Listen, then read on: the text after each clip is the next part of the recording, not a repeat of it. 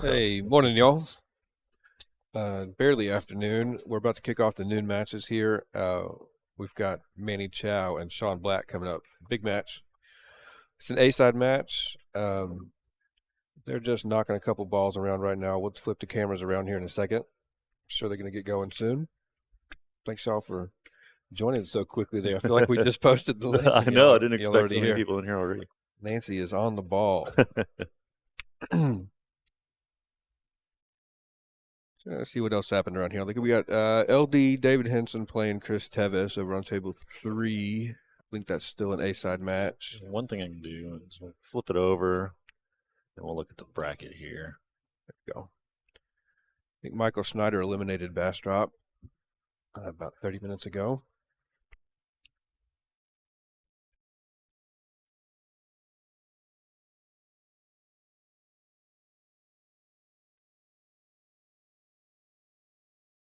Well, this page is so wonky, but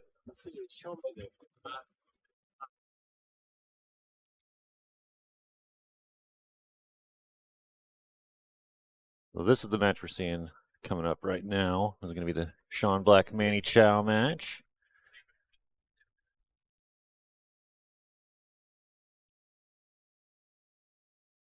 Kind of funny. Maybe I can see what happened to Jim Miller on here. I didn't see him leave yesterday, so he must have had a pretty tough draw. Yeah, he opened with Manny Chau.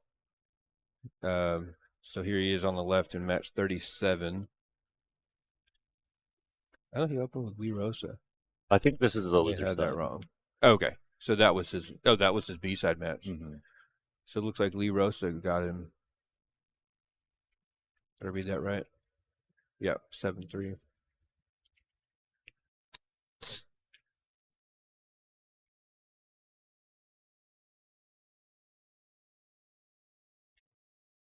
Nothing easy going on the B side anymore. Mm-hmm. Jason Harkrider, Michael Schneider waiting down there.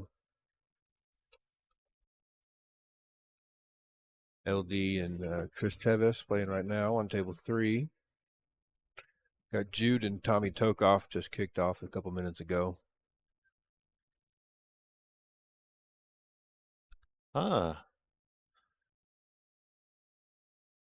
That's right. It is. Well, happy birthday, Jim, if you're Yeah. out there watching. I know he occasionally has us on at the house. Yeah, happy birthday, Jim.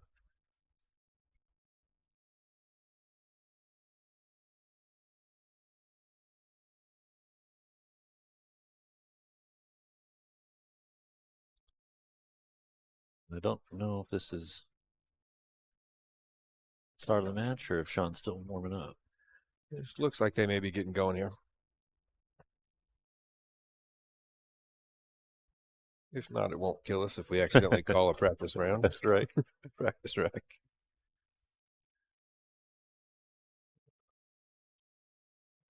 Not a nice spread, but nothing down.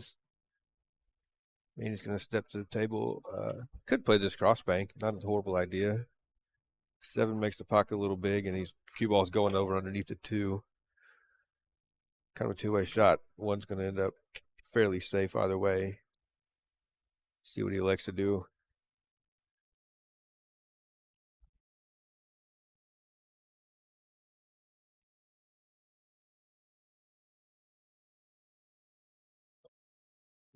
Back the 1. Got it down clean. Came up great on the 2. He's even got the right angle to come over to the 3. He's going to probably run into the 9 ball here.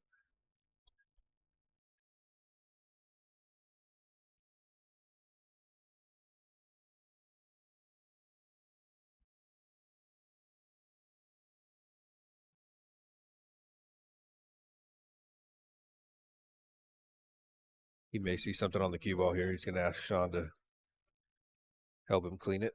Make sure there's no foul issues.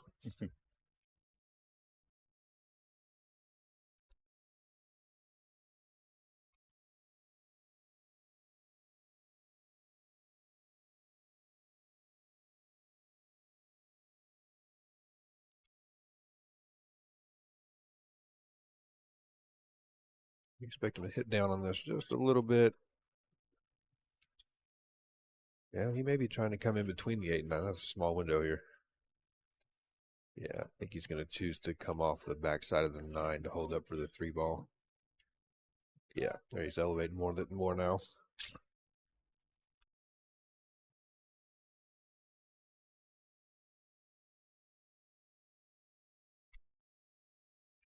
Well, he went back to plan A. You know, if you could Worked out execute it like great. that, why not? Great shot.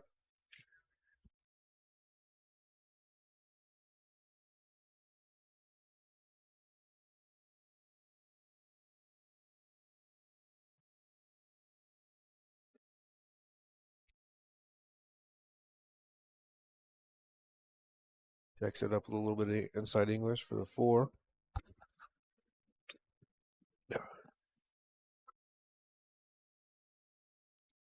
I don't know what happened overnight, but I think Kyle and I are both suffering from allergies right now.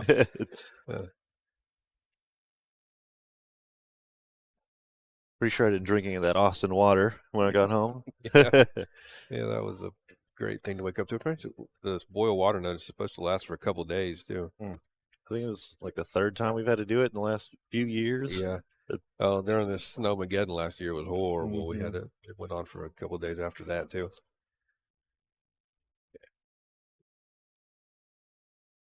Choose to power draw this out to this long rail and back out. Yeah, just like that. Nice angle. Manny's pretty much clear of trouble here.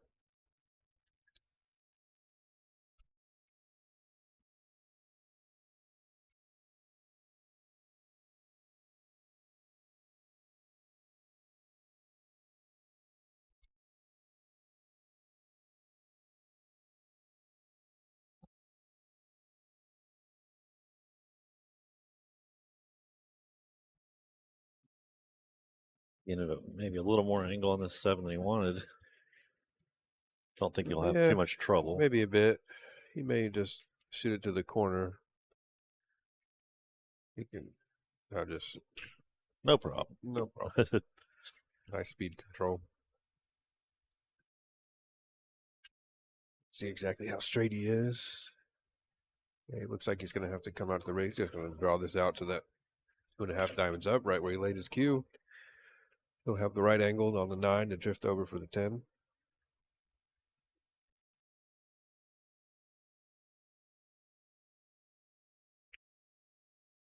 Shot. Perfect.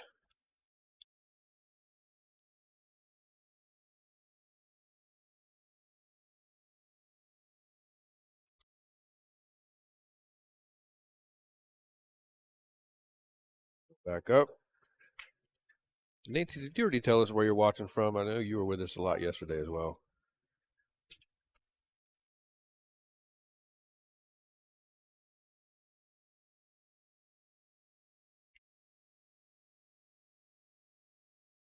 All right. Just like that. Get the first down. Game down, yep. 2 ball pretty much solved everything. Nicole coming over to drop off goodies.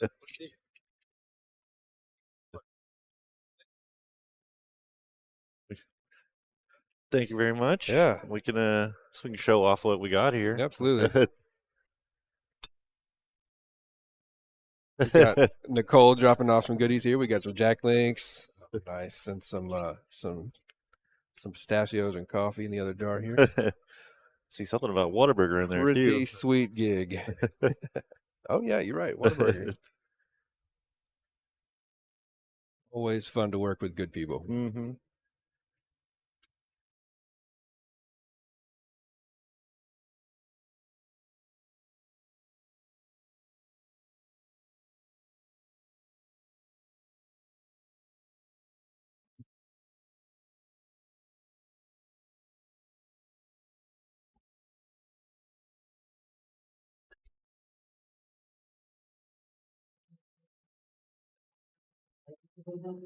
I was struggling with my 10-ball break yesterday. I just could not get any pop on the cue ball. It was just all draw, and it was horrible. Need to work on that. Which is really weird because my 8-ball break, I can't keep the cue ball on the table if I try to. But 10-ball, I felt like I was hitting them really well. but it was no elevation, pure draw. I think I had one good break last night. Didn't do much.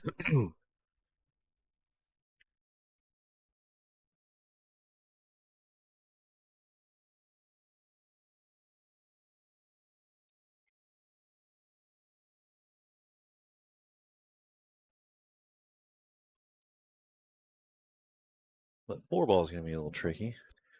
Yeah, let's see what he can do. 3 to 4. It looks rougher than it is. The 6 is actually in the way. It could be come into play, but he might just draw this back a couple inches and play the 3 to the side. I can't see the exact angle, but he might be able to just play the 3 to the side with high inside and come over to the long rail to shoot the 4 to the bottom corner. Yeah, okay. He didn't have the angle to draw it back, but May have been pretty great here. Let's see. Potentially come under the 4 and shoot it to the either the top corner if it goes, or the side. Yeah, that's what he's looking at. He's going to see if he can power through this and get the 4 cue ball underneath the 4.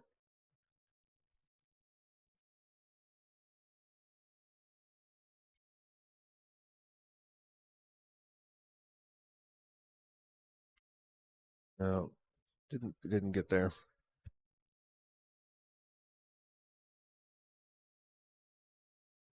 Oh, he's going to be looking to duck. What do we see here?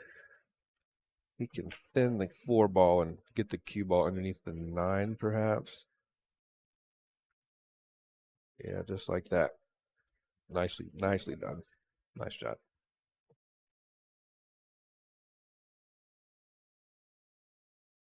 This 4 doesn't look very fun to get to. No, let's see what. I mean, he's got a 1 rail. No, he doesn't. No, 8 ball takes that. I thought he might be able to. He could maybe hit it with a bunch of inside and flatten it out and bring it straight back along that second diamond line there that he's looking at right here. It's a tricky shot, though. Yeah, I'm sure Manny's more than capable of executing, though.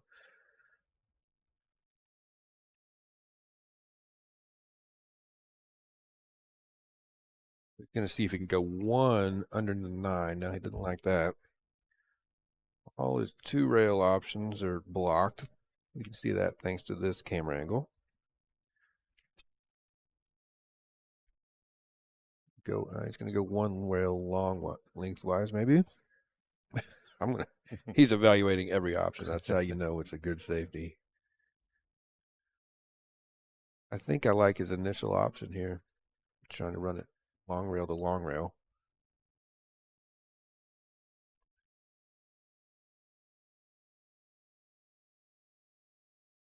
I'm looking down the line of this shot. He can barely miss. That he's so hooked by the 9, he can barely miss the 7 ball to even get to the short rail. And he's got to hit it with a spin to bring it back. Wow. Let's see, just misses a knock. Good 7. Nice shot. Nice contact, and he got somewhat rewarded here. Sean's really close to his work.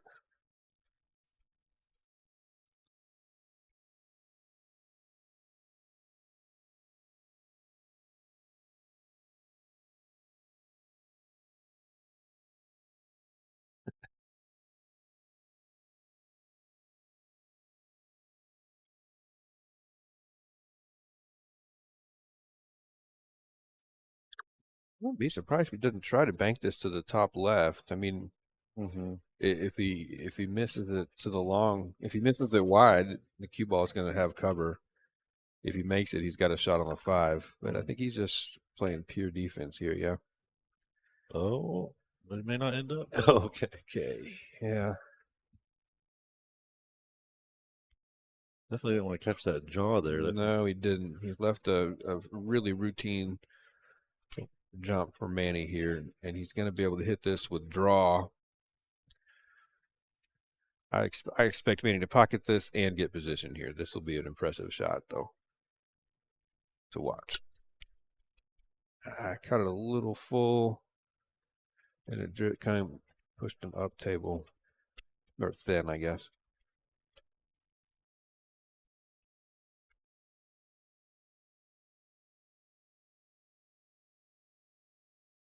If he can see a full ball, he's really okay. Key will be to miss the 10 ball on his way up and back.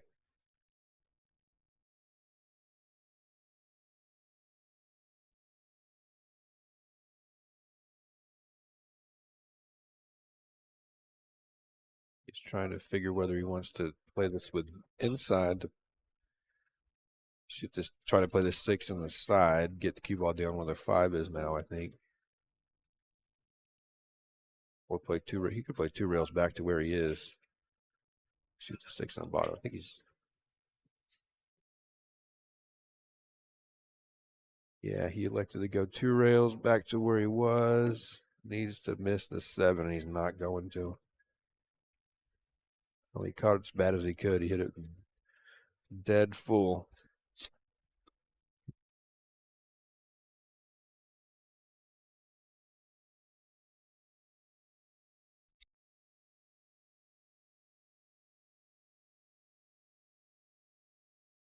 He can do a ball in the middle of tables are always tough. He could get rewarded because he's got the 8-9 there, but he's going to hit this with pace. Oh, I thought he made that ball. Yeah. I think kicking a ball in the middle of the table, you really just hit it with pace and really hope for a good result more than play a deliberate defense because the odds are so low to really deliberately stick to the 8 or 9. And he almost got rewarded. It's the kind of run Sean's probably looking for to get in a groove today. Where everyone's dealing with those morning jitters and trying to remind their body why they're not, why they're playing pool at noon. These guys end up playing in the tournament last night too? I think Manny did. Sean, I know, took off because he said he left after the Friday weekly, and he said there was a big wreck on his way home, and so he was sitting in traffic for over an hour. So he was running on only a few hours sleep yesterday. Yeah. Well, Sean talked to us about that in the booth yesterday. Shooting out of the jaws of a diamond table is an unenviable position. And it's just really hard to control cue ball. So he's ended up stuck to the 7. He's got defensive options here. Can push the 7 to about that first diamond on the top rail. Push cue ball down toward the 8. Yeah, he's hit his mark on the top rail.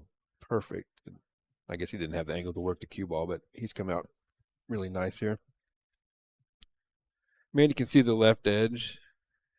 Looking. He may just play a real simple safe and get the 10 in between the cue and the 7. If he can see enough to do that. Just try to push that 7 over to the right rail. Could be. If he can't see enough of it.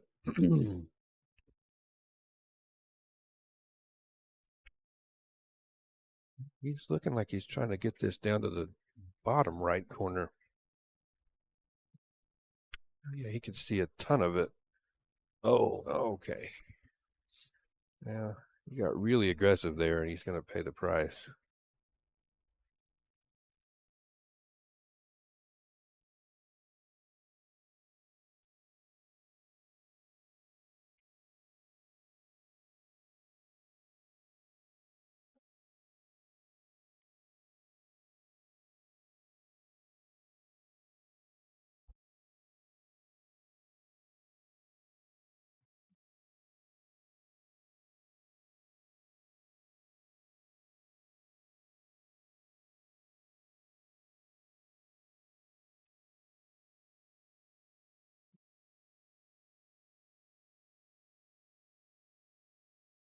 Perfect position here. We're staring at 1-1.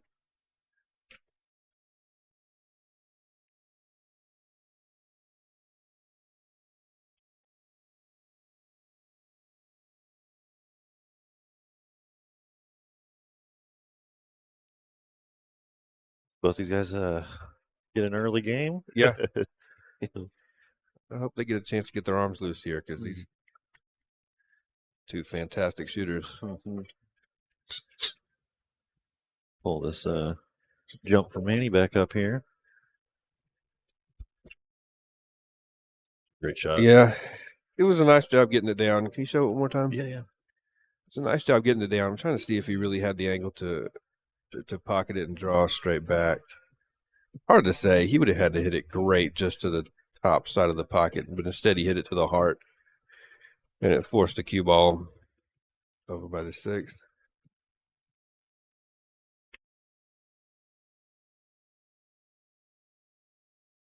Was the Texas Open going to be triangle rack as well? I think it is. Yeah, it's going to be Delta rack. So yeah, I think that's the only difference between this and the Texas Open. I believe the Texas Open's on Delta racks, and this is on templates.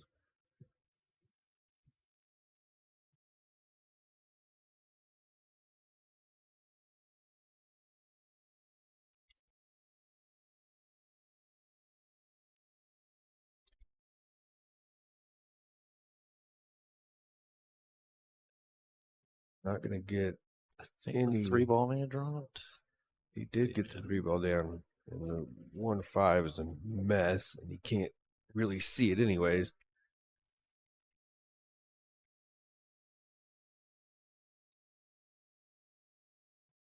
I have to get creative here. You can see the top side of the 1. So that's going to give him some defensive opportunity. He needs to find cover. Well, that's not going to work out. I think Manny's got that 4-5-7 provides a ton of cover for him for his cue ball.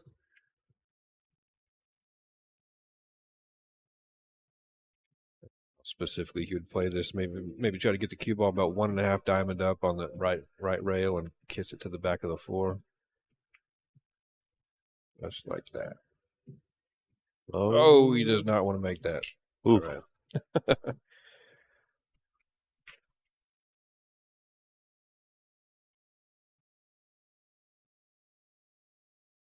Oh man, what does Sean have here as far as paths to the 1? Just absolutely airmail it with a jump cue. 5 feet down table. That's not going to happen.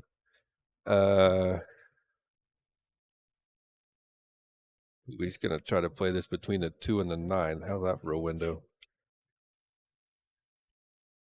He miscued there. You hear that click in the booth?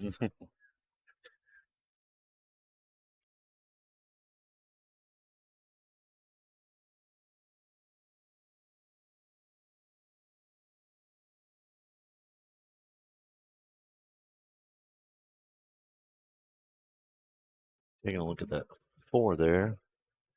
Yeah. Yeah, the 4 is a problem, I think.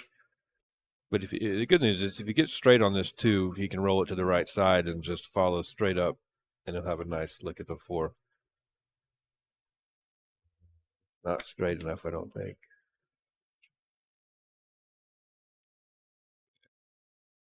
Shaking his head at that. He Laz and Wiebelhaus look like maybe tied at 3, or perhaps someone's up 3-2. There are quite a few tables away. I can't tell exactly. Yeah, it looks like it's 3-2. I'll try to keep an eye on that and get a read on who's up.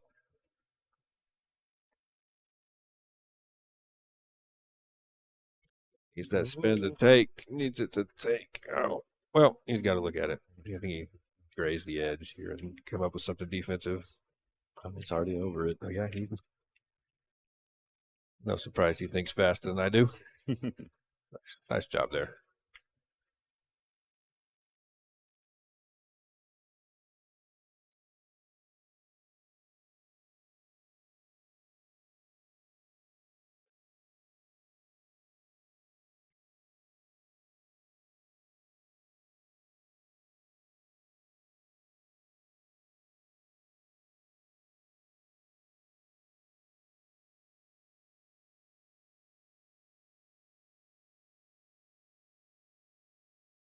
You go one rail at this.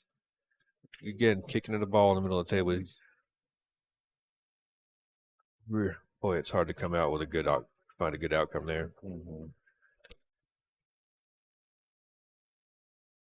Does leave Manny with that shot at the 4 and sends the cue ball Yep. back this way. Yeah. I think we're racing to the 9 here, and the 8's right there. Yeah.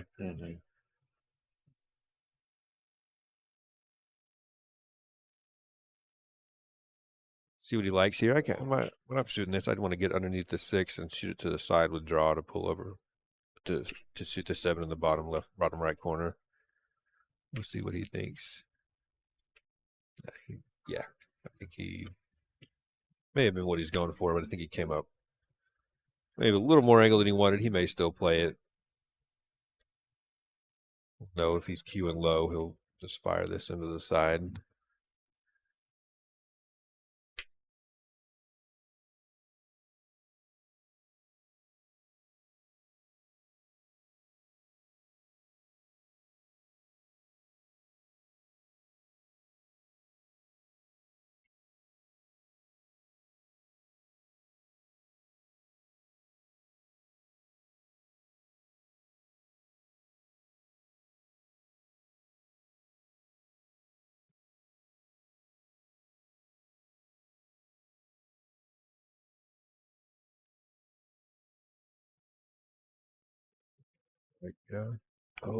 Jawed it.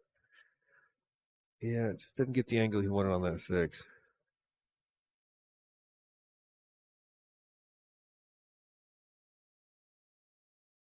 Now, how do you get this ball back? Do you just try to spin it back out, or is there enough room to slide off that left rail? Oh, just off the end rail there. Yeah, there you go. Nice shot. Actually, Nancy, it looks like Wiebelhaus is up 6-3 on Laz. If I'm reading those beads right. Yeah, that was a nice shot. I think just draw this out, get as straight as he can on this 9-10, and I don't expect any trouble for him.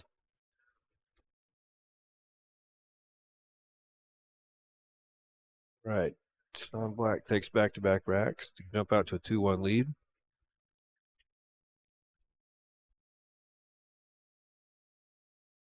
So, we got anybody in the chat that watched yesterday? Did anybody have a favorite match or anything you really enjoyed seeing? Yeah. We started out with a great one, I think.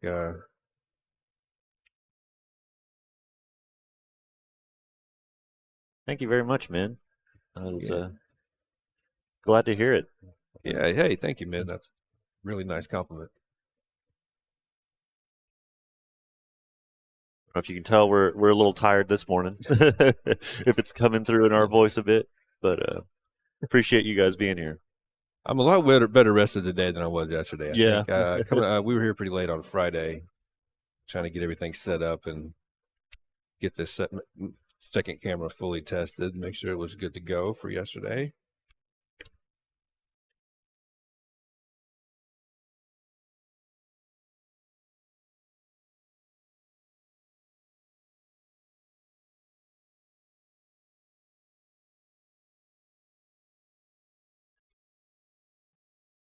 Big old break from Manny. Parks the cue ball. Looks like that 6 was tracking. Can't see if it dropped. It's okay, so it's hung. And Sean's going to have a look at the 1 ball to the side.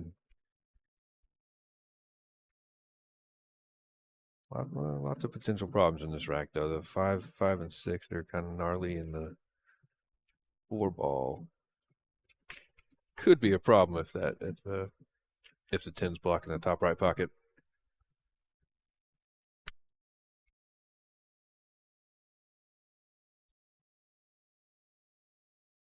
Ooh, used all that one. Yeah, he wanted to cheat. He's trying to keep this angle on the 2.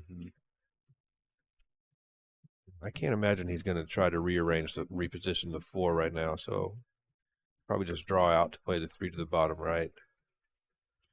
But boy, that leaves work. to get good on the 4. Oh, Yeah, he's looking to make sure he's got at least a 3/4 of a pocket to work with there. I was wondering there for a second if he was looking at the Yeah. combo. It doesn't I look very doubt great. it. I doubt it. He might consider it because the 4 is a problem, but I doubt it. Okay, yeah, he's done a good job getting close to his work. If he only has part of a pocket to work with, this is a good spot to be, so you can really control your aim. But boy, with the 5 where it is, he may just be playing to a safety here.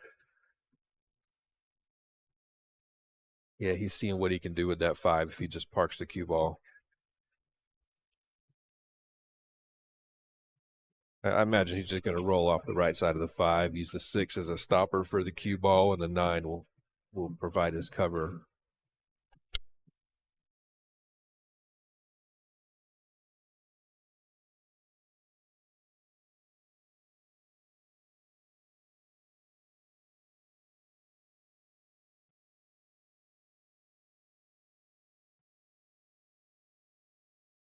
Yeah, he's giving himself a pretty steep angle here.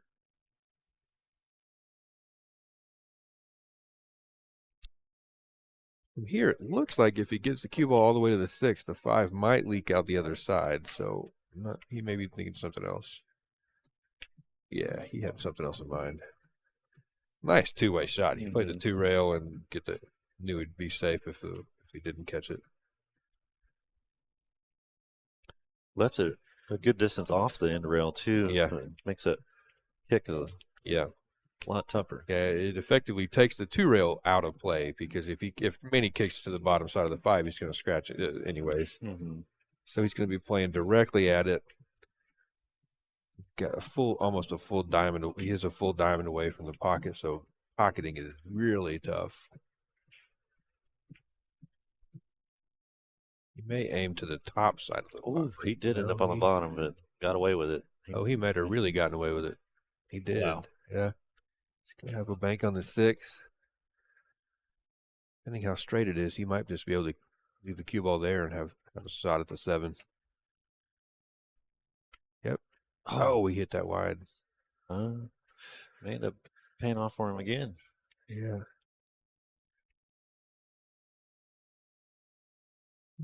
Sean could jump this, but I expect him to kick. He's such a talented kicker.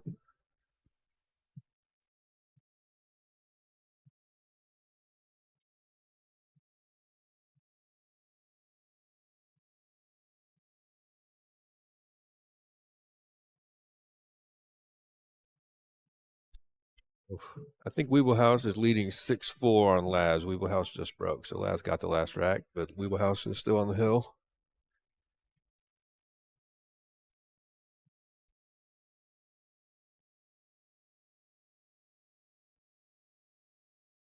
I think he's got the angle to just go 1 rail straight up to shoot the 7 in the top right corner. Darb used the 2nd rail to drift into position.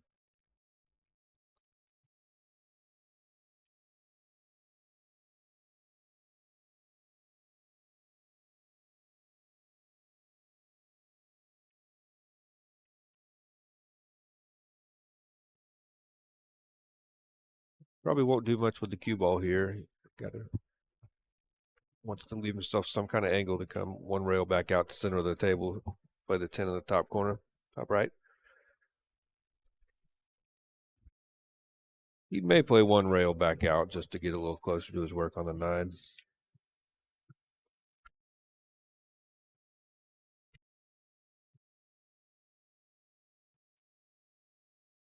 Little flat, but I'm sure he's fine.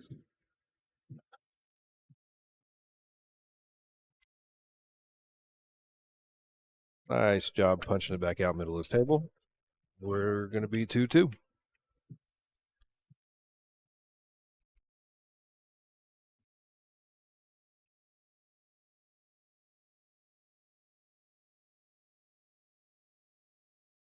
Right at a 30-point Fargo gap between these guys. I think Manny's a 750, Sean's low 720s.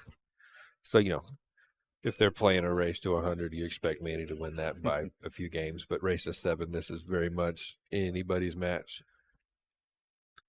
You can see Kim Sanders and Erica Hanlon playing on the table behind there. Looks like they are 1-1 right now. Yep.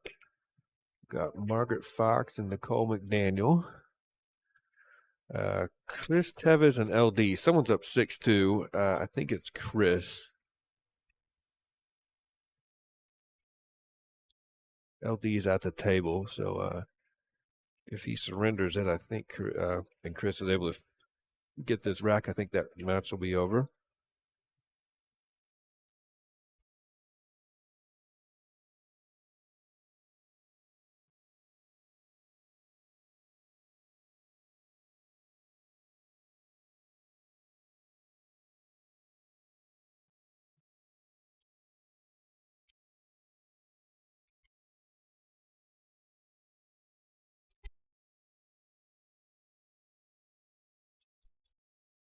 Another dry one.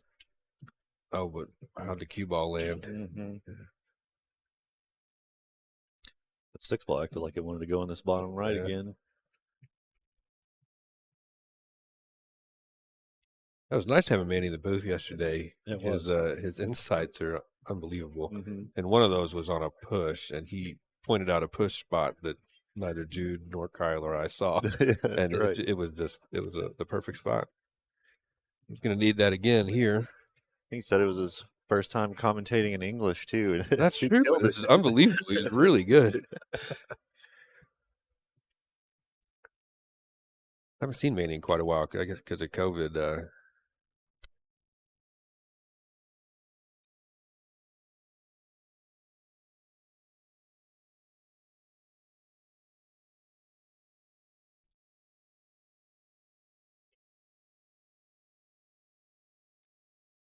See what he's looking at here. He's going to...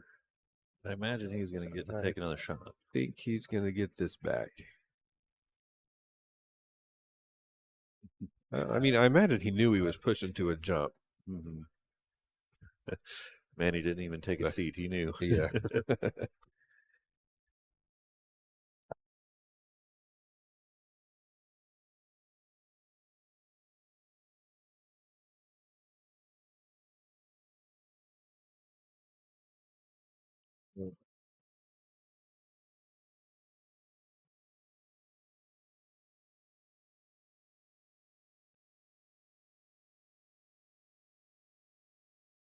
It does look like that cue ball is going to track back towards this end of the table. A little bit, yeah. He might load this up with inside, and he may be able to catch that long rail and spin over for at least for a look at the 2-3 carom or a defensive play. Caroming the 2-3 in the or caroming the 3 in the side is not a very difficult carom, and it should lead nicely to a shot on the 2. I think that's what he's going to do here.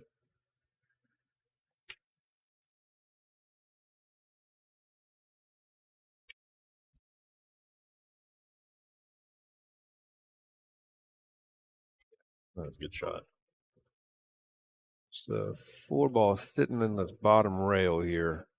So he's going to have to negotiate through traffic. He's looking at this 8-9 gap. He's going to load this up with low right English. He's going to take a big stroke, and he's going to have to be really accurate to find that window to see how this comes out.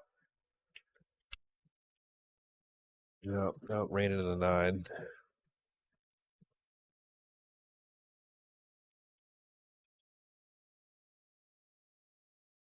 That left side of the table is so open. Yeah. It's hard to hide it over there on the right if you were going to try that. Yeah, I expect him to go off the left side real thin with outside English and bring the cue under the 5-10.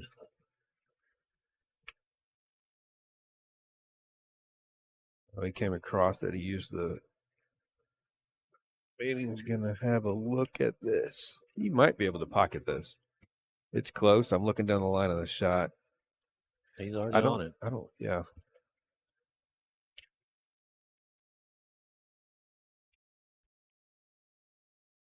Avoids the side, gets cue ball into cover. Slows up a hair. I think think it stopped. Yeah, Sean's approaching the table with his jump cue, so he knows he can't see it.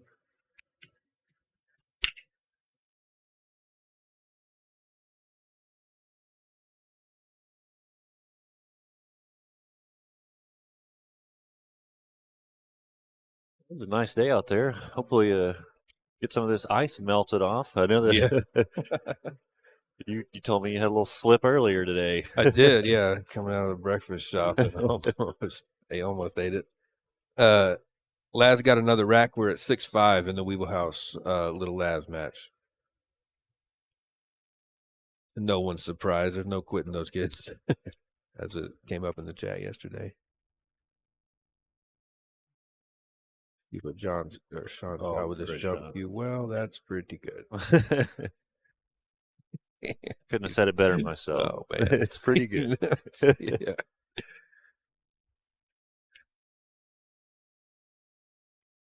Got that replay here. What a shot. I mean, that 4-ball was almost full 2.5 feet away from the pocket. Nancy, I'll have to take a look at the oh no, Christina's not playing this event, sorry. I don't have to look at the bracket.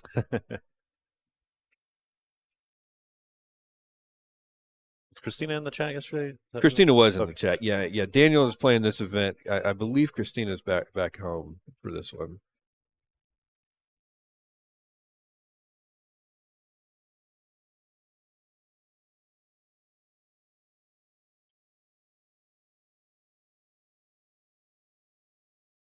I wants that to get legs.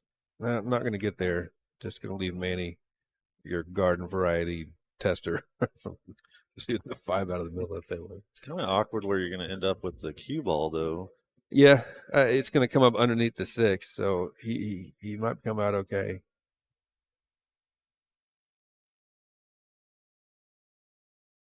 I expect to reposition the 6 here. And he's going to hit it with his pace so that if he hits it, he'll stay in line with it. Oh, he missed it. The 6, not the shot. Yeah.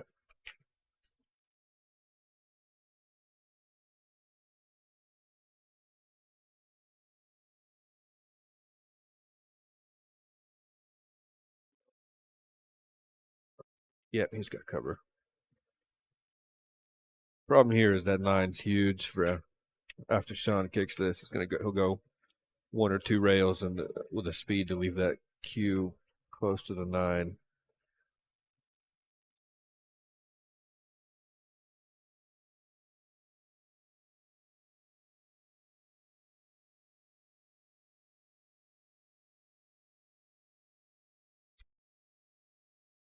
Yeah. Fortunately, Cue ball did come north of the 9, so he's going to have a look at it. Did leave it right on that end rail, though, so part of that worked out. Yeah. See if maybe Manny just splits them here to opposite rails. Oh, no. Man, this could get right Got back on the 9 aggressive and nailed it. Really nice shot.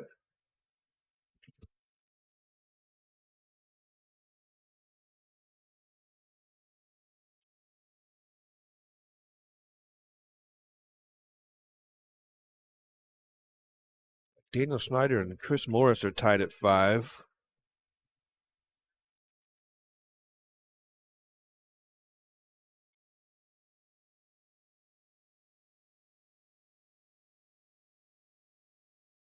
I believe Laz is shooting a 4-10 combo. He is. So Laz is close to Hill against Dave Wiebelhaus.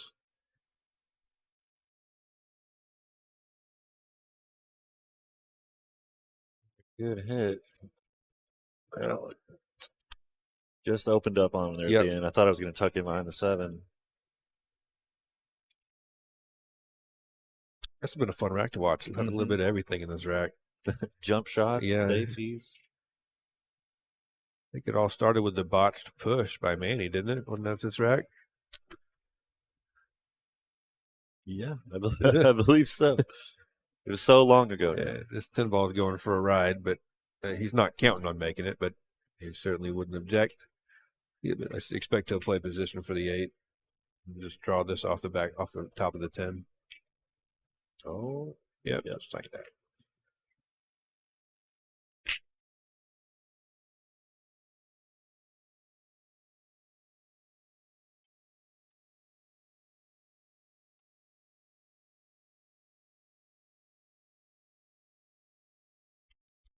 Right, looks like rack 5 is going to go to Manny. Take a 3-2 lead.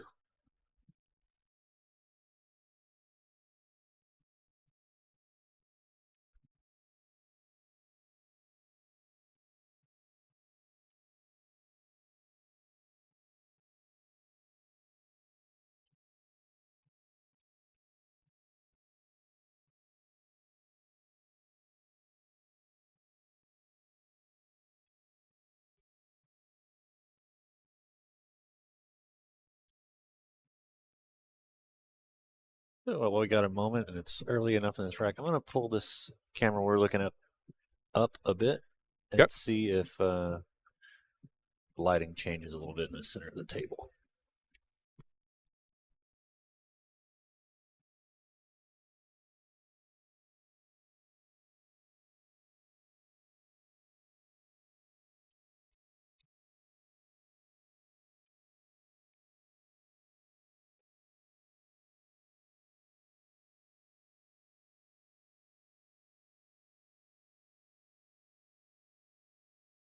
Looks like Jude's match is 4-2. I think it's in favor of Tommy Tokoph.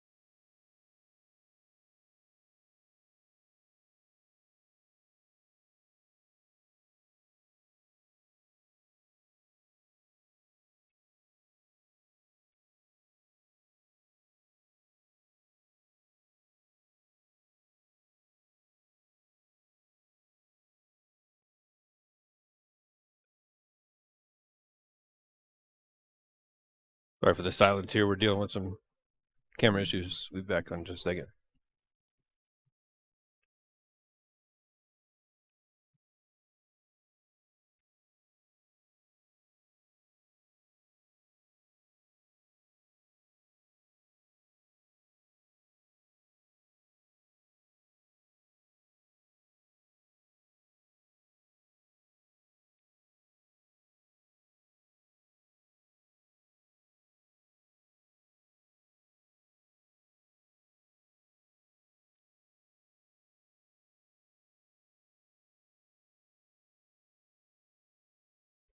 Well, maybe I won't move that camera. I can't get the thing loose. Okay, well, we're back. Yeah, Chris, that beast is a good work. He's phenomenal. We got to see him in the Friday, and then we've caught a couple matches of his around here at the tune-up. Yeah, phenomenal shooter. Really nice guy too. He came over. He didn't come on stream, but he came over and chatted with us a little bit. Nice guy, great shooter. Got to talk to Manny about him a little bit on stream yesterday.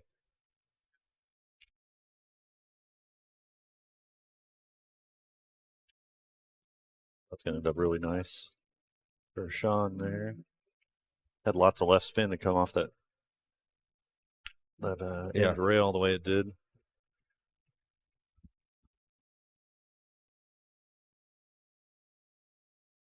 He's looking one rail here. I hate these kicks. I have a really hard time judging them.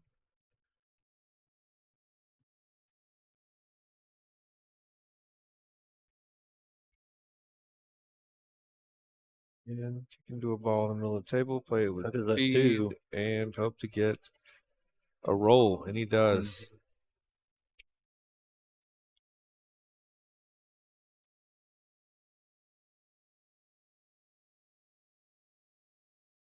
Dave Wiebelhaus is at the table. Hill. He is. There are 4 balls on the table, and he is hooked. Looks like he's trying to masse or a jump. It was a jump, made good contact.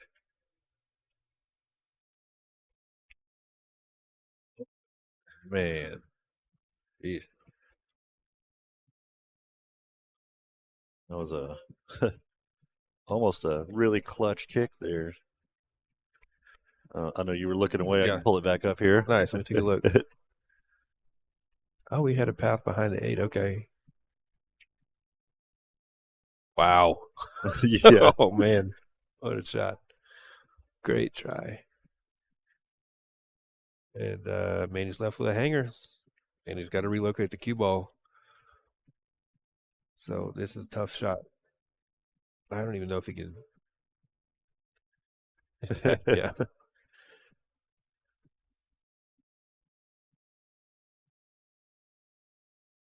Can't tell if he can see enough of this. Oh, yeah. He looks like he's kicking long rail first. He can see the whole thing. Wants it to hold up. Boy, it's hard to control speed on these. He's going to be miserable after this. Yeah.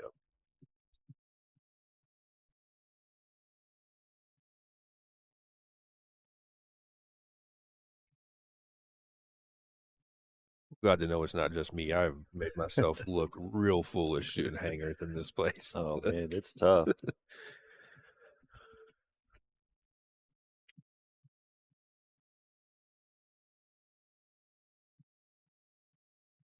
I finally got to experience those deep shelves last night. Yeah. I had one hanging in there, and I was like, man, I've never been more scared to hit this shot. Yeah.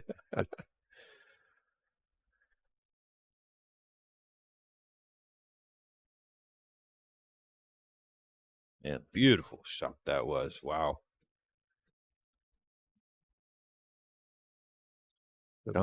Sean's got oh man. It's gonna be at least 2 rails. He can go to the top. John's gonna forget what an open shot looks like here in Yeah. a minute. He's been playing from behind. What does he have here? No, he's what? That's a 3 rail look. He's going between the 6, 8, and then behind the 5 to get to this if he plays that rail. I think. Yeah. Wow. Can you go back to camera 1? Yeah. How's that for a path? That 5 ball is about 8 inches off the rail.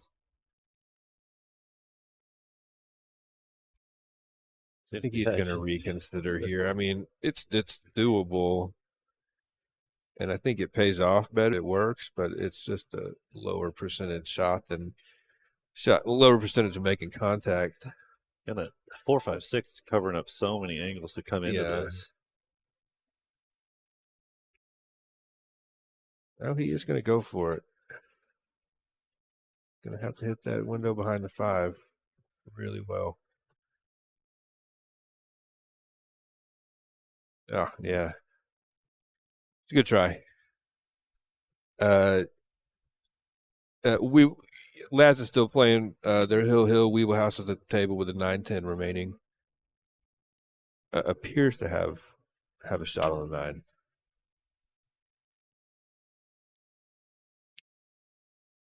All right, Manny gets 2 ball down. 8 is no, where the 7 is, the 8's really not that big a problem. He'll be able to go 1 rail, and he's got the 6 right there to give him the right angle on it. So no big issues here. Just a matter of executing shots here, avoiding trouble.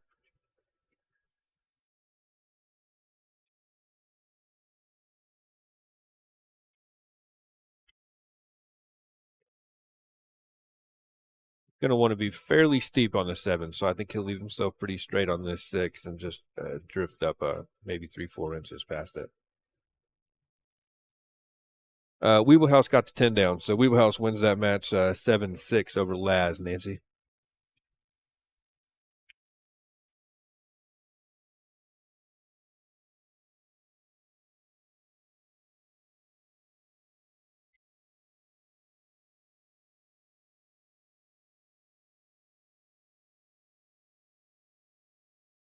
Okay.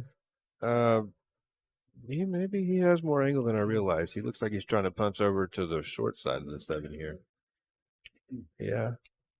Oh, doesn't want to be straight. Oh, okay. Yeah, he was not happy with it. No. I'm shocked by that. I thought, yeah, I mean, really anything but straight works. Got about 40% of the table that's good for him on the 8-ball, and he just can't get there from here. He can load this up with low left English and spin out to it, but that's not a shot you want to be shooting. It makes it fairly missable because he's so close to the rail. If he has some angle, he may be able to force follow this. That's what he's looking at. Actually, I think the path he's looking at there was my first idea. Does look like he's got a little bit of an angle, but I just you gotta create a lot on this shot to get it going.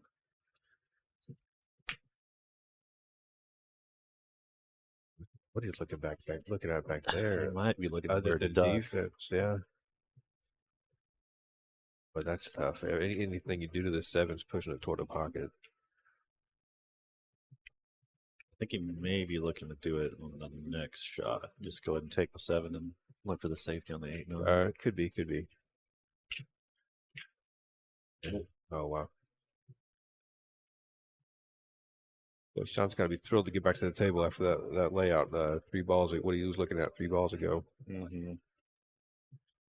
Yeah, it's maybe the first time he's been able to actually see a ball on this rack. Yeah. It's not easy. He's got to move the cue ball around because he's dealing with the same 40% of the table Manny was. And holding it there from here is not easy. 10 balls big. Another. He may consider ducking. He could put the 7 over across the 8-9 and get the cue over by the 10. He was able to hold it. Really nicely done using the 10 to stop the cue ball. So he's even got a usable angle on the 8 here. That was a nice shot.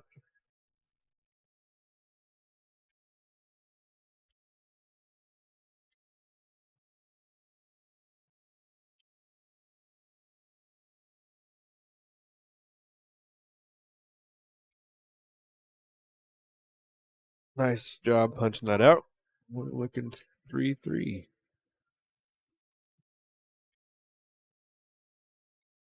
Yes.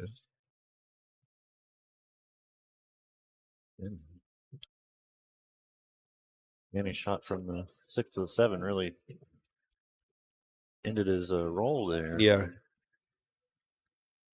Yeah. He's in Pretty command of that the surprised whole way. Yeah. And Yeah. Too much angle on that 7 would have been okay. Not enough was kind of a death sentence there. last win, I don't know if it's been recorded yet, but pull it up here. I wasn't paying Nancy, attention. no. Laz lost on the hill, 7-6.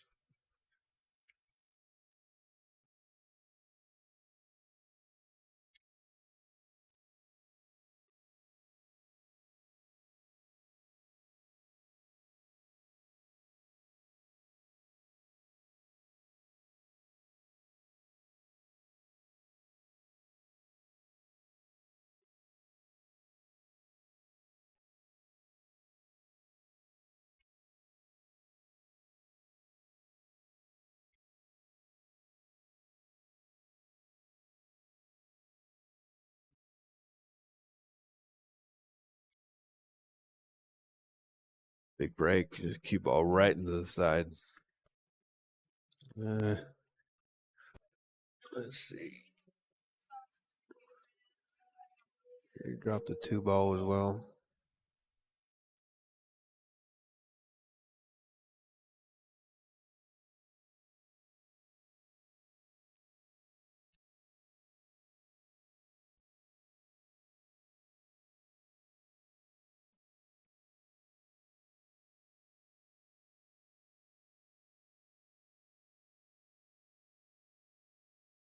That 3 ball is in a tough spot.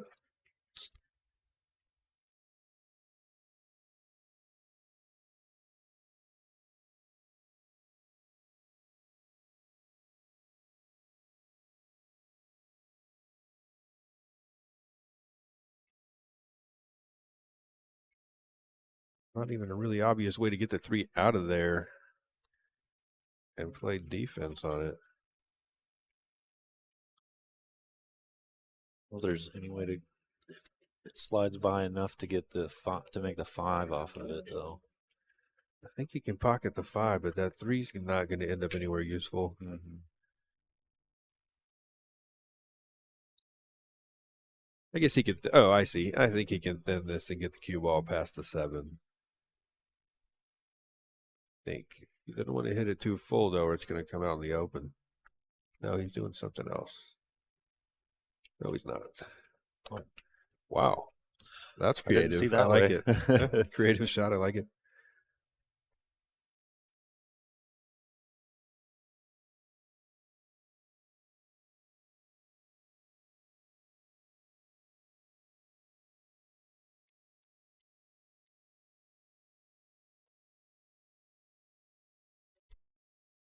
Back opened up really nicely.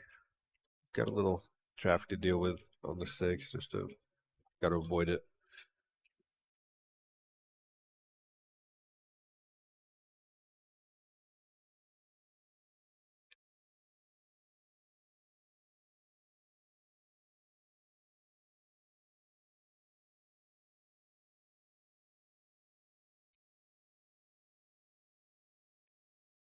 Nice speed. Yeah, he didn't get too aggressive. I don't know, if he had his choice, he would have wanted to be on the other side of the 6 so he could drift up table for the 7. But as is, I think he can just load this with inside and spin over there for the same result.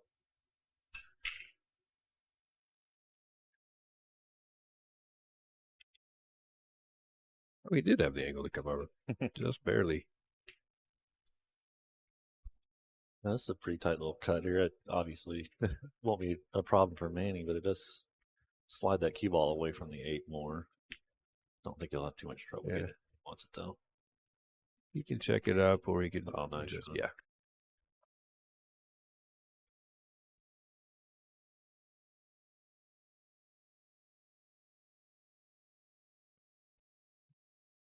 So Tommy Tokoph just got another game. He trails Jude 3-5 now.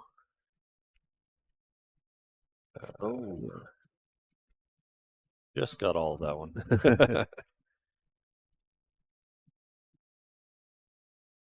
Leaves himself perfect with a 9 though.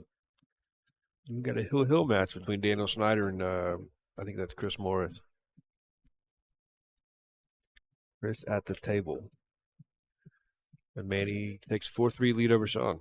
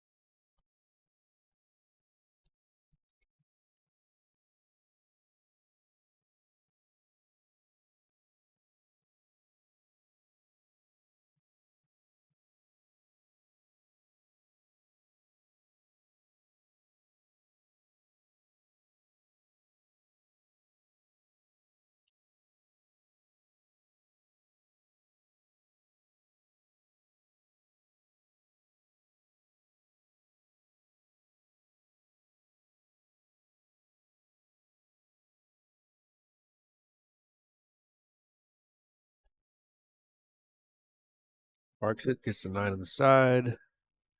Good look at the 1, and the 2 is going to have a path.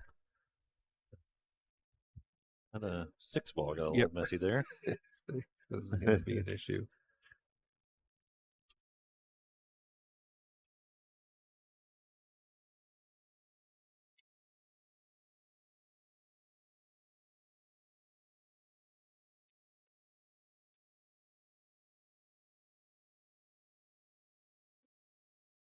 Straight there. He almost had the angle to mess with it on this shot, but I don't think he can now.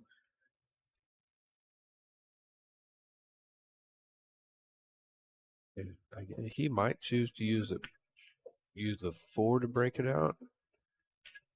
But boy, there's just a lot of risk of getting hooked on it. Unless you hit it with a lot of speed, and then you lose your position on the 5.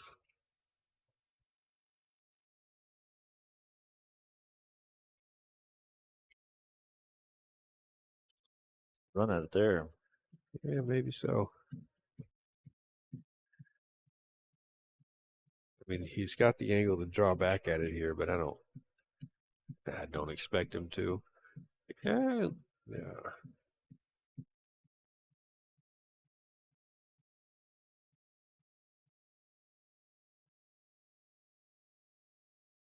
He is looking at it.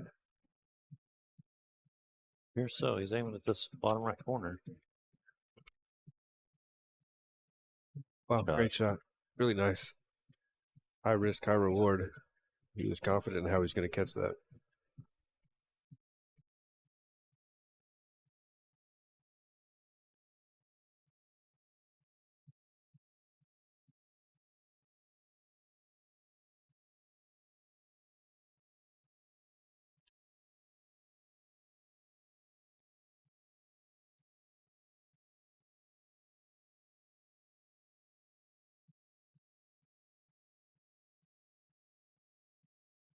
Can't tell how straight he is. I don't think it's a huge problem either way. If he's straight, he can draw back.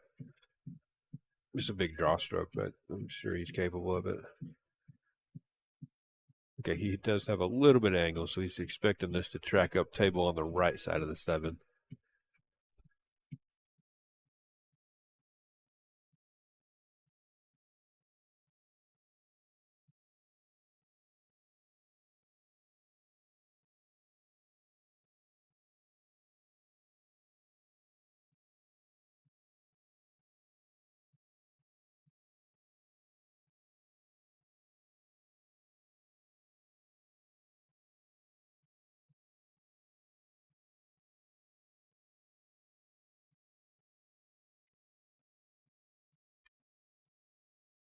He got really aggressive. He didn't want that inside to hold, and it did.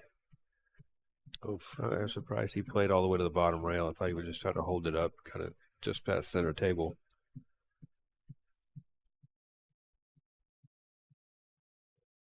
Pretty sure he knows this defense. Yep. I think we've seen issue with Manny is just 6 to 7 so far. That's right. A couple of these give him some issues. Yeah, he needs to change his rack pattern so it's the 6 that drops on there.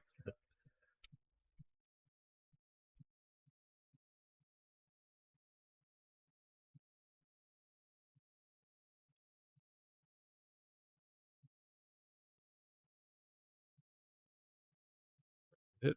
Oof. Avoids the scratch. Oh, the 7 hangs. Fitted. And he would have had some more work to do.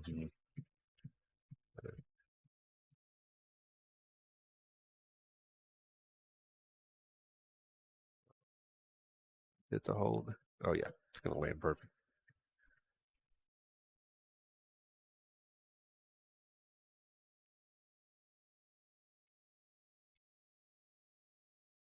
Looking 5-3 now.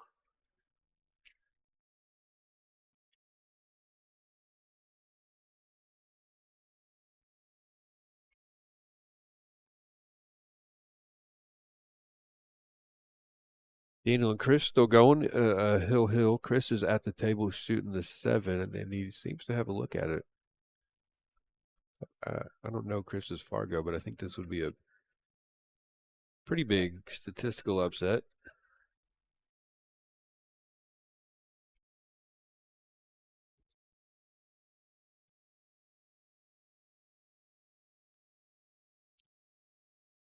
Dude's still playing over there. Yeah, he leads. Is he up 5-3? He leads 5-3. That's good for him. Tommy's a hell of a player.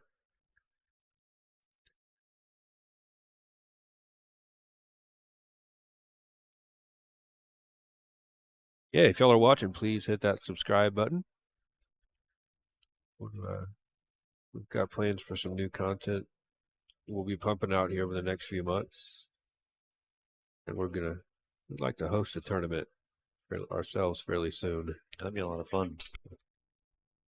Avoids the scratch this time. Did pocket a ball, does not have a... Oh, he did not avoid the scratch. He just found a new one. That's too bad.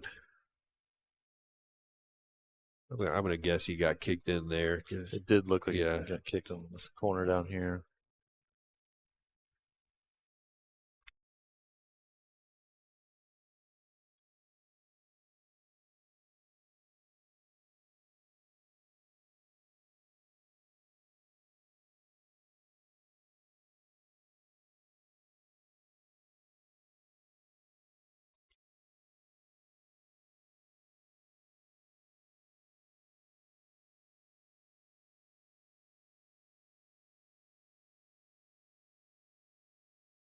That's the worst. What did he drop? He dropped the 2 and the 4, huh? Mm-hmm. So he got rid of 20% of the rack. And there's no real problems on the rest of the balls. A lot of cue ball travel in this rack. 5, 6, the opposite ends, and 7 to 8. He's got a pretty small window he's got to play too.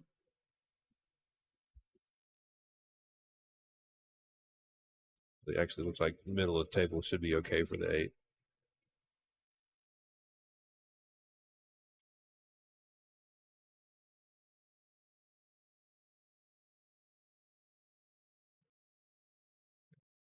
Be counting on a mistake from Manny if he's gonna keep Manny from getting to the hill here.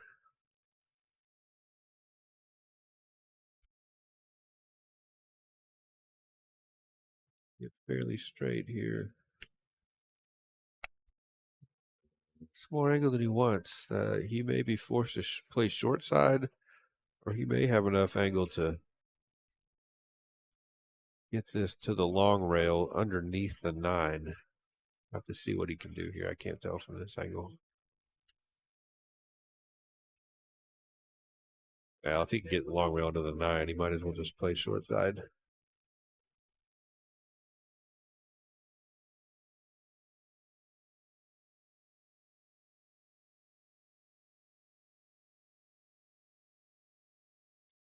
Follow through, yeah, short side. Avoid the scratch. He's not straight. Yeah, he's in good shape here. He's going to track toward the 7, but I think he's got enough control to punch out above it. Yeah, it's going to hit. Yeah, really nice shot. 6 to the 7 is no longer an issue. No longer an issue. One problem solved. 7 to 8 is really his only remaining problem here. It's, anywhere just left the center table is okay. Does have a little angle here, so yeah, should be able to slide it over. I think he'll play 2 rails out. Oh, just one. Yeah, he played it conservatively because he's ended up just right of center. This makes the 8 a little bit tougher to pocket, but with the 9 where it is, all you gotta do is focus on making it. Yeah. Oh, he did not though. Yeah.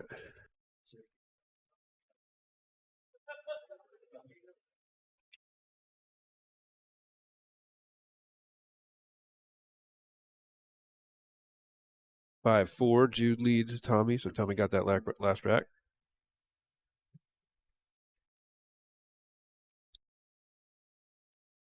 Connor's ended up with a couple of steals here. Yeah. Yeah, Sean's it looked like he was going to get punished off his break. I think he, if I'm right, he scratched on 2 of his breaks, I believe. And he may have ended up winning both of those racks. He certainly won that one. So we got a 5-4 match, Manny. Well, they both ended up making 50% of the rack there. Sean just made the last of it. Yeah.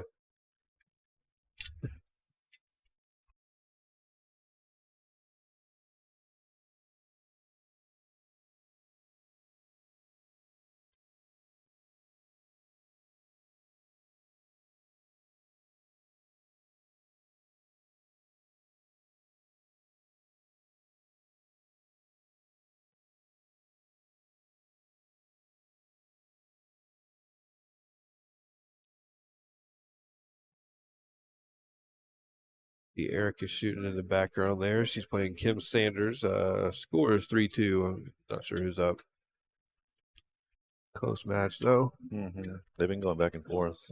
Another 3-2 match next to us on table 2 between Margaret and Nicole.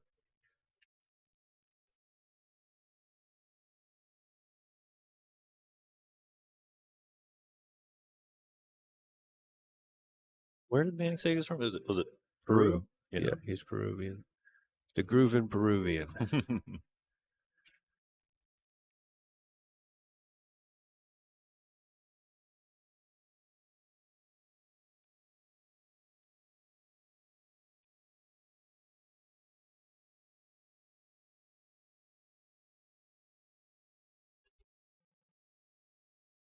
8 in the side, avoid the scratch. 1 ball is rolling into position. And 2 balls rolling in the open. The relative open. It might. I'm not sure it goes to that. Kyle, can you see the line? Yeah. So. Well, we'll see if Manny wants to prove me wrong. I don't think it does. Yeah. It's close.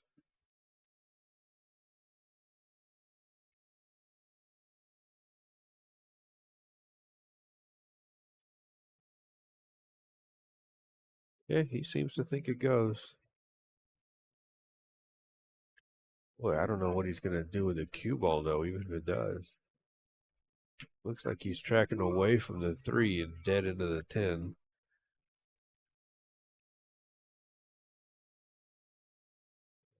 Yeah, he's going to use it and try to power through. Oh, wow. How'd he end up?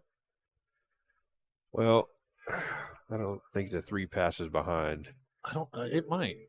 Okay. It's really hard to tell, but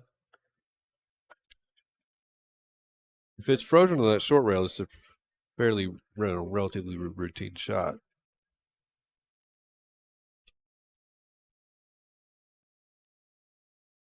Yeah. Ooh. Kiss the 9. No, he's not on pace for it. Right.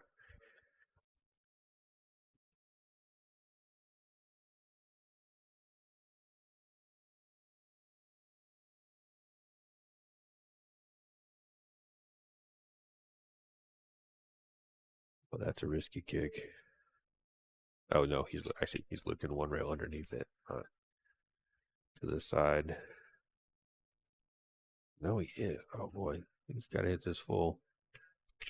Yeah, kick and stick, hold it behind the 9, get the 4 round table. That was beautiful. That was a beautiful shot. Tap on the table there from Sean. Yeah.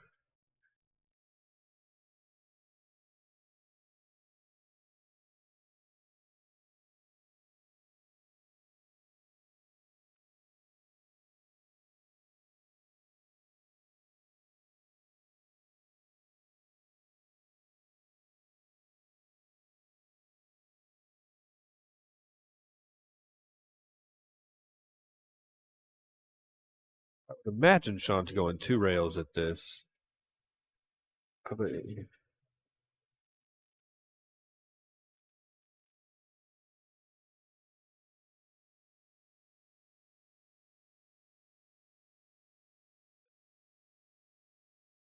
Yeah, not the 2 rails I was thinking, but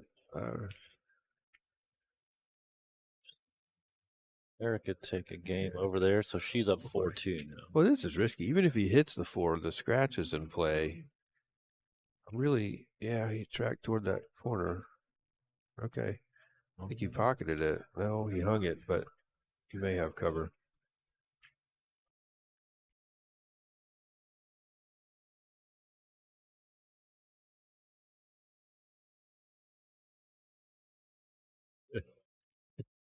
Thank you very much, Harley Quinn.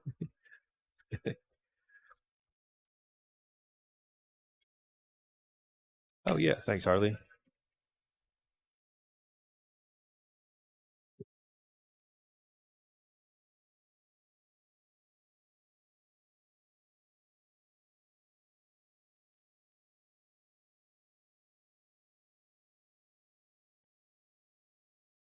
Nicole just scratched in her match against Margaret, the 8, 9, 10 on the table.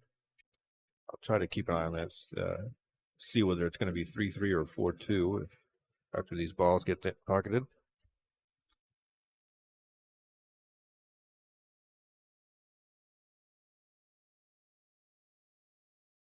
And he's found himself shooting from the rail with the cue ball tracking away from the 6.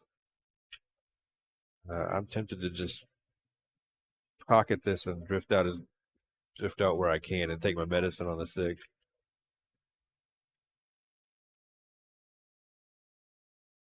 Seven in the middle of the table. If he can just pocket these next 2 balls, he should be able to get back in line for the 9-10. Yeah, look. Oh. Can't tell if he was thinking defensive there or if he just missed the shot. Kind of think he was doing what I was saying and he just hit it too full. If he'd hit it a little thinner and pocketed it, cue ball would have come out and he'd have to look at the 6.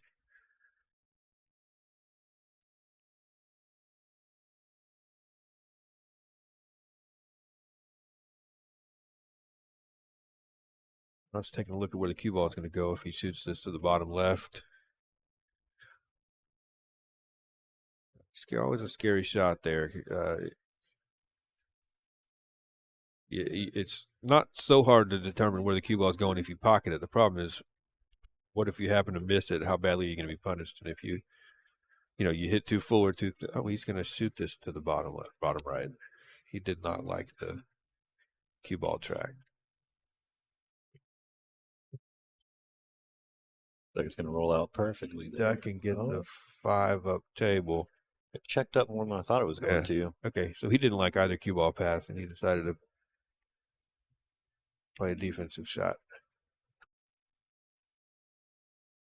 Margaret cleaned those 3 balls up. No, I'm sorry, Nicole did, and now it's tied 3-3.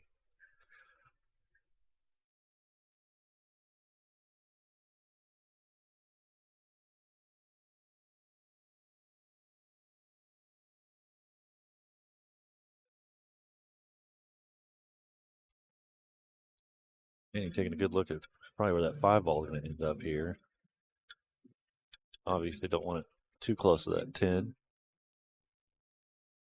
Unless he's trying to pot it. I don't know if you can see enough. Yeah, I'm trying to see if there's any reason. Sometimes, you get a shot like this, you might as well put the 10 in play if it doesn't really take anything away from your other objectives. If he's able to get the 5 safe and use the 10 to hold the cue ball anyway, then why not see if he gets some love and pocket it? But he certainly doesn't want to sacrifice his defensive objective just to take a flyer on the 10.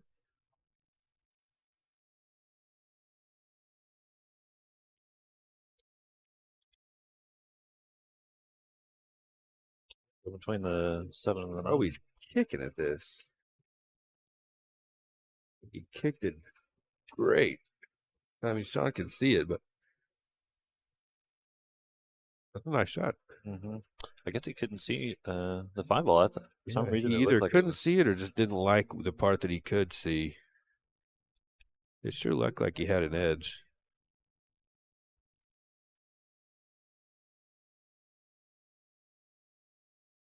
Maybe get the cue ball over by the 9 on this.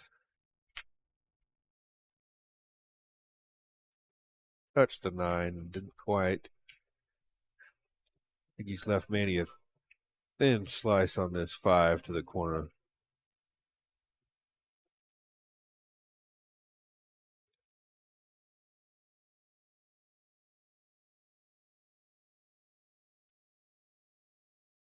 And he's sizing this cut up.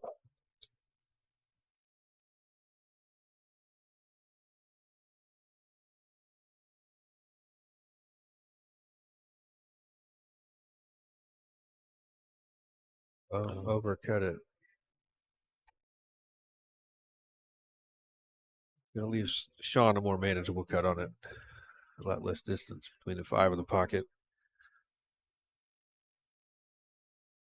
I'm curious what Sean does with the cue ball here. I'm tempted to just come across and shoot the 6 on the top and the right side. But he may choose to add a rail or two and play it to one of these bottom corners. Okay, he added a rail to put it to the left side. But Does I leave don't himself know. right up on that rail. Yeah, he is on the rail, and he looks like he has the wrong angle as well.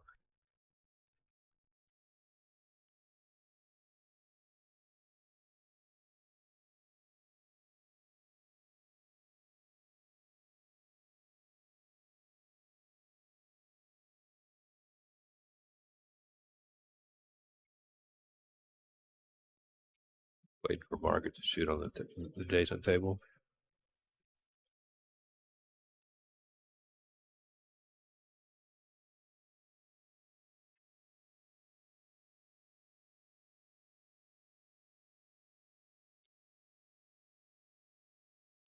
I imagine he's just going to come out one rail and. Okay, there we go.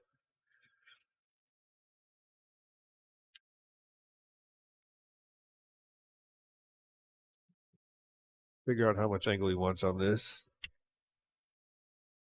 I think a stop should be plenty. May choose to draw back a hair.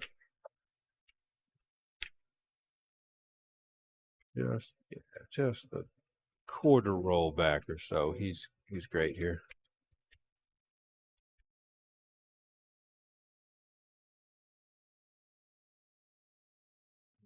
And over at Tommy and Jude's match, I think Tommy has deposited a 9 and found himself on the 10, so that match is going to be tied at 5. It's a good bank by Kim over there on the other table. Yeah. He's a couple of shots here in a row on that side that Sean's having to wait for.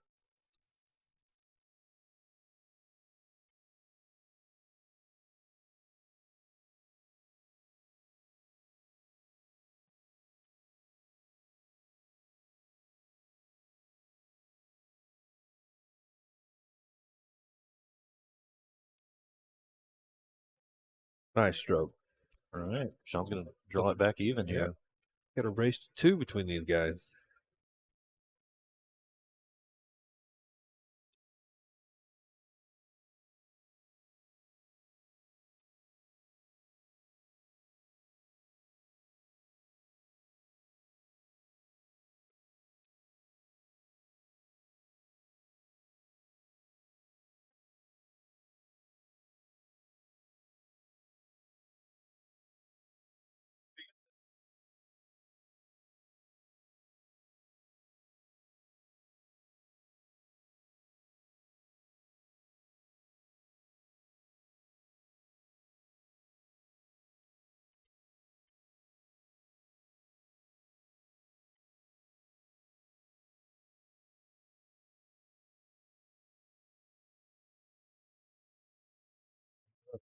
I don't know if you just mentioned this or not. It looks like Jude's match is 5-5 now. Yeah. I think both Schneider brothers remain. I think Daniels is still on the A side. Michael's been on the B side since round 1, I think. He's been cruising through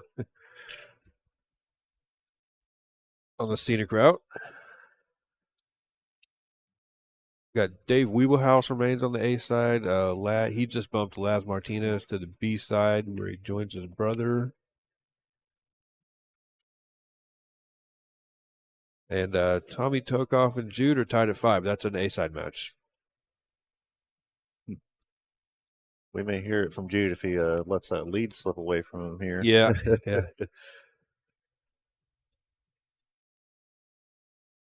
Yeah, the ebbs and flows of these matches are something you contend with, Mm-hmm. No lead is safe against these guys. I mean, really is not over till it's over. Yeah, I mean, Tommy's got a 720 Fargo. He's very much a pro level player. He's a race to 7. He can snap 7 games off in a hurry.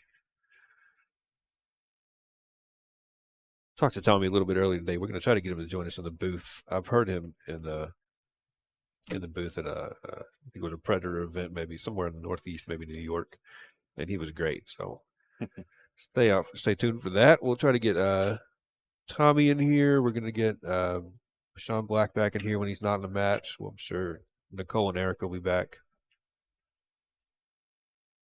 Maybe get Manny back in here. That was great. Mm-hmm.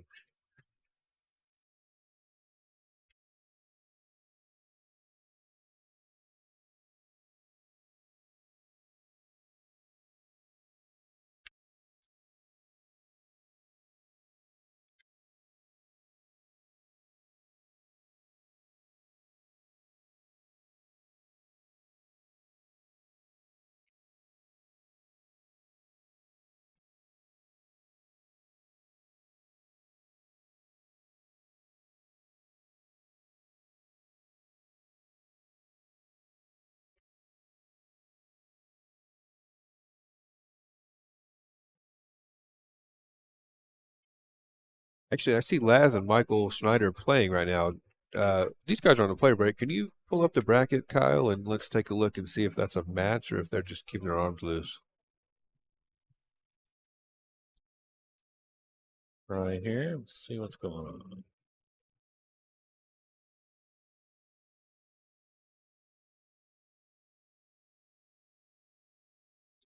I have to reload it. For some reason, the link broke. Huh.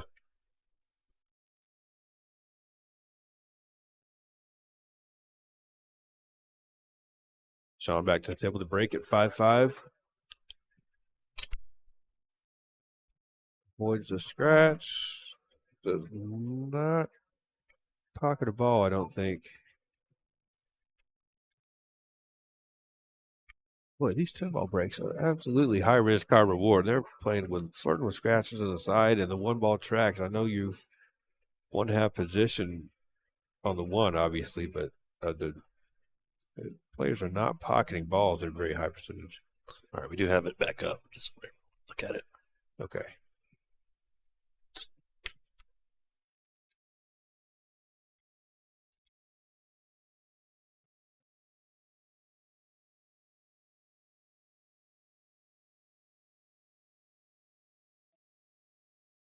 I'm not sure how you want to play this 3-ball. It's got a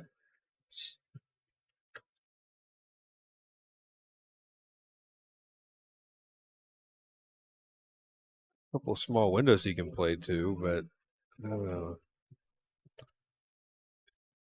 Huh.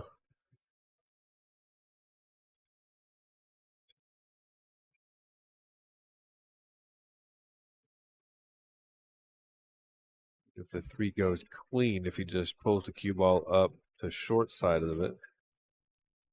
Not sure it does.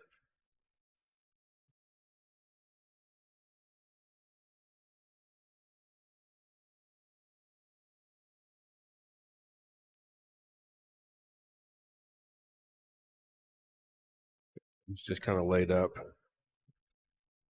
That shot didn't look like much, but that was tough. Yeah. To hold it there. Yeah. So it looks like he can avoid the 10 and come around for the 4. He'll need some follow on it. So he's not going to have a great angle coming back to the 4. Yeah, he's trying to gauge it up, see if he can avoid the 10 or if he can't, how much of it he's going to have to hit. He's not happy with this spot. He's hitting a bit high left. Oh, wow. He just wanted to play it fully. All right. Misreading that angle. So Manny's going to find himself on the hill first, and he's going to be breaking.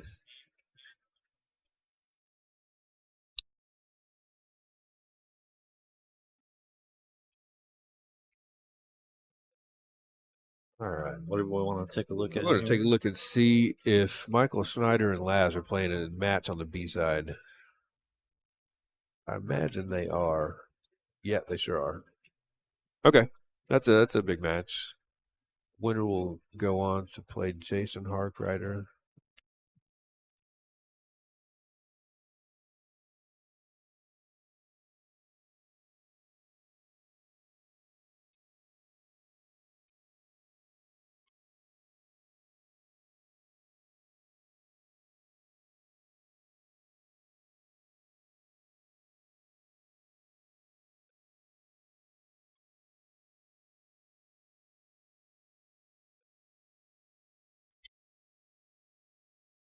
You saved him from a scratch there.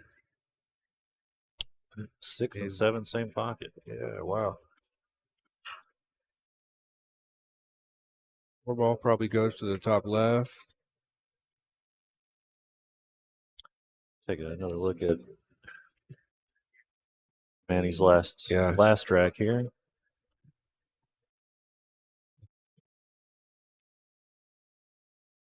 Well, maybe I hit the button too early. Too excited about that too.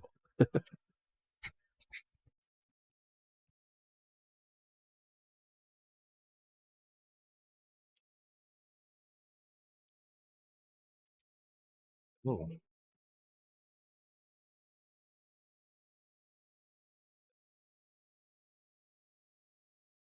Bane of the bridge. Yeah.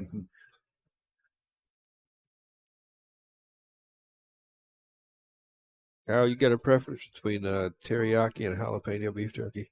Not at all. Try this jalapeno out.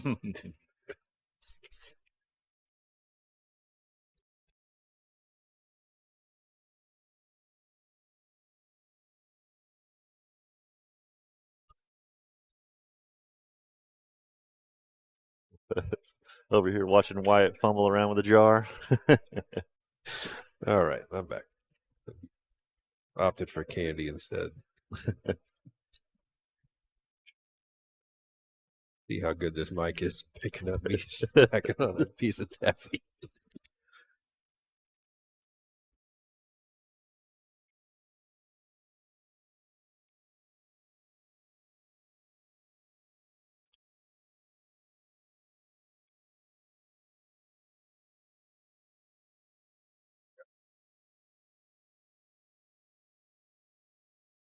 Oh, I thought the 4 ball was down. Didn't even see it there.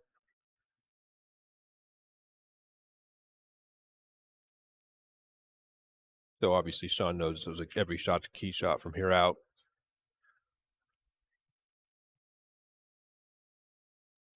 Looked like his ankle's taking him slightly the wrong way, but yeah, he shot that into the top part of the pocket. That was a beautiful shot. Made it look easy, but he had to adjust his ankle there.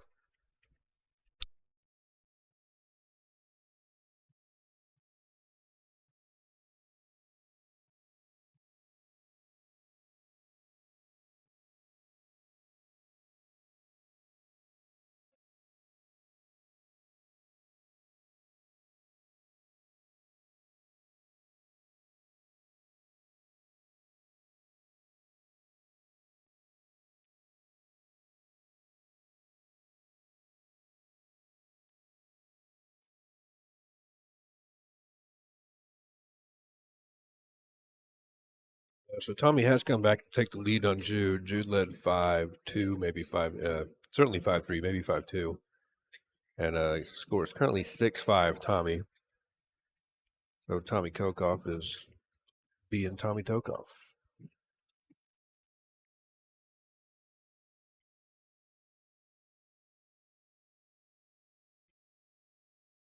Nice control there. Great shot, especially under pressure. Yep. Manny concedes it, and we're at Hill Hill.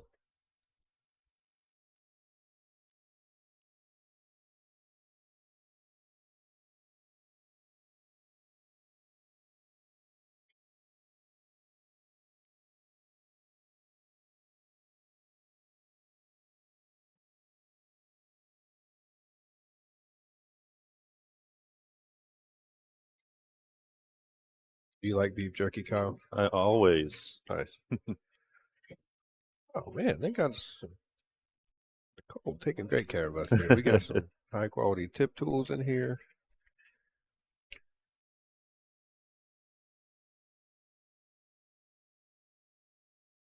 Notice something playing in here because I haven't played in here since the remodel. And the spacing on the tables is amazing in here. It's such a really nice room to play in.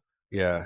Something you just can't overlook. You know, a lot of that determines the feel of the room. You do not want to be bumping into people or feel like you're hanging over their table when you're shooting your shot. You need to be comfortable and relaxed. And I mean, yeah, you can't shoot on adjacent tables from the same side, of course. No one, you can never do that. You'd have tables 10 feet apart, but Well, I know yeah, you and I are both tall, and I've played in Yeah. some pool rooms where I'm over a shot on an edge of the table and my legs touching the table behind. yeah. It's annoying, but not at Oh, all and here. tall folks. I mean, there's some places I stand up on a shot and hit my head on the light. Like, Yeah. well, I'm not coming back here. Mhm. I play over at Fast Eddie's Yeah. North Fork, and I always hit my head on those lights when I'm Yeah. racking. Yeah. Yep.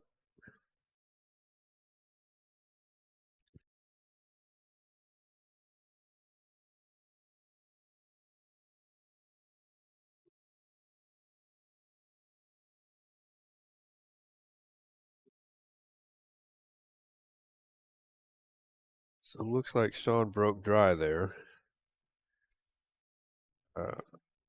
Manny can see the one, but he doesn't have a great shot on it. I can't. It goes to that top left. I'm looking down the line of the shot, but he doesn't have a full pocket.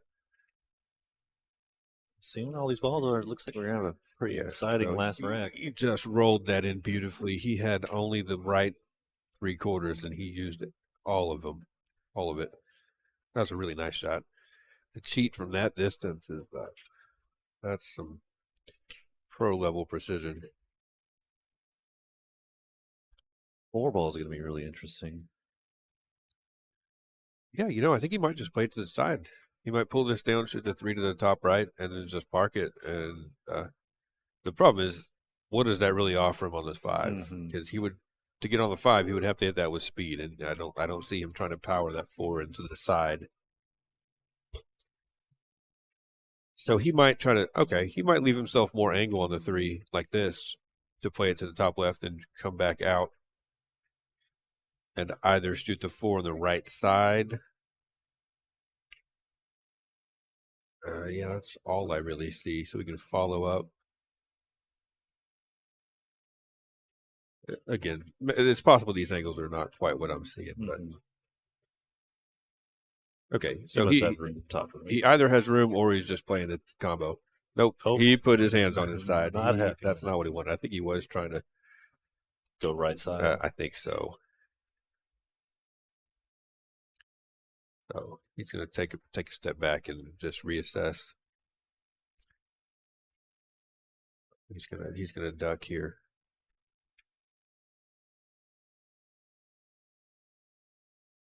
Like he's pointing to use a 7 as a blocker. And so he's worried about missing the 5. So he's gonna try to hit this.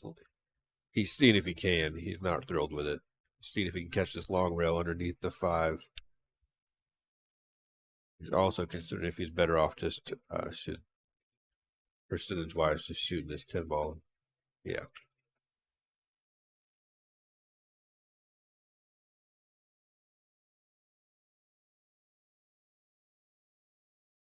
Yeah. I think the situation came up earlier in the match where he might as well put the 10 in play and he can still do it without sacrificing his defensive objective. Yeah, just like that.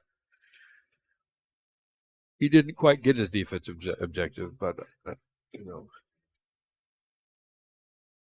left Sean with distance and the cue ball tracking away from the 5 ball. It's hard to tell from here how much rail he's got on that 5 ball. Yeah.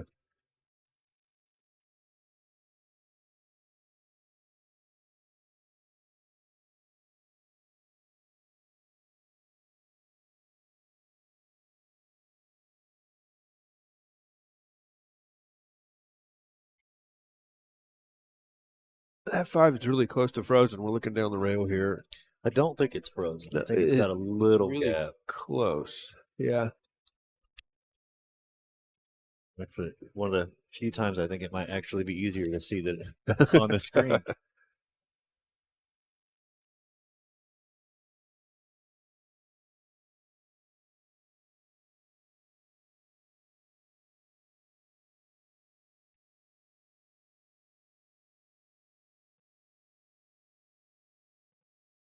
Can't imagine him trying to navigate through this traffic.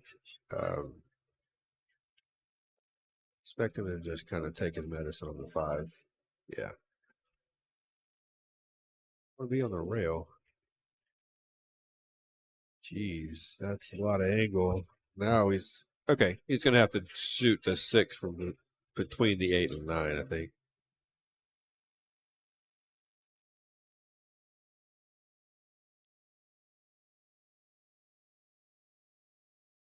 This is a fitting hill rack. This is a lot of technical work to be done here by these guys.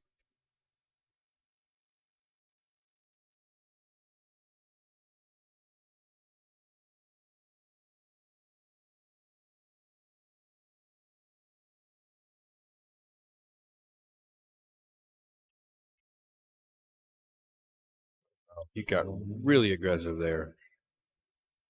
Okay.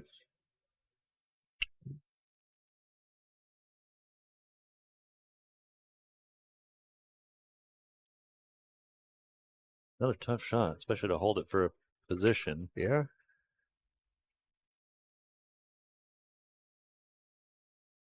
Yeah, he might just then hit this 5.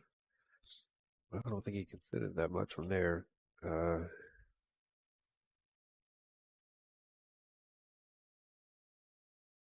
He could bank this to the long rail and try to use the 7 as a blocker.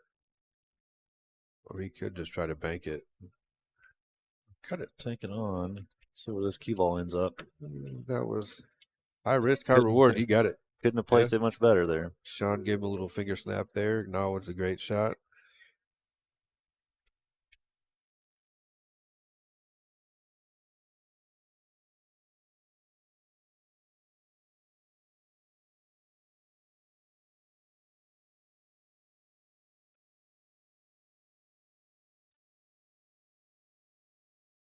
Whoa, he wanted more legs on that.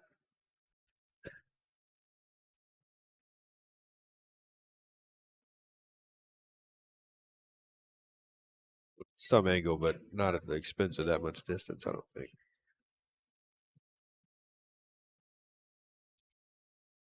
Of course, when you shoot as good as these guys, Yeah, that distance doesn't matter as much. Yeah.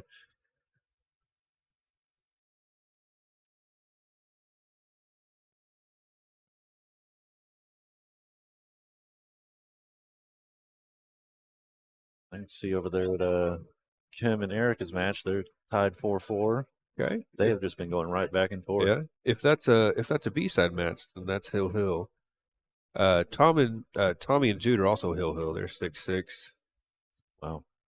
Close matches starting out today. Tommy just scratched, I think. Yeah, so Jude's going to step to the table with about 7 balls remaining and a chance to close that match out.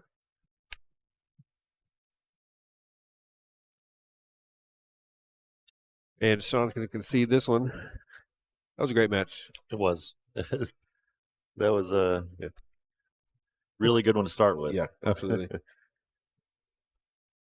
Well, I guess we can. We'll take a quick break here, and as soon as we get another match, we will be back on. Yep. Talk to you soon. Thanks. Thanks, everybody.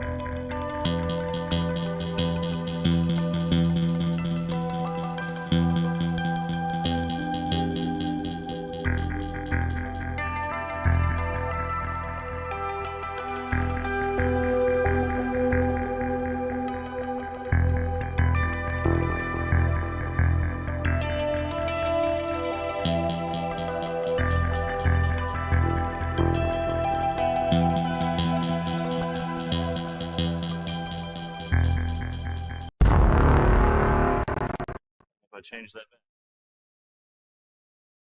Hey everybody, sorry about that weird intro clip. I realized that I haven't changed something from last night when we ran the Saturday tournament. All right, we got the hot seat match on the ladies' side here. We got Michelle Cortez and Jennifer Kraber racing to 7.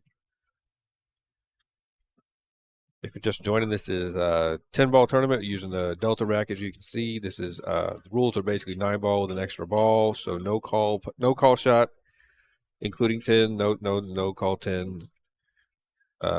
Free foul is in effect, I believe. And other than that, just rotation.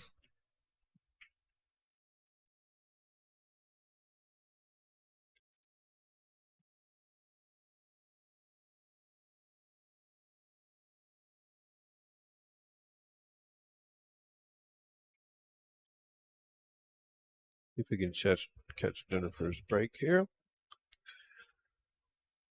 Nancy, we got LD and Daniel Schneider on table 2 here. We'll try to keep you updated on that score. 5-ball down. Got to look at the 1. Got a cluster up at the top of the table. This could be a multi-inning game here we're looking at, I imagine. There's a possibility for a 3-10 carom if either player gets impatient and doesn't want to deal with the cluster. It's not a bad play. Her defense leaked on her there. But the result really just Michelle is straight and extended over the length of the table here with a 2-ball on the other side of the table. I imagine she might reach for a bridge on this. She's going to need either a big draw stroke or a big follow stroke.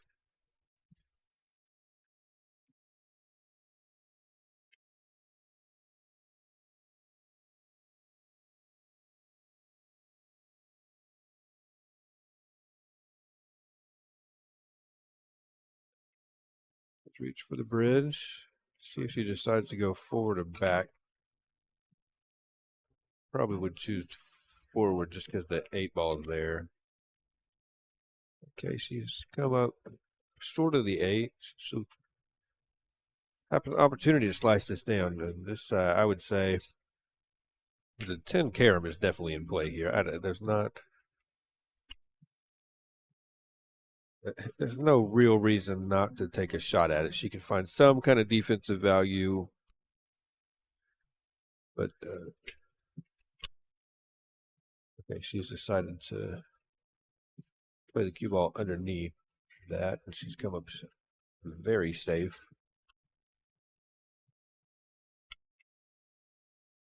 Jen might have a 2-rail if she can get between the 10-3, I imagine. Oh, she's going to reach for her jump cue, I believe. Okay.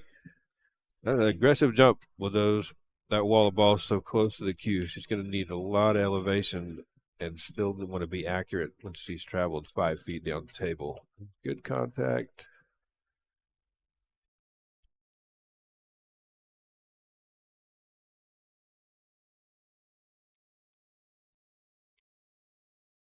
Still's got a shot to slice this on the side. Based on the way she played it last time, I mean, if she wants to get under the 3, she can still do it. Just play this with low outside English, or maybe even just.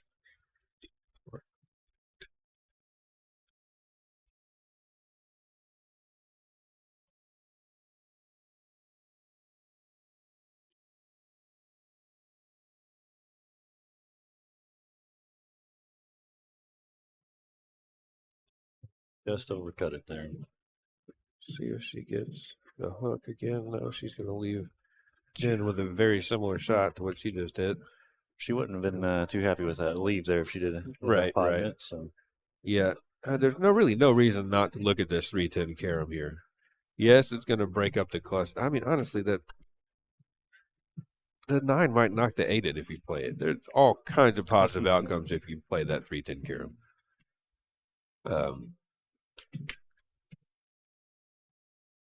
She was not feeling it, and she's going to pay the price. Yeah, that is a. Won't be jumping out of this one. Nope.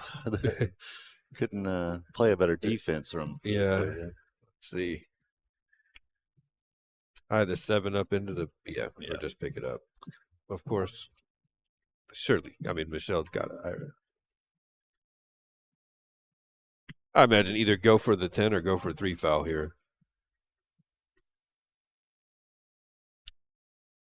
She's eyeing that 10.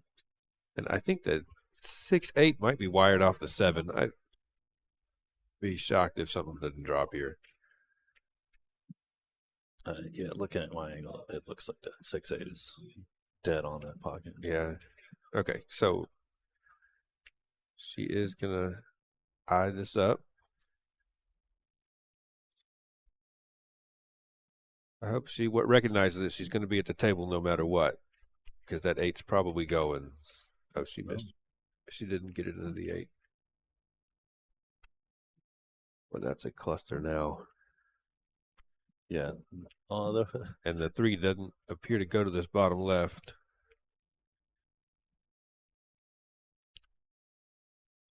Yeah, all the things that went before. I don't see any of it going now. Nope. 3 ball finally surrenders. Oh. And she's improved that. All right. She's going to take a combination, but that's better than what was there.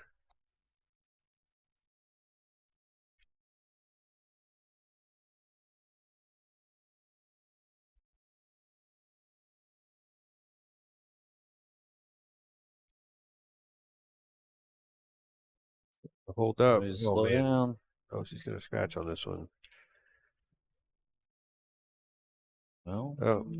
Oh, I see. I just rolled the 6 to the right side on this, I imagine. Important to control your angle on this 7. You do not want to be steep on it, because you just want to punch the cue ball up above the 8.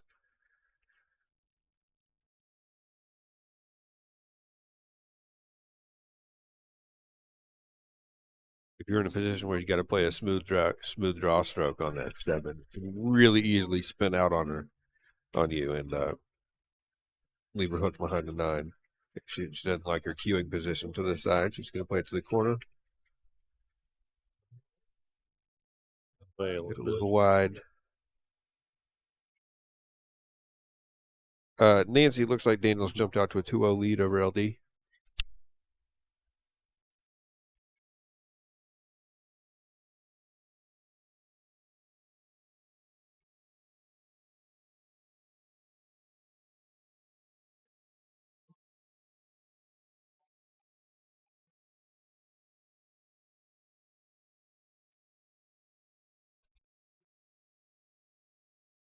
Too much inside on this. Hit the gap. Yep. Nicely shot. Nicely struck. I thought she might have overjuiced it with the inside, but it came up perfectly. Oh. Stingy pockets here, Skinny Bob's.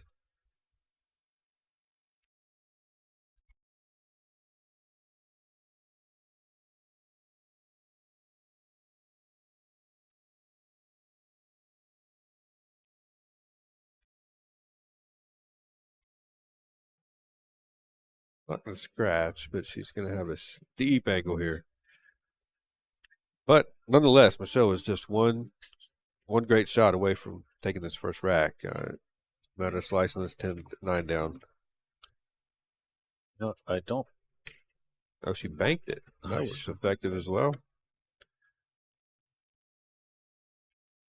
So is this a A-side match? Because I know that there's... Yeah, this is the hot seat match. So winner here will be waiting for the winner of the B side.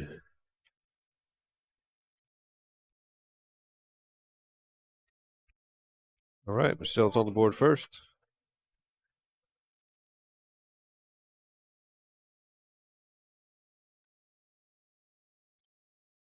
Unfortunate for Jennifer that she had to give up the table there, but she did a really good shot here. Yeah, this was really nice control. Tricky playing in that small window, because that inside English, if it's still going at that point, it's just going to spin up right past the 9.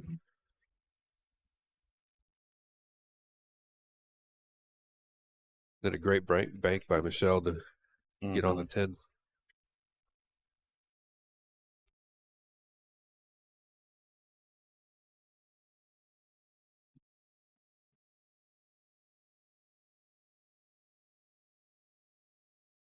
Laz and Michael are at 6-3 with Michael shooting the 8. So that match might be over soon if this is Michael on the. Well, he shoots fast. 8 down, 9 down. Here we go. 10 ball down. No, Laz is winning. So it's 6-4 there. Michael Schneider gonna have to rattle three in a row here to stay in this.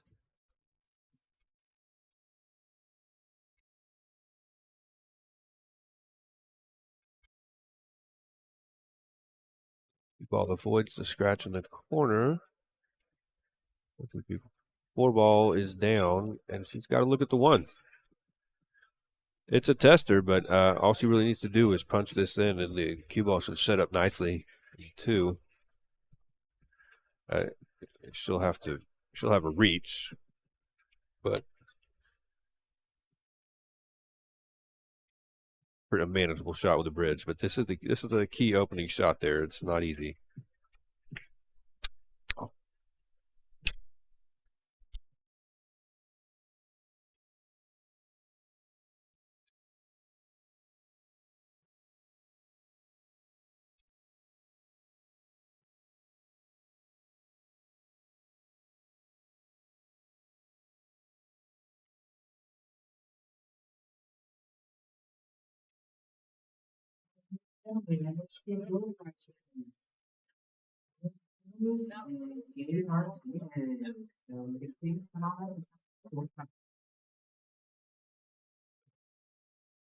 Nicole and Eric are doing a great job with this tournament. They just announced a couple more door prizes.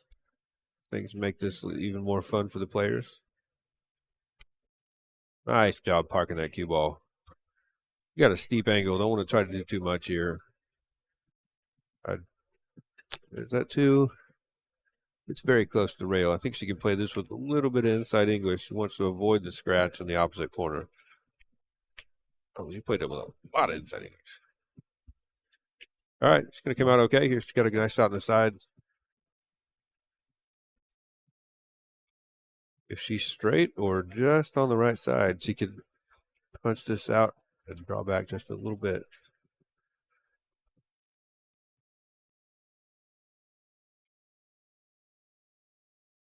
Yeah, Tommy beat Jude on the hill. So Tommy remains on the A side. We can pull the bracket up here in a minute and see what his next match is. Jude is currently playing Gabe Martinez.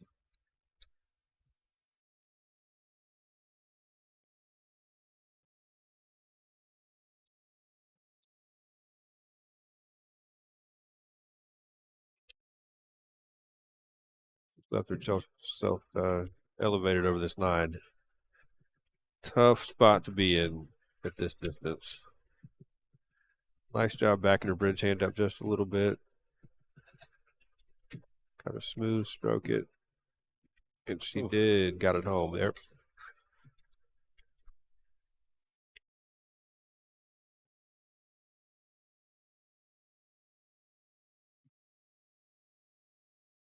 Okay, Laz Martinez has eliminated Michael Schneider. So one of the favorites coming in is no longer in the field.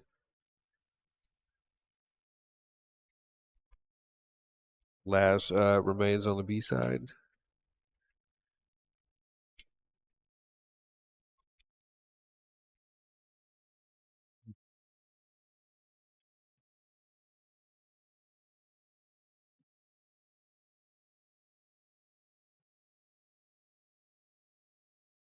Big win for Laz there. That's a 65-point Fargo gap, roughly. Wow. And Laz has been flirting with this 700 level for a while. He may have cracked it briefly. I'm not exactly sure, but I think he's about 693 right now. He got a win over Roberto Gomez not too long ago. That was a big one. He's got several big wins, but I think those are probably his highest Fargo wins. Be Michael Schneider here at 762 and Roberto Gomez, who always hovers around 790. Wow. So this might be the thing to push him over the edge. I don't know. He's probably got a pretty established Fargo. May not move that much, but he may be our newest 700 Fargo club member. and boy, he might be the youngest. Be curious to know what other junior shooters out there have the 700 or at that 700 Fargo range. Yeah, it was fun watching him yesterday.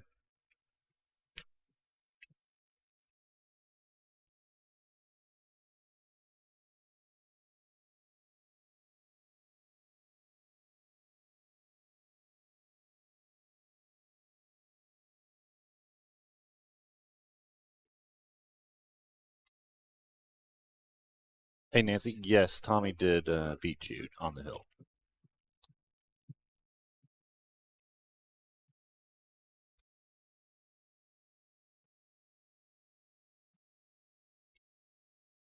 Yeah. Anyway, be curious to know what other 15-year-olds are in that 700 Fargo range.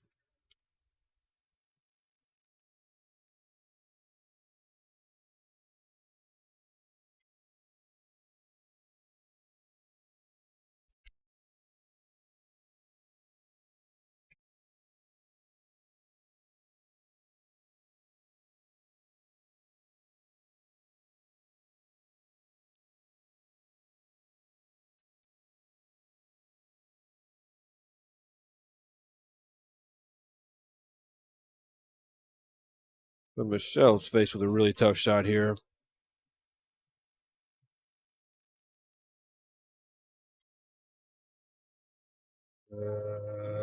Possibly play defense on this. Then the left side of the one. Cue ball, shoot the three. One ball over toward the three.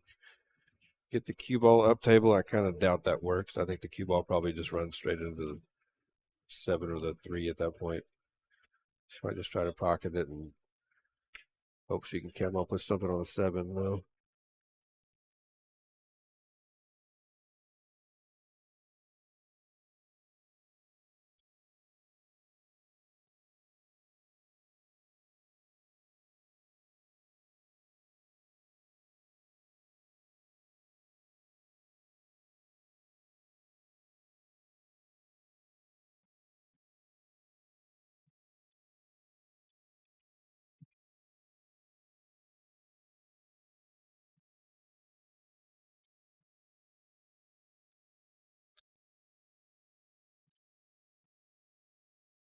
Tell if that 7 got in the way there. Must have a bit. Yeah, let's see. She maybe go on the rail here. Bring the scratch into play. Avoids the scratch. Sends the one on a ride, and the cue ball sits up nicely. Yeah.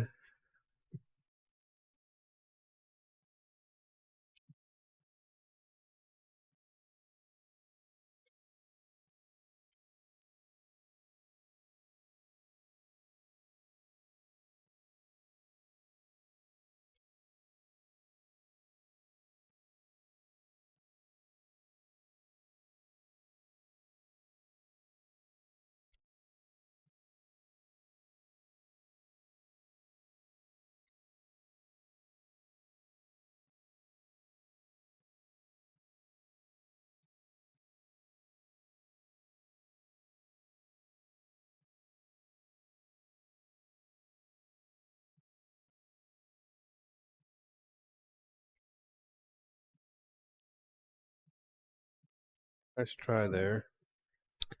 Okay, well, make that 410. oh man, yeah. The But 2 ball's boy, the still a 2 nightmare. ball just became a big problem. Every ball on the table until you get to the 5 is a big problem.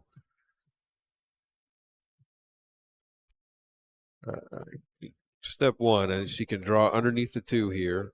Try to play it up table, which she did, but that was a tough shot. But boy, she just hadn't left Michelle much to do in the way of getting on the 2. I mean, the 8 ball's blocking the bottom right pocket, so she's going to shoot bottom left, which sends cue ball away from the 2 ball. So it's even hard to end up anywhere where you can make a good defensive play.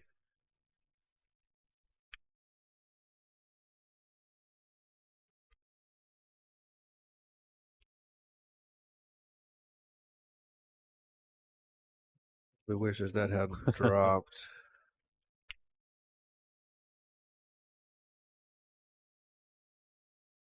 Yeah, you're right. We're probably playing to the 4 here.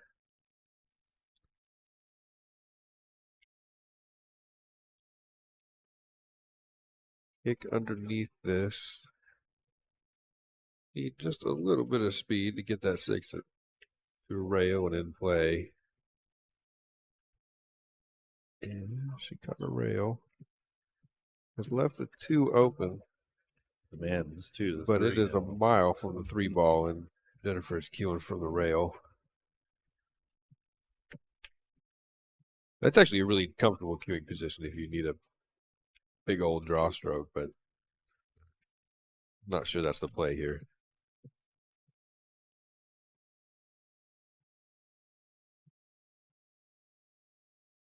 Yep, she's queuing it up. We low. Oh, she just cannot get an open look at this. Well, now do you take a run at that 10? Yeah, probably so. Yeah, if I'm at the table here, I'm thinning this 2 ball and bringing that 10 into play. 3 ball is covered and only has 1 pocket, so you're not a huge risk here. You whiffed on it. Yeah, she tried. I don't think she had to hit it quite as thin as maybe she thought she did. He could have a little bit fuller and gone to the rail to catch that 4 ball.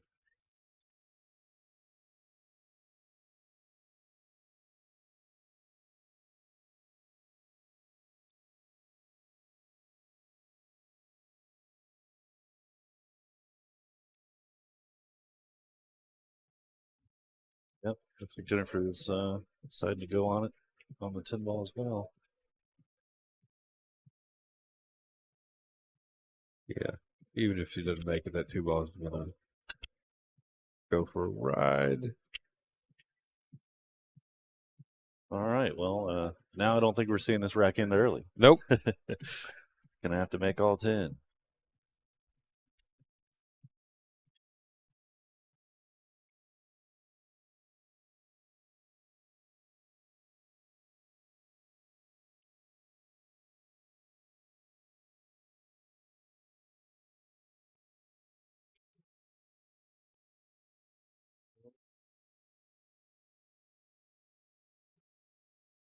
The cue ball there. Not ideal position for this 3 ball still. She'd want to drift down and shoot at the bottom left, but she's going to have to. I mean, she could shoot it to the left pocket, the left side, but he's going to try to power draw this over, but she's going to find the corner as well. Well, the 3 ball is finally going to surrender here as well.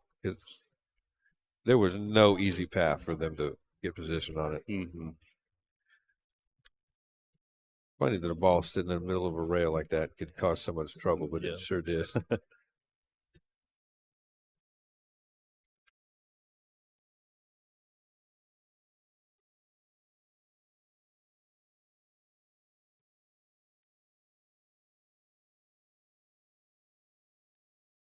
Job getting out center table for this 4 ball. Got a good 1 rail position play here. She wants to be fairly straight on this 5, maybe a little past straight so she can play position up the rail. The 6. I think her position on the 6 ball was actually center table. Oh, she wants to miss that 10. She did. Okay. I think she needs to play this 1 rail out with some follow. He really needs cue ball back about where it is now to feel good about the 7. Otherwise, she's stuck with. If she ends up straight, she just has to draw it straight back, and she's going to want to be fairly close to it at that point.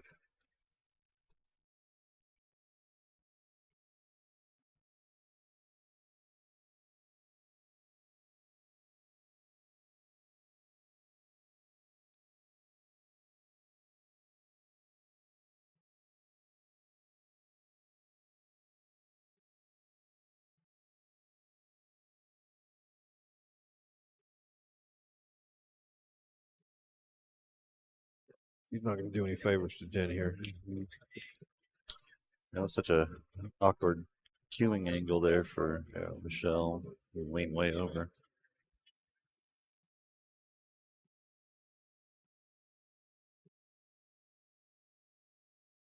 Play one, maybe two rails under it. Wait at it. And she's going to come out great. Yep.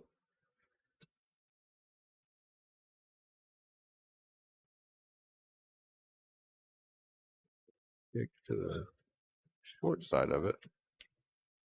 Went over by the 6. Oh, okay. Had a little spin off that Yeah. back rail. I thought maybe she was going to end up with another safety there.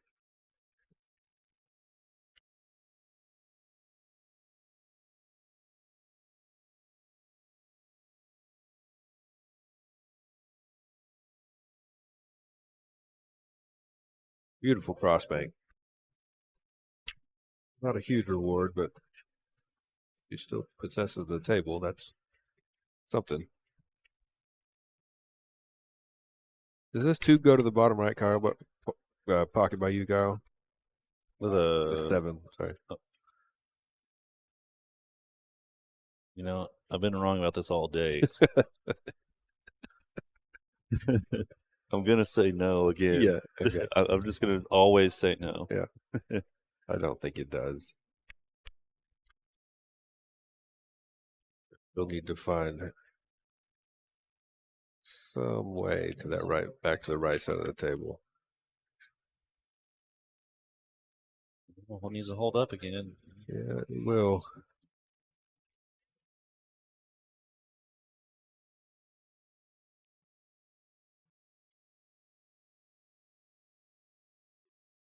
Let's see. Boy, I don't know what to do here. Other than just come across the face of the 7 and send it up table. Yeah, just like that. Probably a little more speed than she wanted, but she's got Michelle shooting off the rail away from her next ball. So I call that a win.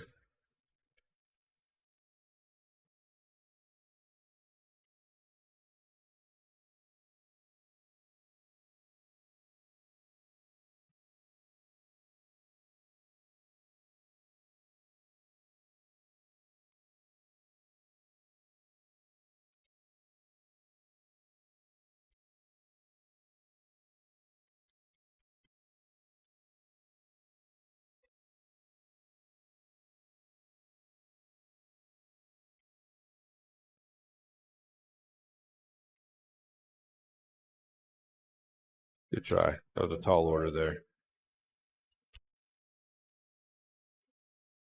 Yeah. Jennifer's position takes for the wrong side of the 8 here naturally.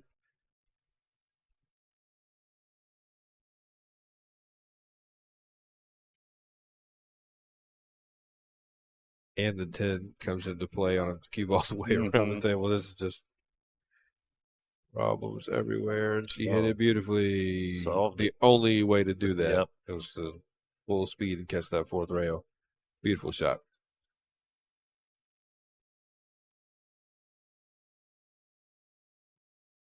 Okay. Recognize that basically anywhere in that top left quadrant is good for you here. So you don't want to underspin this. You want to, anything, overdo it. She came up beautiful. Perfect.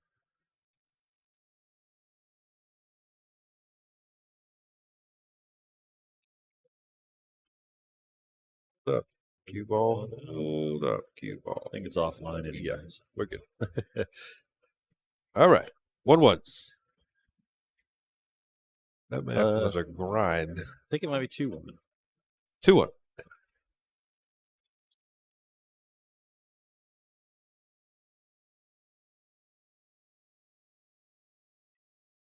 I thought that was only the second game. I don't know. There's Jennifer's got 2 beads up over there. Okay. So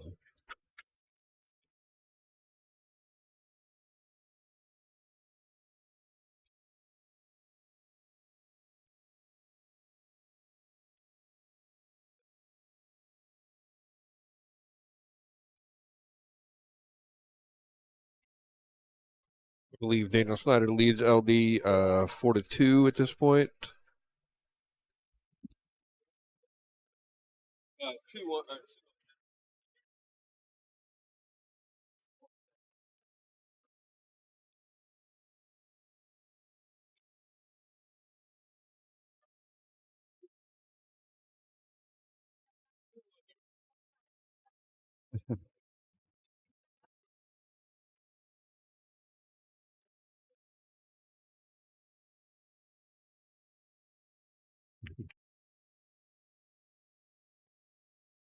Quite hear what was going on. Players lost track of the score there. They were asking us for help.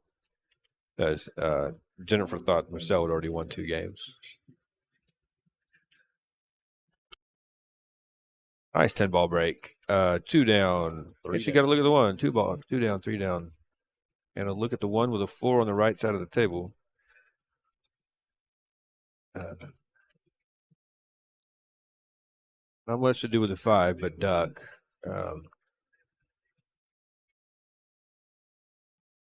But before she deals with that, these 2 balls at this end of the table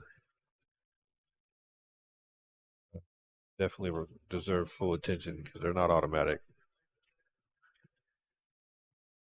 Easy to overrun. Yeah.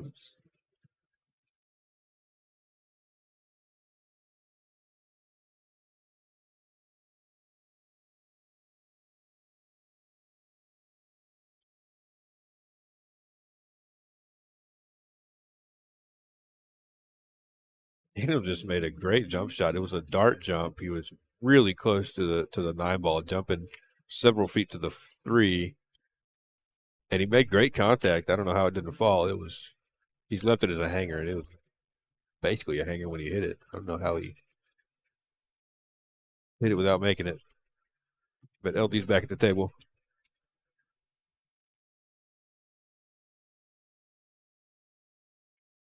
Nice masse from Michelle. Oh, yep. A deep It'll shelf. Deep shelf. Yep. I guess works out for you sometimes. Yeah.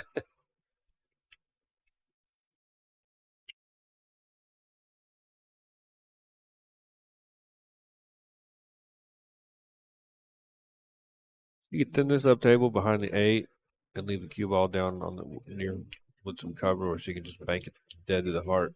She overspun it though.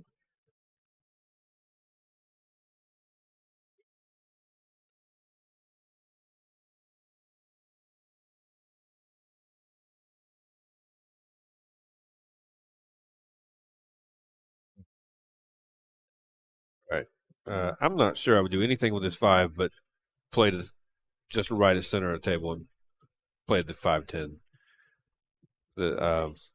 It might go to that top left. I'm not. If it does, I don't think it's a full pocket.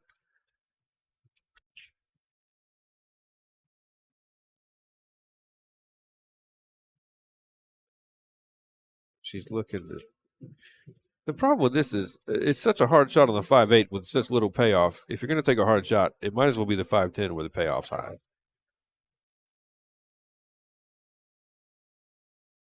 I feel like sometimes players think it's it's poor sportsmanship to play a 5-10 or play a 10 combo early, and I disagree. Sometimes it's just the right play. She might have shot that left side now. And we had a sportsmanship issue yesterday in one of the Jude's matches. A player got upset because Jude was setting up a 3 foul. I mean, the 3 foul rule is there for a reason. Thanks, Strawberry.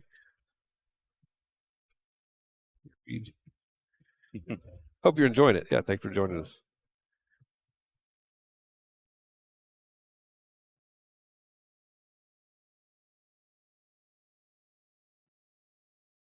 Especially when you're playing friends, sometimes it just feels a little off to maybe take a winning combo instead of playing a rack out. But yeah, unfortunately, I played Jennifer last night in the Saturday tournament, and I had 3 early 10-ball combos, and it felt awful, but it was the shot to take. So. Yeah.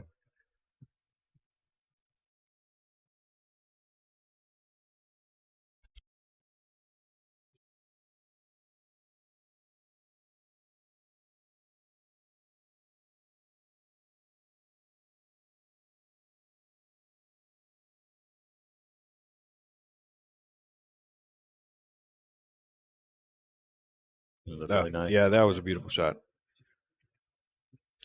Looks like she's got a little angle on it as well. Yeah, a little bit. She'll be able to roll up. Yeah. Bump that 9 well. Maybe that 7 goes. Going a little higher than she wants, given where the 8 is. Yeah, she's kind of taking draw out of the equation. She may have to punch this to the top rail and back out. I don't think she had a full pocket.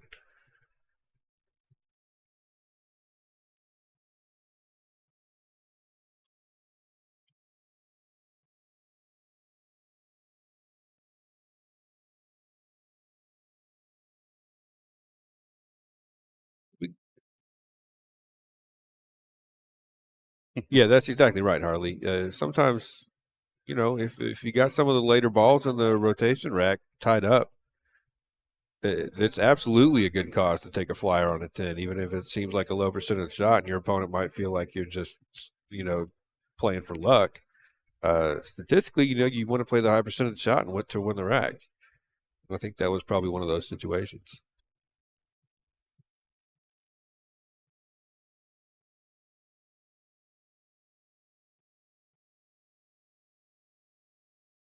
I've got a little bit of room off the rail here.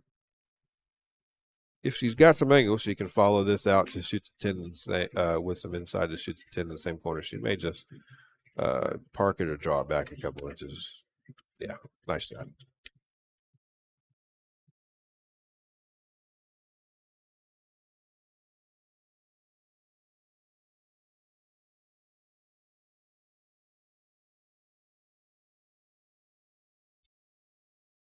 Nice job. 2-2. Race to 5. Race to 5 now.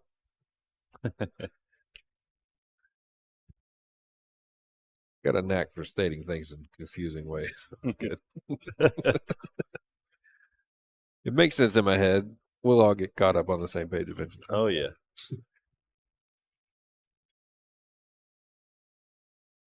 Daniel now appears to be up 5-2 and shooting a 10.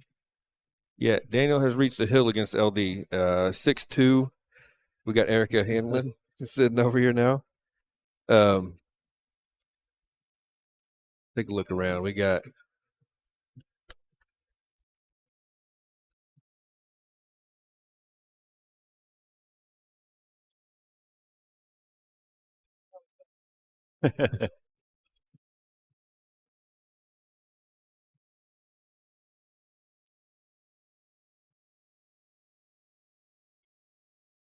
Harley doesn't like to 3-foul someone either, but if the table's set a smart play, then you do it. Yep, absolutely right. Some people get a little carried away with 3-foul. Do it just. Oh, I 3-fouled somebody this weekend too. Yeah, sometimes you Sorry. just have to. I mean, sometimes it's the best way The to run the opportunity rack. was Yeah, there. yeah. When they scratch on the break, Yeah. I'm going to go for 2. Yeah. And if I get it, well, I'm already Yeah. 75% of the way there. Yeah, especially if you got clusters around. Yeah, I mean, if it's not going to be a clean run rack, out anyway. yeah. No, I won't do it on a run out rack. I Yeah. mean, an open rack. If I miss, I'm miss. Yeah.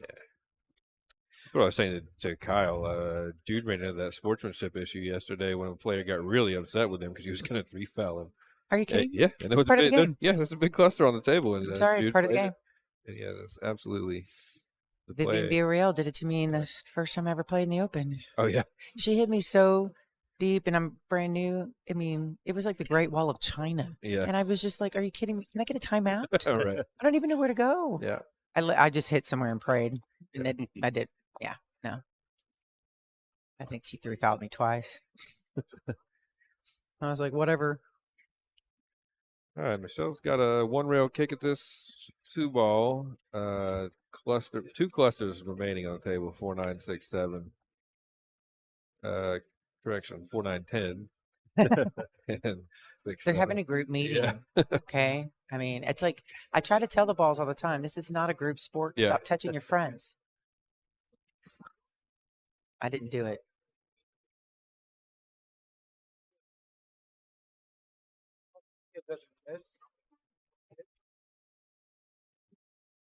Got an update from Jude in his match. He's Nice down defense. 6-1 to Gabe Martinez. Now I can tell you that these two ladies right here have got a superb safety game. Yeah. I played Michelle Cortez in the first round, and I know I have to bring my D. Yeah. My D game, my banking. I better be ready to cut some stuff, go 9 rails, whatever. Yeah. Because she brings it. Boy, I don't know what to do about this 4-ball. It's going to be there are several more defensive plays coming before this rack kind of offers itself to anybody. Yep, absolutely.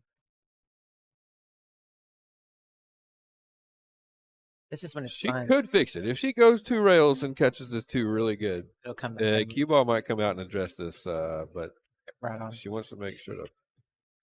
Oh yeah, Missed it.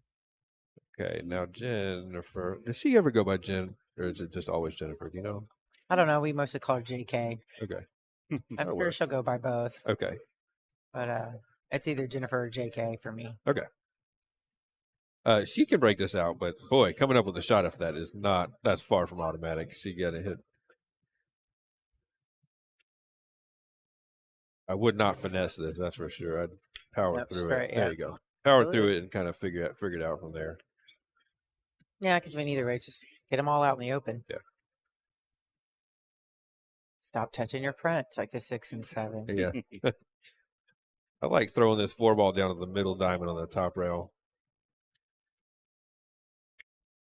Or slicing it dead to the top corner. That's perfect. That works.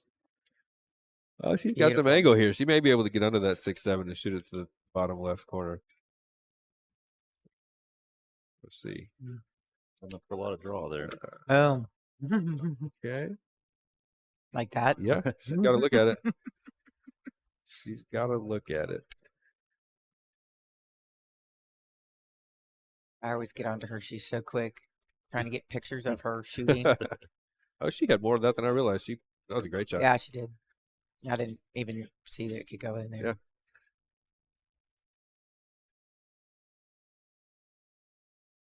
But yeah, I hardly have any pictures of her in stands because before I get focused, she's gone. Yep.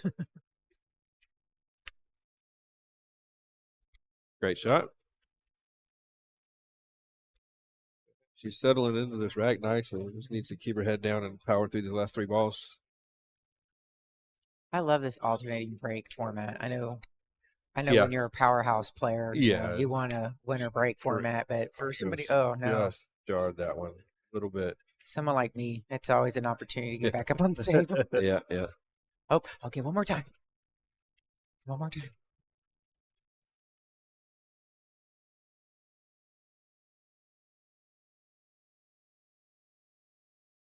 Would like to shoot this 9 to the top corner if I'm at the table here, but it's kind Yeah, of a just matter go. of preference. Some people prefer to risk and spin out past it. I would do a top inside, slow. Take the 9 that, Yeah. stop shot the 9.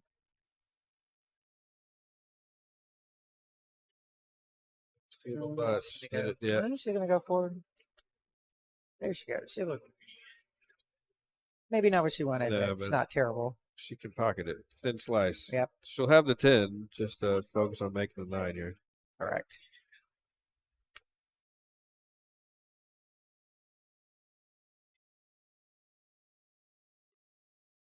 And not hit low on this at all. You'll end up in the side pocket. No low, no outside. Let's see if just a little bit above center. There you go. That Beautiful. was beautiful. Perfect. Yeah. Gets a snap from Jennifer. Mm-hmm.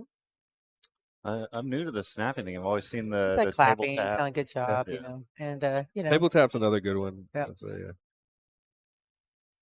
this is a way to be, good sportsmanship. Yeah.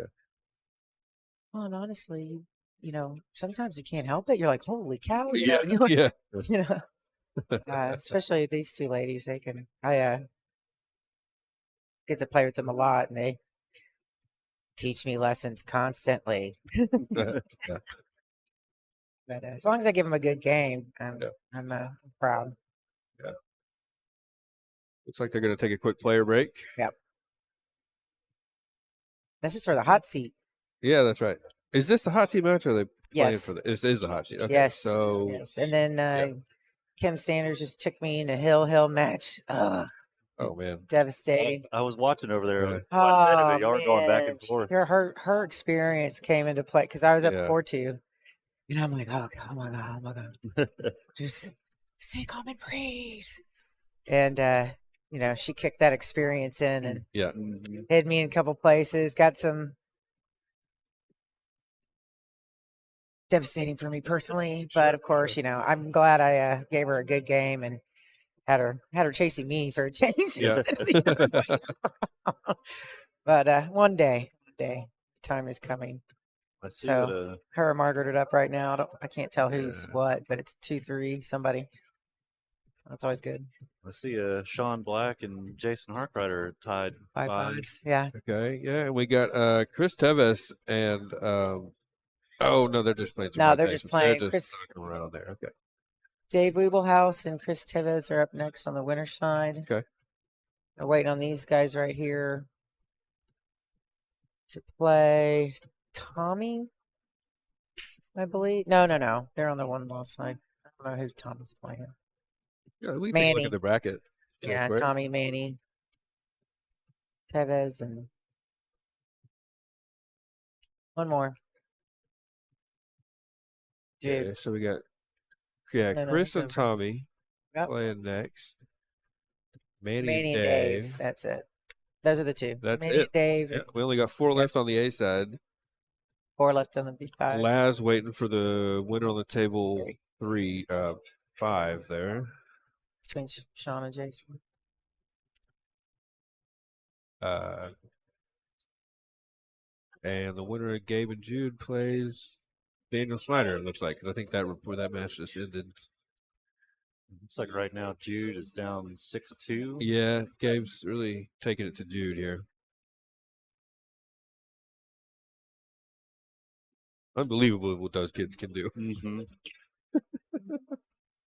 It was great watching him play yesterday. That was awesome. Al. Sorry. Thank you.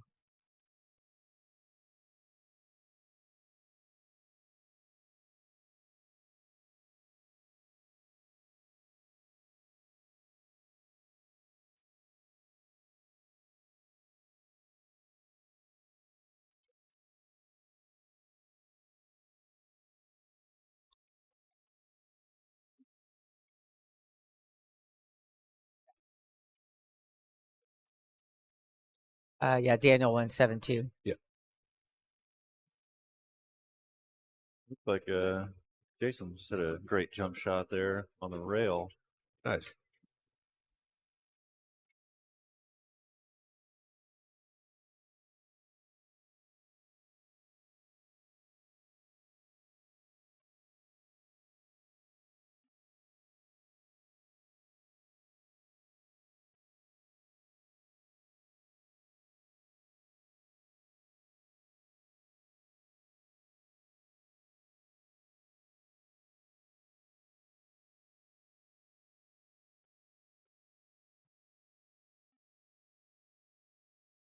Oh, wow. You do have it set where you can see the back table, too. Yeah. Great. Yeah. Oh, you didn't catch any of that horribleness I put out there, did you? No. Guys, don't lie to me. You were watching the score. Yeah, I think I called out when you made a 10 ball. So There you go. got some good stuff. Only the good stuff. Only the good stuff. Good.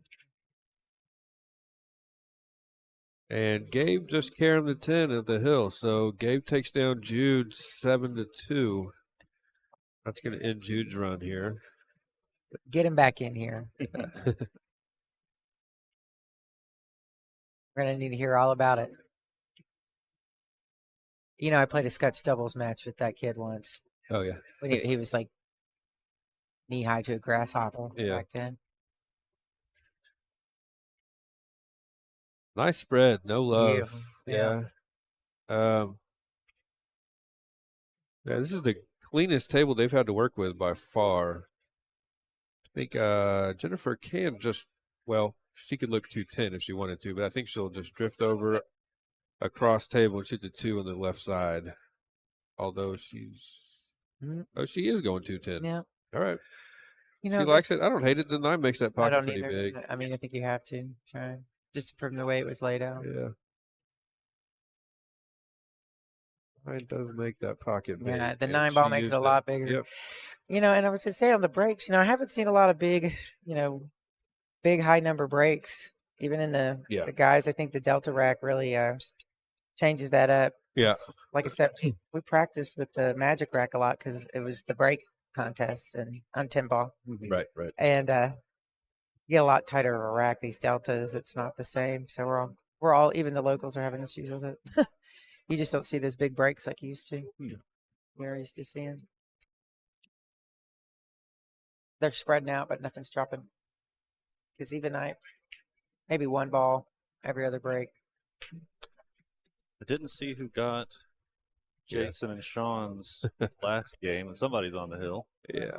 They're quick. Attention.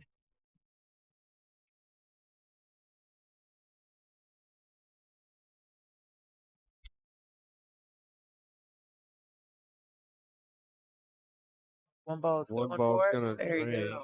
yeah. That's about what I was seeing.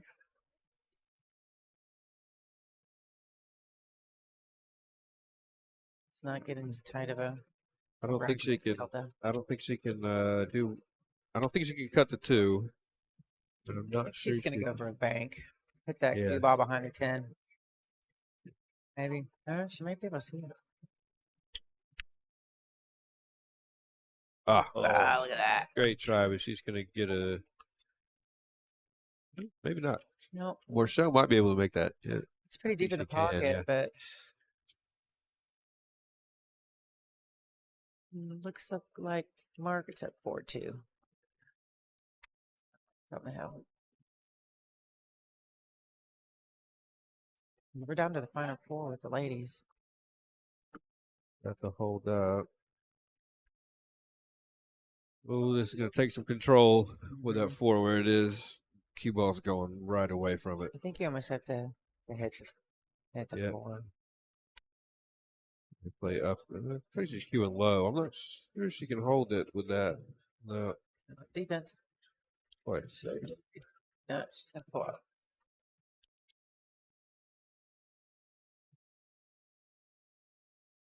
Here's Michelle with that safety.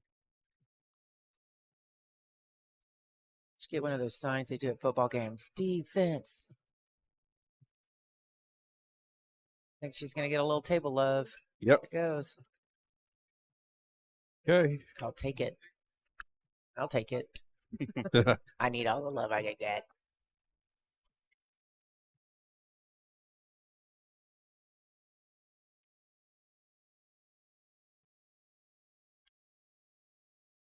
Oh, wow. That What a great. shot. Great thing. And got paid off. Follow that. Got paid off. Yeah. She's straight enough to just follow this table, Yeah, this so cue ball on the straight. table. Now she's going to take it in the side. Okay. All right. That worked. Beautiful. Works too. It's probably safer. I think Yeah, I the mean- other way, you might have straightened out too much and gotten right way too close. There's a possibility.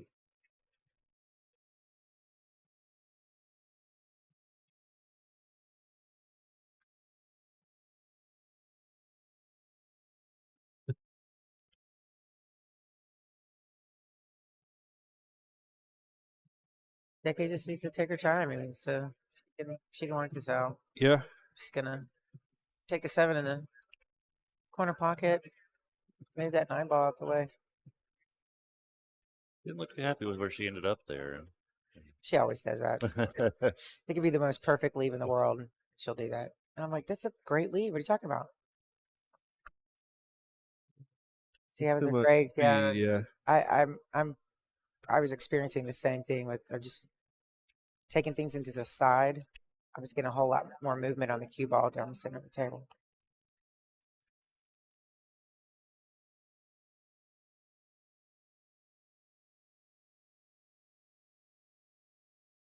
Behind the 10. Leaked out, but it's all right. 8 doesn't have a pocket. Yeah. Well, I mean, it's got the bottom left, but Well, right, yeah. It's tough, not tough shots only. not easy. Yeah. Not a given.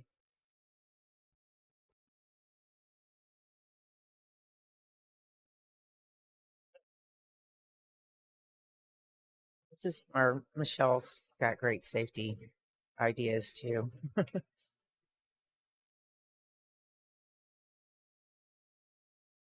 The opportunity's there.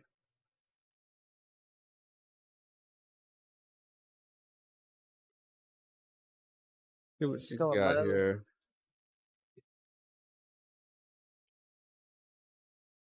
Trying to She's get coming back in back the off the 10. table there. She's got it. She got a nice block from the 9.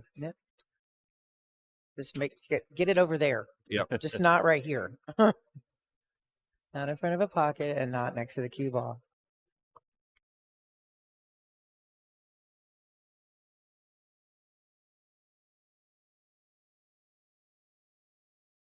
He's gonna get it. Get out of the way. All right. Michelle's got a Yeah. chance to roll this cube, get this cue ball up toward center table and play the 9 on the side. And it really didn't matter about Jason and Sean because now they're hill again anyway. Okay. I'm So glad you were paying attention to us about yeah, that. they're hill again anyway. So we really don't know who was up first. It doesn't matter. Don't want to overpower this. Nice speed. Beautiful. You're gonna come up wrong side of it, but she can still just roll up to that about that first diamond past the side pocket and shoot it from there. Yeah. He's slamming that chalk. He's so funny. Oh, Yeah. she juiced it. She's trying to come all the way around. Almost would have done that too. I think unfortunately it's gonna be straight on, but I was Yeah, thinking that she's too. 50-yard because line now. She was so far the wrong side. I probably would have done that too. And probably would have had the same outcome. Hey guys, Jude. I'm back. Yeah, back. Jude's back. I've sent Kyle to the bar. Yeah. Yeah. Well, I don't think he's gonna go to the bar just yet. But he's looking at me like, "What? You want me to do, huh? Drunk Kyle is fun." Oh man, I can't. Well, I What mean, money is divided, She so we're ready is. to go. I'm done. All the hard part's done. This thing runs itself. Gonna leave Jennifer some work here, but expect her to bear down and get it. Oh yeah. Yeah, Jennifer's such a good shot maker. Mm-hmm. How's she playing so far? Good. It's been Yeah, pretty back and forth there. they're pretty even. Obviously, it's 3-3. Look at it. Okay, she got that. I love the animation. Yeah. She's got that body language like James Davis Sr. Yeah. Like the exact same thing. Uh-huh. We've been playing together for since '09. Oh yeah. But when I first moved here and I played James and I saw him do that, They're so I many. thought he missed, and I would get ready to get out of my chair, and then the ball would go in, and I would be like, "Oh, okay." It's the movement of the earth. They move the earth. They have body language that works. They're like wizards. Yeah. Works.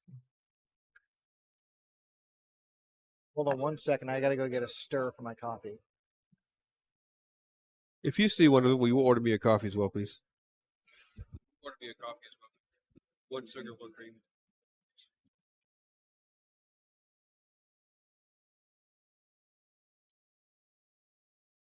Looks like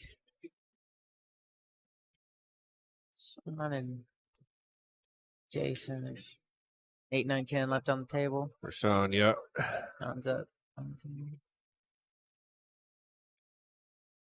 Seen weirder things happen, but never count your chickens till they hatch.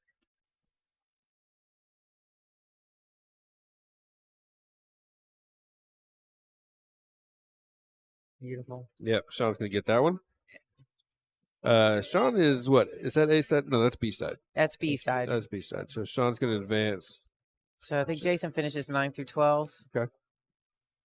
No, I think he was ahead of that. So he might be. Thank you.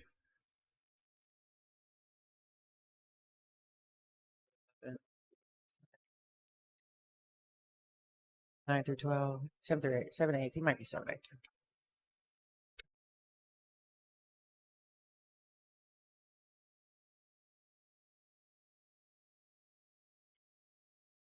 Jude and I are enjoying our morning coffee at 3:00 in the afternoon. First of all, why is this not an Irish coffee? I don't understand how you can drink it with not Kahlua or Bailey's or some Jameson. I'm 50% Irish. I'm only a quarter Irish. Surprisingly, I'm like more Scottish than Irish. I thought that was weird. I'm more Jewish than Irish. I am Jewish too. I'm like 2% Jewish. Where did that come? I'm the whitest person on the planet. Europe is English, a mess. Irish, Scottish, Europe Jewish. is a mess. I don't know what to tell you. We're all related somehow. 6 degrees. People in Europe having a good time. That's what it is. Could you pass me my backpack? No, where is this one? Yeah. Thank you.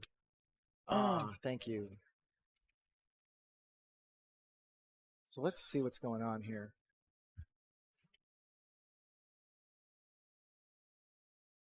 Shell's shooting at the 3 ball. And with a 4, it looks like. Or yes. Get them both. All right. I think she was playing to make both. Which worked out. Absolutely. Oh. My Ready to shoot already? My microphone's on. My button's on. Very nice safety by Michelle. Yes. Yes, it is. So this is the is this the hot seat match? Yes. Yes.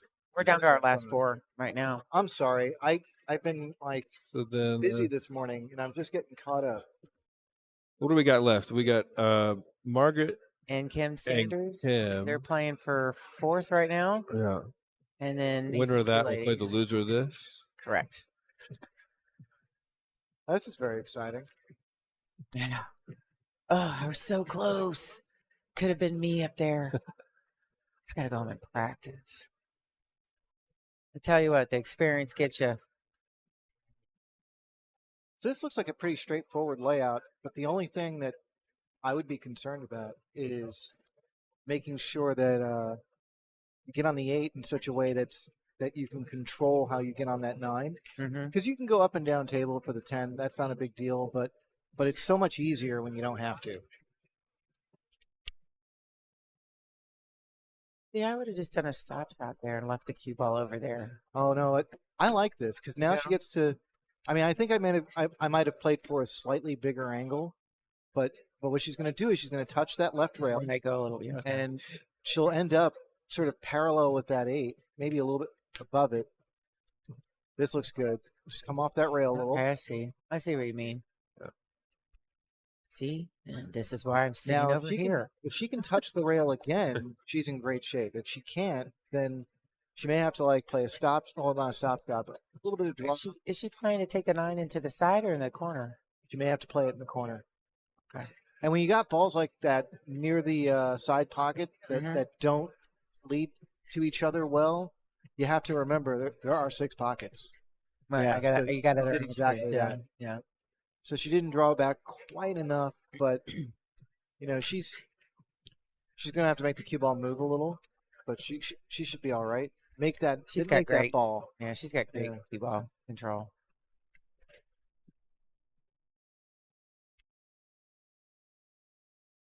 I like it. Nice shot. I like it a lot. Yep.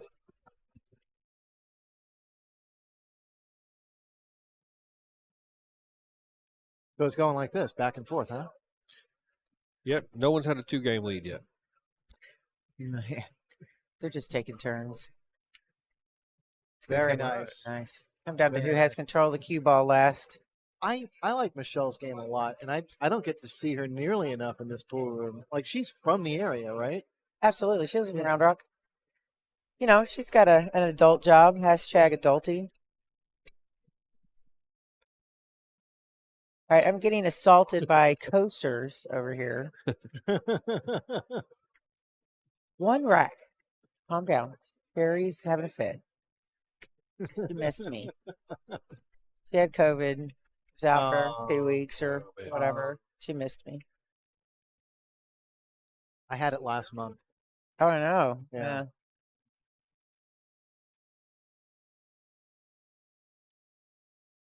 Wyatt, did you get it yet? No. No. Not that I know of. Me neither. Yeah, not that I. Yeah, me neither. That's a great break. Got to look to see who that was. That was Jennifer, huh? Yeah, got That's a a nice phenomenal break. 1, 2, 3, 4 rainbow by that side pocket. So Jennifer is one of the few New Yorkers in the room. New Yorker? Yankees. She's a New Yorker. She's a Yankee. She went to Columbia University. Mm-hmm. She came down here. She came down here for law school then. No, I think she went to law school at Up Columbia. there. Oh, really? She's an Okay. attorney here for Williams County, Yeah. something like that. Huh. Used to be. I don't know. I don't know what brought her here. I don't either. Yeah. But I get the feeling she was an Upper West Side girl. I think that's what she was. Yeah. I don't know what that means. Translate. South side. I'm from North down- side. I'm from the South Side. South side. East side. That kind of thing. And Are you from like LA? You West Coast more? I'm more West Coast. So like, well, like, I mean, Same thing. Austin, I imagine is the same way. You know, yeah, you have feel River like- Oaks. you feel like you know everybody in your age In group Houston. when you're in high school. Mm-hmm. You know, and New York is not quite that cozy, but like everybody my age group south of like Central Park, I knew. You know, but once you started going north, I was like, Too far. I don't know those people. Yeah. I can't walk that far. But yeah, Jennifer and I are about the same age. One day we're due at dinner and we'll like find out if we have any mutual friends. Guys from Manhattan. Yeah, we're from Manhattan. Hi, Joseph. Mr. Dino. Joseph Dino. Joseph's been with us for quite a while. He was here watching, chatting with us yesterday too. He's a homie. Gabriel did win. He beat me. He's rude. He beat me 7-2. Rude kid.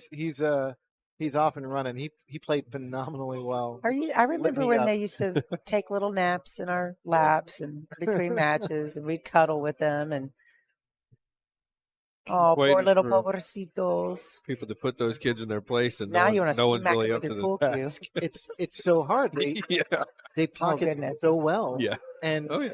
and like In the open division, I'd like to congratulate our 9 through 12 finishers, Jude Rosenstock, Jason Hartwriter, 9 Devin through 12, Henderson, Jude. and Michael Schneider. Congratulations, gentlemen. Thank you for playing this weekend. On table 3. They just announced the Sean Black ninth and Lads place Martinez. finishers. Sean and last on table 3. Table 5, Gabe Martinez and Daniel Schneider. Gabe and Daniel on 5. but those kids, they don't miss. They're Excellent just shots. getting smarter and smarter at Yep. pool. Yeah. I can still take them in a bar fight. I just remind them that I can spank them. Honestly, I'm old I enough to feel be like their mother. I feel like the edge I had 3 years ago was that they weren't that tall. Yes, Yeah. they've grown 3 feet, and one has facial hair, which is weirding me out. I'm like, you're 12. Stop it. They're like my height now. Stop Yeah. you know, growing. And so like any sort of like physical limitations they had before Yeah. are gone. Mm-hmm. And they're honestly one big thing is they're developing into true athletes too. They're both very athletic and, Yeah. and well built. Yeah. and they're in fantastic shape all around. Dude, Beautiful. that's going to serve them well going forward. I love her. Yeah. Ball control. I think honestly Nice. the sky's the limit for them. Well, they're running every junior title Yeah. right now. Yeah, I mean, And they're going to be on the Moscone Cup team in like 2026. I know I'm all old and crusty. You will not be old and crusty I in 2026. I will definitely be old. I'm kind of crusty right now. Lord. You'll be just fine, Erica. And in 2026 is honestly is not that far away. It'll 4 literally, years, yeah. yeah. That's a solid shot. yeah, nice shot from Michelle. So from 3-4 down to 5-4 up. Assuming she can. That's one of those things where like you could have rolled forward, and if Yeah. you land perfect, then it's super easy. But why play for position when you have position? Because I have no idea what I'm doing, and that's exactly what I would have done. Excellent shot. I mean, I would have janked Well it up played. so bad. I can take care of this, Kyle. Kyle likes to push the buttons. Yeah. He's pretty uneasy with us pushing Well, buttons. look, I don't look. I can understand him not letting me push buttons. I Yeah. mean, I'll push them all, Yeah. and there's no telling. Yeah. I mean, I break the microwave, the toaster. Like me and the toaster fight. I just can't get that, right toast. Always 2 burn or not enough. Darn it. My Yep. fiance wants to get rid of the microwave because she doesn't like the fact that it doesn't have buttons. Doesn't. You have a turn. It has a dial thing. Shut the front Oh, that's door. one of those fancy ones. She hates it. Fancy one. Those turn The dial dial? ones are from like no. 1982. No, I think yeah, you're right. They used to be old, but then we went buttons. But I think now the They're real coming super back. trendy ones are dials. Yeah. Oh Lord, Yeah. have Does mercy. she have one of the fancy new? Look, Yeah. that's like bringing Yeah. back And she hates corduroy. it. Things you don't need to bring back. We Yeah. don't need to remember corduroy. Yeah. Just bad I'll trade idea. her. I'll trade her. I would love the dial one. Okay. I mean, What's the I don't deal? know what I have to trade. I think I got like a white GE This is called Let's Make a Oh, Deal. no, that it's gotta- came with my house. Gonna match all the I'll appliances. paint it for her. Just pick it. I'll take her to Sherwin-Williams. We'll pick a color for it. I'll paint it. Yes, that is Yes. Gabriel and Daniel Schneider in the background. You're absolutely right. Yeah. And they're just getting started right now. Yeah, they're on the first rack. Yeah, both Martinez brothers are guaranteed at least 6th through 8th. That's quite impressive out of this field. 7-8. Yeah, 7-8.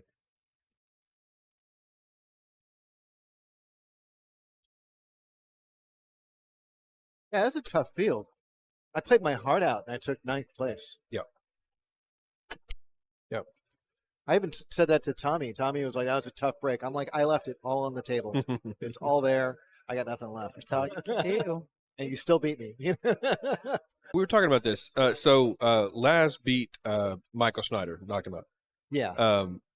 Oh wow. So his Fargo 7-2. going in was 693. So if he hits that 700 mark, who are other junior 700s in the United States? I don't follow the junior players Yeah, very but- well, so I couldn't say, but I would imagine There can't be many. that they may be the only two. I was yeah, going to and say, especially at that 14, 15 age. Yeah. Maybe maybe you add up to 18 and you can find some. I mean, 5 How many years people ago, do we have in the chat right now? But yeah, Somebody Google it. Google. Christina, they just got started, so it's zip. Christina may know. Yeah, yeah, that's true. Christina's and Christina, got since her you're in the fingers chat right on the now, pulse. you tell us if there's any other junior players under the age of 18 who have a Fargo rating above 700. I think this tournament might be enough to push Laz over Get 7. the Jeopardy You know, I was theme song going. when I got home last night, I was looking at the chart, looking at the field, and the phrase "great things come in pairs" came to mind. Yeah. We have the Martinez brothers. That's a pair. We have the Davises, James Davis Sr. and James Davis Jr. That's another pair. Yeah. We have Christmas. Oh, seven. Manny Chau and Cristopher Chris Tevez. Tevez. That's another pair, fellow countrymen. Yeah. And we have got the Schneider brothers, another pair. Okay, now you're creeping me out. Yeah. Quite a few pairs in the field. Yeah. Great shot. Nice line. Christina held it up. says not in the U.S., Yeah. but That's definitely the Euro ones. Yeah, I'm sure there are some European ones. I think Oh, I'm Better Course sure. was almost 800 when he turned 18. I know. He's an He's a animal, though. freak of nature. Yeah. I'm watching him play. He's so Yeah. good. I But just like here in the States, yeah. I just don't know if there are any other. How old is that? Oh, yeah, how old is that woman from Southeast Asia? Jessica with like a CH. Jessica. I'm not familiar. God, I'd have to. got I me. can't remember her last name, and I want to say she's from. What about Uh, Marimatsu? I wanna say she's Singapore. But Yeah, I'm sure if we go global, there are quite a few. But yeah, I think in the United States. And then U.S. I Here. couldn't tell you. I don't think anybody. Maybe in the last round of juniors that just came out, but well, I gotta Right. say with the Martinez brothers, it's they're not, already old enough. this isn't a fluke. They're 700s on raw talent alone. Oh, yeah. Like pocketing skills alone. So like the more and more they develop their games, and I'm not saying that they don't play position, they do. Oh, but I the know what you're more saying, they yeah. develop their games, God, the sky's the limit with them. I can't imagine them ending up below 800. I mean, they were playing, in this room at 12 years old Yeah. Yeah. and beating people that play on these tables all the time. Well, this is going to work out. Jennifer, I think she ended up cutting that a little bit too thin, and she got an unpredictable result, but she ended up on the correct side of the 7-ball anyway. Beautiful shot. She's a little thin.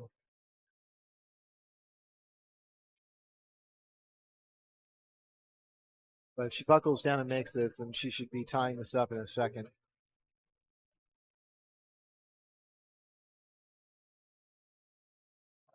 Oh, Wow. he's left Michelle work to do here. It's not as deep as it could be. I think she's got plenty of room to go rail first safely. Yeah, it's a little forward. I would go short rail first, personally. I think I'd go ball first. Really? And hit the short rail, and just draw it back. Yeah, this looks like what she's going to go for. Tick, tick, tick. Only reason I didn't like that was because the cue ball was going away from the 10. If you short rail Yeah. into the ball and you're coming around the table into it, but Well, I Expect her to think she also just played it wide to ensure that she wouldn't tickle the side pocket. yeah. Scratch. You could hit that a little bit more controlled and land below the side pocket, I think. But when you pocket like that, then It don't matter. it don't matter. It don't matter. All right, Michelle's on the hill. Jennifer's going to need to snap off 3 in a row here to I've seen her do it. claim the hot seat. I've seen her do it. He's definitely capable. Margaret and Kim are still going at it. It's 4-3 Margaret, I believe. Is that right, Erica? I thought so, but Okay. from where Margaret's sitting, now I just never know. Yeah. Just, Kim's at the table. She's got ball in hand with So 5 we'll find balls out. left. we'll find out in a minute. If she runs these out and it's over, then we'll know who was We'll on. find out in a minute. So did Joey Tate is close at 685, Christina says. Okay. I've heard the name. I don't know where he Joey sits out. Joey Tate? Tate, Yeah, that's like He's like, yeah. Little Laz's nemesis. I think. I Really? Yeah. You're right. The two of them go back and Back and forth all the forth. time. Yeah. I know. I'd be interested to know what Joey Bourgeois score was. Progress score was. Joey Bourgeois. Yeah, Yeah. he's always been around under 600, 700, I think. Yeah. But I don't think he's under 18 anymore. when he turned 18, Not- I I think think he he was just maybe turned 660, something like Yeah. that. He's a really good player too. I Yeah. really like watching him play. Yeah. You beat him once. I did beat him once, yeah, in San Antonio. He's a really nice kid, too. Nice He guy. is. He is. He took it on the chin. it's like, okay, fine. Yeah. Yeah. Well, we're not always the best losers. Like that's just par for the course in any Yeah. sport. I don't know. I try to be. I feel like that's the one aspect you can really control. Yeah. But A lot of us do.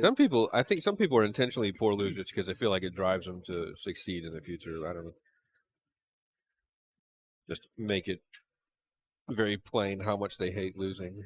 Jennifer's looking like it's going to jump this. Let's. I Ooh, must say. that's an aggressive play. She's definitely jumping. That's a hand shoe jump cue she's got on. Real nice effort. You make the 8 in. ball. And the 6 does not have a pocket. She is not rewarded. Looks like Sean Black's up on last right now. 3-0. Kim has gotten the 9 ball down and has a shot at the 10. So we're about to find out. We're either going to be Hill or Kim's going to advance. Another look at that. Landon Hollingsworth.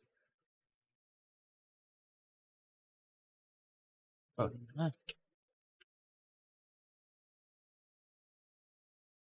So with Daniel and Gabriel, they're at 1-0 now. Do you know who got the 1? I don't. Kim won it. So Kim All right, got so Kim eliminates Margaret. 5-3. And you said in what, 4th place? for Margaret? Yes, so Margaret got 4th. Correct. Good tournament for her. So top 3 is Kim Sanders, Michelle Cortez, and Jennifer Kraber. not surprised. Yeah. Hashtag surprise. No. Okay, so Jennifer's fallen a little bit on the wrong side of the 7 ball here. It's going to be difficult for her to get on top of the 9, I think. Just trying to power through. Oh, look at with a that. nice draw stroke. It Beautiful did it nicely, shot. Yeah. Really beautiful shot.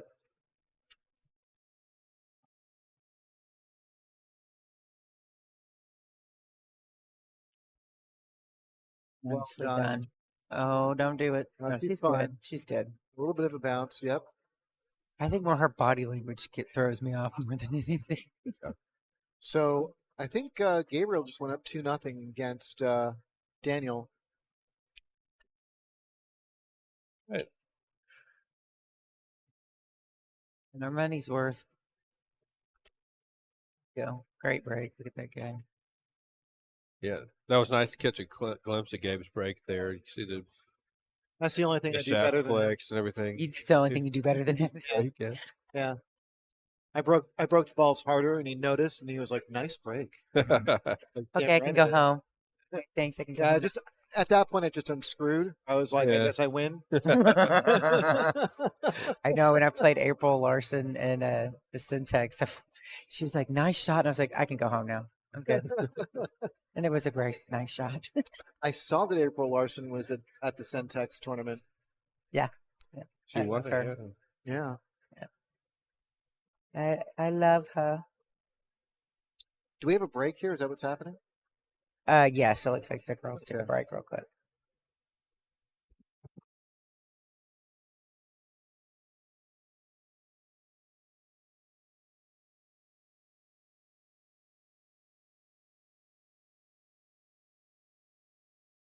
Are they not doing a Sunday weekly today? I doubt it. Doesn't look like it. Yeah. What time does it usually start? 2:30, Okay. Yeah. 3 o'clock. If they had, they might hold it. If but I think that's the tournament that usually gets eliminated whenever there's any sort of event happening. Yeah. usually. The other weeklies they usually try to have regardless of what's happening.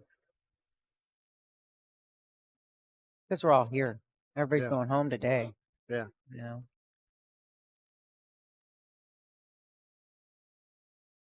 Make it worth staying the night. It's good stuff. I mean, like, all we got to do now is knock down that wall and tell the vape store to leave. Get out. We can get like 10 more tables. And can we please remove the bird tree? Oh my God. Yeah. Because the bird tree, Yeah. The bird. Oh, the bird tree. it just showers Yeah. you in bird poop if you Yeah. park under that tree. It's just an entire parking spot gone. I have a the bird trees a car wash pass. I get like unlimited car washes. per month. Yeah, yeah. So I'm like the only one that's like, I'll park there. I don't care. I'll park there because I have a bird in my tree at home that likes to destroy my car Ah. before I get here. And I'm like, what's one more spot? Just everybody have a party on here. Just go for it. In my neighborhood, we have a cat that likes to sleep on my car. Like, especially during the colder months. Mm-hmm. You know, I'll go. You gotta watch. They get might my get in car. your car wheel. No, run over no. kitty. The moment I step outside, she Takes is off. out of there. Yeah, but I'll see footprints like all over my car. Paw prints. 2-0. Daniel Gabe looks like 2-0 Gabe. Yeah.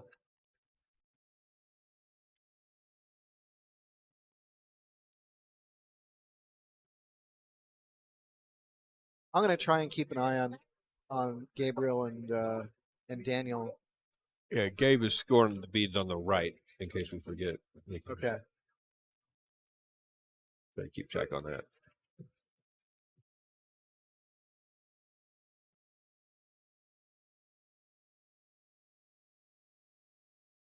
And Laz is on the board against Sean. He now trails 1-3.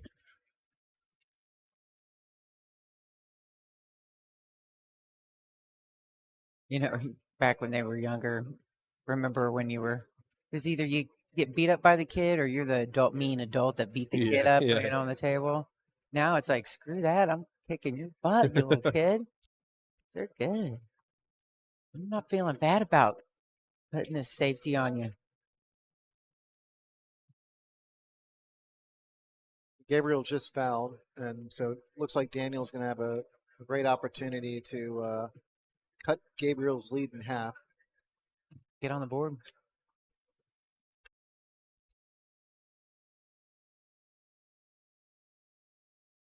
Right after the break, since he's going to push.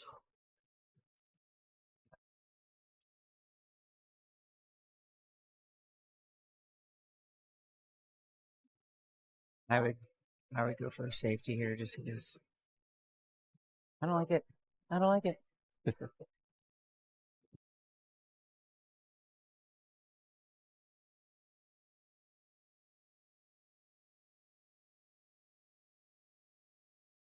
9-3. And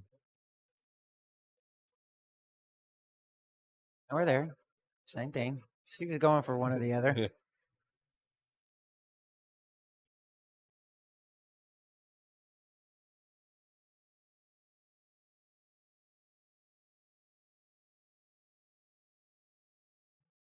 On the board. Yeah, Daniel's on the board. He is now down 2-1.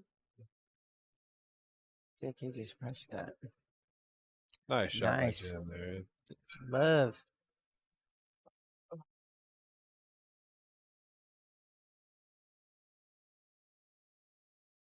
Daniel's breaking right now.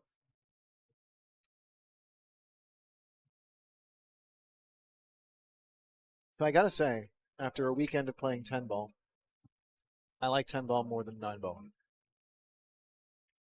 Meaning, I might. Okay, go ahead. well, Go ahead. meaning, Okay.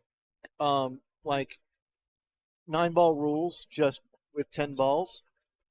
I think that should be the game of choice.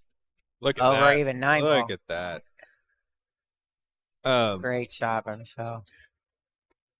Okay. Hit that. Yeah, I want to let you finish your thought, Jude. I think that, like, when it comes to open tournaments, pro tournaments, I think that we should do away with 9 ball completely and play 10 ball with 9 Modified, ball rules. yeah. Modified 10 Now, ball. if we want to have like another tournament where we're calling shots with 10 ball, that's fine. I'm not talking about that game specifically. But instead of 9 ball, But I'm we do saying 10. like there should no longer be 9 ball. Look We at should this be playing 10 2-round kick ball. from Michelle This after is Jen beautiful. saved her. Boom. The C Perfect. shot. Yeah. Yeah, perfect. Nice job. Get a Yeah, little I don't love feel there. A comfortable little bit of love. really judging 10 ball yet because I don't have a good 10 ball break. I think I have a great 9 ball break. I love my 9 ball break. I have a garbage 10 ball break. And I'll probably enjoy the game more once I figure that out. Well, I'll tell you this. I mean, in this tournament, I played 1, 2, 3, 5 matches. Okay. And I probably had 3 or 4 break-in runs total. Yeah. Had this been like a 9 ball tournament, I'm probably like going to be significantly higher. Like if I got 1, I'm like jumping around doing cartwheels. And my opponents, I played James Davis Sr. and I played Tommy Tokoph, and neither of them, I think, had any break-in runs against me. You know, nearly all of the games had some exchange. There was some safeties, some kick shots, and I honestly feel like that is a healthy game to play. Where both people get opportunities to shoot, and you can break and run. It's perfectly possible. No one's saying it isn't. But it's much less likely to like get up there and make 2, 3, 4 balls and get position on the low ball, as opposed to 9 ball, where these guys are making a ball in the break almost automatically. Wing ball. And they're wing ball. playing position on the 1. Like it's the top players in the world are breaking are breaking and running at least a quarter of the time, sometimes even like as high as half the time. Jen scratched there. At the last 9 ball open, I did watch Shane Bamboni put a 7-pack straight, breaking runs down. Yeah. Just one right after the other. We were like, wow, well, Yeah. then there's that. So those are my thoughts. I agree with you. I mean, Yeah. You're right. This rack is hard to break and get good ball position, so it leaves it kind of not always 100% a given. Yeah. Which I like. I just It feel like gives the people break like is me an less opportunity. important. Yeah. I mean, if you have a great break in 10 ball, that's awesome. But so many people don't. And Oh, I was terrible all day, all weekend. and the game ends up having some exchange. And I think that's a good thing. I like that. Yeah. Yeah. It makes it exciting. Or like chess. Yeah. So I'm all for 10 ball.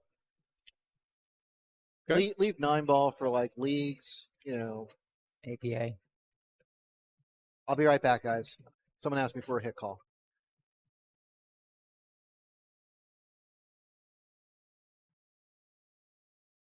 Yeah, don't talk to me about that. Nope, above my pay grade. And I'm a tournament. Nope, too fast for me. Call somebody else. I had one yesterday and I videotaped it, and I was like, no, it was good. Thank God for smartphones. Yeah. Because I had to watch a shot between Mika Immonen and Johnny Archer, Oh wow. and at Mach 9.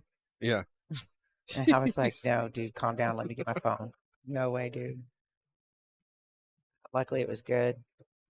Talk about to pee my pants, and they were on stream.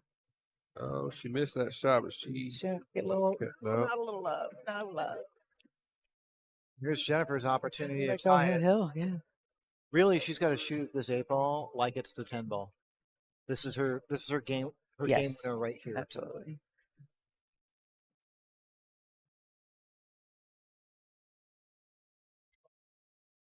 You mean like that? Yeah. It would have been a little bit nicer if she pulled it back just a little bit further, but she should still be able to control this. There's a couple of ways you can handle it. You can roll forward and use inside and spin out, Mm-hmm. or you can like punch it. You can also do You that. can do that. That's That fine. works. She may not be happy with this, but But it works. she's fine. Yeah. Yeah. Actually, It's down shooting already. she's fine. Yeah. Oh, no. Oh no. Got it. Oh, she went up. So she's conceded the 10 ball. No. Michelle Cortez goes on to the finals. She's got the hot seat. And Jennifer Kraber is going to have to play Kim Sanders for the remaining seat in the finals. Great. The match behind match. that, Daniel Schneider has tied it at 2 with Gabriel breaking, and we have Sean Black, who's now up 4-1 against Little Laz. And I can't see much else going on around the room. We've got David Wiebelhaus, and I think he's just practicing. What is he doing over there? Yeah, I think Yeah, they're so. waiting. Yeah, so Yeah. that's it. I think Those are we're the waiting 3 for tables. Yeah. Our open division match on this table here. Yeah. We'll put Nice. the winner side up over here. All right, guys. Well, I'm going to sign off and Okay. go. Now I'm Rosie going to take my Reynolds. seat back. And No. Thanks so much for letting me hang out. Thank you for joining us. We really appreciate it. And this candy looks awesome. Is there Yeah. chocolate? Thank y'all for the gifts. So she didn't do no purpose. Oh, what you didn't hear was Eric had said that there was that they left us Swiss chocolate, and Michael was like, "Ooh, Yeah. you know why? You know A why? taste of home. Because Europeans don't believe that we have real chocolate. Or wine. Yeah, they're like, this is not chocolate. Yeah. Yeah. Yeah. Like Hershey's. It's hard to argue with them. Toblerones are fantastic. Hershey's is like 10% chocolate. This is not Yeah. chocolate. Ghirardelli makes fantastic chocolate. Yeah, they do. That's world class. Can you dump this over the railing for me, please? Yeah. I'm sure that was close. All right, let's take a look at the bracket here. Okay. Kyle, can you pull the bracket up?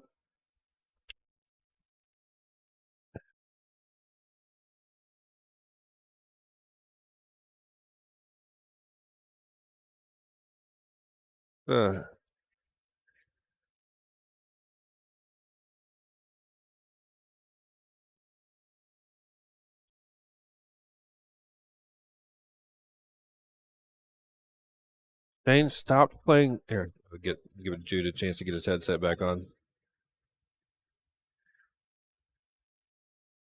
Oh. Is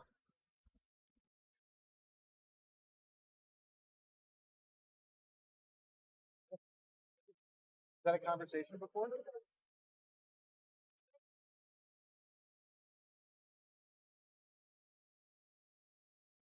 So Christina's continuing our discussion about her previous comment was that not having a template rack makes it a lot harder to have a controlled break in 10 ball. And then Shane stopped playing the U.S. Pro Series events. That is a weird decision, in my opinion. I don't understand why anyone, even like within 50 points of Shane Van Boening, Right. could pass on the Predator Pro Series. Yeah. Yeah, that's a surprise. Yeah. I think he's taking a stance that just isn't really worth it. He's the only person who's going to pay the price on that. I do think having the ref rack causes issues. It's come up before. There was a Chinese event that Jason Shaw played in, and surprise, surprise, Jason Shaw made a big issue out of it. He had him. The tour, I think, was even sponsored by the ball producing company. It was maybe Dynaspheres. Yeah. And Shaw was convinced, right or wrong, I don't know, that one of the balls was a different size, and he just could not get a rack that he was happy with. So we had to have the title sponsors swap out their own product live on TV, and I think they ended up playing with a different brand of balls. It was a big issue. I don't know. The way I see it, like And that was Shane the Van ref Boening has an 830 Fargo. Yeah. You know, I could make up a game of pool. I can call it Jude Pool. Yeah, and yeah, be yeah. like, I'm going to make up the rules. Yeah. And I might even make up new rules while the game is in progress. Yeah. And Shane Van Boening is still going to beat me. Yeah, yeah, we've You know? seen that. I mean, yeah, I agree. And so I don't understand how, like, the best player in the world, and oddly, the second best player in the world too, and the third best player in the world. Well, actually, Josh Filler, I think, does attend those events. I'm not quite sure. Yeah. Yeah. Yeah, he does. But Jason Shaw doesn't. So Shaw and Van Boening are passing on these events, and I don't understand that logic at all. Yeah. Seems like they're adding a lot of money. Yeah. They seem like a lot of fun. Jude, I think you were playing a match when this happened, but Nicole came over and dropped these gift jars off. I saw that. She told me not to eat Very the sweet of them. stuff over there. And they even got one of these cool tip tools in here, similar to your Gator thing. Really? Oh yeah, I'm pretty sure that's what this is. So yeah, Nancy looks like Nancy, 2-2 on. Yeah. Is that that's Gabe. That's Gabe. Gabe. Gabe and Daniel are tied 2-2. Laz trails Sean Black 4-1. Is there chocolate? I haven't looked through that jar yet. That looks like chocolate. Yeah. I like chocolate. If you guys want to donate chocolate to the stream, We'll work for chocolate.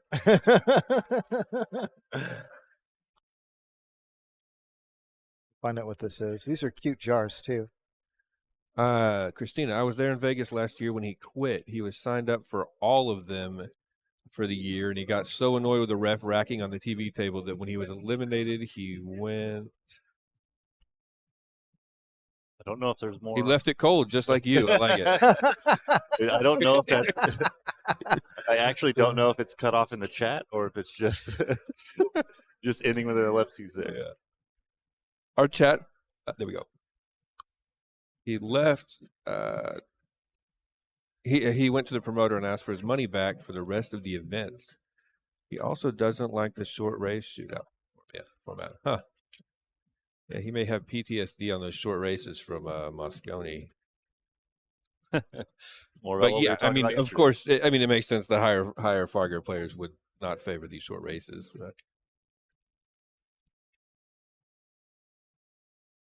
That's interesting. Well, the truth is the Moscone Cup is successful because of the short races. The short races make it exciting from the very beginning. Yep. And as much as these players may enjoy playing these 100-game marathon matches, the fact is, who the hell wants to watch that for like 90% of it? Yeah. You know, like... But outside of the people who have money on it. Yeah, if you don't have money on it, then like the first 150 games are like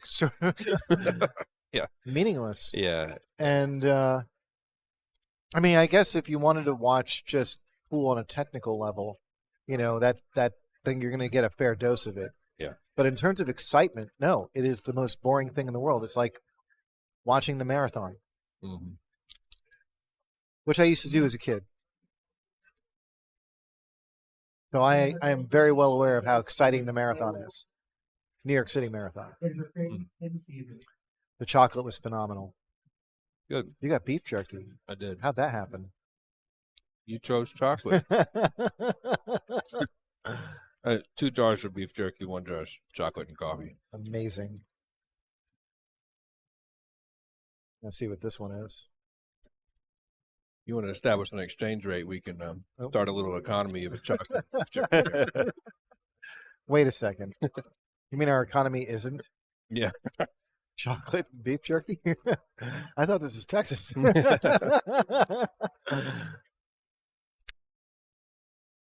that case, let's make it ribeyes. Yeah. Yeah. So, what do we have coming up here? It looks like it's going to be Chris Tevez.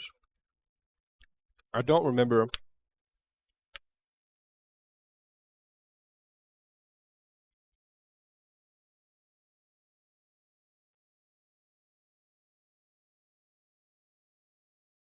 I don't remember who his opponent is. It looks like Tommy Tokoph.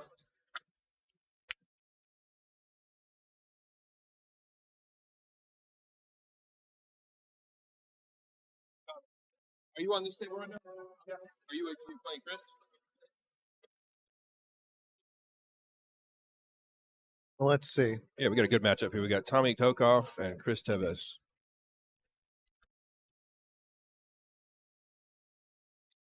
I've got the brackets right here.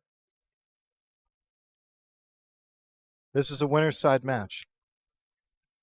Yes. So Tommy Tokoph, Cristopher Tevez. Dude. Yeah. Watching from Hershey, Pennsylvania, I would have donated chocolate to the stream, but you called it fake chocolate. That's how you start controversy. This is how you get it going. The pool is secondary. Don't insult their That is so funny. Their town's namesake chocolate. Don't make that the first poll of the day. That is awesome. Thank you very much. Yeah. Tommy Tokoph. I typed in Tommy Tokoph and I realized maybe his name is Thomas. I think he's in there under Tommy, isn't he? Tommy has a 719 Fargo. Yep. And Cristopher 762. is at 752. 750.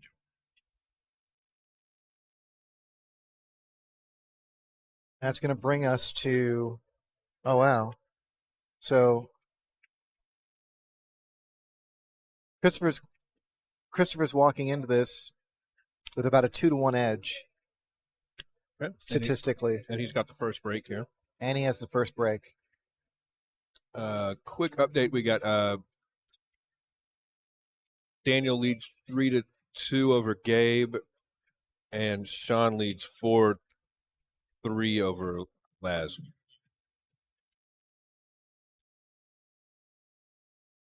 And that rounds out the field. I think the winners of those matches are going to play. Well, where's Manny? Manny should be in there somewhere. Yeah, Manny somewhere in here. and Dave Wiebelhaus are playing another A-side match right now. Oh, yeah, I see. Dave Wiebelhaus beat Little Laz. Yeah. Oh, I didn't know that. Mm-hmm. Yeah, he jumped out to a nice lead, and Laz fought back, and I think he took it on the hill even.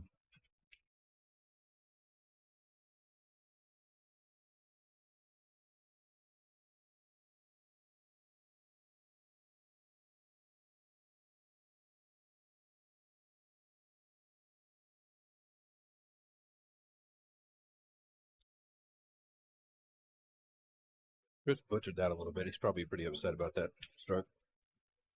Yeah, he's a phenomenal shot maker. I expect Tommy to be more of the defense oriented player. I just got off playing Tommy, so I got to see his game firsthand. Thank you. Wow, I took the biggest piece. This is the only piece I need. And Tommy's also an excellent shot maker, but I think he's more prone to playing defense. Mm-hmm. Yeah, the word Sean used yesterday about Tokoph was methodical. That's a good word. Yeah.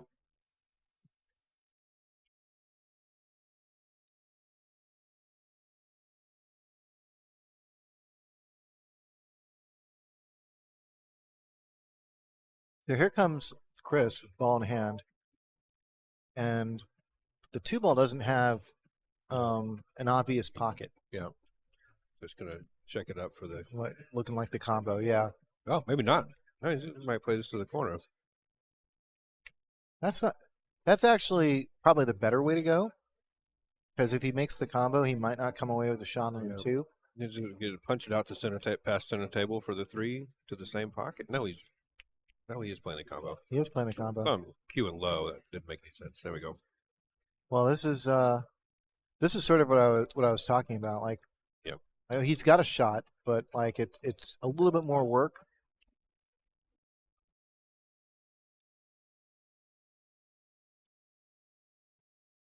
Handles it expertly.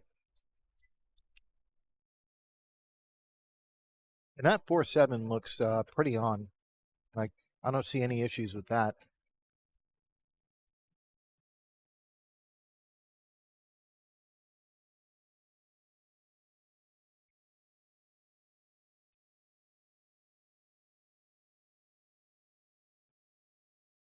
Really, the only issue I see at this point is he has to get on the 5 ball well. There's no there's no playing around. You can't be lazy about the 5 ball. And he's looking at it right now. I think he would have wanted a slightly bigger angle, sort of play the 4 and the 5 in the same pocket. But I don't think he's going to have quite that option anymore. So I think he's looking at playing it in the top right corner. Yeah.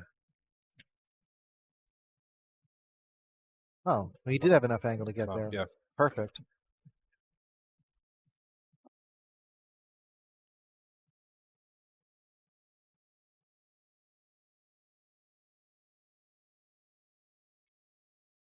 That's perfect.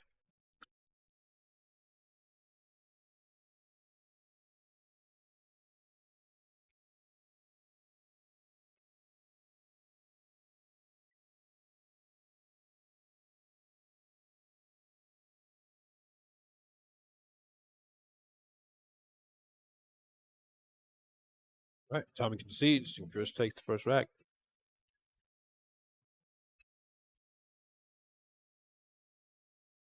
Well, I I haven't gotten.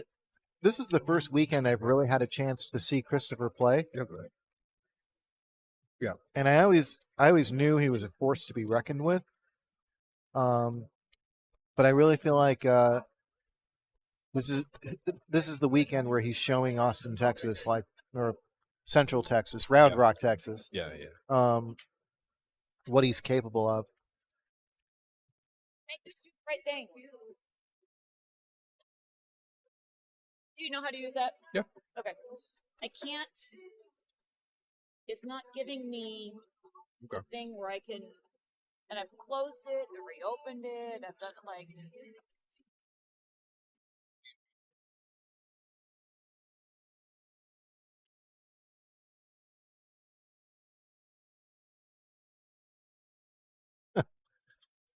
We're experiencing some technical difficulties with the brackets.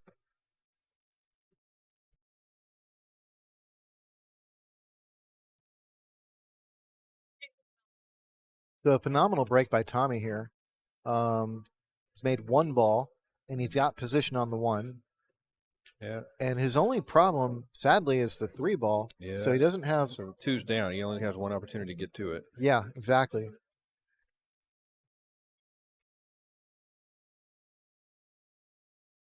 I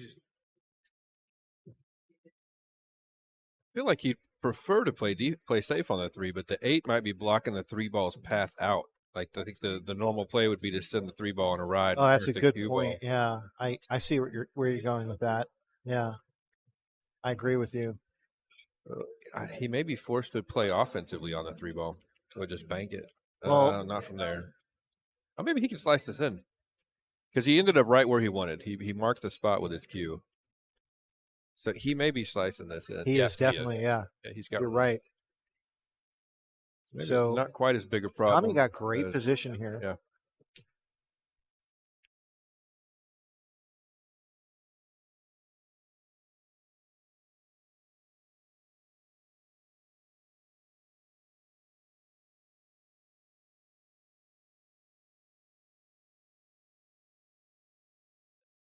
The only problem is that because of the 6 ball being there, Tommy's going to be limited to taking a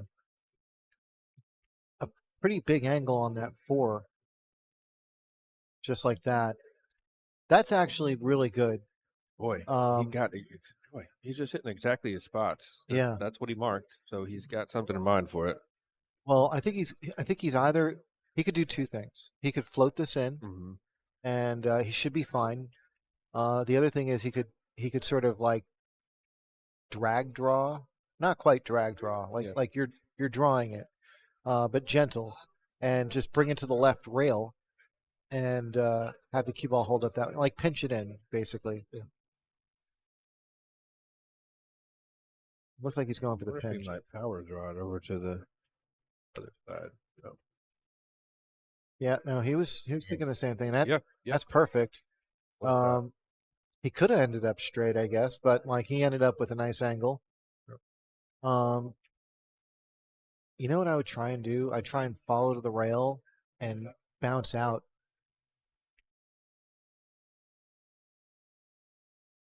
But he chose to play it right on the rail, and that's fine. Like either is going to work fine. I was just thinking like it'd be nice if you can use the side rail, the right side rail to get position for the 7. But that inside angle works too.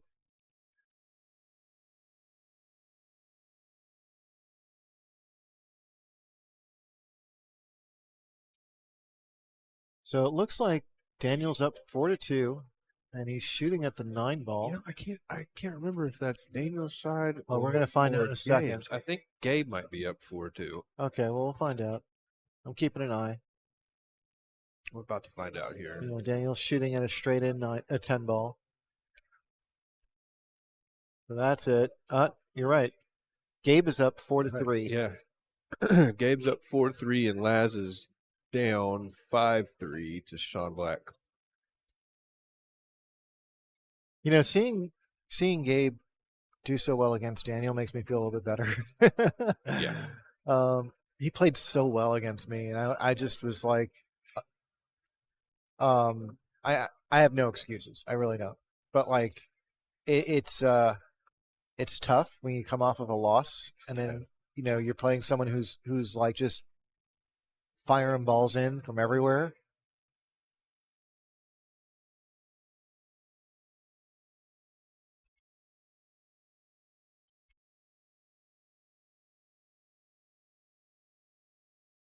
Good shot by Tommy, and he's gonna get position. He might have been playing like position for both the side or the corner, whichever one looked better at the end, and that's a perfectly fine way to approach it. And he ended up like perfect for the corner.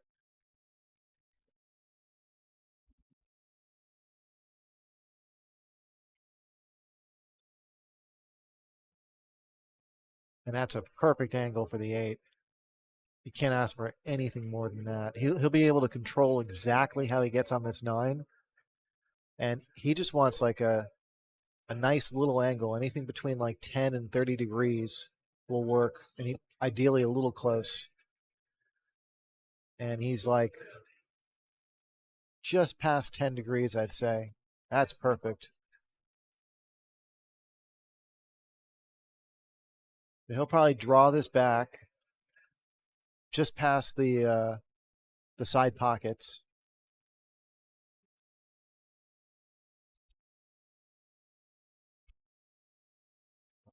Yeah, what a response here. I mean, this was a break. This was a technical break and run. Yeah. This is how he played against me. This is what I had to deal with. By Tommy. Yeah. Nice work. That was pretty.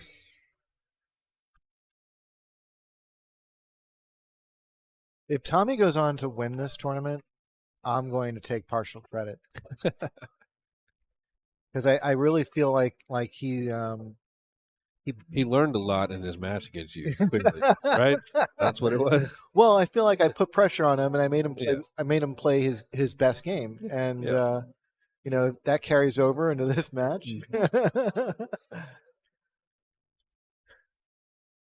Turns out his best game is better than my best game.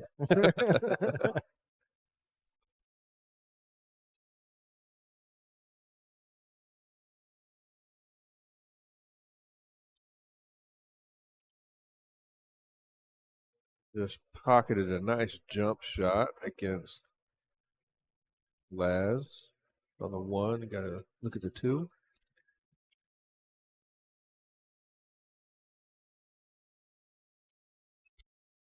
Oh, wow. What a break. Jeez.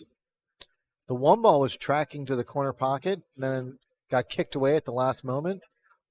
Did he make a ball? I think he made a ball. Did he? 6 balls down. Yeah, 6 down. But he doesn't have a shot.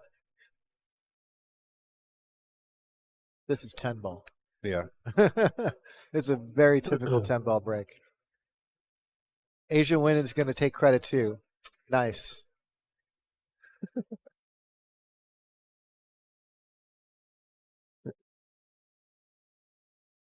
I take it she may know Tommy a little better than Possibly. I do.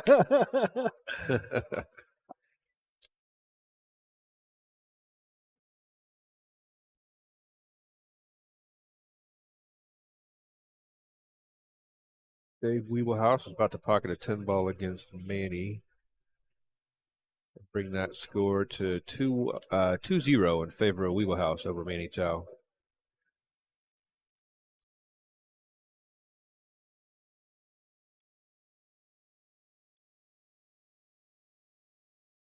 Tommy took on the bank. Yeah, I don't know if he was actually playing the bank. I think he was more playing safe there. It just ended up hanging up in the pocket.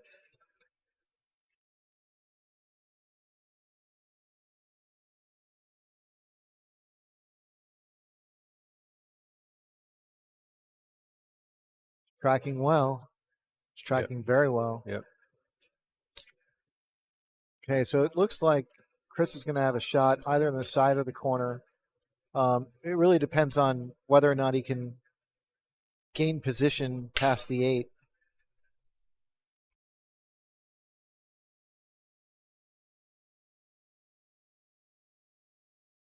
I guess you can just go further up table.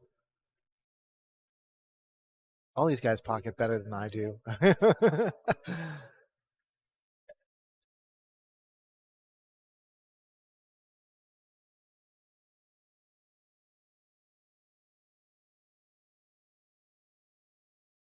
Excellent shot by Chris. He's going to fall a little flat. And Yeah, he's not real happy about that. no. Body language let us know. He's going to take a long look at this four ball. He still has options. The 5 goes up table in the upper right corner. It also goes in the side pocket.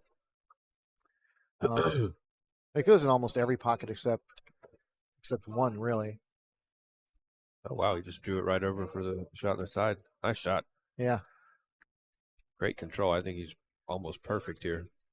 Yeah, I mean he's going to have to touch that rail and come back up again, but I think he'll be fine. Yeah. Got Nicole in the booth with us now. Hello, gentlemen, How are you? ladies and gentlemen at home. Thank you for having me. I kind of elbowed my way in, but you know, I do that.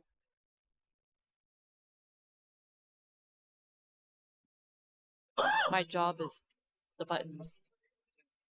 All right. Be careful because Kyle gets very sensitive about the buttons. I will not push his button. Don't push the big button. I will not push his button. That's the important part. So he fell straight on that 7, which means he's going to have to shoot this long shot on the 8. Yeah. So what looks like a fairly routine open rack is turned into a bit of work for Chris. He's fallen flat twice now.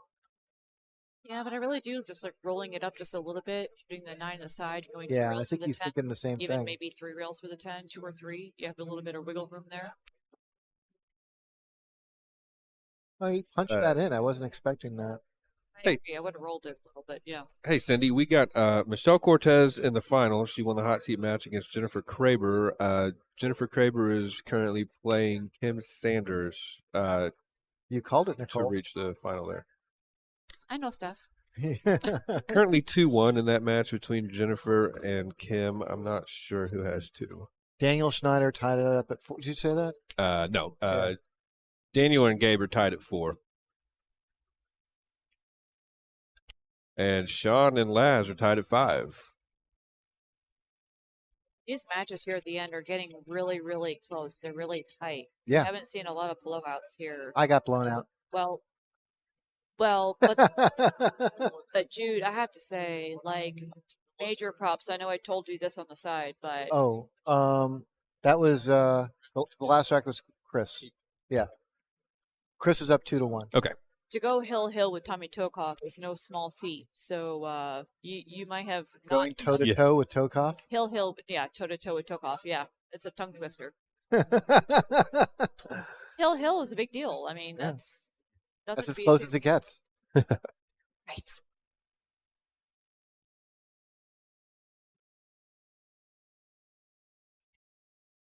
Oh, that's a phenomenal break. 9 down. Yep, 9 in the side. He's not going to have a look at the 1, though. No, he is not going to have a look at this one. Boy, you got 6 there. It's hard to find a good push spot. No, there is no good push. That's it can be the most frustrating part of Yeah. pinball. Anywhere he pushes, he's either leaving a shot or he's leaving a safety. Yeah. Necessarily. I mean, if he can get that one ball down to where he leaves a bank, like, it's a safety if he leaves it out. But if he rolls the one ball past the 5, you can't. Cutting that one ball is really hard. You can't bank it because the 5 ball's in the way into the side. Yeah, he's gonna curve around it, I think.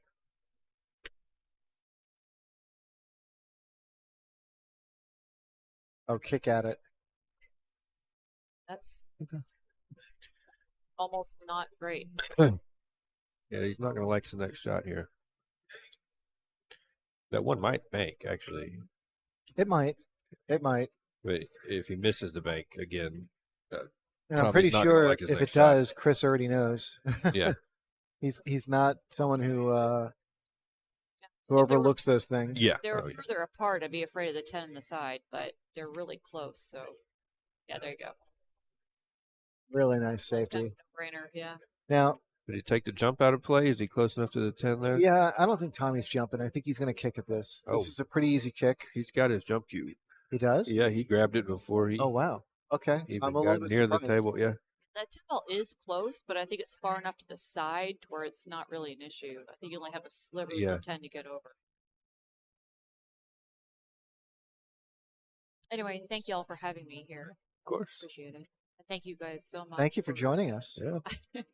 Thank you so much for streaming this event. It means a lot to me. I cannot express how grateful I am that Erica and I both are. We're having fun, too. Yeah. It's our pleasure. Kind of concerned about the scratch in the corner here if he catches this one wrong. I'm really curious. It's got bottom on it. It's gonna come back and hit on the top. Yeah, there it is. Wyatt, you pegged it. You got it. You called it. Yeah, I mean the draw only helps if you hit the certain spot on the cue ball. You know, if you hit the wrong spot on the cue ball, then I'm sorry, on the one ball, that you're just drawing straight to the corner. It's definitely I've been kicking more lately. I mean, I'm not a very good jumper, so maybe that's part of the reason why. But I think kicking is underrated. I think people, I am completely in that boat. I love kicking. I think a lot of people reach for their jump cues a little too quickly, and jumping has risks. I mean, kicking has risks too, but I feel like you can mitigate some of those risks. Well, the more rails you add, the less risk you have involved. Yeah. If the path is there. Yeah. I think You can at least control the speed. To get a jump shot, you have to give it some giddy up. And with kicking, you don't. You can kick any speed you want, so long as it reaches the rail.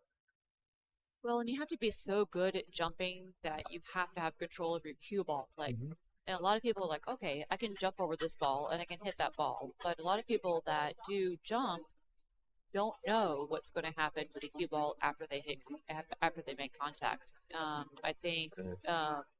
But Tommy does both really well. So I think that he made a calculated decision there. Decided he could make this jump shot, so he went for it. But I also know that had he kicked, Wow, what a shot there. Chris ended up flat on that 4-ball and was forced to come with a big stroke, forced a couple rails around for position to the side and hit it great. I'm also confident though, had he kicked, he wouldn't have sold out.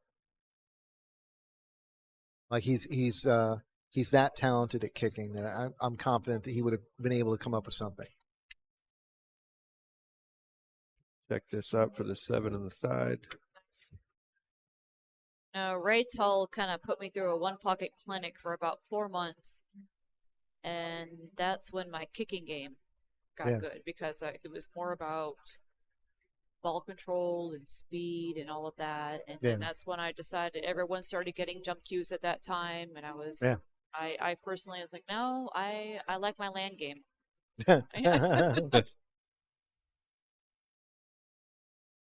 Well, I mean, like, you still need to learn how to jump. It's still super important. And the people who jump well, that's an incredible asset. Like I've seen so many players, like, including players in this room, who jump to make the ball, who jump to get position. They're just... Nice job from Chris there. Close that rack out. Take a 3-1 lead. Very nice. So, yeah, Jude, case in point, there's a gentleman in here that does not play in these tournaments, but he plays a lot of 3-cushion, Casey Cruz. Oh, yeah. He can jump and put that cue ball pretty much wherever he wants. Yep. At will. Yeah. Yeah. He is really good with it.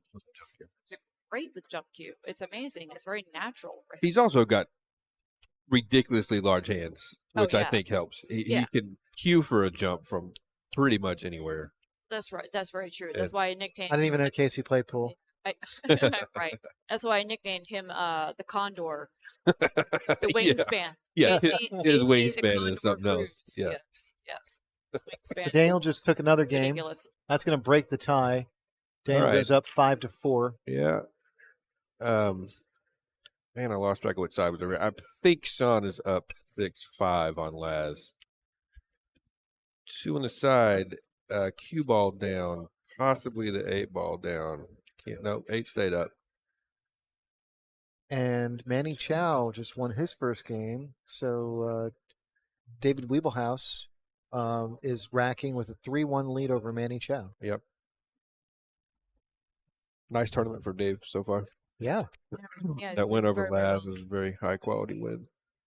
Absolutely. That is no easy feat at all. Wiebelhaus is a good player. Mhm. I always want to say the Weeble Wobble commercial. Yeah. Weebles wobble, but they don't fall down. Yes.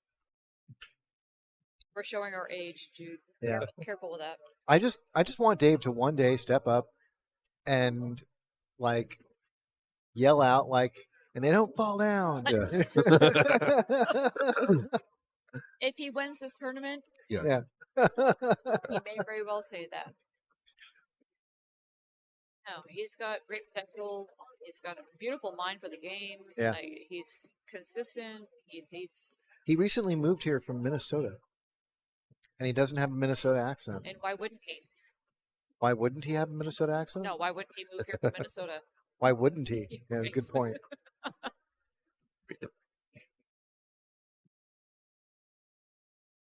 It's so cold up there. I've never been told that I was not loud enough.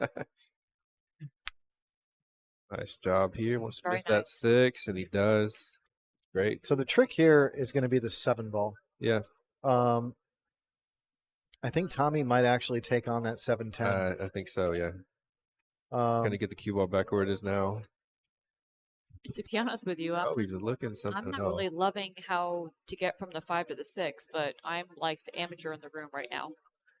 Look, I think he's got a little bit of an angle, so I think he can catch that side rail and get it out. I think he'll be fine. Or he could do that. Yeah. And now I think the prospect of him going for the 7-10 combo just went up a notch. You know, I'm from where I'm sitting. I'm looking at force follow, and you could very well get up here He's trying to get under it, yeah. and hit that top rail and shoot that step right. I think he's going to force follow and come back up table with a 7. Interesting. Surprised. Or is he drawing? Maybe he's rethinking. I think he may just park this. No, he's going to stroke it. Don't let that spin. Yeah. Well, he's got options here. Yeah. That 9 ball sitting real pretty for some defense. It's a little far away at like almost 2 diamonds, Yeah. but He's going to do the Kim Sanders cut down the rail. see what yeah. Or the bank. Well, Beautiful yep, bank shot. name that after him. I love that The shot. Tokoph. Yeah.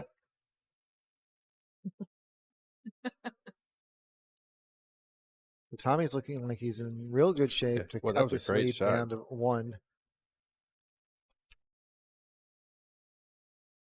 I think he's overcooked it. Oh, yep. Yes. Okay, well, this is still not a big deal. He's still like, and he's acting like he's in control. He looks very, very comfortable. Yeah. Yep, he's fine. Oh, I got a hi, Nicole, from the chat. Thank you, Christina. Oh, yeah. Miss you.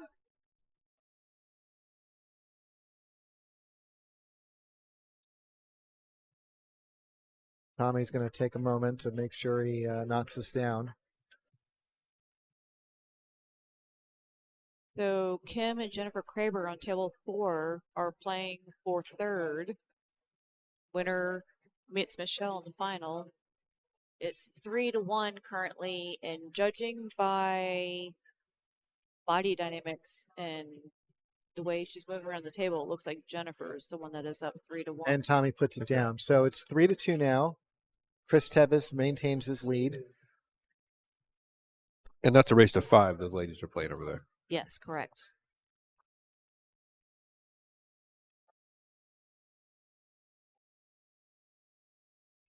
Daniel leads Gabe 5-4 now. Laz and Sean appear to be done. I think Sean won that match. Sean beat the kid. I think so. Oh, Not rude. confirm.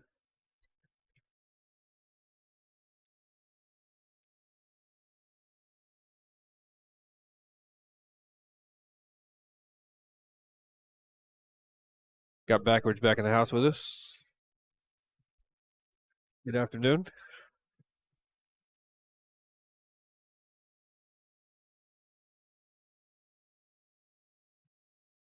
Yeah, Sean did win that match on level 3.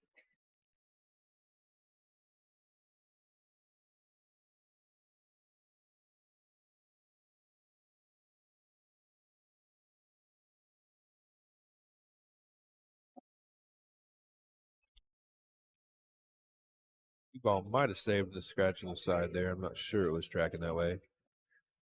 Hey, if it did, that 3-ball really helped him out. Right? Save the scratch and get on out down on the pocket. You get on this 2-ball really, really easy. Now, it's a Take a bit of lot a of- narrow window between the 6 and the 4. But it's so But- natural, though. Well, he might have to spin into it a little. He's going to have to check this up with inside. Yeah. If he can do it, though, the reward is huge because that 5 is just. Wait, no, he has to go to the 4 next. Yeah. So, well, No, he's still in good shape. Like, yeah, he can. It's, what he's aiming to do is try and get as straight as possible on that 2-ball without getting hooked. Well, really, and all he has to do is hit the window. As long Yeah. as he hits the window, he's straight enough for the Yeah, 4. and he'd So- be able to roll the 2 in, and he'll have a good angle on the 4. Like, this is the critical shot right here. This is it. No, this is the game shot right here. Yeah. Yeah. Hitting it with the bridge. That's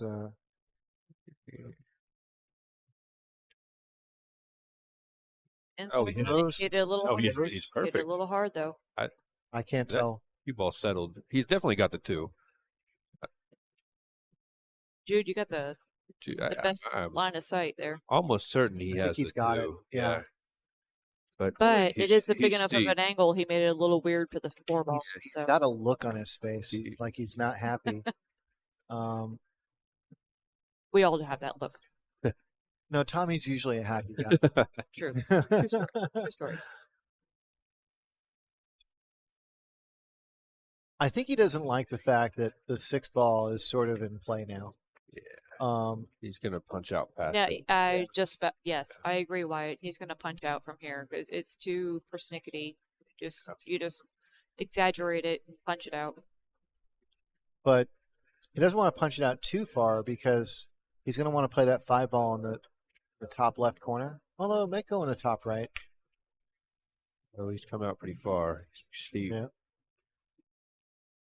He can go. He might be can go looking 2 at a rails. 5 in the, yeah. Go 2 rails. For Yeah. though. He's looking at 5 in the side now. Yeah.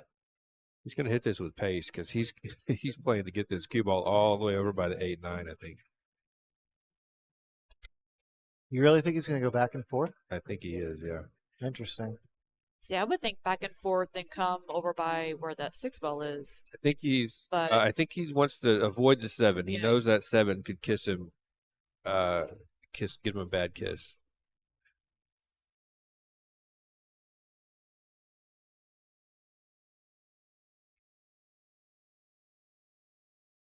Yeah.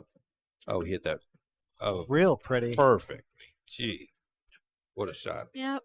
He looks like he's very close to straight, so he should be able to maintain a really good angle from the 6 to the 7. And then it's just a matter of I don't see any problems. Yeah, just hold this one, follow the 6-ball. just a little. Shoot the 7 on the side to the right, so we can come around for the 8. That's what I'm This right thinking. here is like the most important shot of the rack. There you go. Different. Now he's dead perfect. Like, can't ask for much more than that.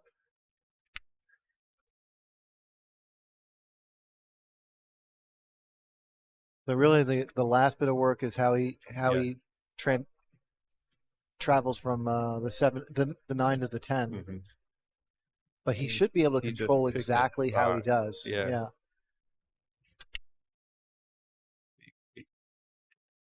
That's perfect. Good, yeah. Yeah, he's going to aim for that first diamond. 2 rails?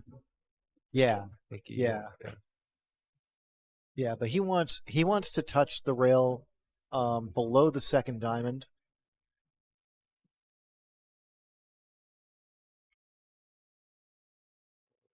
He came up shorter than I thought. I thought he was gonna. Oh, He'll be fine.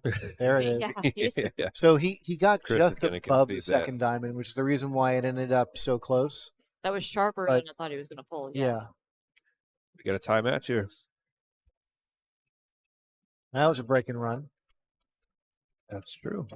That's 2 for Tommy. I think he's broken both of Okay, his. well, both of tell his him to mark it breaks. down on the sheet. He'll get 2 patches next week. If he wants a pin, he'll have to mark that down. Christina, I think Daniel's on 6 against Gabe on table 3, and he's at the table. Gabe played defense on him. He's kicking at a 2. Who's up over there? I believe Daniel is. Okay. Gabe got up early, and then Daniel came with it.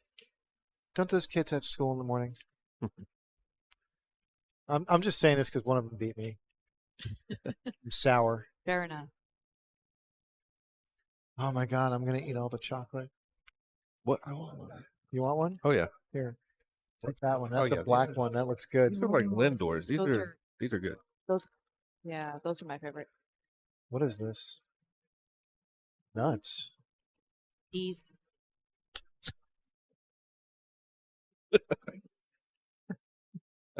Anything down on that break? 1, 2, 3. Nope. There's coffee in there too. Nice. Yeah, but I can't eat coffee. Sure you can. So who got the tip tool? Is I that did. Kyle's? Oh, you got it? I did. You got the tip tool? Oh. All right, good. All right, cool. I already have that exact tip tool. I'm happy for you. No, well, he was gonna get it, or I guess he could have fought Kyle for it.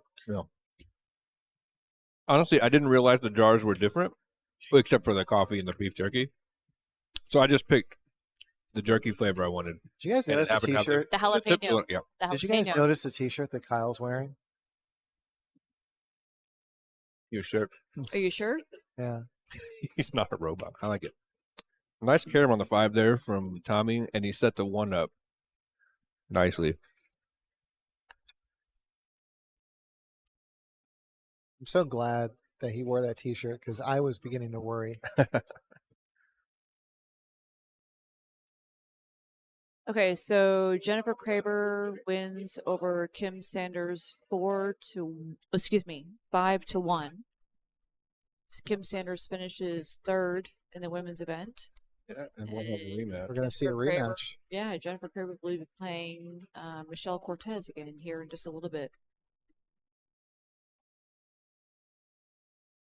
Curious how aggressive Tommy gets here. He tries to. Uh-oh. That's a problem. He is not gonna like this. You think? Yeah. Sorry, I apologize. Couldn't help myself on that one.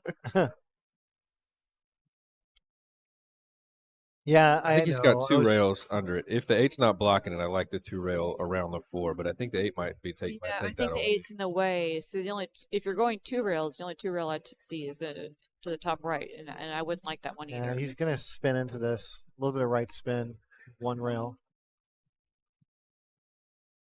Oh, is that going to have the pace? Yep, It is. barely. Nice shot. He almost got the safety there. Yeah, Like if he had hit that just a little bit to the left, yeah. a little bit lower, then that cue ball freezes up on that 3, and we're hitting the replay button.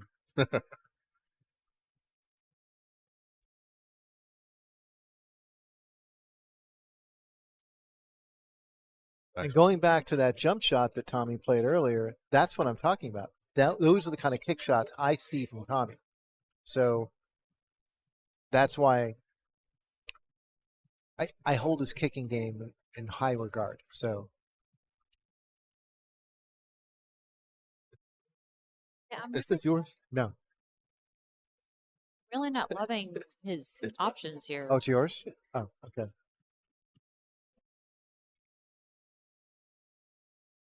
I think he's going to try and sneak the 3 past. Oh, no. He's playing the combo. And, Dude, that was really tough. well, he hasn't completely sold out yet. You playing the carom or the combo here? I think Tommy's going to... I think Tommy Gotta should play play the combo. Yeah, but I agree. The carom is easier. Yeah. The combo is a smarter shot, though. Yeah. Yeah, and he's hitting it so thin. The cue ball should lay up. Oh, wow. Ooh. Oh, I was certain he was going to play the combo. Yeah, agreed. The position was a little bit harder to hit it just right, No, yeah. but it was a smarter shot because if you hit that, then you were guaranteed out at that point. Well, for him. I'm a little surprised he shot that so quickly. Well, but he's feeling really good. He's playing like Yeah. he's feeling good. He feels Yeah. really confident at the table. Yeah, It's one of yeah, those things where you don't want to yeah. overthink it, and Yeah. that's what happens to me. If you start overthinking stuff like that, you talk yourself out of it. But I think he just got a little bit ahead of himself, which is extremely rare for him. Yeah. 4 to the 6 is really the only problem, and it's not much of one.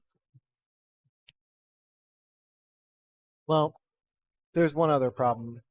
Not really a problem, but there's one other challenge. The 10 ball is not exactly in the greatest spot in the world. Yeah. Yeah, but where the 9 ball is, it gives a lot of options to get to the 10 ball. It's like the 9 ball is on the rail Yeah. or stuck somewhere, or just going to come back and forth. If you were to pick a random spot in the table where you wouldn't want your game-winning ball to be, Where I would not want it Yeah. to be. 1 diamond away from the side pocket has got to be like one of the worst, one of the worst True. places. For me, it would be frozen to the side rail, just outside of the side pocket. Is the one place I would ever, Yeah. would never Yeah. want my Oh, 10 it gets ball worse. to be. It gets worse. But of all, yeah. there's a lot of spots in the table where like misses happen, and Sure. and that's sort of one of those spots. So 3 rails. yeah, I think he's going to have to go 3 rails. Yep. Easily. Yeah, I I don't got necessarily want to be straight on this.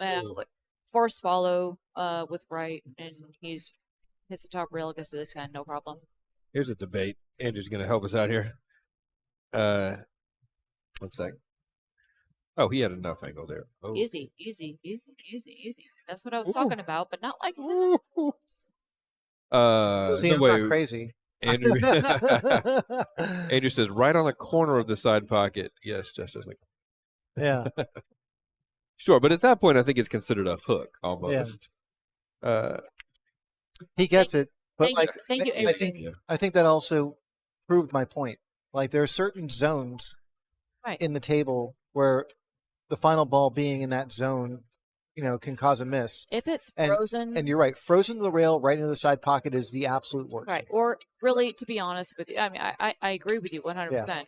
Anywhere, if it's frozen to the rail, anywhere within that diamond of the side pocket is not ideal. The other really bad place, not speaking about those corner hook situations, but like the other really bad place is the middle of the short rail. Yep. I was going to say that. Yeah. Yeah. Which is a very common place. But there's a lot of there's a lot of rails you can hit to get down there. It depends on where your prior ball is. Yeah. But yeah, there's a lot of things you can do to get there. To the middle, the bottom rail, top rail, sure. But yeah, But my point being that like all things being completely random, when the money ball is in those spots, bad things can happen. Agreed. Yeah. Agreed. But to follow what you're saying, if it's in the, let's say it's frozen in the middle of the top or bottom rail. I mean, it's really, really hard to play safe when there's only one ball on the table. Yeah. But you could super thin it and leave your cue ball. You could still leave a 50-50. Yeah. Or a 60, like a Yeah. 60, And there's 60-40, bank something shots, like and that. there's all these different options. Sure.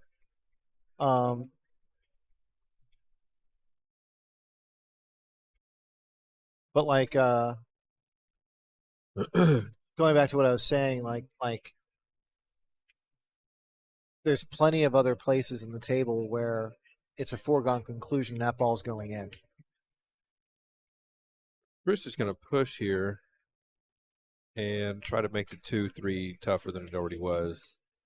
That's not a bad decision. Because I think he considering knows Tommy can respond with a defensive play here. Tommy's definitely going to respond Yeah. with defensive play. Yeah, I mean, So I he's just going to. I don't know why Tommy wouldn't just leave the cue ball tucked up Yeah. behind the 7 and 8. Yeah, Right. that's So definitely I happening. think Right, that makes and so- Chris's play all that much smarter because Yeah. he's thinking 3 steps ahead. Yeah. He knows worst case he's going to give up ball in hand or lose a defensive battle, and he's going to have that. He hit that so good. Yes, he did. He's got a. Chris has a 1 rail And shot Chris taps the table Yeah. to compliment Tommy. I really like that push from Chris. That was impressive. So I see it's 6-5 right now with Daniel and Gabe. Good contact. Oh, he's going to sell out a shot here. Just didn't work out. But Yeah. So how important was that push? It's, That push he made Very. came into play just exactly like he planned. That's how is he going to drag this over? Is he going to try to hit the 3? Knock that 2 ball toward the pocket? yeah, Just like Wow. that. nice shot. beautiful. See? I know stuff. No, that was a great shot. That was really good. So I was looking at that 4 in the corner, which is not a fun shot to do.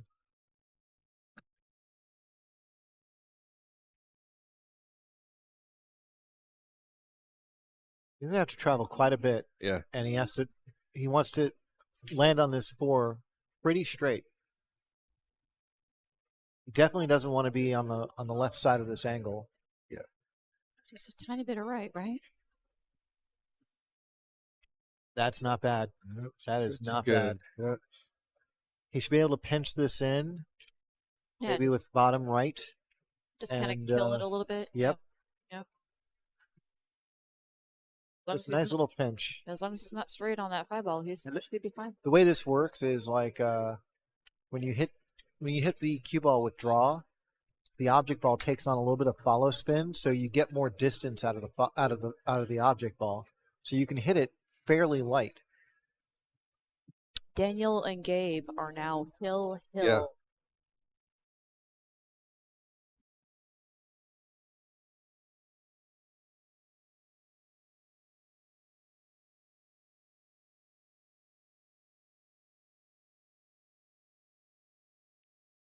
Just like that. That is Yep. exactly what I was talking about. Yep. So now Tommy's in business. He's got to come up with like one more good shot. He's Yeah. probably going to go forward with top left. You think so? I think it would come out between the 8 and between the 9 He and can 10. let his stroke out with top think left. Oh, Okay. I think you're right. You're right. Might be. That works too. Get a little straight on this, but he's all right.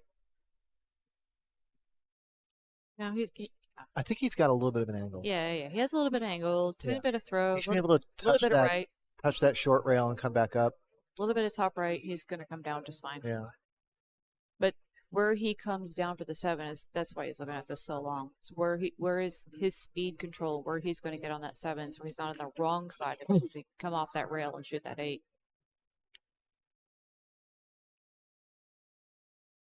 You don't want to have to draw it back if you don't have to. So Yeah. No, he wants a nice little angle on his 7. That's going to get him there. Yep. That looks really good. He's on the easier side of it. So He's on the side that doesn't require a rail. right, but Personally, I think he overran what he wanted, he did, but what I would have wanted. But he's still fine. Draw it back to get out for that 8 ball. Yeah.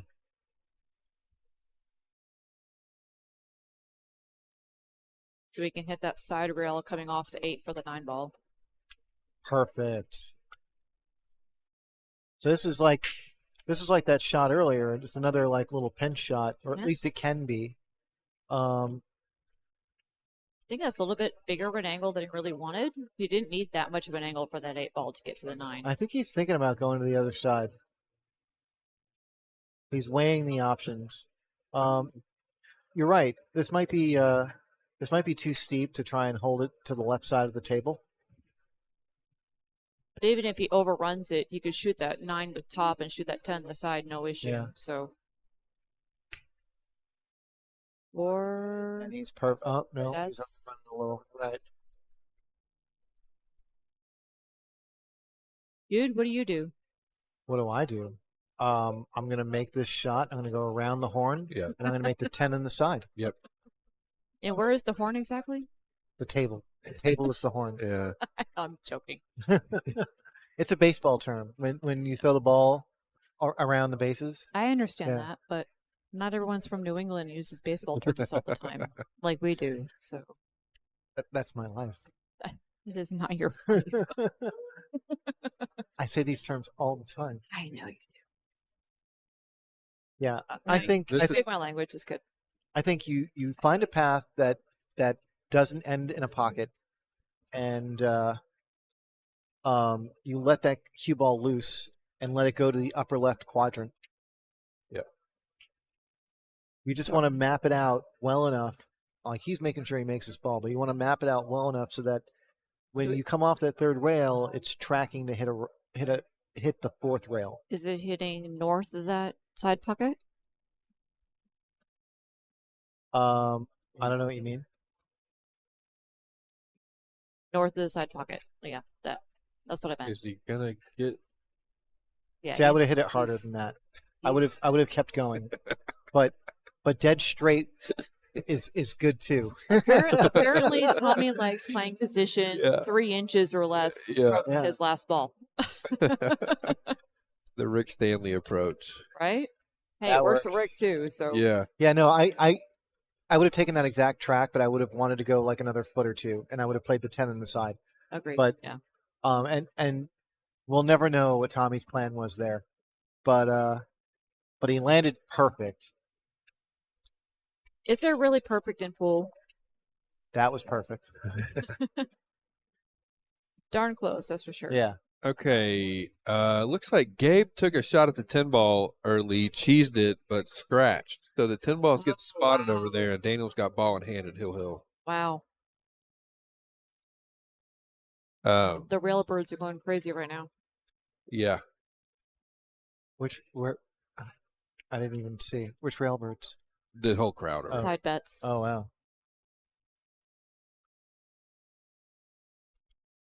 And Just what imagine is going on. Daniel doing here? Oh, the 10 spotted up dead to a corner, Oh, and Daniel fired it with ball in hand from across the table.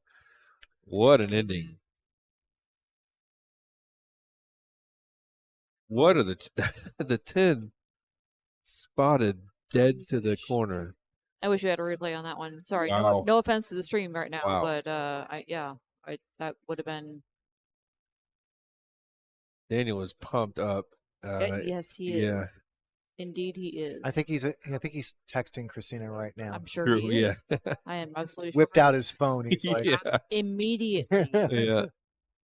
Grabbed his phone. I'm sure he's texting his woman. Yep. Babe, you should have seen this shot. It was awesome. It really was awesome.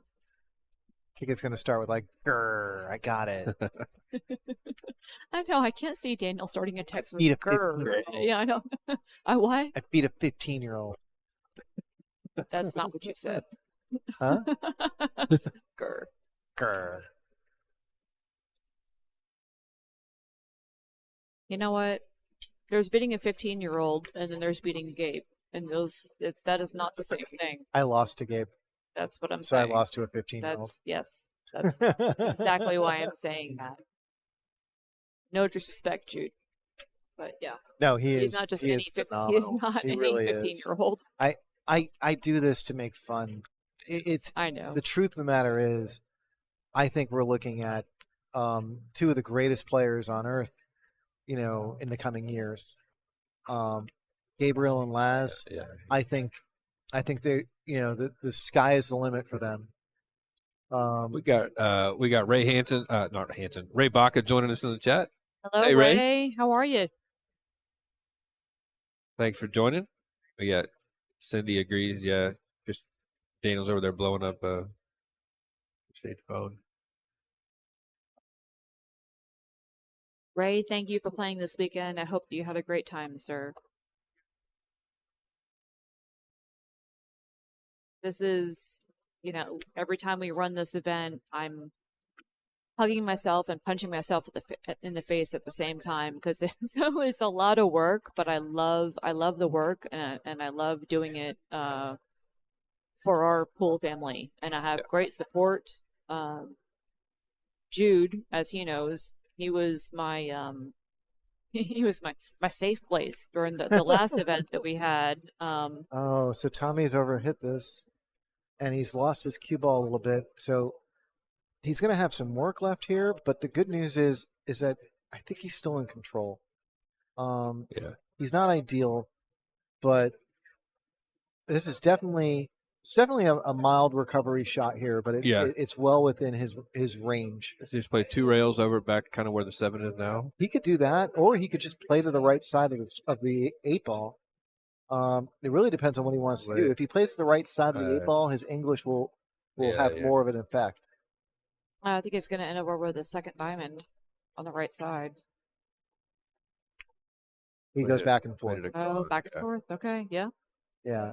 A little bit of space. It was off sort the of rail. dealer's choice there. Yeah. You really want to be on the left side, so I don't blame him at all for doing that. No, I agree. Yeah. It is way easier to get on the 9th ball Yeah. than the side that he's on. So it looks like he's going to go forward with top right.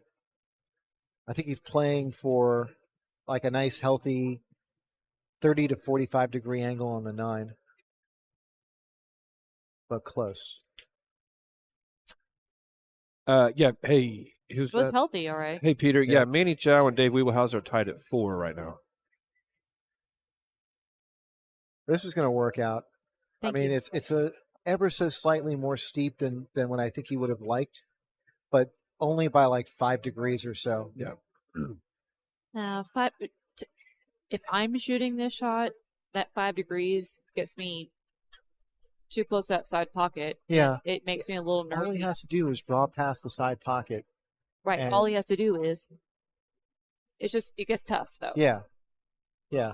But I feel confident that he's going to be able to do that. I think he's going to be able to draw past the side pocket, and he'll land near straight on that 10 ball.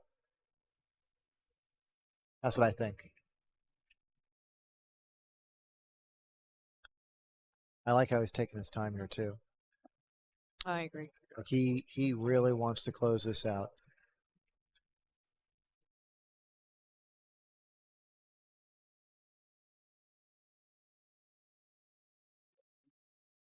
Really, Nice shot. really well. Dead on it. That's okay. I mean, like, I think he can make this work. I mean, he's probably a little You far know. away for his taste, based on the earlier. True story. He's not within 3 inches of the object ball, so Yeah. He's got room for a follow. Tommy Tokoph gets out, takes the lead, 5-4. And Manny Chau's match is pretty much mirroring this one. Manny just made a 10, so Wiebelhaus won the first 3. Manny's taken 5 of the last 6. He leads 5-4. True double elimination. Break 7. They just announced the ladies' final getting going. Jennifer Kraber against Michelle Cortez. Michelle Cortez is on the hot seat, so Jennifer will have to double dipper or win a race to 7, then a race to 5, if she's going to take it down.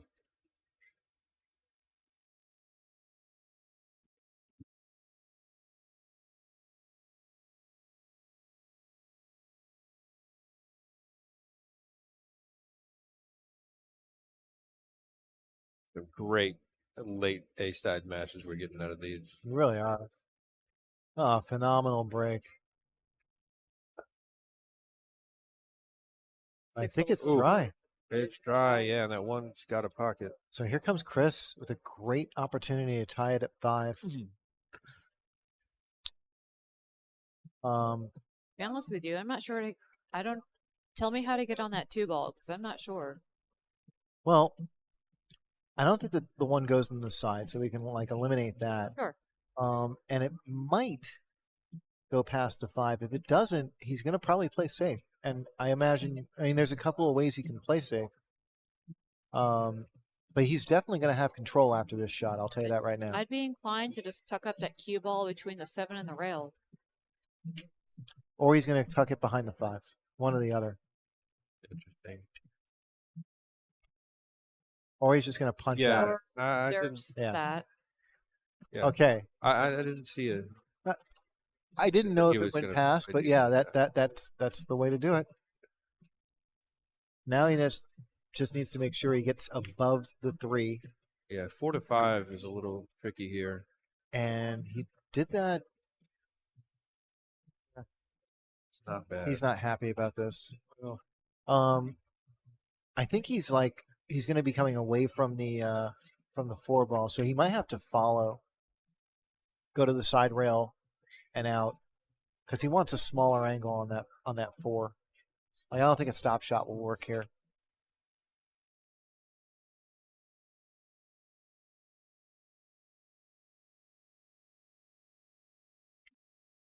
Yep. I like that a lot. So now he's got a much smaller angle, Yeah. which I don't think is exactly what he wanted, but I think he can punch up table. Well, if he can punch that 1 ball like he did, it shouldn't be a Yeah. problem. Okay, so did he? Yeah, he can see it fine. Yeah, good. he's okay. It's just pretty narrow, but he's That fine. would have been a weird safety if he had landed behind the 7 somehow. Yeah.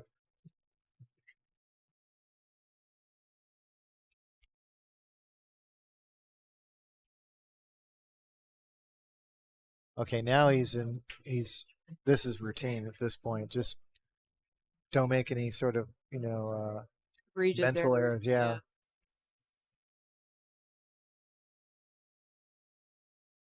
Gets past that head string. He's still fine.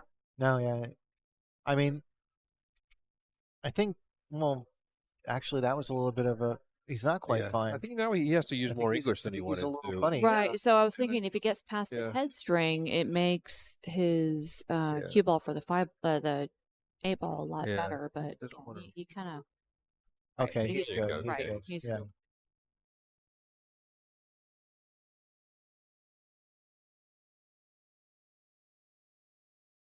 I couldn't tell if he was going to be able to avoid traveling or not, and he was able to avoid it.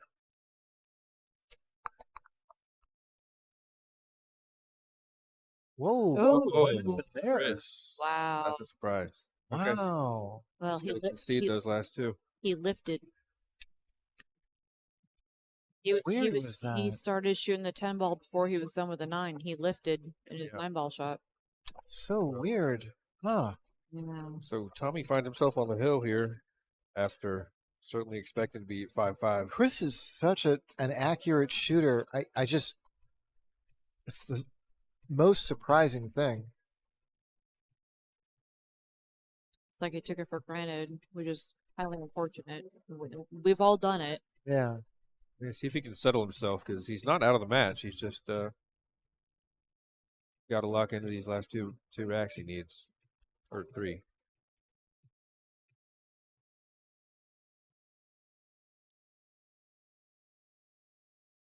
So Tommy's Yeah, he's Tommy's not got gonna a like safety. his next shot here.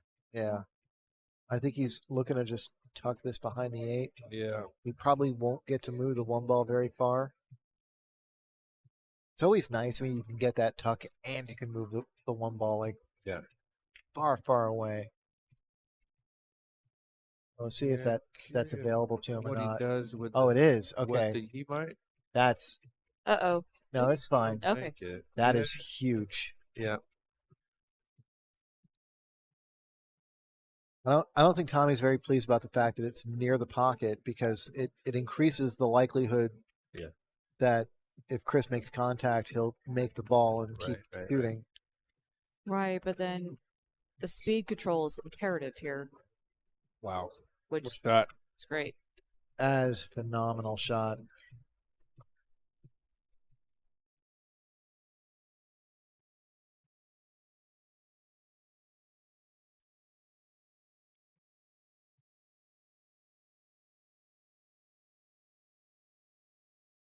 You already threw the other stuff on the floor.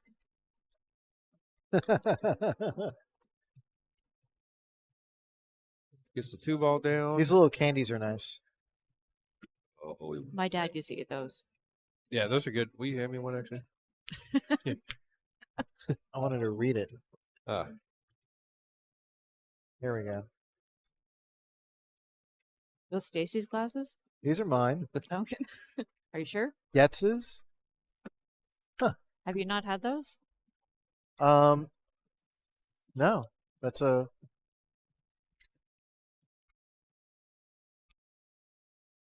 I don't know where one would get these. Okay.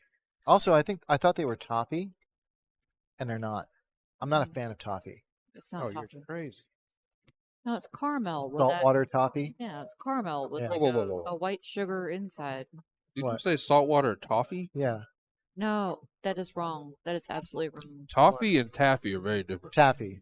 You're right. Okay. Oops. I- Oops. For I someone just who, want to know which one you're referring to. Saltwater taffy. for I someone, thought it was saltwater taffy. Okay. I think For you're some- wrong on both counts, Right. but they're both very good, but I want to make sure you at least know them I'm apart. not a fan. for somebody who doesn't drink, Yeah. Saltwater taffy is fantastic. it really is. Well, if you get it from New England, Yeah. like You know what? When we go to New York, maybe we'll like swing over to Atlantic City. y'all are going to New York. Mhm. Oh, so jealous.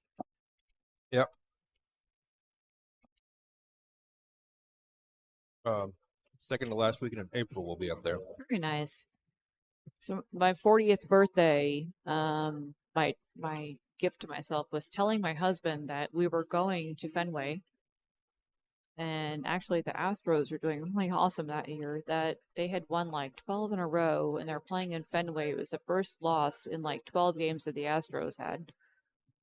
We went up there and we saw the tall ships and sailboats and Mystic, Boston, all of that stuff. And it was a phenomenal trip. I miss back home, but I'd rather live here. Fenway is a beautiful park too. That's a huge compliment from a Yankee fan. Mm-hmm. Well, the old Yankee Stadium was better. Well, it doesn't exist anymore, so. No, it doesn't. Yeah. It does not. Whatever happened when they first opened the new Yankee Stadium? I remember everyone was knocking homers out of right field. I think like it was a joke, Yeah. and there was a big concern that they didn't take the wind into account when they built it, and it was Which way it's facing? and Yep. then the balls were just going to be sailing out of there for the next 70 years. I haven't been to the new Yankee Stadium enough to be able to comment on that. So they need all the help they can get, Wyatt. It's fine. It's Yeah. Yankee Stadium sits. Yankee Stadium sits right by the water. It's right by the Harlem River. Yeah. Okay. And there can be quite a bit of wind over there.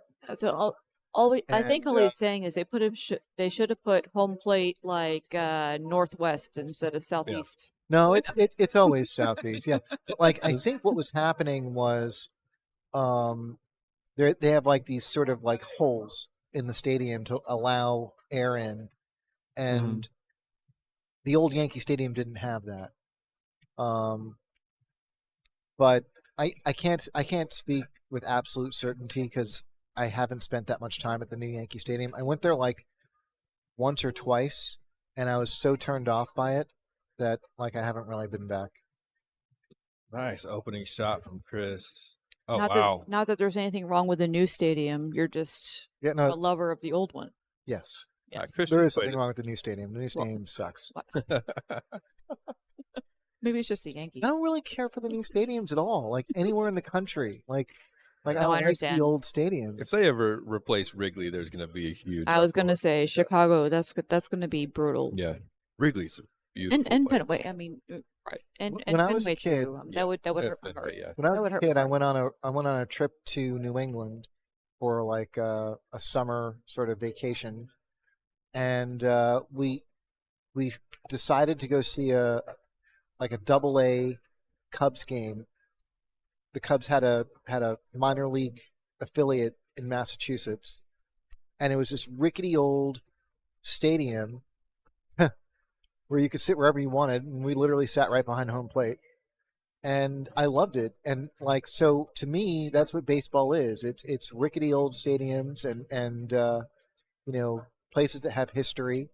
And when you start tearing those places down and building these brand new buildings, I feel like the history sort of disappears. It's gone with it. Just my humble opinion. You don't No, have to agree with me. most people that have baseball in their hearts feel that same way. Yeah. Actually, But yeah, he- let's he- talk about he got- pool. This, yeah, no, this he- match is he- getting exciting. He's been maneuvering this cue ball really, really well. I was kind of concerned about how he was going to get to that 6 ball. He shot that really beautifully. I'm actually really surprised that he went backward instead of forward on that one. Well, I think all of this is sort of like dealer's choice until we get to the 8 ball. Well, but you're on the 8 ball now, so this is your setup for it. And I don't. That's Boy, perfect. How's he recovered from that botched 9 ball a couple racks ago? Oh, Jeez. really? And Manny and Dave Wiebelhaus are now tied at 5. Does that 8 ball like? Can that 8 ball see that side pocket? I don't think so. I don't think so. I was gonna say, do you do the 2 rail 8 kick, or But Tommy's measuring this like he can get a full view of the side rail. So that's interesting. Yeah.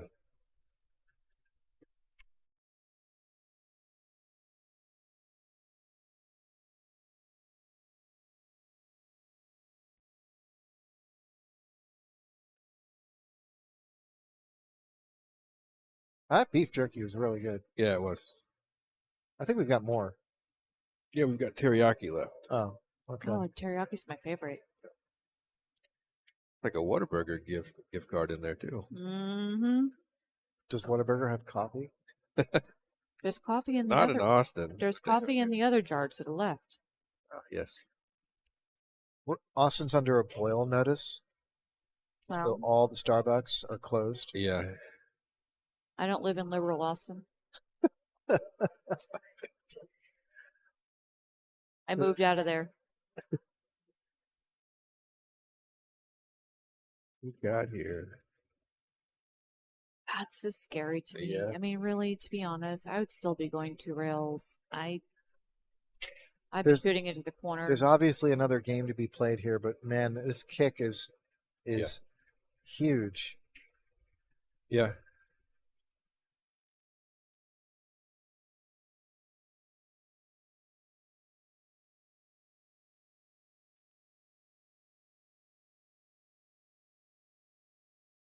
Surprised he hasn't looked at going off the short rail, 1 rail to this. That doesn't surprise me. I'm just really surprised he hasn't looked at 2 rails.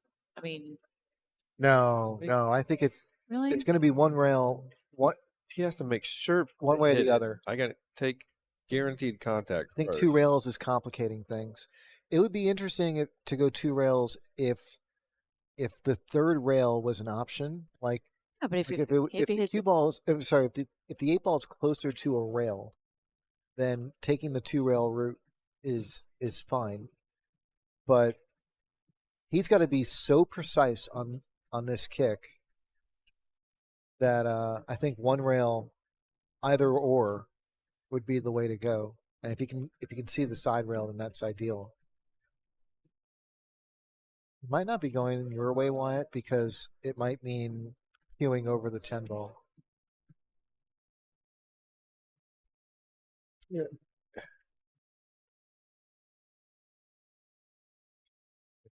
Step 1. Right? It's not bad. Mm. Force a tough combo. But, Oof. you know, It's tough. Tommy's not loving that one. He's not even looking at it. He's just firing away. yeah. Oh, Well, Yeah. and that's why. I didn't know he could get the 8 out there clean.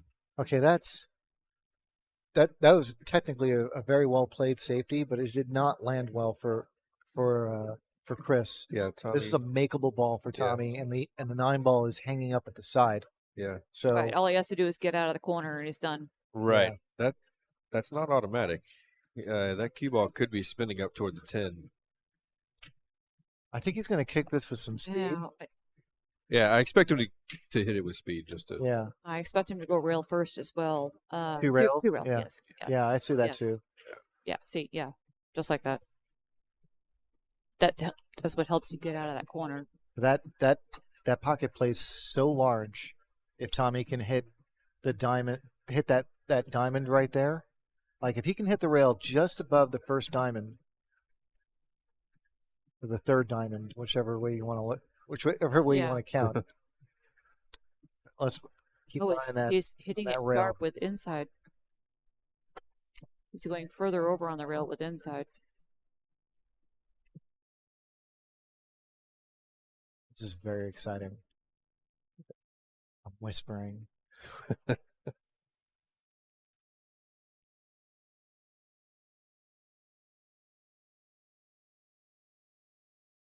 He's got it. Wow. And he got it. He came out. And he came out in- far enough. Wow. What a shot Yeah. by Tommy Tokoph. Okay, but we're not done yet. No, we are not.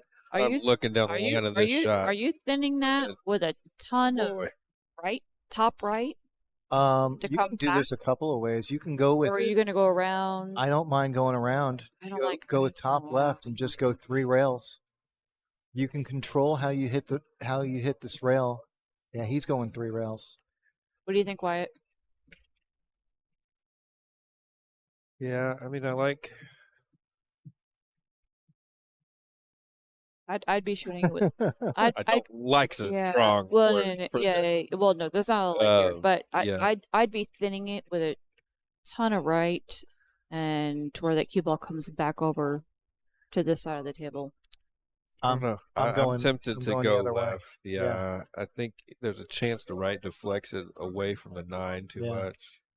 No, I say go with it. Don't be timid. You got this.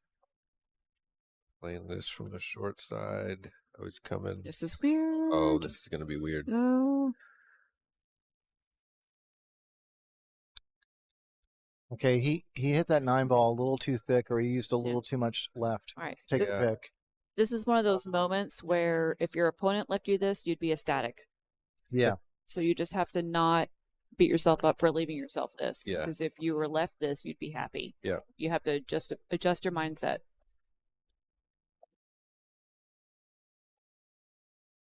Dave Wiebelhaus has reached the hill first. 6-5 in favor of Dave Wiebelhaus. over Manny Nice. Chau. Great job, David. I think he's banking. Yeah, I think he is too.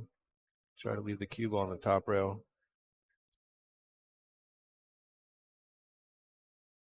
No matter what you do, you got to go for a pocket here. Yeah, just as a backup, I think he's playing cue ball. Oof, wide. That went wide. Yeah, he knew it immediately. All right.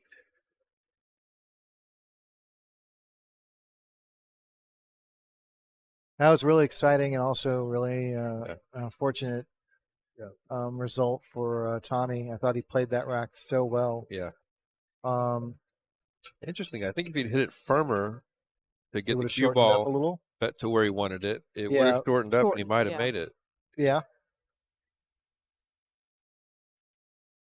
I No, honestly think and Tommy is an excellent player, so I'm not gonna question his decisions, but in my eyes sometimes it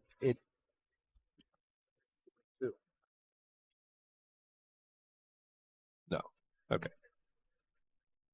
sometimes Go it's important to take your pick. Either you're going to play offense or you're going to play defense, and you commit to that one. 2-way shots you know, sometimes they're very useful. Sometimes they really have their place. But when you're shooting at the money ball, I feel like you got to pick. Okay. All right.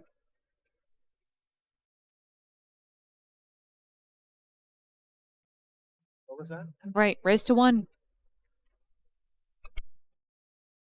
We had a spike in viewership there too.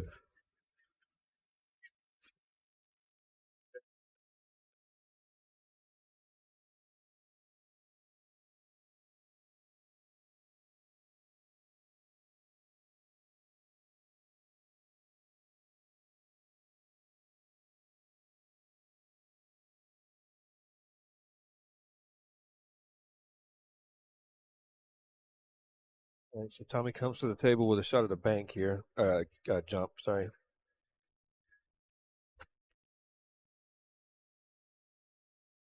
Man, I was playing Margaret earlier, and she jump cut this 1 ball into the corner pocket that was not frozen to the rail.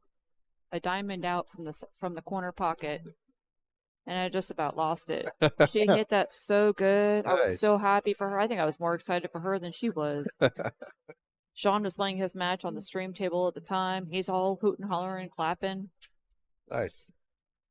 Jumping is not my So what's forte. Tommy looking at here? I think he's jumping this. Yeah, that's yeah. He's going to jump it and try to draw it back 5 inches.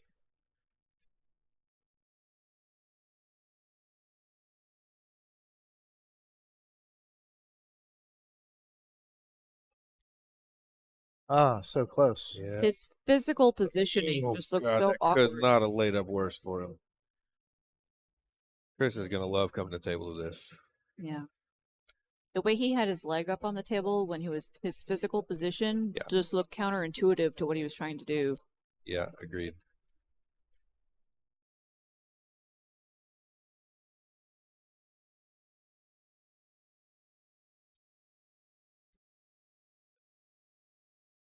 Oh, that could very well be it.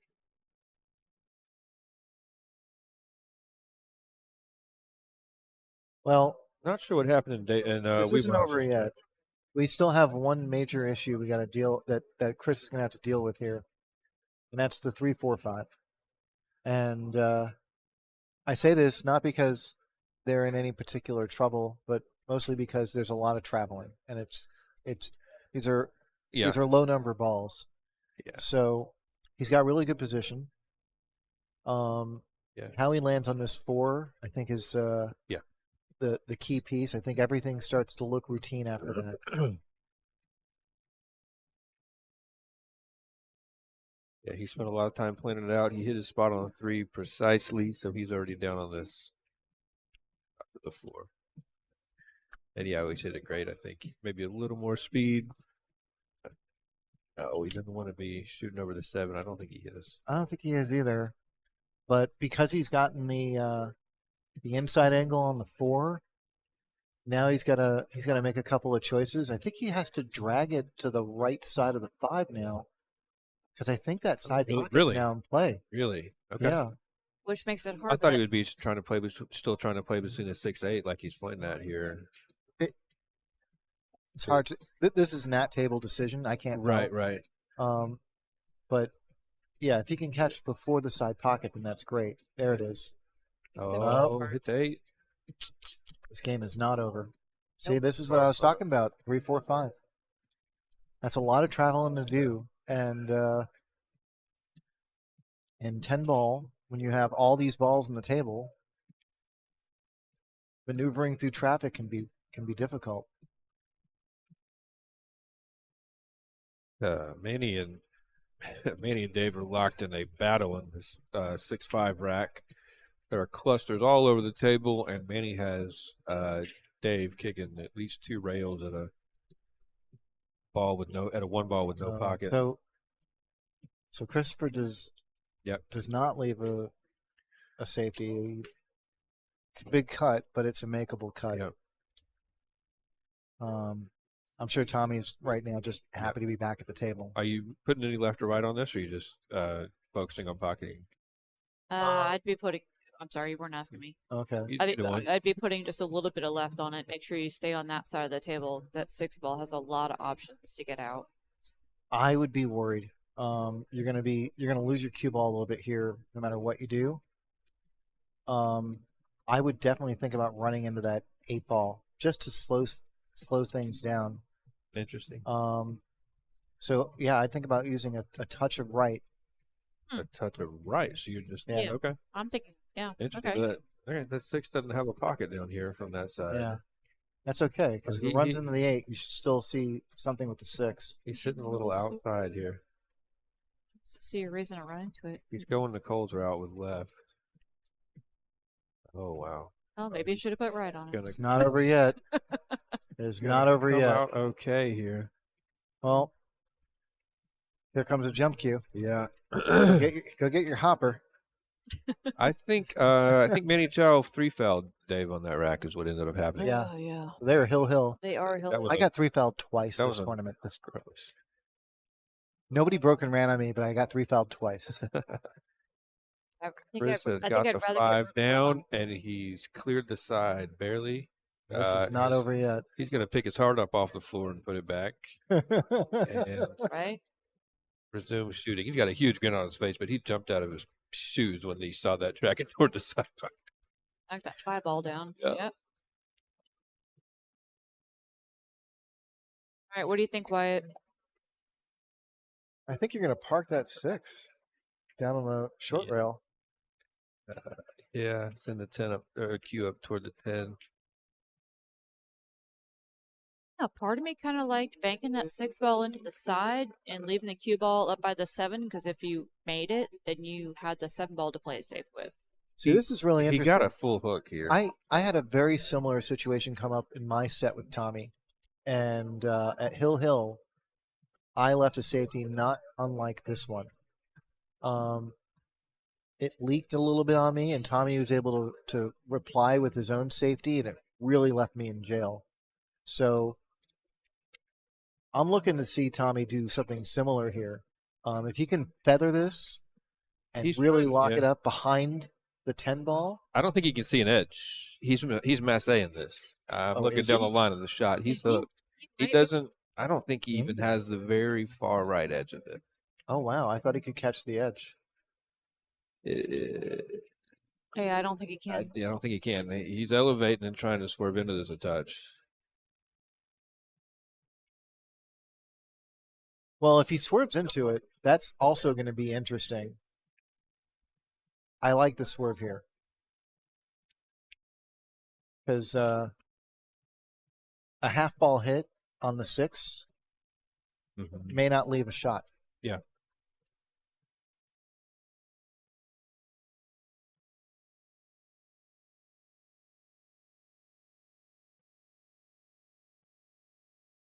Hey, one thing, we're getting our money's worth. Yeah.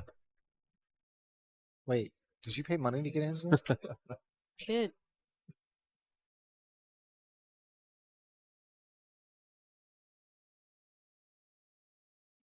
This stuff doesn't happen for free. You guys know that.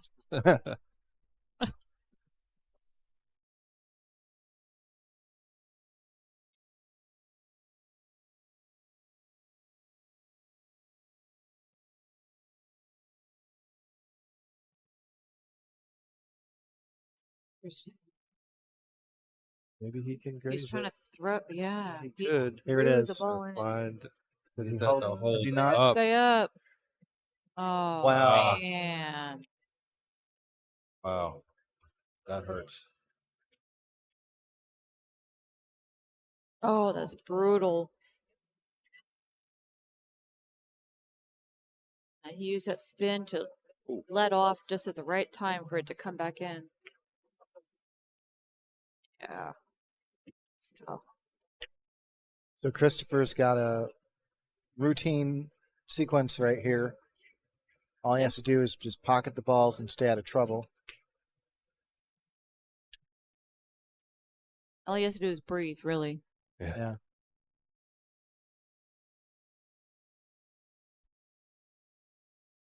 And not forget to make a ball. Stay down. Yeah. What happened before. Yeah. True.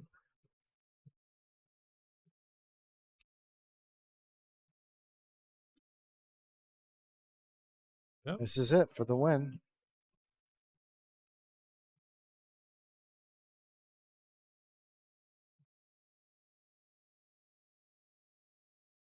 That's it, folks. Cristopher Tevez advances to the hot seat match. Yeah. And Tommy Tokoph is over to the B side. See Tommy do this a lot. He'll reenact. He'll replay a couple shot that went wrong, a shot or two that went wrong after a match. God, what a exciting match there. Yeah, that was great. Great. Thank you for letting me hang out with y'all. Of course. Thank you so much for being here this weekend. Well, we'll be here if you want to come back. You're welcome to. Okay. I mean, Well, we're not. I'll be here all night too. So. Thank you so much, gentlemen. Of course. Thank you. So let's take a look at the board. So that's going to bump Tommy over to the B side. I believe he's going to play the winner of this. He'll play Sean Black. Oh yeah. I think we're going to see Tommy Tokoph and Sean Black, and Chris Tevez against Manny Chau or Dave Wiebelhaus. You bet. No problem.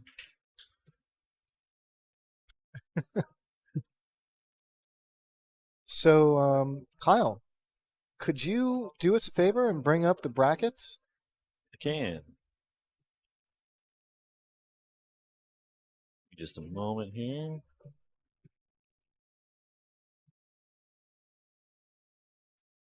Okay, so where are we now? We have Cristopher Tevez that's about to get updated, and Manny Chau and David Wiebelhaus are Hill. Let's see what the B side looks like. Dave has 5 balls left on the table, and he's got a good shot and no traffic. He's just looks like we don't have any matches. Gets the 5 ball down. It looks like they're waiting for some losers from the A side. Yeah.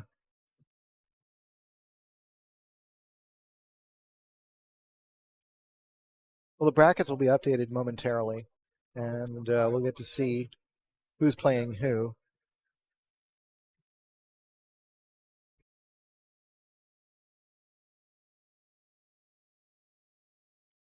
But we should have another match for you guys any moment. Oh man, see that the Martinez brothers got knocked out in the same round. Looks like. Yeah. They have school in the morning. It's unfortunate. I was hoping we'd have him back on the stream table again. It was great watching him yesterday. Dave Wiebelhaus has just missed a 5 ball. And he's left it hanging for Manny with the 6 right there on offer in the middle of the table. It's not quite hanging. It's like right, but yeah, it has a side pocket available. Yeah. Oh, okay, he's fine. Yeah. So Manny's going to be looking at a long 7 to 10 position, but it's not hard. Oh, he sort of twitched on that shot on that stroke a little bit. Sure did. It's weird. I've never seen Manny do that. Here it comes. He's going to end up great on the 10. All right, so we're going to have. He's a little sharp in the 10. And he seems to like it. Yeah.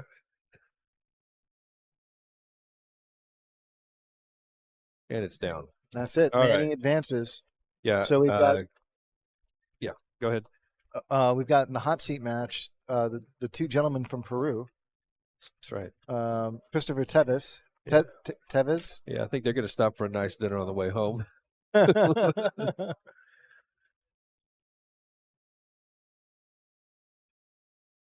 They've already got Manny over here showing him what he would have done on that shot from their match. Did Manny play it the same way? I'm not sure.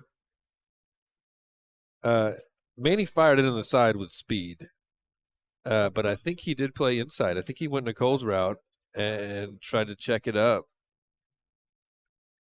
which really surprises me.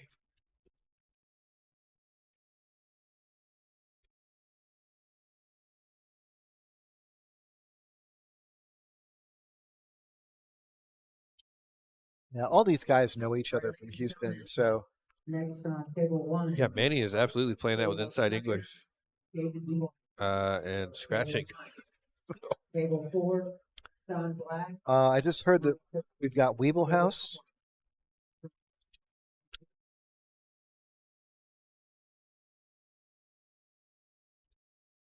All right, I'm going to step away for just a minute. Be right back. I think it's Wiebelhaus and Schneider. You're going to have to help me with a little spelling here for Wiebelhaus.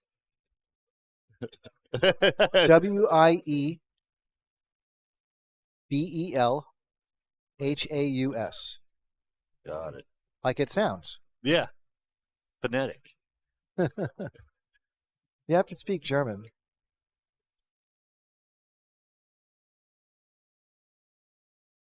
Okay, they have not updated the brackets online yet. But we are about to get another match.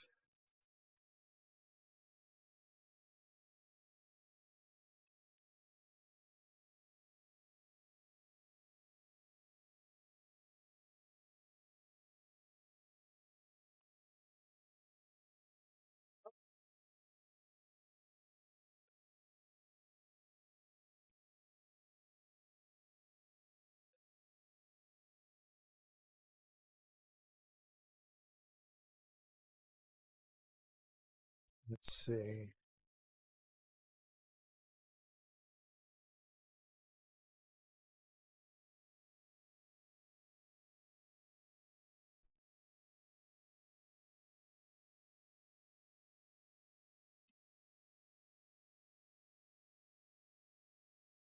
Okay, guys. Well, we're still waiting for our next match. I see that the guys are basically they're all moving around and stuff. So stuff's getting like packed up and unpacked and blah blah blah. In the meanwhile, don't forget to hit the subscribe button. It's really important to us. It's one step closer for us to obtain YouTube partnership, and that's the time when we can start generating a little bit of revenue for our work. So please hit that subscribe button. It means a lot. Hit the like button. That way more people get to see this in their YouTube feed. It's absolutely free to click that button. So go ahead. Absolutely free to you, but it means so much to us. It means a lot. It really does. We enjoy doing this. And also, if you want extra credit, you can go on Facebook and like our page there too. So it looks like we've got Daniel Schneider and David Wiebelhaus. So Christina is going to be very happy. Okay. Daniel Schneider is coming in with a 724 Fargo. And Dave Wiebelhaus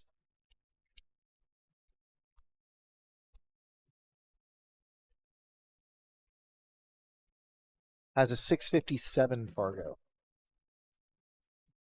Wow. He's managed to keep the cue ball on the table there. It hopped on the railing. The one ball down and no shot at two ball down. Great, Rob. And to Gabe Martinez and Laz Martinez for coming in 7th, 8th in our open division.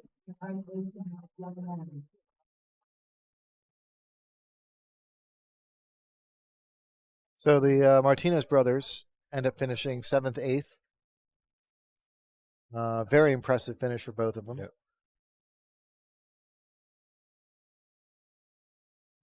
Remember what I was saying before about how great things come in pairs? Yeah. Sort of seems like these pairs are continuing. How so? The Davis father and son duo. Oh, right.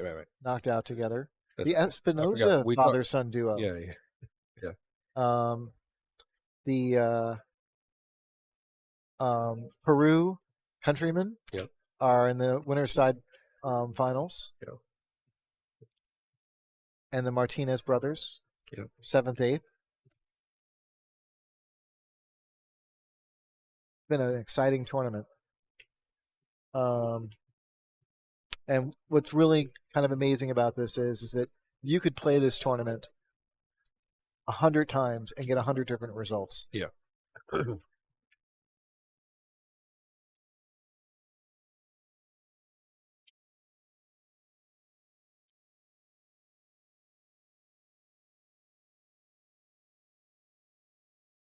Dave opened up with some really good shots.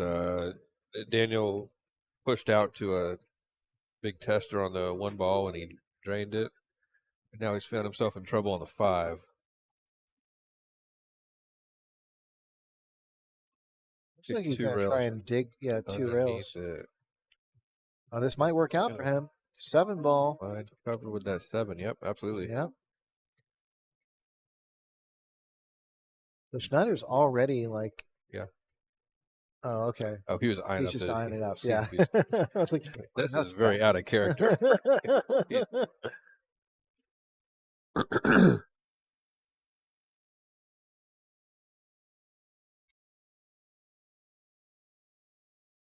He chooses to jump, and it looks like he's going to leave something. Oh, yeah. Yes. It just kept rolling there. Yeah. Yeah, he ended up leaving less than I think we thought he would. Yeah. Do. Yeah. I don't think Wiebelhaus is going to take on this cut. I think he's going to end up. Yeah. He's playing got lots big. of cover over on the right side of the table. Yeah. Yeah, I look for him to spin the cue ball and try and hide behind that 8 ball there.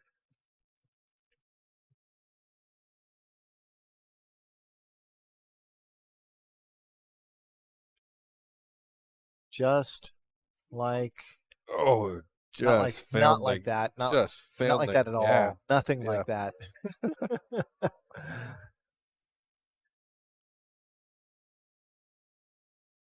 Does Daniel lay the 5 up by the 7? Send the cue ball over here to I think he's traffic. going the other way. I think he's going to. Send the cue ball to traffic. Yep. Oh, he needs to find a stopper here. He's not going to. Nope. He's messed up the 8 ball. Yeah. So this complicates things for Wiebelhaus. He has a shot, but he has nothing that leads him to moving that 8 ball. Yeah. Oh, I guess could think about doing something a little crazy, but he chose not to.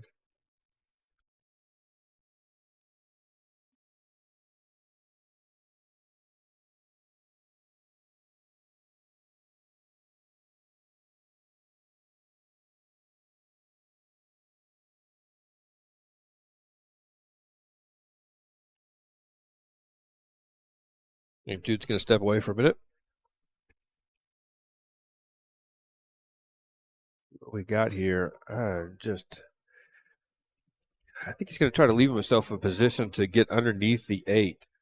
And then depending on how good he gets on it, he can either shoot it to the bottom right corner or just duck under the, that's awful.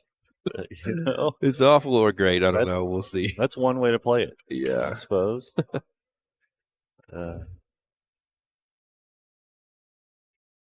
Be nice to have that in your back pocket. You Yeah. just pull that off anytime you want.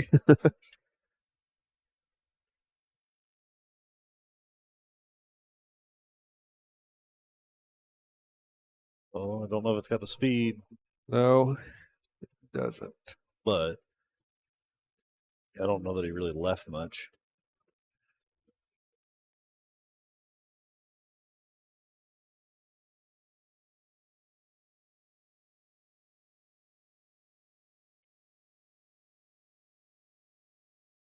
So Dave's going to be looking to 3 foul here, I believe. It's really tough. Daniel's a very good kicker. He knows all the rail patterns and things. Yeah, that's not a bad yeah. start, though. Yeah, I think he's probably left him 1 rail, though. Yeah.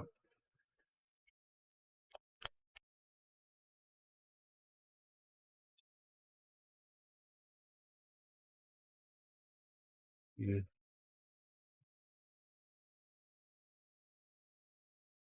Boy, I can't tell if he's going 1 or if he's going 3. He's looking 1. Possible he's eyeing up 3. Oh, yeah, he you're right. is. Well, Oh, yeah, it was a great try. oh, He what- was using his anchor point on that first rail as a starting point for a more traditional 2-rail kick that he knows in his mind. That was interesting, but really close. So Wiebelhaus has a great chance to open this up right now. Open up the match with a win. I think he got a little steep on this Yeah. 7 ball. He may have to go forward. I think he should go forward. Doesn't look like he is.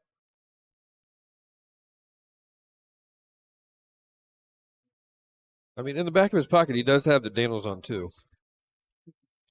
Yeah. I don't think it's going to come into play, but if he can find a lockup, if he can find a ball in hand safety here, it's a game winner.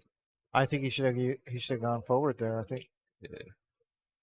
He's just going to play a containing save there. Yeah, leaked out on him. Well, tell him he's on 2. Yeah.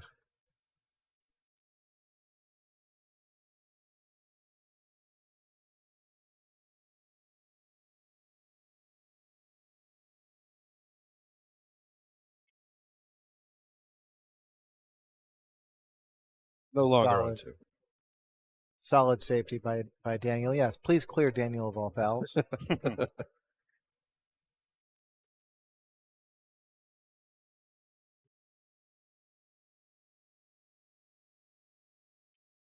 A lot of speed on that. Caught the 9 on the way out. Great shot. And he still has his work cut out for him, but he's got some options. You want to hear a crazy shot? Yeah. Not saying he should do this, but getting position on a 10 ball looks a little difficult. What about banking it?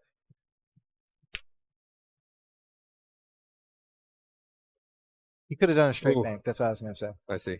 Yeah, because no matter what you do, you're gonna find yourself tough on that 10 ball. But you could do a straight bank and hold the cue ball. I've been playing more 1 pocket lately, so. Have you? Yeah. Who have you been playing against? Most recently, John Palmore. Ooh, we got rattled that one home, but got it there. That's some stiff competition. John Yeah. in 1 pocket. So Wiebelhaus takes down the first game. Schneider. Yeah. Schneider takes down the first game. In my head, it was Schneider, and I just said Wiebelhaus. Yeah.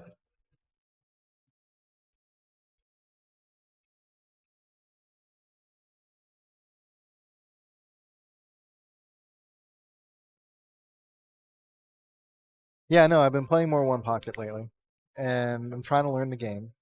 Yeah. John Palmer will play a few games with me from time to time when we've got a free moment, and he'll tell me everything I do wrong. Yeah. Which is ideal. Great break from Dave. Got the 8 in the side, and he's got to look at the 1 cue ball tracking away from the 2 though.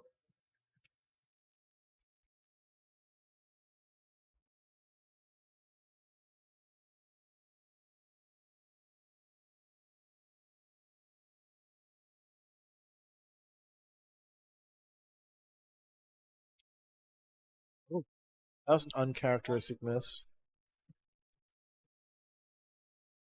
Here comes Daniel, and he's got to look at the 1, but he doesn't have a pocket for it. So, and this is an awkward safety situation too. It looks like he's trying to shoot the 1 directly at the 2-3. Oh no. That's solid. I mean, Yeah.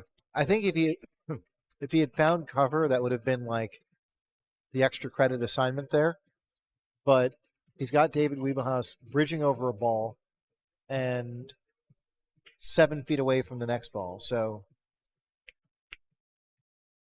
oh, Wiebelhaus, Another double kiss here. yeah. They'll leave him elevated over the 10.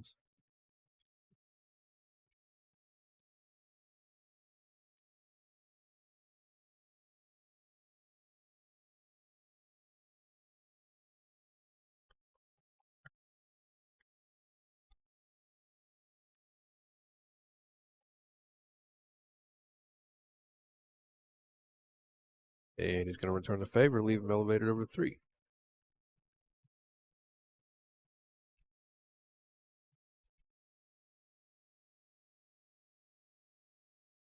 No more clusters, but the 2 still only has one pocket, or now only has one pocket.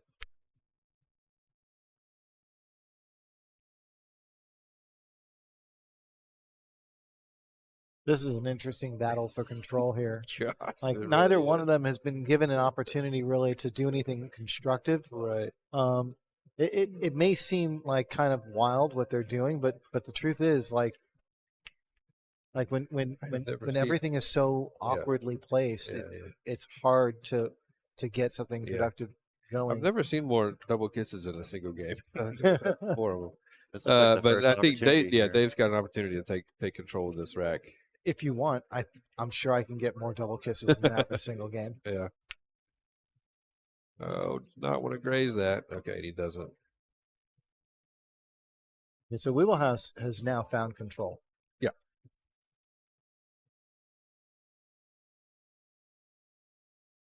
A little shallow in this three. Yeah. Are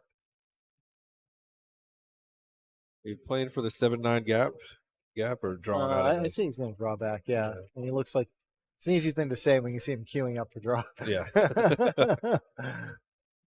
But yeah, I agree with that decision there.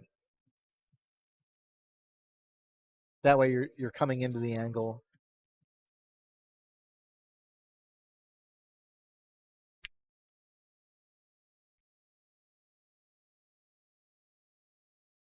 Okay, the only problem I really see is the 7, 9, 10 are wide open and everything looks like it's well placed, but you still have to be very deliberate with how you get on that 7. Yeah.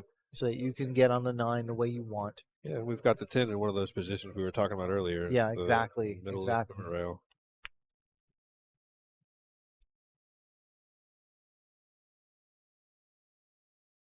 Yeah, it's actually right smack in the middle of the Yeah. short rail. Oh. Uh-oh. You should be okay. You can go one rail, spin out, and you should be able to land right at the 1 diamond mark. Oh, the 3rd diamond mark on the top rail. Yeah. Okay, he spun less.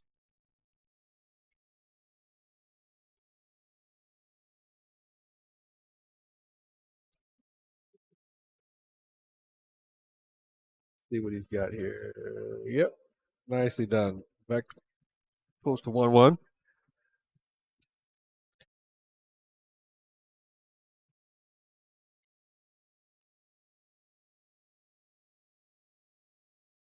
Score is 4-1 in the ladies' final. This round is a race to 7.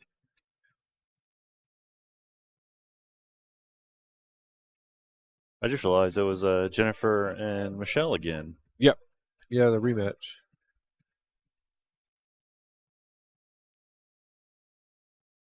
Someone's leading 4-1. I'll get an eye on who that is here in a second.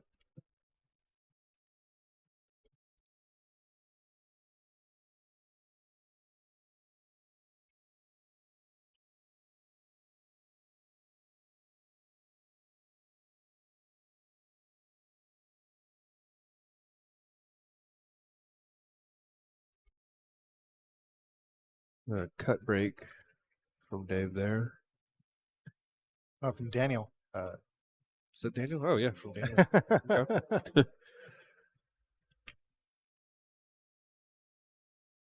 You got the 8 ball down. Again, no look at the one.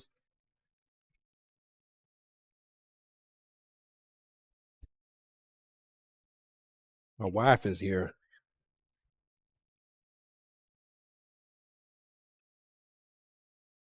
I'll be right back.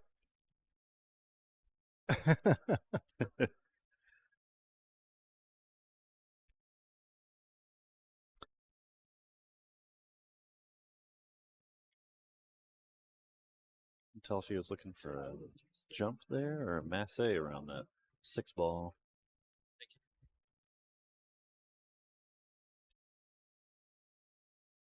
Looks like he went for the jump cue.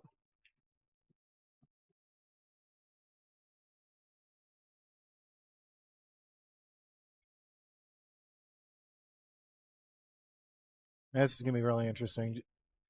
Wiebelhaus is trying to jump within half a table, so he's got a couple of concerns here.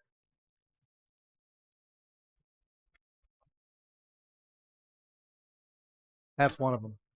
It's really hard to do jump shots like that. Like when you don't have a whole lot of runway left to land, and to complicate things, you're cutting into the ball, so the object ball is not going to slow down that cue ball much. It's almost inevitable, I feel.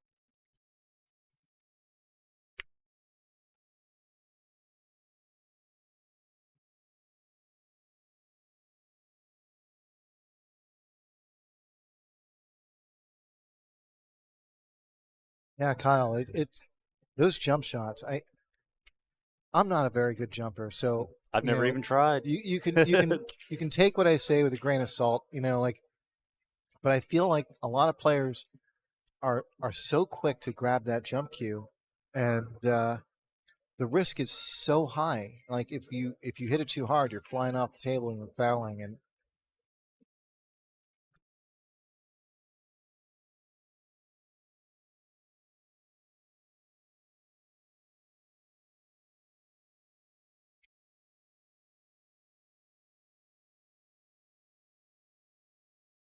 I have to say, not that I own a jump cue or anything, but it seems weird to me to go to a pool hall to like practice jumping. Is that normally a thing that you'd have your own table to practice on with a jump? most pool rooms will not be very happy about you practicing your jump shots. I can imagine. However, and a lot of pool players fall into this category. If you have a good relationship with the room, and you know what their reclothing schedule is like, Mhm. such as Skinny Bob's likes reclothing their tables in August. Okay. And if I said to them, like, in July, I would like to practice my jump shots, can I grab a table and practice all day long? Mhm. They would probably be like, sure, just do it now before we recloth the tables. Yeah, but not in September. Yeah. I was once, when I used to manage a pool room back in New York, Mhm. we had reclothed a couple of tables. But like we used to recloth our tables all the time. Like every month, we would recloth like 4 or 5 tables, Mhm. and we had a 33 table room. So like over the course of like say 6 or 8 months, all of the tables would get reclothed. Okay. So I gave a table to this woman who was a touring professional that had just recently been reclothed, and I didn't look. I wasn't paying attention. She was practicing her jump shots. Oh no. Yeah, and so I went over there and I looked at the table and I noticed that there were all these like little like white marks all over the table. I was like, okay, now we're all going to get in trouble for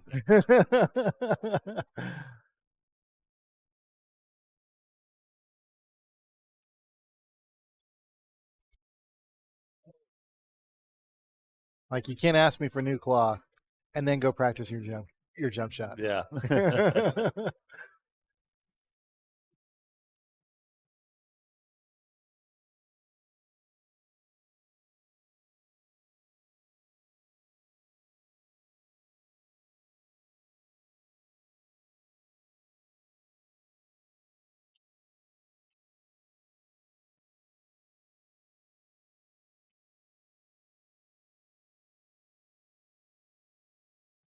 But I do have to say, like I have a table at home, and it's a cheaper table. You know, slate's a little bit on the thin side, and it matters.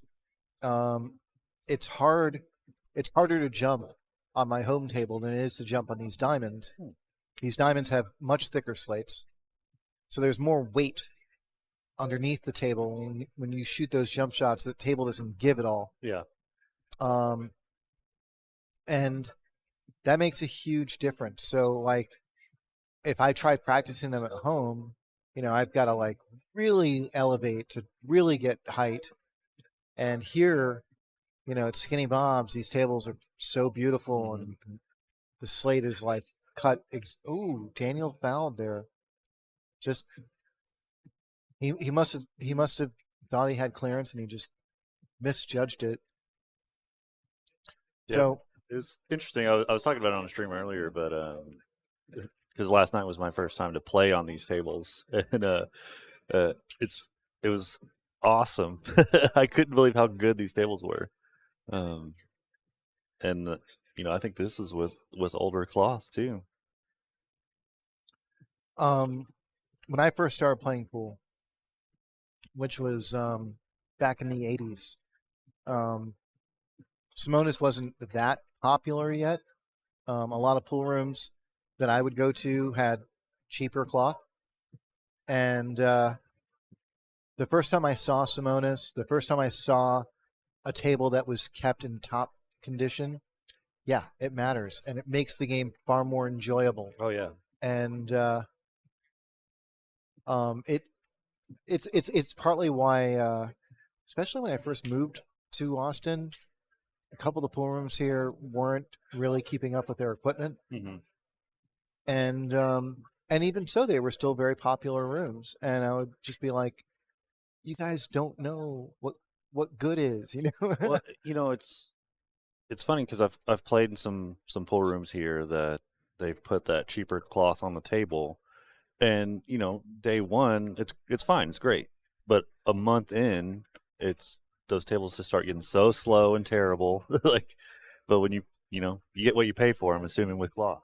There's a lot of things that come into play with how a table plays, and it's just like making a good casserole. You know, you have to start with good ingredients, and new cloth is always nice, but new cloth that's good cloth is even nicer. Yeah. Putting it on, you know, a crappy table, not bad. But putting it on a really good table, awesome. You know, It was kind of funny. I slid my pinky across the cloth after hitting a shot yesterday, and I was like, I got a little burn on my finger there. I never experienced that at a pool. Yeah.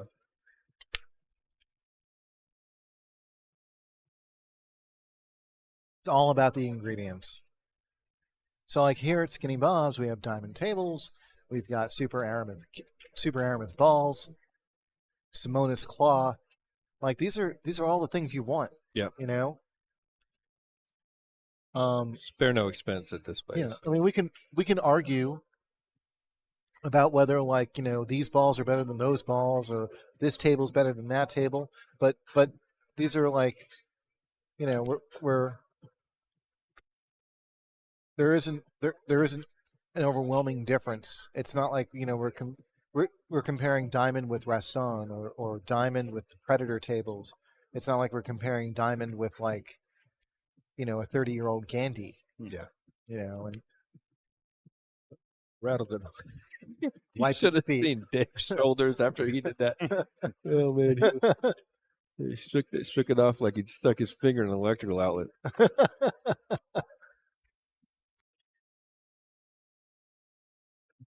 Trying to get scores on these other matches. We got 5-1 in the ladies' final. Don't know who's up. Someone's running away with this first set. Sean and Tommy are 2-1. I think it's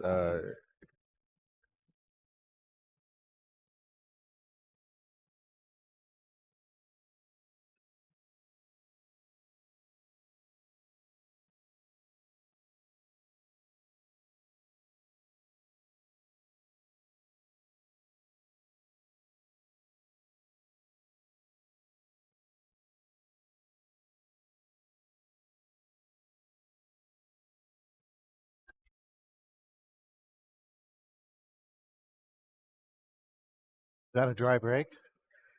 Yep. Oh, Sure was.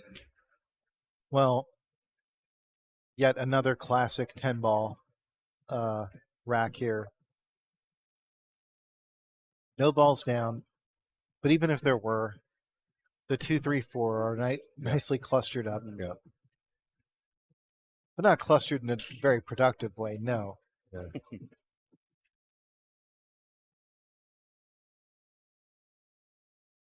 So I think Wiebelhaus is going to try and put the cue ball on one side of the 5 and the one ball on the other side of the 5.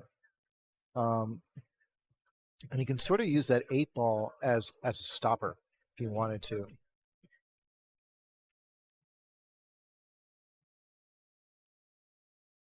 He played it a little different than I think I would, but again, I'm sitting in the booth, not at the table, so I don't get to see half of what they see.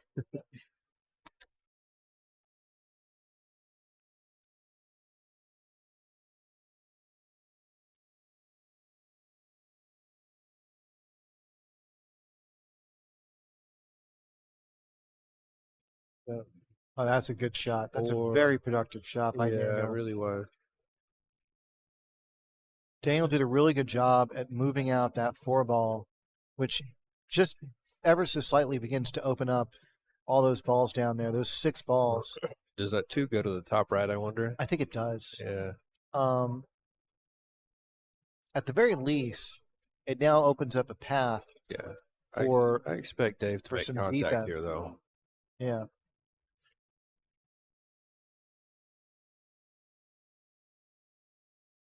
Dave's jumping from the deep end of the pool.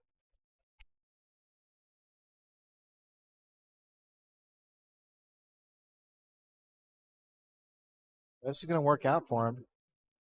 But I'm expecting Daniel to put him behind the 10 ball.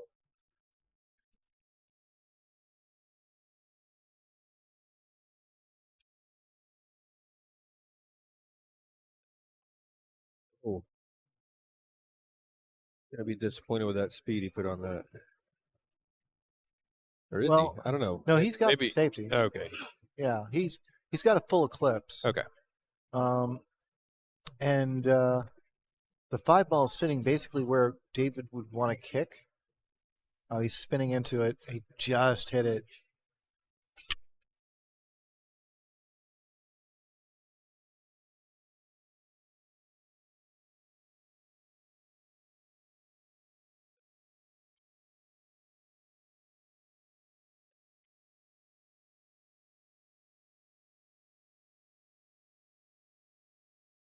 So, like, as all this stuff is going on, as these kick shots and safeties are being played out, if you notice, the table is also ever so slightly beginning to open up more and more and more. So remember how like we had that 2, 3, 4 cluster?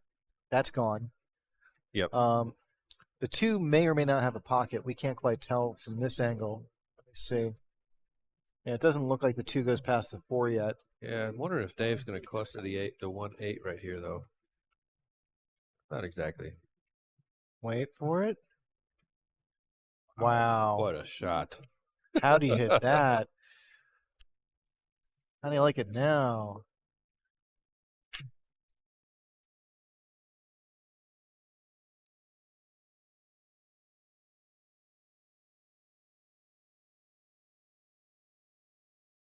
Oh, beautiful kick by Daniel. Oh, he's going to love it. Yep.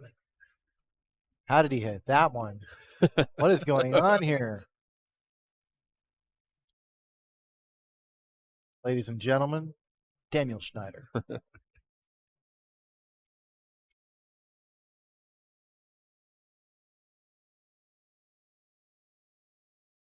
So this is a really complicated kick.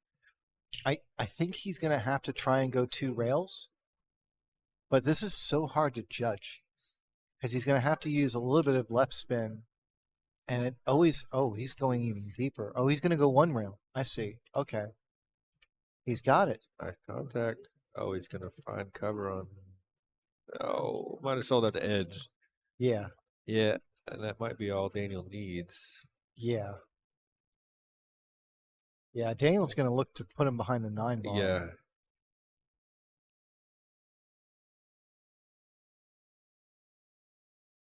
Just a 1 under the 4.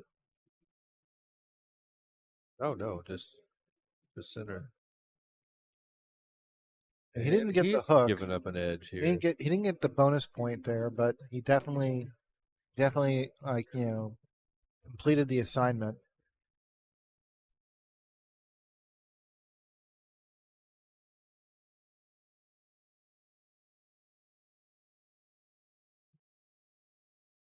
Nice conservative play there. Just played into the pack. He knew he wasn't going to give up much. Yeah, He'd give up contact. I but think not he's at going to that see time. another safety in Sure. 5, 4, 3, right behind the 4 ball. Daniel's looking it over.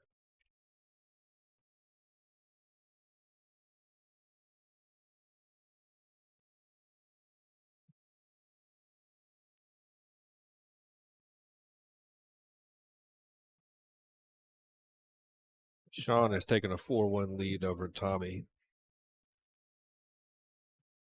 I had a 5-2 lead over Tommy. Those leads mean nothing. Oh, strong move there by Daniel. So getting behind the 4 was a little bit touchy. Like I saw it as touchy immediately, even though that's probably what I would have gone for anyway. And instead, Daniel decided to hit the ball a little bit harder, let it roll, and go to a more natural place, which is behind the 10 ball. Very nice decision there. So Dave's got his hopper.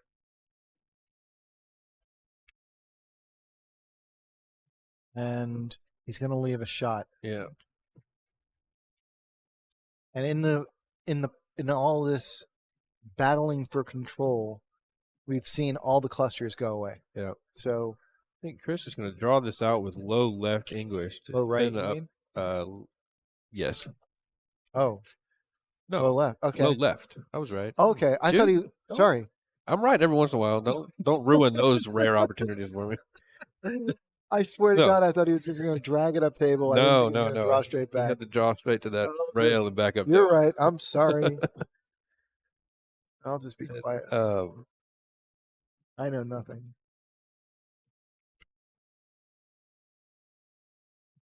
Just this Really nice three shot. out into the open. for the Very nice side. shot. Beautiful.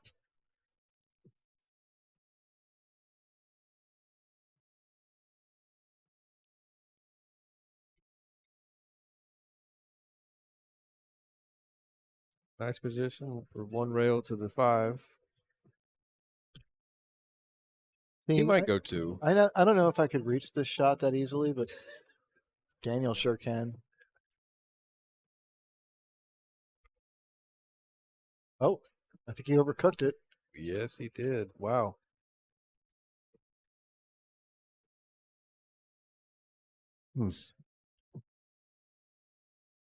Sorry, sir. You're good.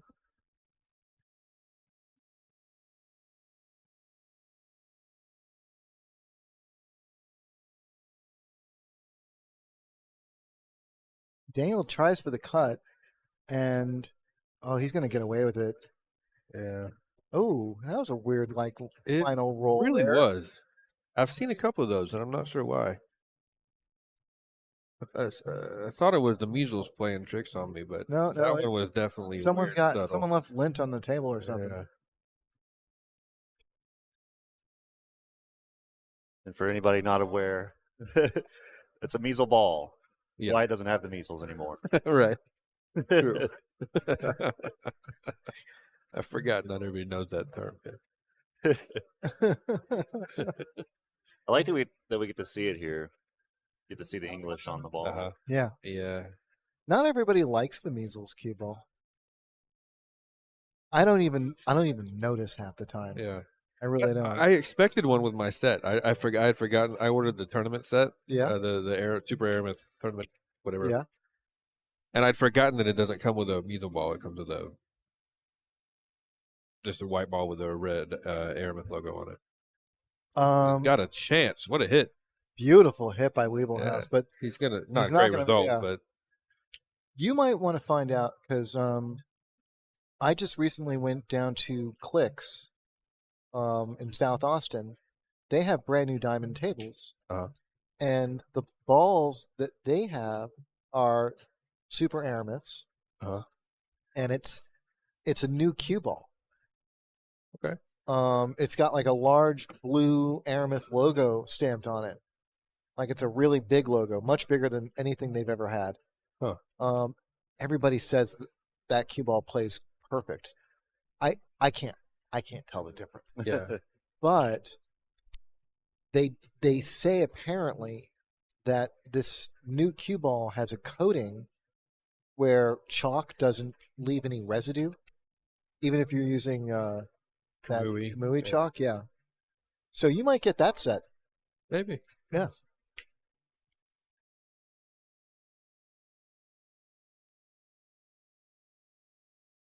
Daniel does a great job managing these last 5 balls. My set does have I forget what it's called, Dura something. It's a new aramith coating. That's it. Yeah, my set has that. Yeah. Okay. Yeah. It doesn't have yeah. It doesn't have that logo, but I don't think you're really going to care because honestly, this is your home table. Yeah, I do use Kamui chalk, so I'm I'm glad to hear that. But no, but by that I mean like when it's your home table, only so many hands are touching everything. Yeah, the table doesn't get dirty very quickly.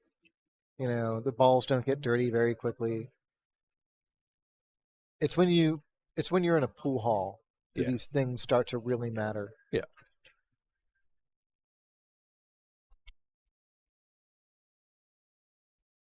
Although I do find it interesting, some people have like a ball cleaner at home. Yeah. And I'm like, you spent $700 on a ball cleaner? Yeah.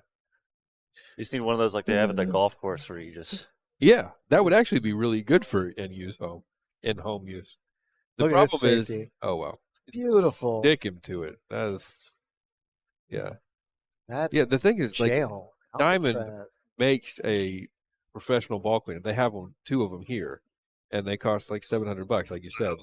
But it's for a pool hall where you want to run all your ball sets through it. Yeah. At home, you only got 16 balls to clean. You can do it one at a time. But one of those golf ball cleaners where you put it in and like this, brush. That would be perfect for them. I used to work at a golf course, and I used to hate cleaning those things.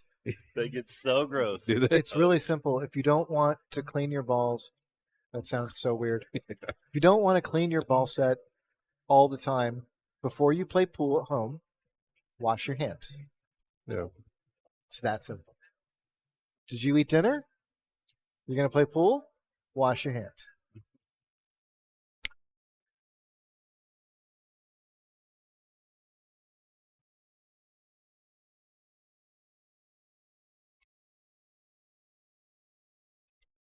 So I think Daniel's going to be eyeing up this 210 combo. I think that's what he was playing for. Yeah.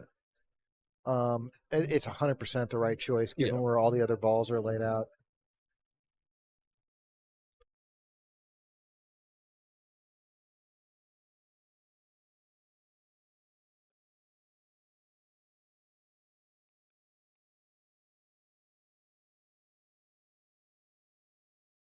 Oh.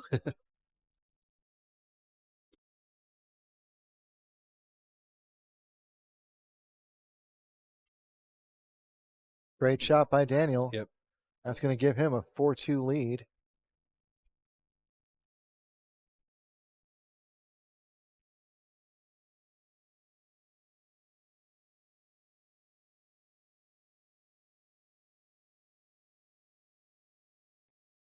So just so that everyone remembers what's going on here, while Daniel's racking, this is the Texas Open tune-up, which is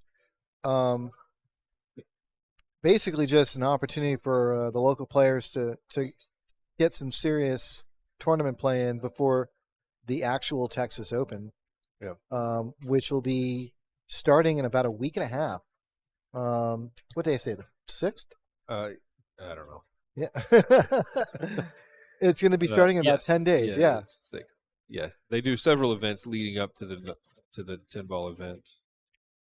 Do doubles, Banks, they do banks. They do a bunch of minis and Let's things see like what that. they got here. They've got Scotch doubles, the bank. 10-ball open, the women's open. They got a 10-ball mini. They got a Banks ring game. Yeah. They have an open and ladies ring game. The only thing I don't see this time around is one pocket. There was a big one pocket event at the 9-ball. Yeah, I don't know what to tell you. Yeah. That's in 10 days. And if you are in the Central Texas area and you like pool, and if you're watching this, I'm going to assume you do, then you're going to want to make it down here because it is always awesome. Yeah. We bring in the best players in the world. Shane Van Boning has been here numerous times. Skylar Woodward loves it here. Billy Thorpe. I think Alex Pagulayan is the defending champ, if I remember correctly. And Carlo Beato usually rolls in with Yeah. who am I thinking of? Superman. Coyo. That's not That's Superman. Roberto Gomez. Roberto Gomez, yes. That's RoboCop. Yes. And Omar Al Shaheen will probably fly in. Yeah. He's there. Everybody loves Omar.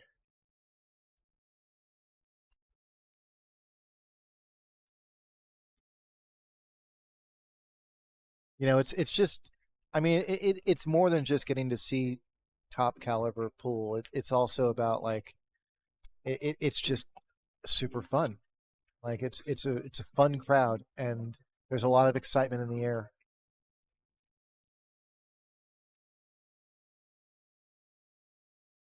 Daniel does a really good job to make that 7-ball and keep the 4-ball in place.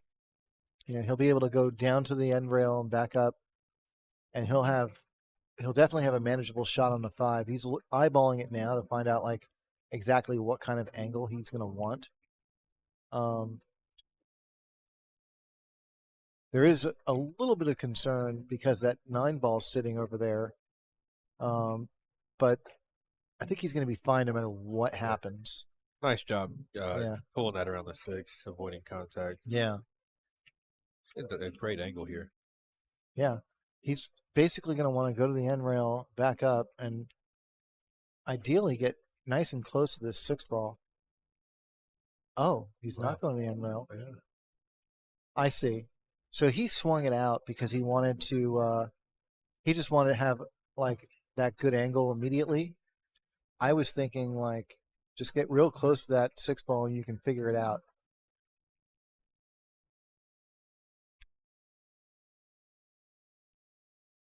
Daniel does a really good job to get on this 8. It's a little on the thin side, but I think he can manage this just fine. He doesn't have to hit this 8-ball very hard. It'll go.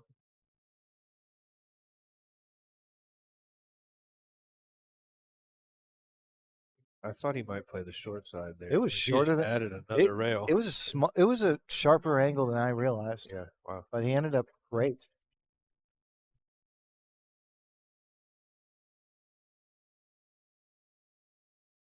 I mean, this is okay.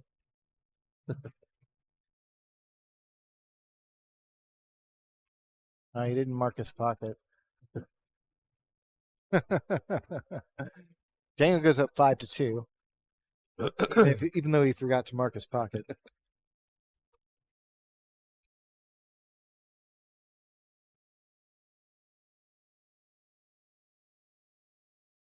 Dave's going to need to find a way to win 5 out of 6 here.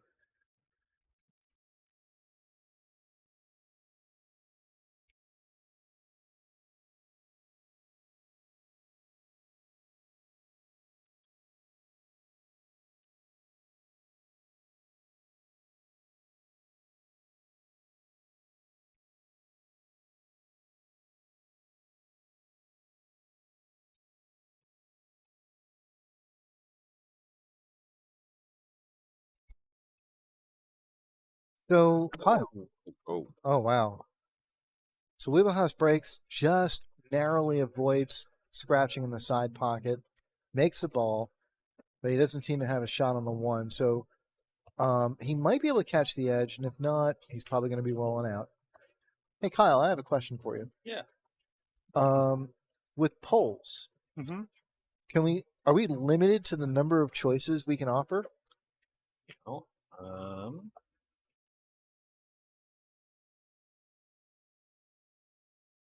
Or are you wondering if it's going to be like Facebook where voters can write in? I was just wondering if we can put in like multiple choices. Yeah, I think we can. Some of those Facebook ones get out of control because they allow Yeah. write-ins and you end up with 35 options. Yeah. Oh yeah. No, we're not limited to yes or no on here, But we are limited to 2 choices. It does appear that way, unless I'm using a kind of a different widget window here than is up by default. Okay. So I can look at the other window and see if it's any different. But I'm afraid to pull it up right now because I don't want to break my stuff. Yeah.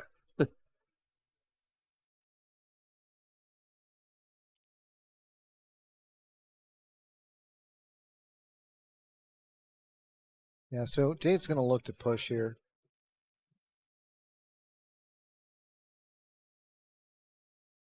This is interesting. This is a dare shot. There really isn't a whole lot of defense here. I mean, there is defense. You could bank the 1 ball up toward the upper left quadrant and put the cue ball behind the 9. Or you can take on the cut. Boy, I was going to. It was a difficult decision for Daniel, but after careful consideration, he decided to go with the cut.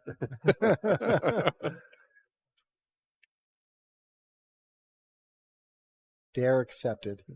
Daniel's another one of those shooters that plays so fast it's hard to grab replays and play them throughout the match.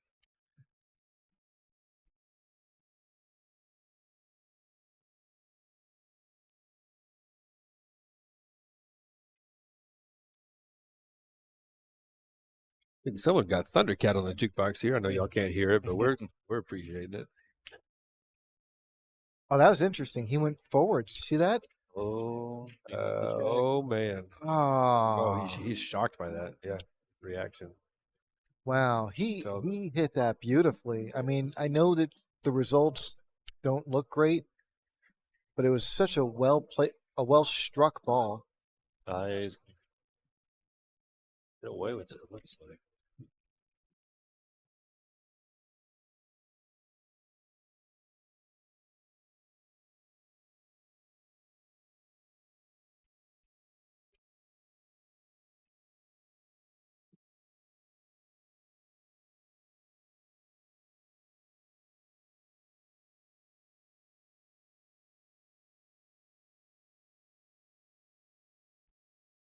I don't know what Wiebelhaus really has here. I guess he could thin this 5 ball if he doesn't have enough to like go for the combo, and even if he does have enough to go for the combo, I don't think it's a good combo to go for.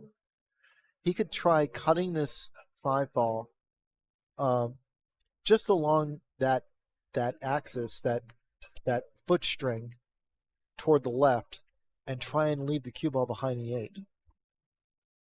Oh, he's kicking at it. He's missed it by a hair.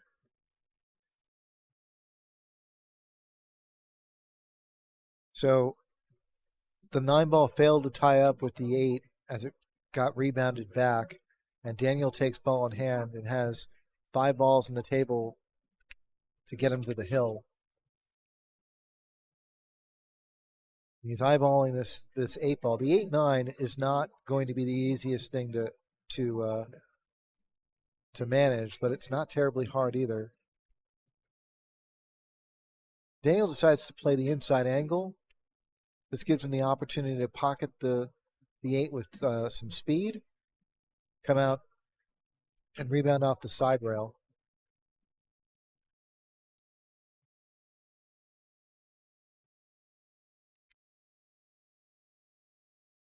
Wow, I'm really surprised he missed that, but he's not going to leave much.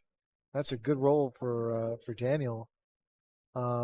Dave's got a couple of choices here, and none of them are very good. What do you guys like? Well, I know what I play all the time on this. It's not the worst idea. Go ahead, let's hear it. I just go for it. Yeah, I think going for it is not a bad idea. I think Wiebelhaus is going to try and swing the cue ball behind the 9. And it's anybody's guess if he's going to get the hook. Oh, wow. Wow. Hit it so thin. Yeah. That was so well struck, and he did not get the result that he deserved. So here comes Daniel with a very, very similar choice. I still think banking it's valid.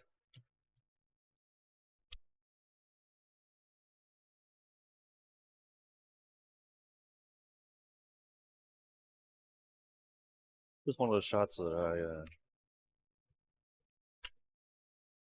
Oh.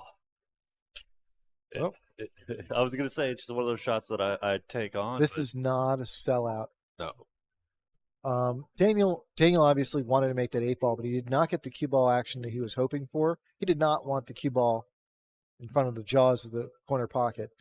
So Dave's going to have to go from corner to corner with an 8 ball that is very deep in the pocket, and he's got to get a lot of action to try and get that cue ball out of that pocket area. Can he go rail first? I think he's got to try.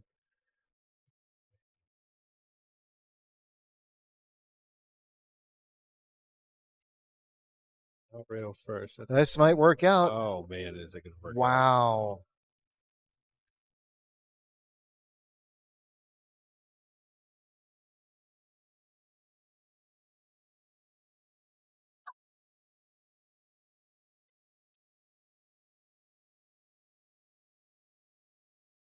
Well, this is going to work out in David Wiebelhaus's favor, but you know what? Like he got a little bit of lucky there, but he made that luck. Yeah. I think you had to go into that with some speed, and I think you were going to be throwing some caution to the wind, and so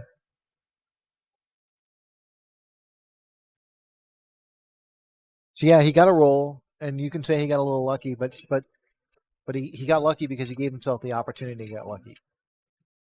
Had he hit that any softer, I don't think he comes away with a shot.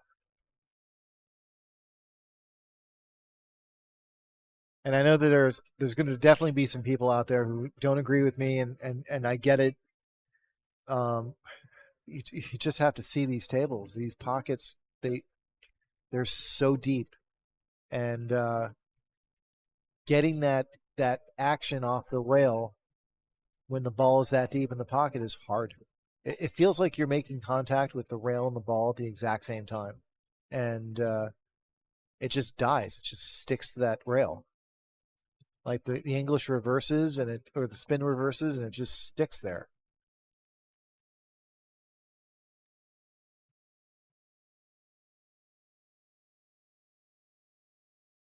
Okay, looks like in the women's final, Jennifer Kraber won the first set. So she's forced the second set. She has to double dip with Michelle Cortez, so they're playing a second race to 5 right now.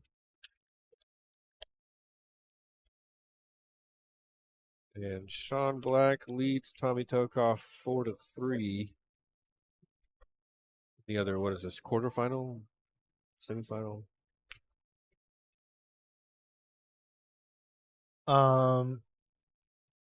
That should be quarterfinal. Yeah. Because we've got 6 remaining. That's right. So these gentlemen right now are playing for 5th, 6th. These winners are going to play. Then Manny and Chris are going to play. Yeah. And then the winner of these matches, the winner of the match between, we got a lot of matches left tonight. These 4, we've got a lot these of 4 have to dwindle down to 1. Right, and right. that 1 is going to play the loser of Manny and Cristopher. I'll be right back.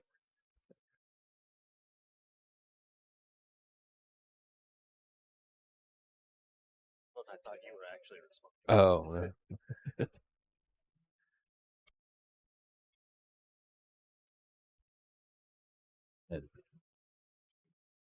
So yeah, that ended up nice for Daniel there. That was a long jump. I don't know if I caught much of it. I had my hand off the button too. Pull it up here and give him a second. Nice contact, and he's going to tuck that right on the backside of the 8. Very nice response from Dave. Nice jump, yeah.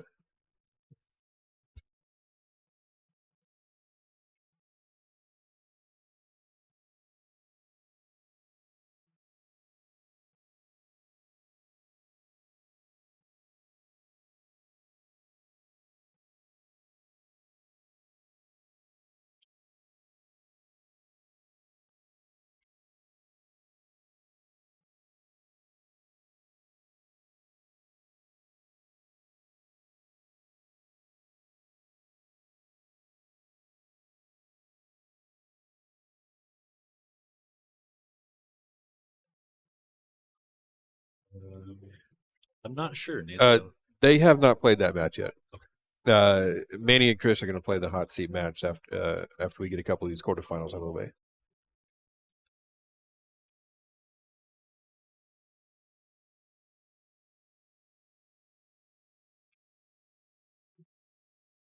Nice job there. I wasn't sure he was going to be able to go offensive. He was guaranteed to run into that pinball, but he might be able to slide this 2 up under the 3-7.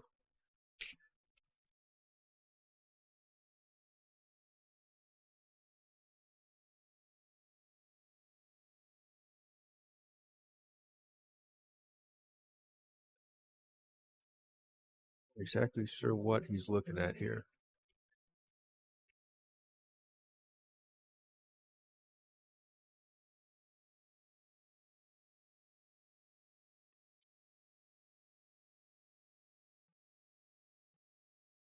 Okay. Nice play. Yeah, that was a more aggressive defense there. Yeah. I fully expect Daniel to hit this, and he's going to play it with an eye to making it because a natural one rail. Okay. Nope. No. Did not make it, but I don't think he hasn't sold out of pocket anything. The 3-7 were broken up, but they recollected. Might be enough for him to pot that 3 now, but Could be. It's Could be. close. Oh, hate giving up find that window. Hate giving up that window. So unfortunate to. I think he's left Daniel this look.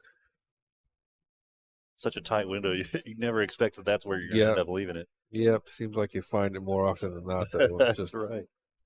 Crushes you.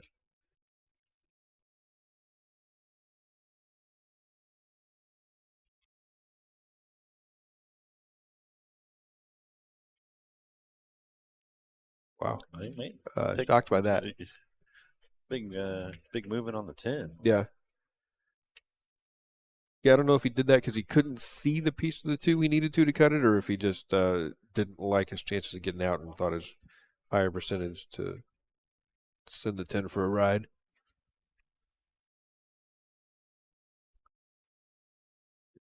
Oh, just short.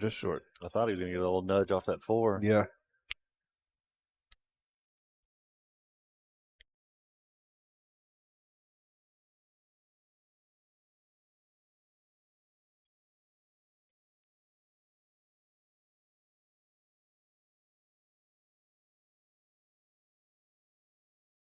Oh, beautifully done.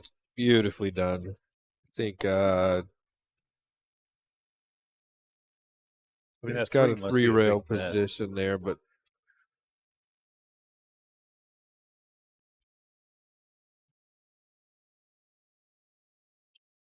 now they're playing a little Lonely Island in here. Man, takes me back to college already. Yeah.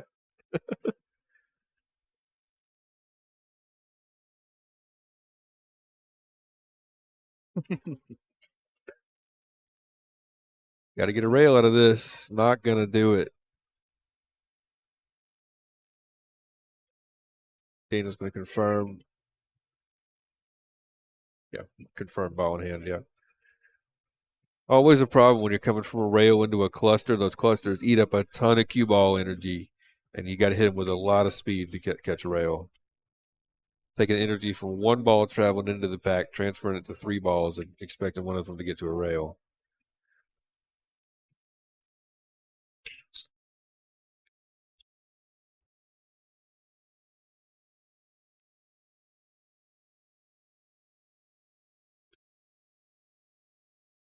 One of the all-time great Saturday Night Live episodes. Oh, Pretty much, I know you guys can't hear the song. yeah, but we're Lonely Island, Justin Timberlake, and all that with the SNL skit from a few years ago. Anyway, back to pool.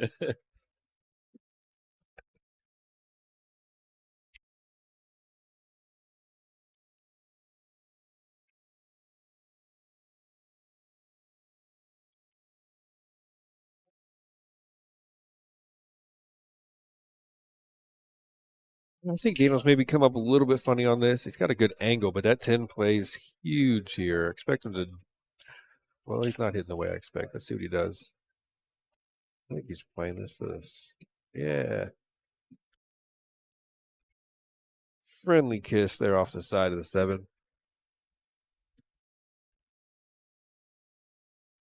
Sorry, guys. I needed to stretch my legs. You're good. Nice cut there. So your wife was Kiss here back earlier. away. She was, yeah. What was she doing? Was she like bringing you biscuits or something? No. She was just she was up here. She went to Pflugerville to go on a little walk with her parents Oh, around okay. Pflugerville Lake. He just swung by to say hi. Such perfect position. Yeah.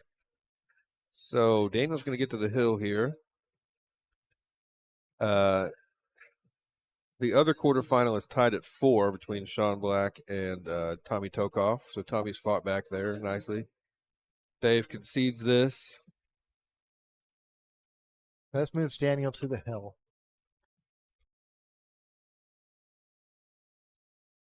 Oh, I see. So Sean Black is playing Tommy Tokoph, and they're tied at 4 right Yes. now. Okay. Yep. I'm getting it. Yep. Okay.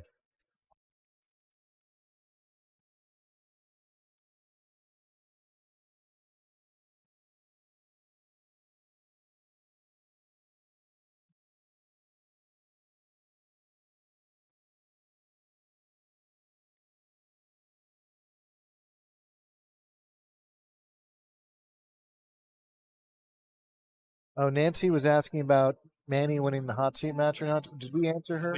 We did. Yeah, they haven't played that match yet.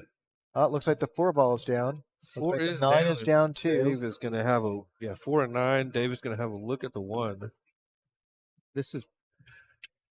It's a great break. It is. Yeah, 5 to 6 is tricky with the 8-10 back there eating up a lot of real estate. Yeah. Yeah, that doesn't look like a whole lot of fun. But you can play for a big angle on the 6. Yeah. And figure it out. The 7 is in a pretty good spot for that. Oh, interesting. So he played short side, and he's a little straight on the ball.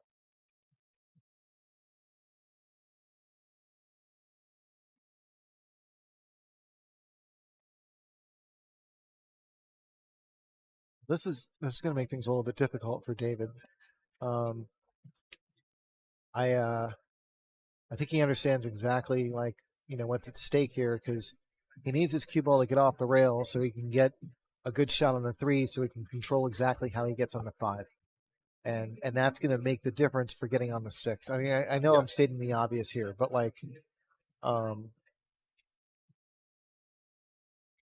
yeah, I like drifting up in front of the side pocket. I was about to say that. Yeah, but still, he's still playing recovery shots. Sure, absolutely. But I'd sacrifice the perfect angle to get more access to the bottom half of the cue ball. Yeah. Well, the good thing cueing. The good thing about giving yourself a big angle is that you don't have to hit it as hard, and that object ball can reach the pocket at pocket speed. Yeah. Like that. Oh, wants to miss that. Okay, good.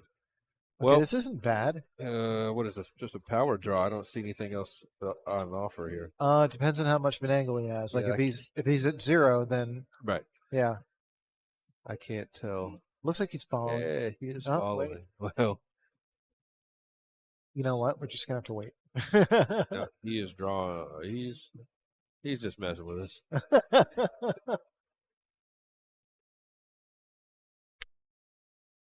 Okay, didn't want to scratch. Oh, he's come up great.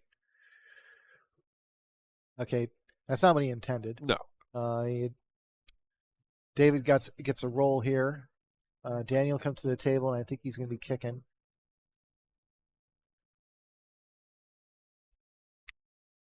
Hard. That was Mach 4. Yeah. And it works out okay. He's left him a combo. Not a. You know, I With might some actually, distance. You a would lot bet. of people may not see this.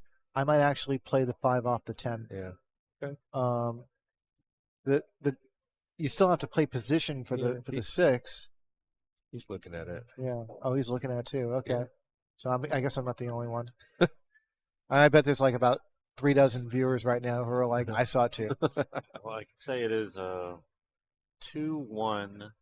in the women's final. Michelle is up. Okay. So it's where they're sitting now. We can keep Yeah. track of that a little easier. Okay, good. This is a race to 5 now that they've played their first set. Jennifer Kraber won it. Okay, so Dave opted for the combo attempt there. And he's left Daniel a really good angle here to get on the 6. Unfortunately for Dave. He may just draw this full table and shoot the 6 to the top left corner here. Yeah, that's what I would do. No, he didn't even need to. He was just able to punch it straight Yeah. over. Now Daniel's in ideal shape. He should be able to control exactly how he gets in the 7, which is just past the side pockets. Oh, no, excuse me. He's going for the side pocket. Right. I was looking at the corners for some reason.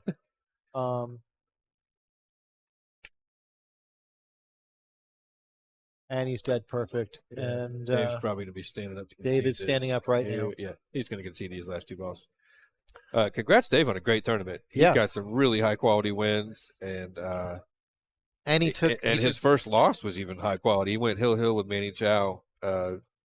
Yeah, Dave had a great tournament. And even this score is not indicative of how the match went. Yeah. You know, like he made some good shots and played well, and he just 10 ball. He just got 10 ball. Right. Yeah. These racks are not opening up, and it requires a lot of back and forth, a lot of concentration, and then suddenly it doesn't. Yeah.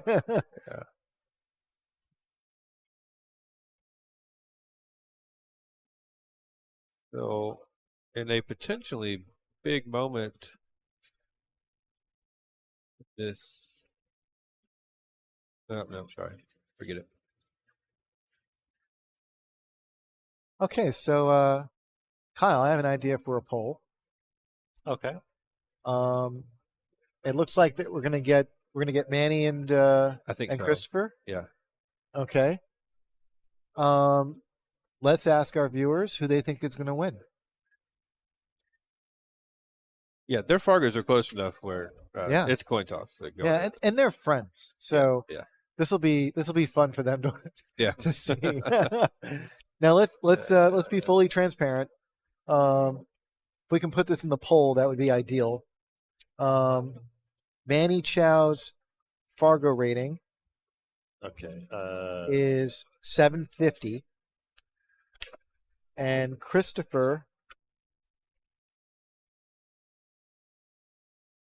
Tevez is 752. You're gonna have to give me those numbers again in a second. 750. So viewers, you're going to see a poll in the chat, and we're going to ask you who you think is going to win. Okay. What was Manny's Fargo? 750. And Chris's? Cristopher Tevez is 752.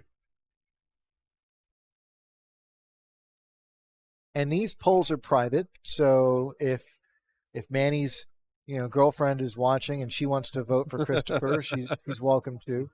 We got our first vote. Andrew Rodriguez is going with Chris Tevez.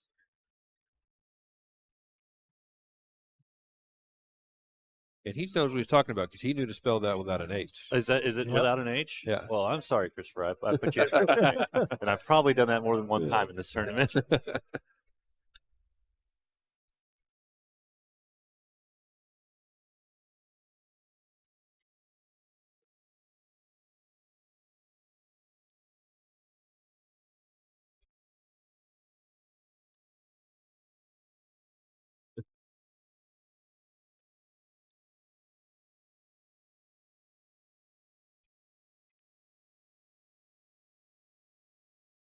I voted as well.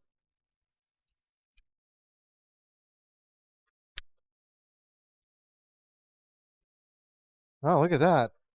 Look who's winning here. Eddie Palmer comes in with a vote for Chris.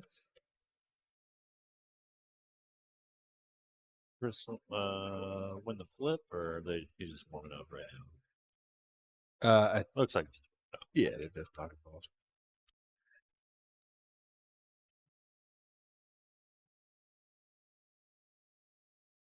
Here, let's leave that up for until they start. Yep. And then we'll freeze it.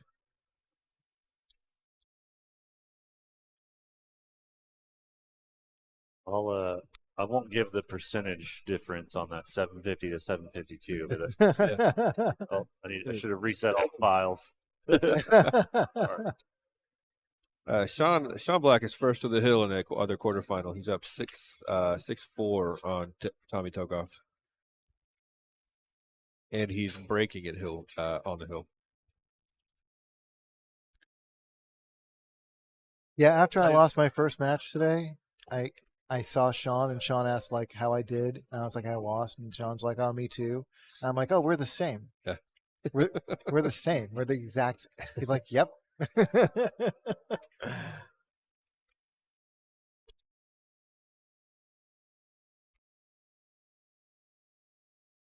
Sadly, we are no longer the same.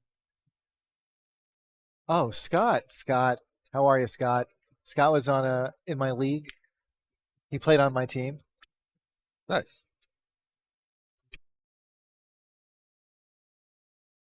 Yeah, you picked a good time to tune in, Ferguson. This is we didn't know a ton about him either. We'd heard about him, maybe seen him shoot a couple times, but He's from Peru. yeah, he and Manny are both from Peru. I think And- Manny said Chris is about 30 years old. Yep. He shoots just lights out. He and Manny are good friends, Yeah. and they play near identical speed. Yeah. See that shot? That shot was okay. Yeah. I mean, if you like draw. All right, ladies and gentlemen, next up on the stream table, hot seat winner, Manny Chau versus Cristopher.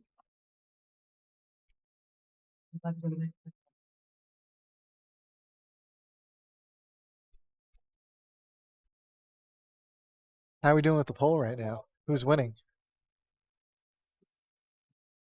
Well, tell you what I'll do when we kick it off. I'll put up the percentage like we would the odds. Yeah. And Really?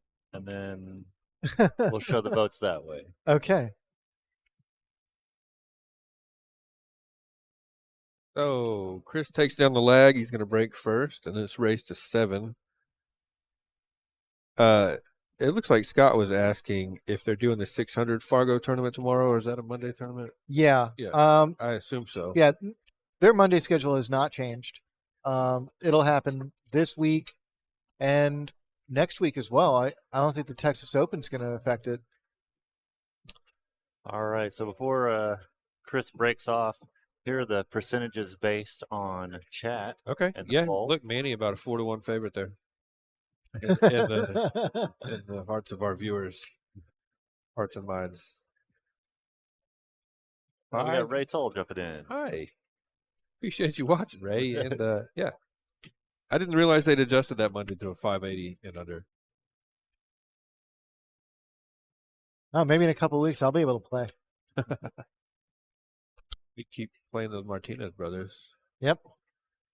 They'll suck your Fargo points up quick. Yep. Yeah, again, these are the percentages based on chat, but the actual percentage, it was a little bit closer. Yeah. 51-49. So Chris, does he break dry here? Yeah, Chris breaks dry. And Manny, I can't tell if that 3 clears to 4. Oh.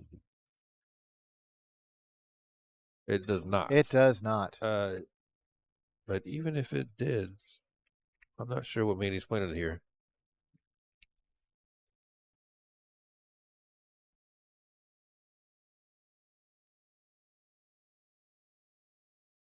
He's going to might- play safe behind the 3-4. I think Oh. he might bank this over. Wow. Man, I got to start talking sooner. I'd sound a lot smarter if I said the things that I did before they happened. That was an incredible Yeah. shot. I don't think it worked out for him, but that was incredible.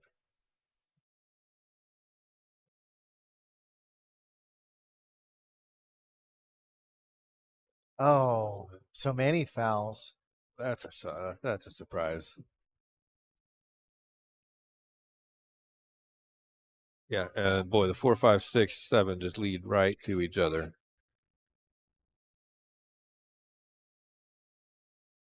Oh, beautiful bank. He could have come out beautifully on that. He just didn't. Yeah.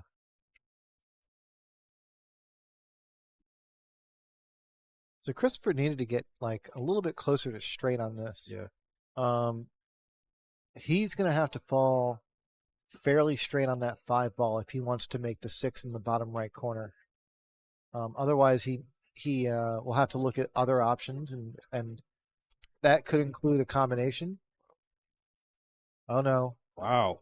There's a hole there. Wow. So a little careless on the 3. He pays for it on the 4. So Manny gets ball in hand, and I would imagine he's going to try and shoot these balls in place.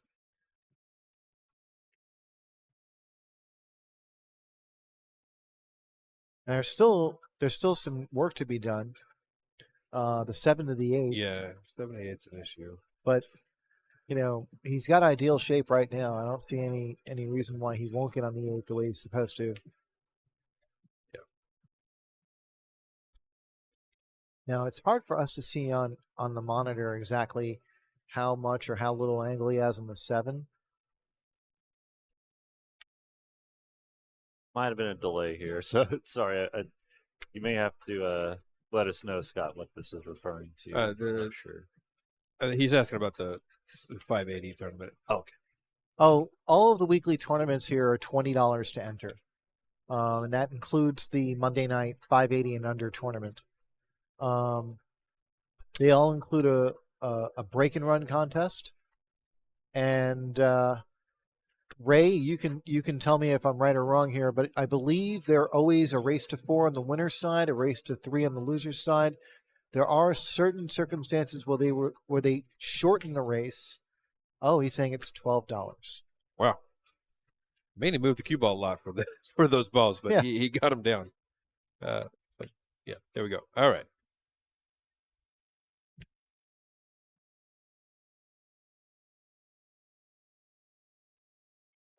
Ray Tull is our tournament director for the weekly tournaments. So, Hey, Ferguson. There shouldn't be any stipulations as far as going live. Should just be able to put it up. With it takes 1,000 to be partnered. That's when ad revenue comes in.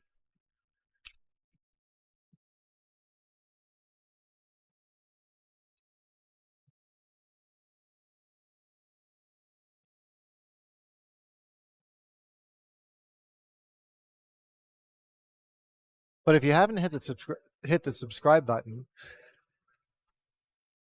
thank you for reminding us about how many subscribers we have. We are trying to march our way as quickly as possible to 1,000 subscribers. So if you guys can please hit that subscribe button and help us get there so that we can become partners with YouTube and start generating a little bit of revenue from all this.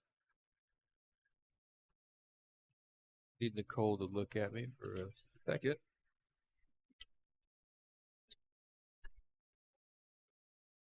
Beautiful break. 8, 1 sets up. For That is the corner. best break I've seen all weekend. Yeah, that was fantastic. That was phenomenal. Awesome. Thank you very much, Ferguson. Did we catch the replay on that one? No. No, I did not. Ah. Let's see. Fall straight here. No, he's not. Just He's got a enough little bit of an outside angle, yeah. Yeah, I think he's good. He's got enough where I think he can go forward or back. He'll probably go forward because Looks like it. yeah.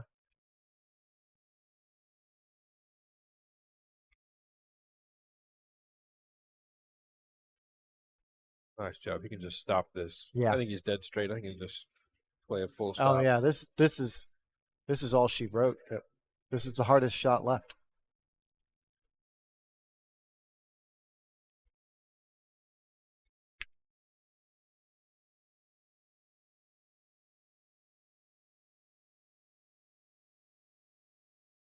I mean, not that anybody should be conceding on the 3-ball, but like, this is a rack where you could easily concede on the 3-ball. It's a roadmap.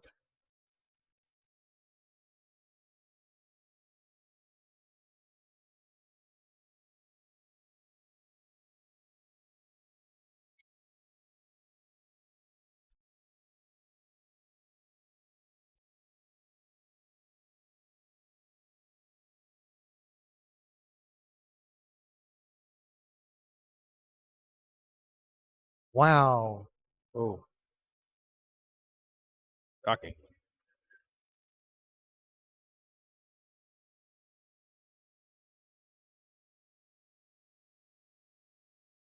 That is, I don't even know what to say. I'm speechless.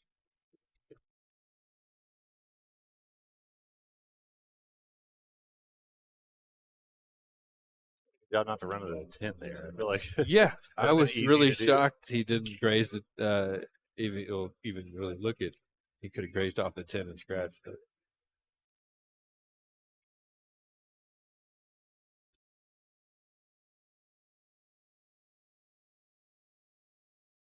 So Cristopher ties it up at 1 after a very uncharacteristic miss by Manny Chau on what was arguably the easiest shot of the sequence. Yeah. I think he's left the booth dumbfounded. We're all sort of just sucked the air out of the room right there. Yeah.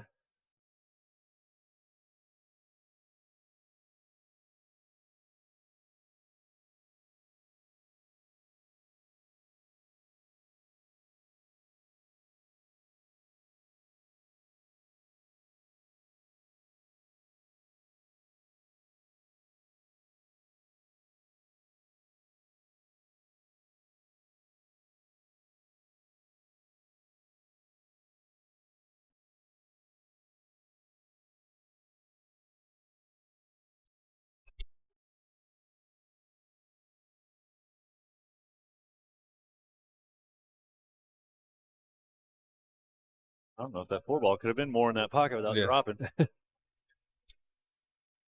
we're sitting shockingly at 1-1 here after that 6-ball.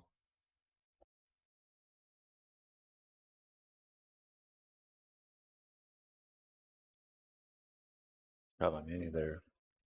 Pushing that 1-ball over to the right and sliding in behind the 4.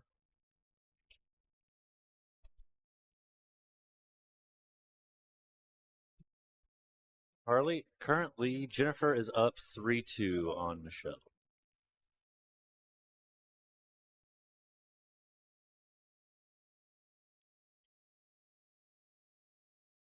We got a question from Harley Quinn. Yeah, she's been with us a few times. Okay. Okay.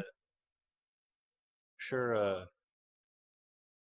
they've told us who they are, but I can't remember at this point. Yeah.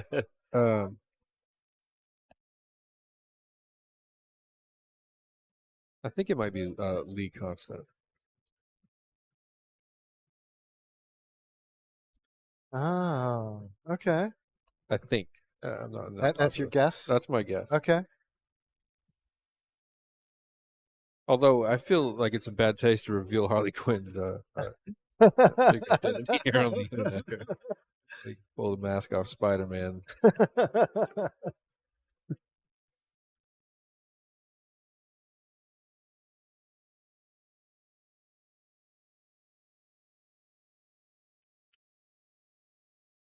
It's that 4, and this will fit really nicely. Nice shot by Chris.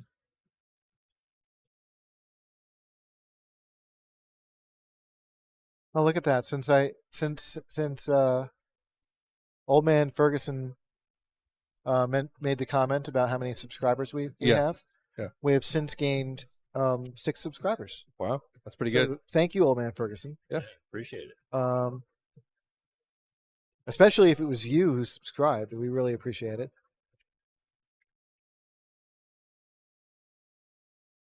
Can't tell if she's looking at me. She said, "Nope, sorry, Wyatt. You are wrong." Man. The mystery continues. Yep. I don't want to know. Yeah.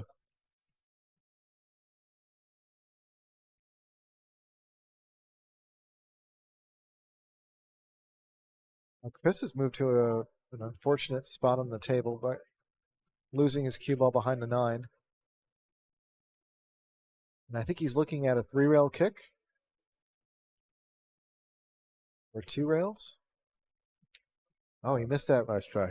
He missed everything. Yeah. Amazing. Partial credit.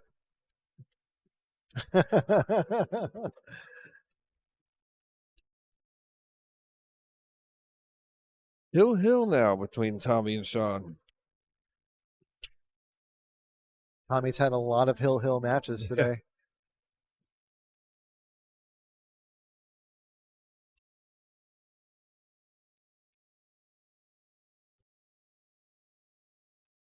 Here's Manny buzzing through these balls.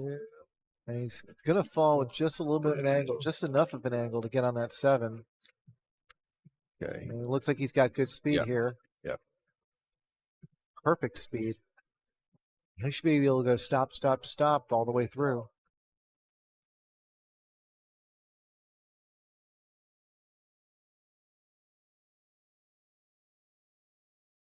Sean at the table at Hill, and no traffic to speak of, no clusters. She's shooting a 6. 5 balls away from matching up with the loser. So Manny takes the lead 2-1. Is that poll still up or is it gone now? No, I've pulled it down. I pulled it Oh, down. okay. We should ask viewers if they want another poll. Do a I think poll. it's still a bit early. Okay, so Jennifer's leading this ladies' final 4-2. That would put Jennifer on the hill to take down the title.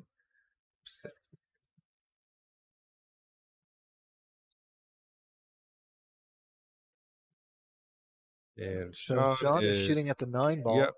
And looking rather comfortable. He has a shot in the 10. Yep. I think And this is Tommy. going to be the end of Tommy's tournament. Yeah.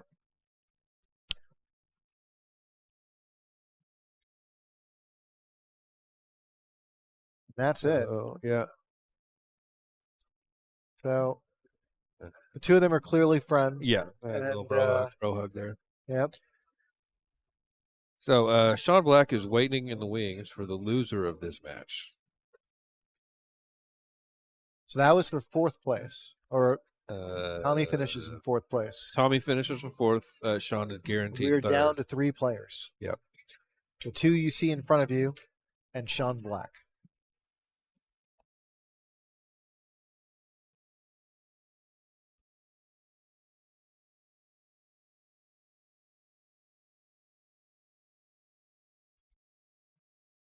Oh, man. Huge break by Manny Chau, but he finds the side pocket. Yeah. This is going to bring Cristopher to the table, and he's got a couple of issues he's going to have to address, specifically in the lower right quadrant.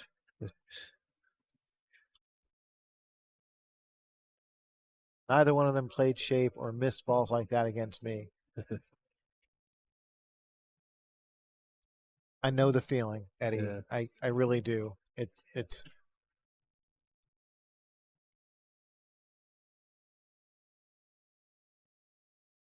I had a couple of sets like that today.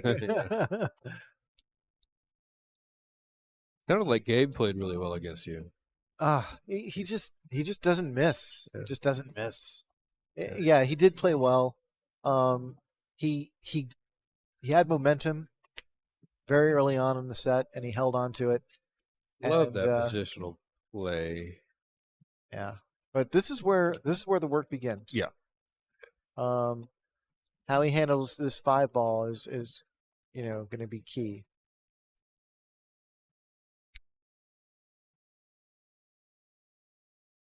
Well, Wow. handled. Good. Wow. Great. And he can move the He 10 can ball relocate out of the 10. yeah. That was amazing. 5 birds, 1 stone. No, instead he moves the 7, which is the Yeah.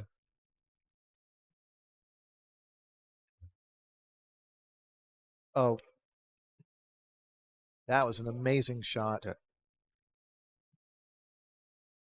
Moves the 7 out of the way, which is really the only problem ball that was in that cluster, and just unties everything.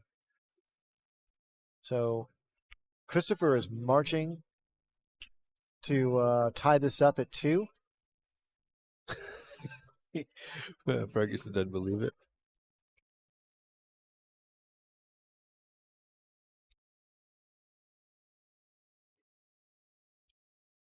Guy's a real talent. Yeah. That was a really confident stroke on that shot. Yeah.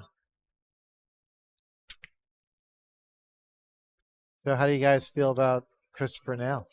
Yeah.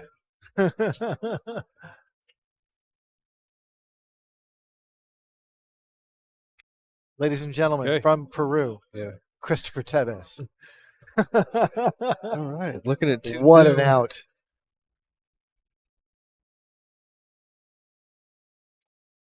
Look at that. Yeah.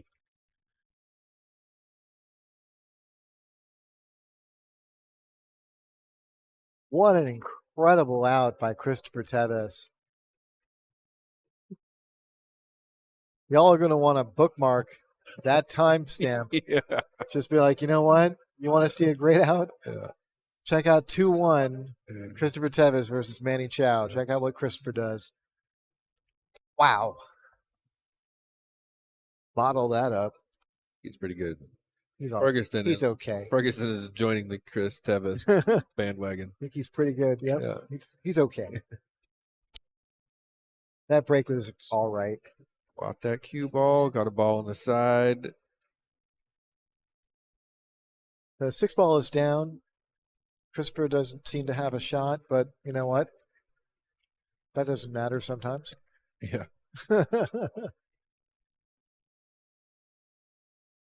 He's done more with less.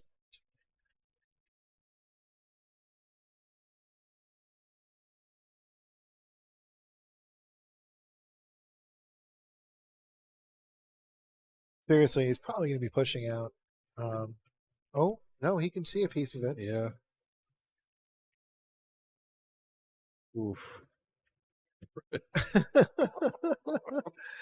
He's done more with less. Yeah. You do here. Does he play off the 8 here to clear that pocket out? No, he's gonna carom the 8 in and set the 2 up for his next shot. Wow. Did you see that? He went in. Chris, we're you're gonna- killing your accent in Austin here, man. I can only save one replay, and I've already hit it twice in this Yeah. without Yeah. pulling it up. Yeah. Yeah, no, What a shot. we're probably going to wait until the end of the rack to see that replay again. That was amazing. Yeah, he shoots too fast for me to pull it up.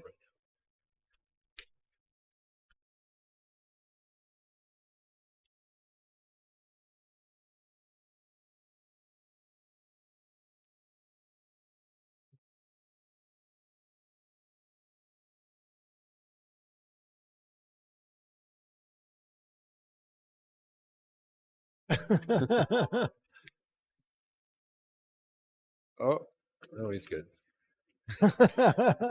No, he's perfect.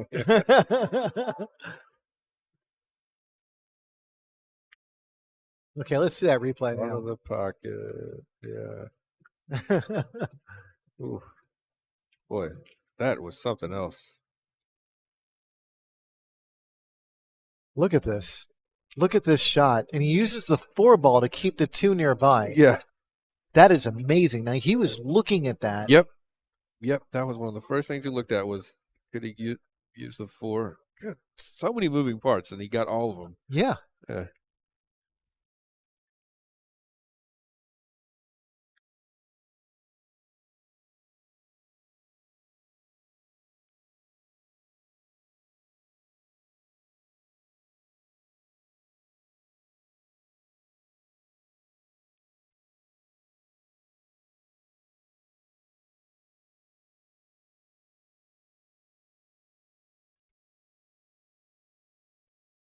Beautiful break by Manny Chau. Did that 2 go in? No. No, still there. Division, like, It looks like he's only going to get $5 action. Fifth, sixth. Slightly watch. All those matches were super tight, super close. Great shooting. How's it? You know, I would normally agree with that, but I was in the room. I brought Mika Immonen into the room one night, and within 30 seconds, someone asked him to gamble. So, no, Yeah. there's always someone here who will gamble with anybody, Yeah. even world champions. And Mika literally looked at me and said, like, what's going on here? Yeah. Like, Oh, that was fifth, sixth. There's, yeah, Nicole's right. Tokoph finished fifth, sixth because Daniel and Sean are both in. that's right. That's right. So yeah, we still have a semifinal to go here. Yeah, we got 3 more matches and 4 if the final goes to a double dip. That's useful. Matt Ferguson said, just kidding. Yeah. I know he's just kidding. I'm just saying. Yeah. It's amazing that Yeah. that anybody could walk in here and there's always going to be someone who's going to be like, I'll play $50. Yeah.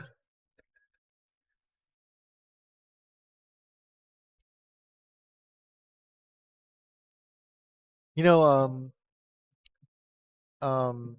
Shane Van Boning, prior to one of his big matches, like his marathon matches, I think it was in Houston, maybe it was in Dallas, I can't remember.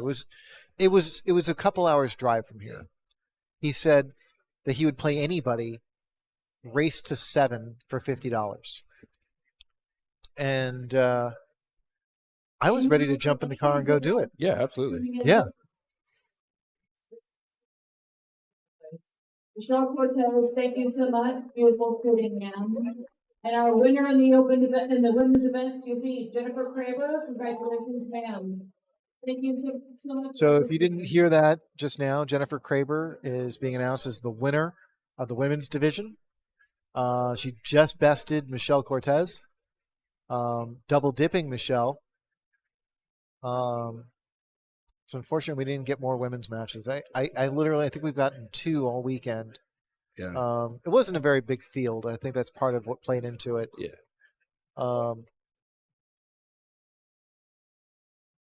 Yeah. I think we covered 3 ladies matches, maybe. Yeah. Maybe only 2. Oh, stop Wow. it.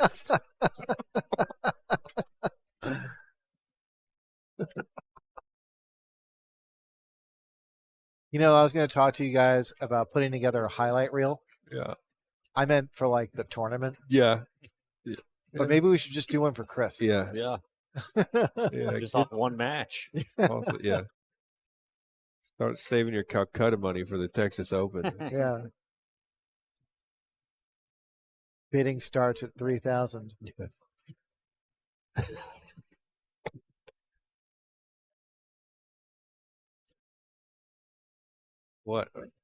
What a series of shots to cram into 3 racks. Unbelievable.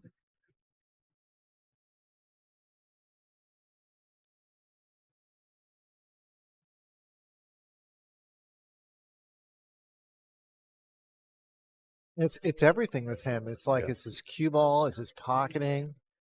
Just read the shirt. Yep. Yeah. Pro level. Yeah. It's a Predator shirt. Yeah. And it's his creativity. I mean, he's a very smart pool player. Oh.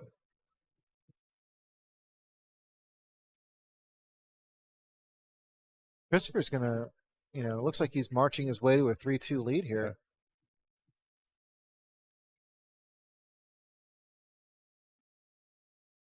Yeah, I mean, the score feels a little off almost.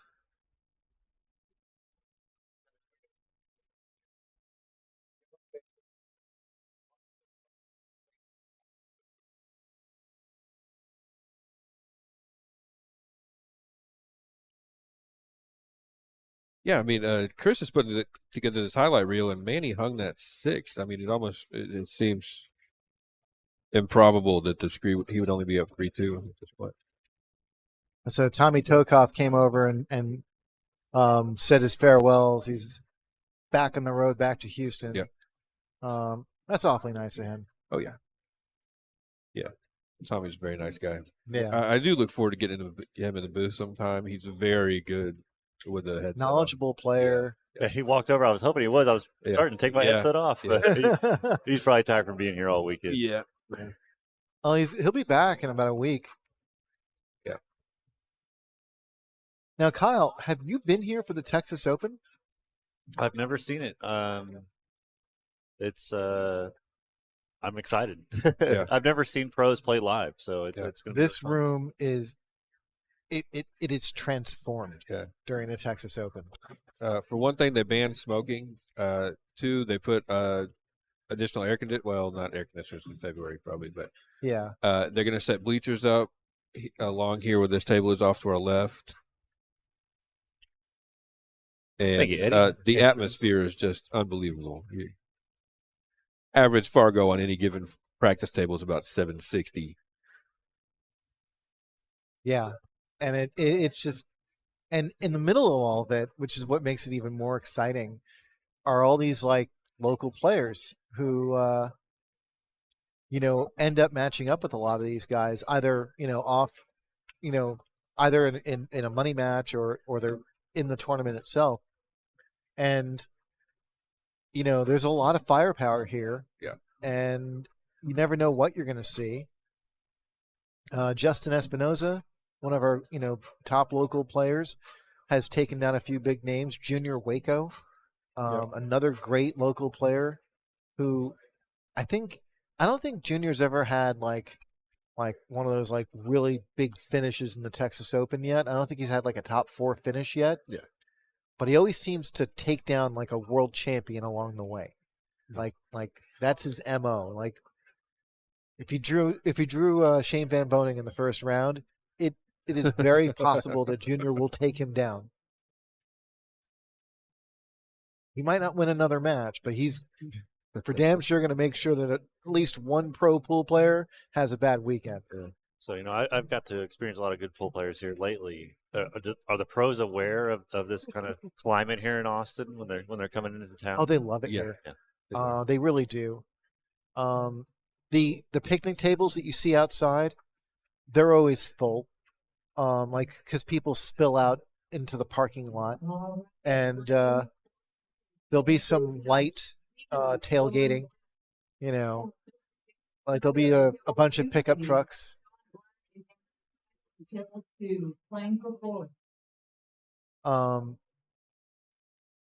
It's a real scene. It's amazing. And like Skinny Bob's is not a terribly large room. I imagine we're probably around 7,000 square feet, and compared to some rooms which can be, 10,000 or 15,000 square feet, sometimes even more. I can't imagine what it was like before the remodel. Did they do it here at that time? Yeah, They did. It wasn't the same event quite. It drew players. Sky Woodward was a regular. Omar Al Shaheen and those guys. It did not typically attract Dennis Orcoyo and the Filipino crew, at least not as regularly as every. They're kind of staples now. Yeah, and since the remodel, Mika's also been showing up. That's always neat. Yeah. And in general, there are more New Yorkers showing up. And that's not even because of me. Like half of them are showing up, just because they want to. They hear about it and they're like, yeah, I'll go there. Eddie says, Junior beat Shane before. That is absolutely true. Bastrop Junior, or Junior Waco he's talking about? yeah. I think. Oh, they both finished top 4. Hey, well, thank you, John. I appreciate that.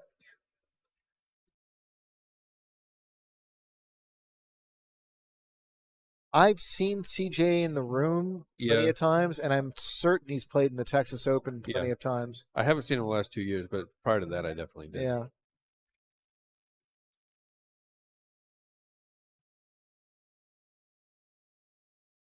Warren Kianko is also always a lot of fun. He's like Boy, he is great to The- watch. the- He's the- such a natural. he's one of the top players that nobody ever talks about. Yeah. They're like, oh yeah, that guy. He's Yeah. awesome. Yeah.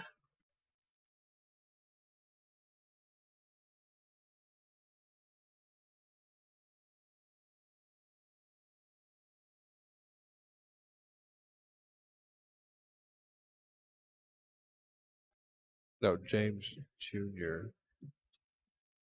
Okay. All right. So Strop Jr. beat Shane.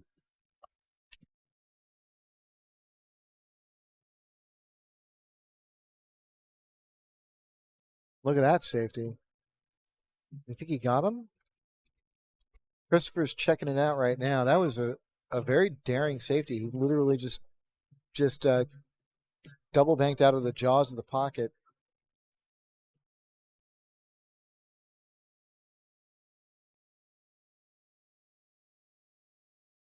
Cristopher going to get both. What Oh, a shot. gorgeous safety there. Not only does he get the safety, but he just nudges the 10 ball out of the way. So he's got a clear path if he gets first crack at that one. Avoids the scratch, and the one's going to step behind the 4. Nice Another- result for Manny.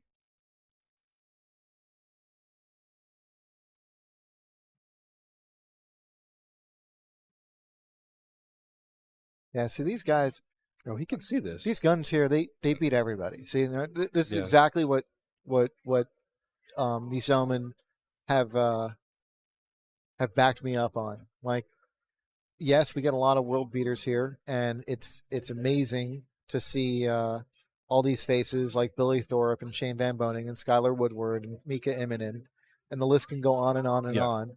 But we have our own troop of players, Yeah. and our own troop, you know, they can take down some names, and they will. So if you've never been to Skinny Bob's for the Texas Open, put it on your calendar. It's 10 days from now, and it's going to be amazing. Yeah. That's being covered by Pool Action TV.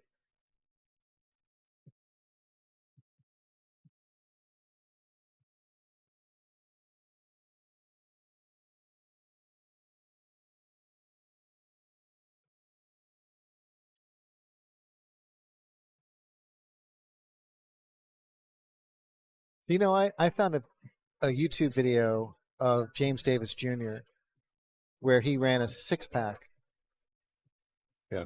Against Eric Isenena, wasn't it? no, it was Ernesto Ah, Viola. that's right. Yep. It was a clean 6-pack too.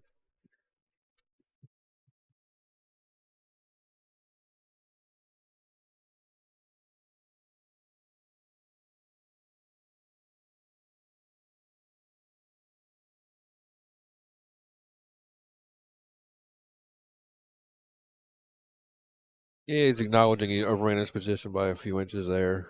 So a key few inches. He's going to just spin this up table. Yeah, I think he'll be just fine. But the 10 ball might come into play. Unless you hit it perfect, then there's no problem. I had the safety replay saved, but I just went ahead and put that one in there instead. You have to rewrite the code for Chris. That's what you're telling me.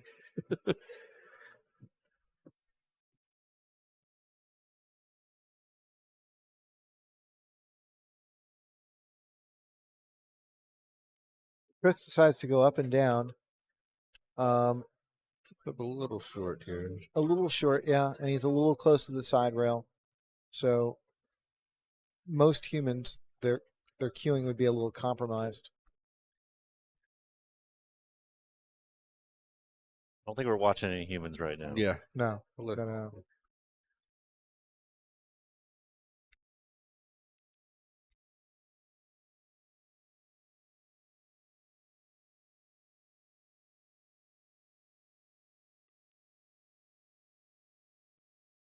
Okay, so Christopher's going to mark his pocket.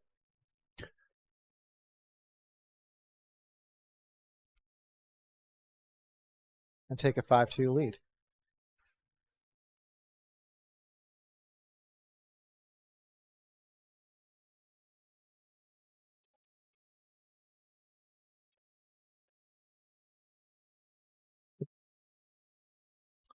And I don't even know how to begin thinking about hitting that shot.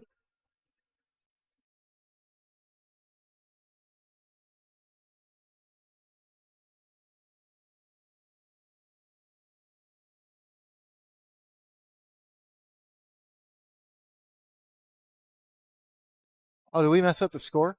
It's 6-2. Yeah, I probably misclicked I it. guess so. Okay. All right, so Chris has raced off to the hill here. Yeah, we just got corrected by one of the regulars here. Thank goodness.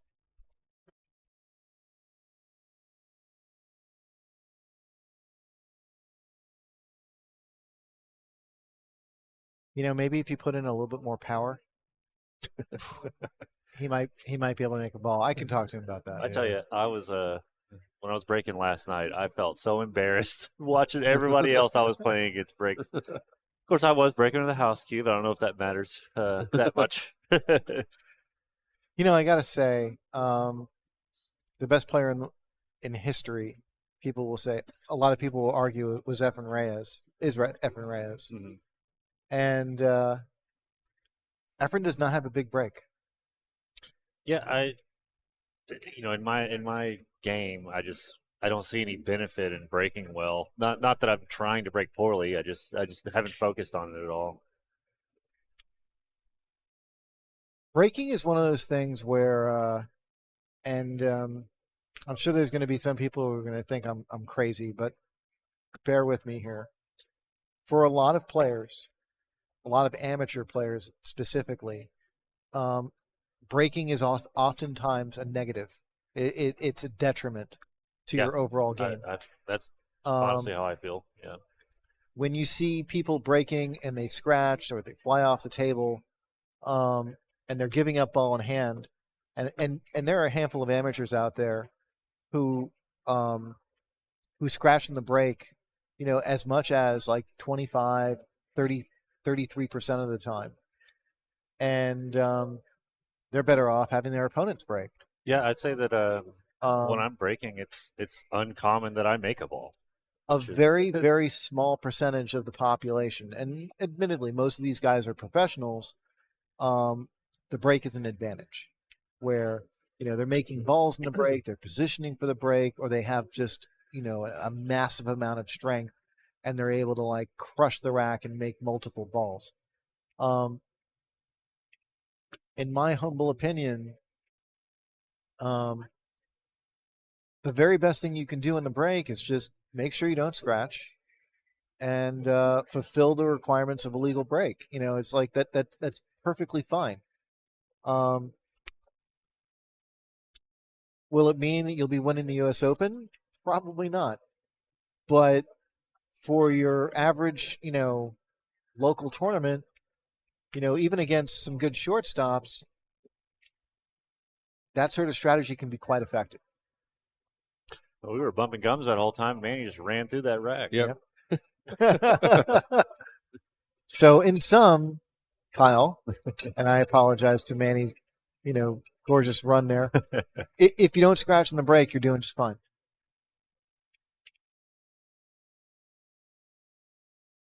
Now I'll see if the chat blows up with like, Judy, don't know what you're talking about.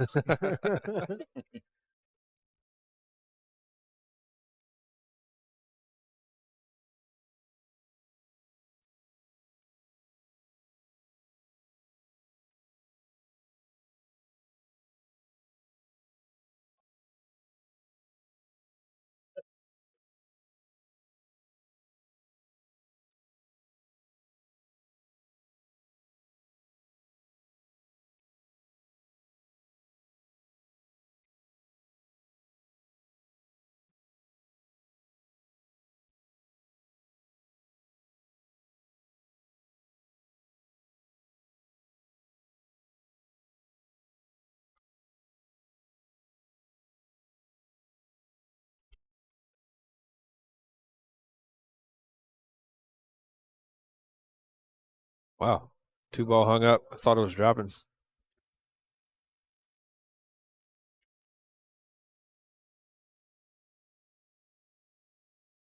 You think it's going away? I don't know that I see that.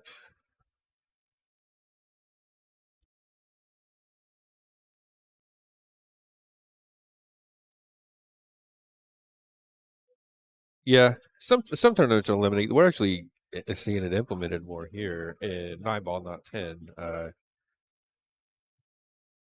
think maybe there was an overreaction to that Corey Duel video where he was breaking it 6 miles an hour or whatever. 3 balls must pass the head string. Yeah, I don't so think my break can do that. you need a combination of total balls pocketed plus balls across the head string has to equal at least 3. So if you make a ball, you got to get 2 past the head string. Pocket 2, you got to get 1.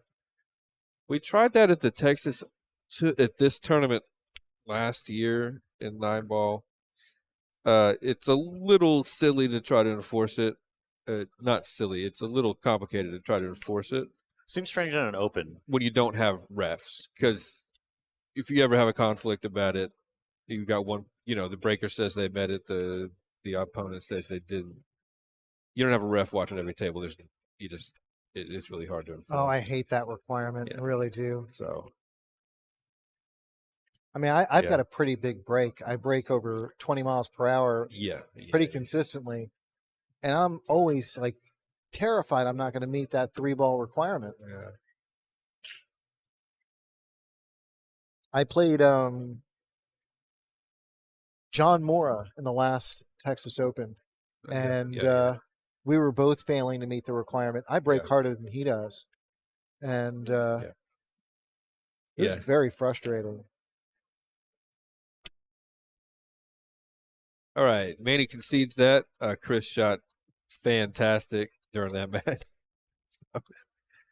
He looks back here at the booth with a big grin on his face, like he's well aware that he shot fantastic. So what do we have here? Manny is still in the tournament. That was an A-side match. Manny is awaiting the winner of the match on table 2 between Daniel Schneider and Sean Black.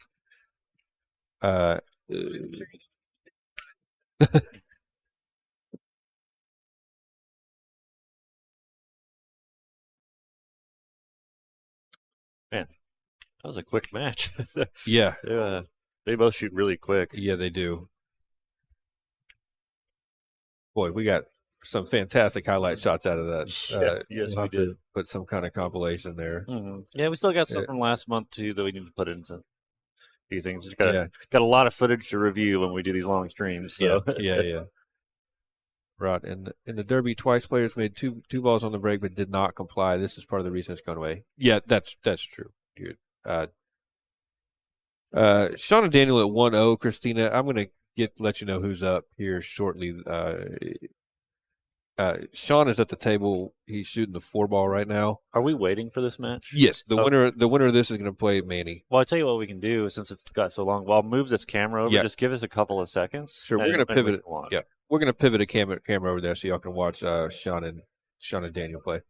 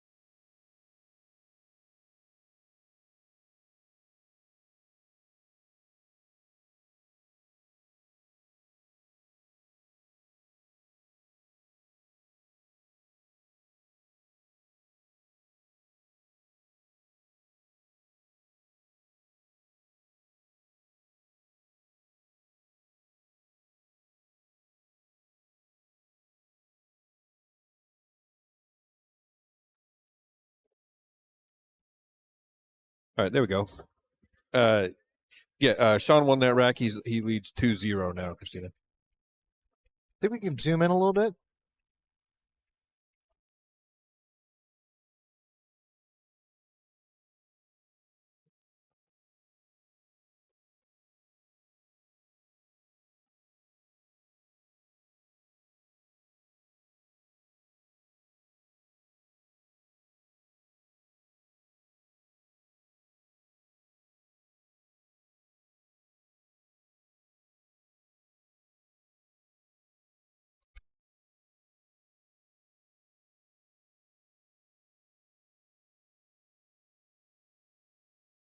Okay.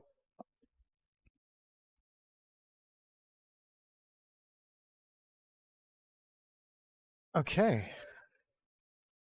So we've got Sean ahead 2-0.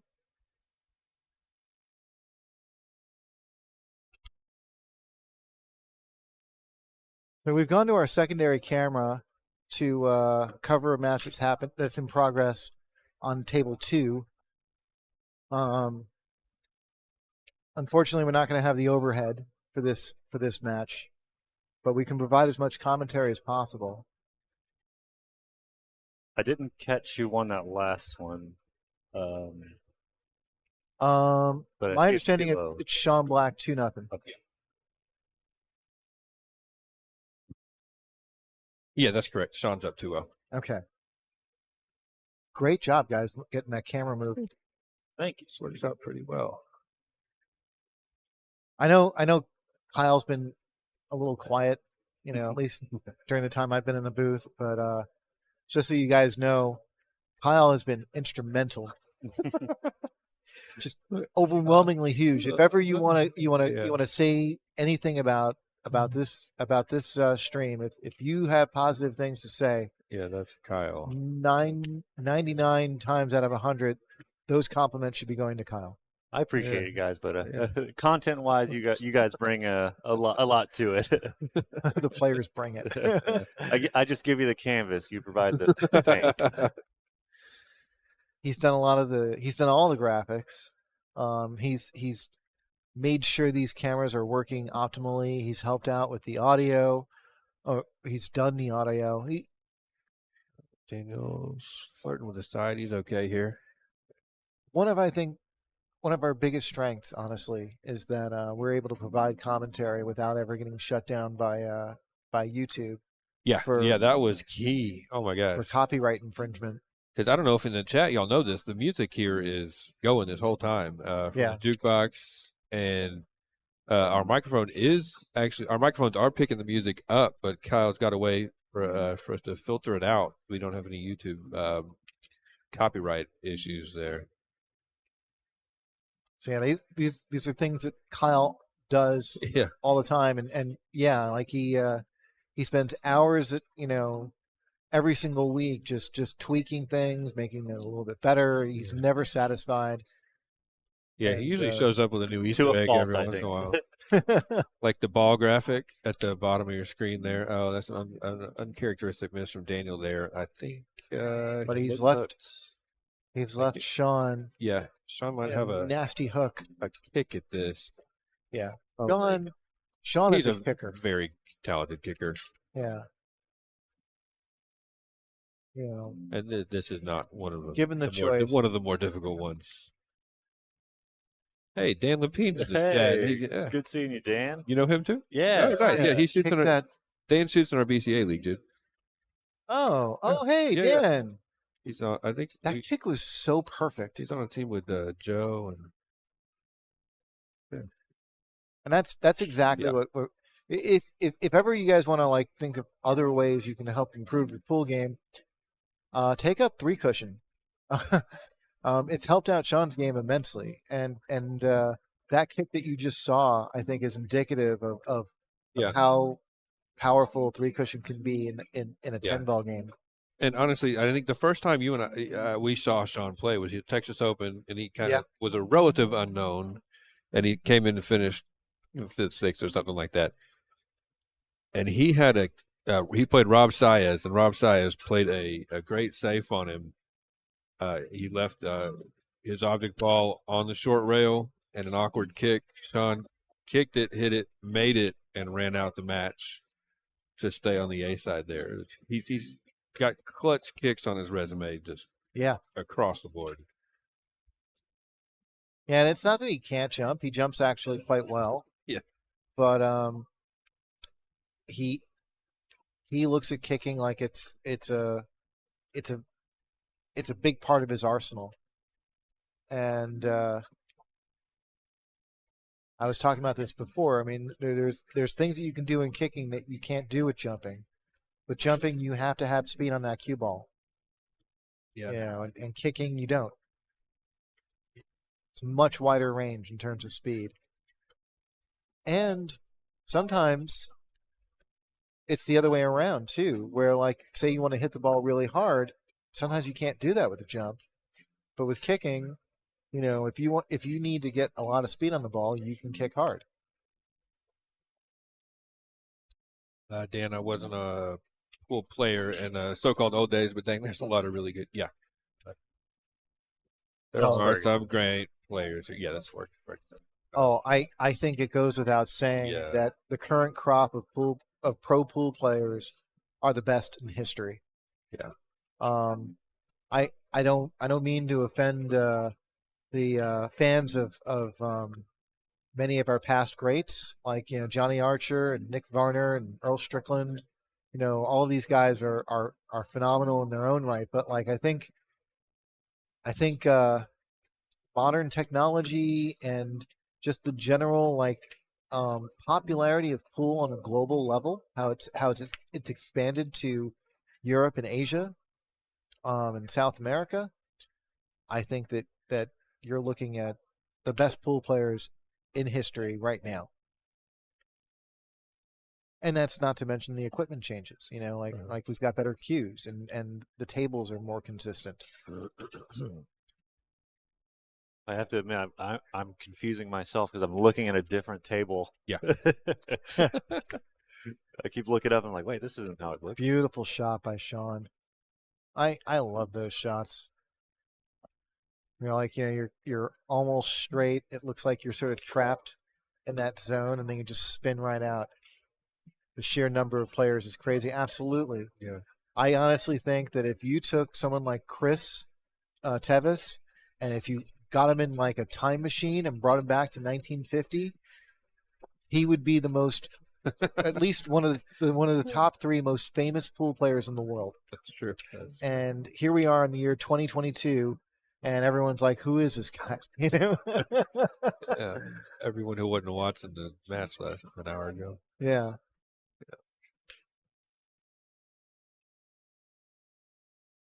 All right, Sean's shooting really well here, and Daniel's had a couple unfortunate rolls. Oh, Sean is out to a 4-0 lead.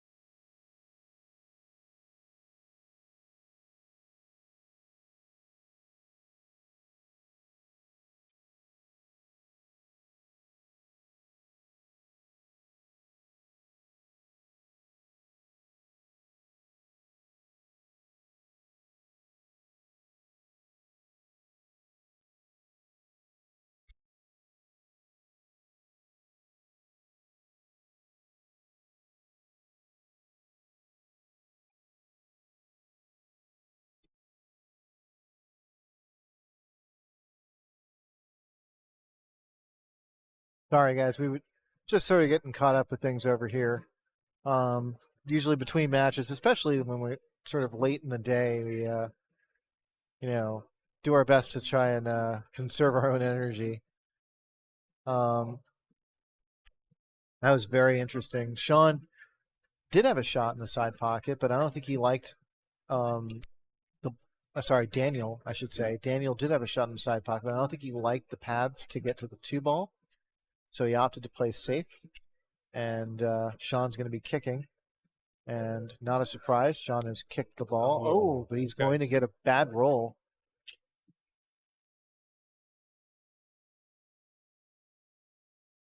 Sean's got such a good demeanor too. Like, he seems so easygoing when it comes to like, good rolls and bad.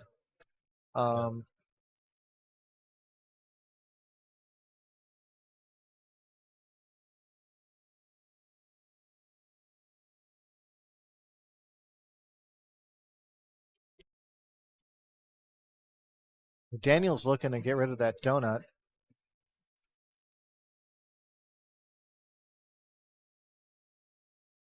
And he's got no real trouble here. The only thing that that I see are these next 3 balls.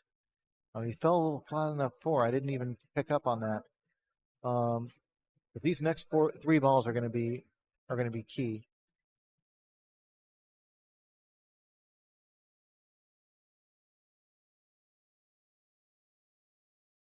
A little wide. Such an unfortunate miss there. So Sean's coming to the table, and he's got basically the same assignment that Daniel had. The key will be to, you can get on either side of the 7 to get to the 8, but there's definitely like easier angles. You want to be a little bit on the extreme side, no matter which side of the 7 you choose.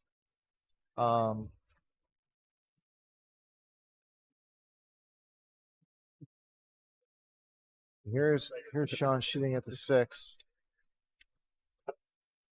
He's going to bump that 9 ball a little bit. Okay. And kind of good. Yeah. He's natural now, I think. Yeah, I don't think he really wanted to move that 9 though. 9 was in a really good spot before, and he should be able to avoid the 9, but it's going to be a little bit closer than it should have been. So yeah, it looks like he's going to have a natural 3-rail route. This is ideal in my opinion. But I didn't mean to interrupt your game there, White. I just taken a drink and I glance over and see you playing a game on your phone. And I almost choked.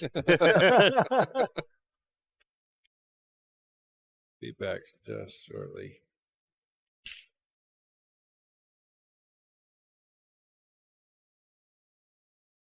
Sorry, Ferguson. We do have probably about a 30-second delay, so if I posted that too late, that's the reason why. It's a very pretty out by Sean. Handled everything expertly, and he's going to go on to take a 5-0 lead here. Sean's been playing incredibly well this weekend. Yeah. Of course, I think this might be the first time I've ever seen him play at all. So I think for a lot of our viewers, they can share that sentiment.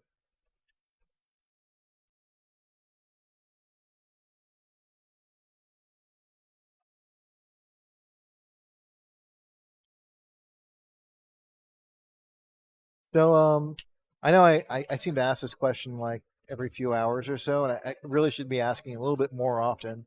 And I apologize if this bores you guys, but if you can just say in the chat where you're from, because I'm curious. Yeah. Just ideally like city, state, but if you don't feel comfortable with that, just state. We're here in Austin, Texas, or Round Rock, Texas. I live in Austin, so I sort of, and Round Rock is literally just north of Austin. Yeah, that line's been pretty blurred over the last few years. Yeah. You don't know when you're crossing from one to the other, really. Yeah. You're on 35.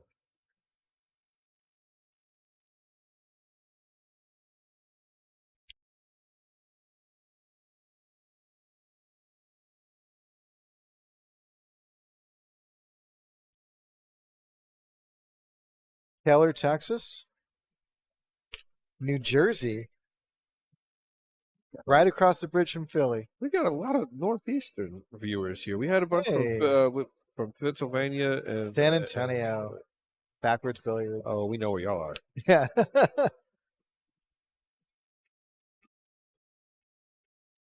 Nebraska. Western Weir. Nebraska. I was up there around Christmas time. My girlfriend's family's from western Iowa and into Nebraska. You know, Noah Contreras is from Nebraska. Yeah. Great shooter. He was in this field. He's moved here recently from Nebraska.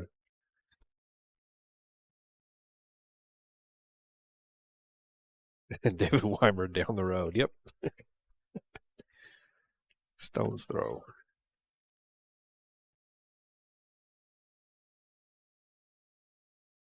Kansas City. So y'all from up in Northeast and the Midwest. Are y'all familiar with are you familiar with any of these players or Cedar Creek, Texas. Academy, Texas. Eddie Palmer.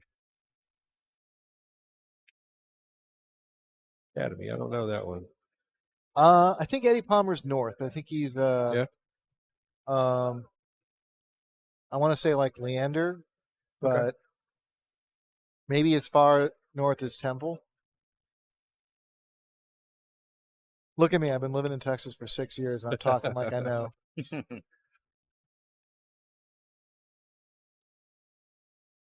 I drive like I know.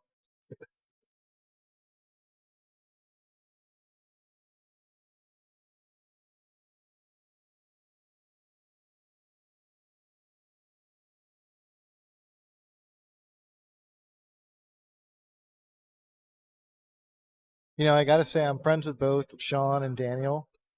So I don't really have a horse in this match, personally, but I feel for Daniel right now. Like when I was playing Gabriel had a phenomenal set against me, and I just felt like he deserved to win 7-2. He won 7-2, and he deserved to win 7-2. Yeah. But I felt like I didn't deserve to lose 7-2. Sure. and it was about like how I played this weekend and how I felt like I maintained my focus. So like looking over at Daniel, he's had a phenomenal tournament. He's really showed his pedigree. Yeah. And here he is right now. Yeah. You know, looking at a 6-0 donut. And this is not who he's been all weekend. And so I'm hoping that, you know, he gets to have that opportunity. I hope he gets to leave this table the way he's been on it all weekend. Like if I really have it my way, then he'll march right back and make this a hill. What a shot there from Daniel. There's no quit in him. So.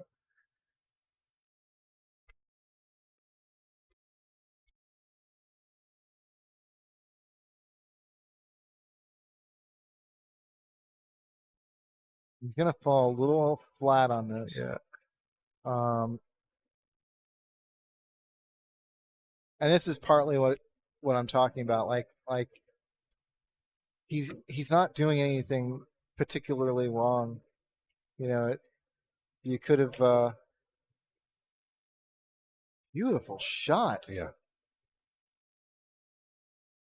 Sometimes you can do things very, very, very right, and that's what you saw right there. Yep. That was an incredible shot by Daniel. Yeah, Daniel's got a lot of tools in his belt.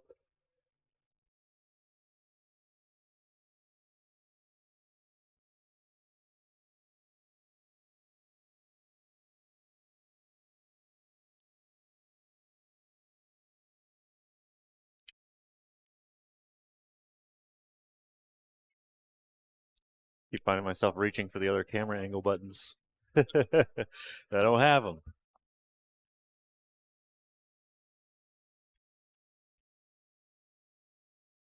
He's free stroking now. Yeah, Christina, I agree with you 100%. There's the two most dangerous things in pool: dead stroke and give up stroke. And and I think Daniel's basically saying, you know what, if I'm going to lose, I'm going to go out with a bang. And he's letting it all out. I think Ferguson's right, though. All right, pull it back up here. Yeah. Without a doubt, he's won 7 in a row.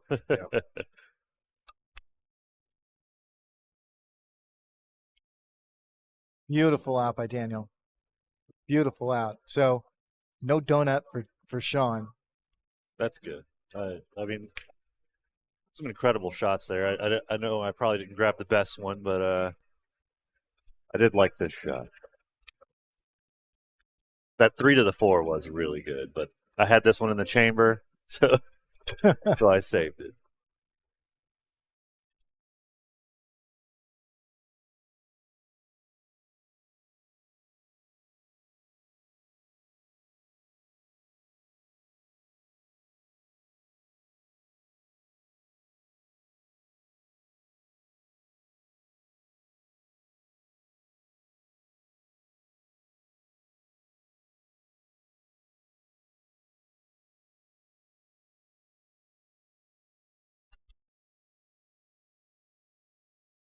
Looks like Daniel may have like slugged himself a little bit on that rack. But it doesn't show it. I mean, those 3 balls that you see, the 7, 10, 4, they barely moved right out of the break. But everything else opened up real nice, and he's off and running. We've seen that slug a couple of times this weekend. Did that just come from with the Delta rack or triangle? Yeah, that is a natural. Oh, look at this shot. How'd he hit it? That was gorgeous.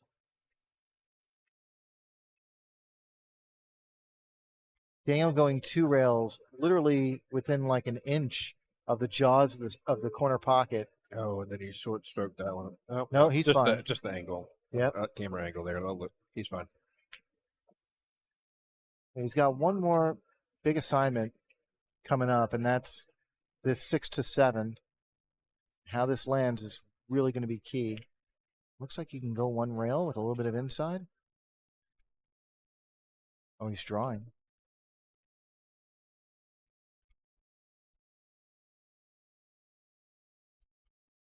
Okay, he's going to come up with a little bit of a sharp angle here.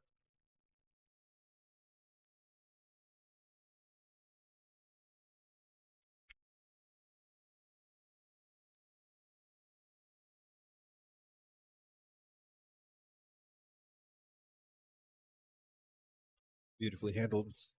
Okay, and here's Daniel on the 8 ball. Looks like he's going to go forward on this. I think so.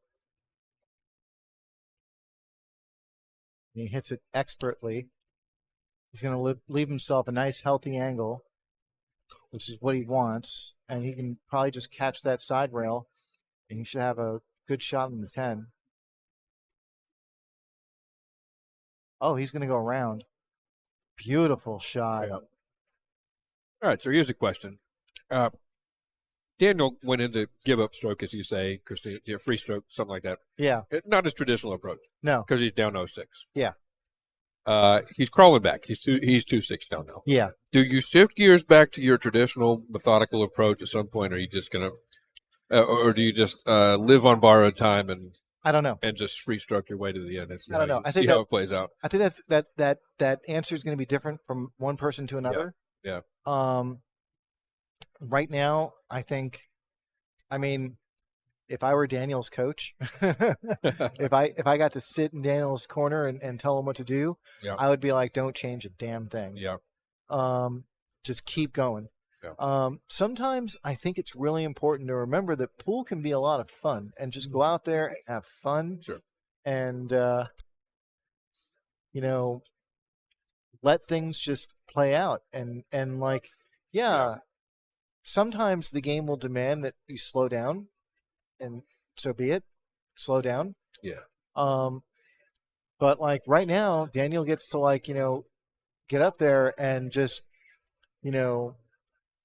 fire at clay pigeons for a while. Yeah. And let him fire at as many as he wants. Yeah. You know. So far, it's been a hell of a show. Yeah. I think that 3-ball goes. I think he's got another open table. Oh, it's Sean It's playing. Sean now. Yeah. Wow.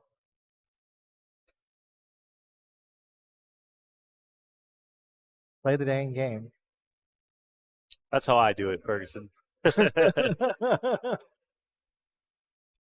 So I guess Ferguson's saying, like, don't change a thing.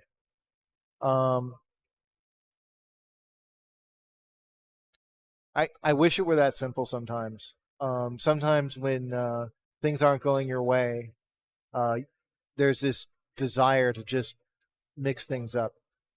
And sometimes they work for you and sometimes they work against you. For right now, I think Daniel's made it, flipped a switch and it's working. So I'd say keep the pace. Yeah. Interestingly, he's taking a player break here, which suggests sometimes players take that for a opportunity for a mental approach change. Yeah. Curious to see how he comes out. Yeah. He may use this as a chance to reset. Maybe feel like he got his arm loose with a free stroke, but it's time to settle back down to something more sustainable. And, the comment was made before, I think also by Ferguson, that, I'm sure he's won 7 games in a row. And that's absolutely valid. I don't mean to completely write Daniel off. And by any stretch, I don't think anyone would write Daniel off until the match is over. But it's hard, coming back from a 6-game deficit in 10-ball alternate breaks. There's a lot of stuff that happens that's just not going to be in your control, and even if it were winner breaks, there's a lot of stuff that happens that's not in your control. But in alternate breaks, it's clearly, it's built that lack of control is built into the rules. Yeah, I think even as a player, I can speak from experience. You sort of look at the situation like it's not insurmountable, but you begin to accept the fact that this could very well be your fate. Yeah, I don't know if this is skewed by the camera angle, but Daniel played a fantastic defense here. He's got Sean pinned between the short rail and the 5 here. And so if this defense pays off the way it deserves to, Daniel could be looking at 6-3. Come on, Sean. What? Come on, Sean. Wow. Yeah. Well, 3 rails over, right? And what might be the most creative kick of the tournament. Yeah. Sean Black goes 1, 2, 3, 4 rails. Yeah. Wow. What a shot. Fantastic defense. Fantastic return. You know what, guys? Don't take up 3 cushion. It won't really help your pool game. I'm sorry. He goes, how many rails? 1, 2, 3, 4. 1, 2, 3, 4, 5. 5 to the 1. Yep.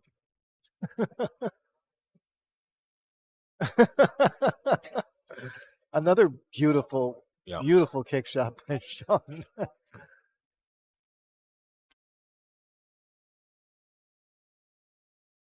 Applause from Mr. Rodriguez.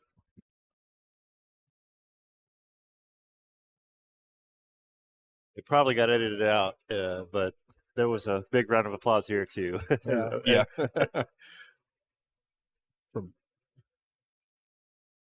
Look at this. Got to catch a rail here. Or gotta a pocket. Catch a rail or a pocket. Oh, what? Ah. And that draws a little smirk from Daniel. He recognizes. Jeez.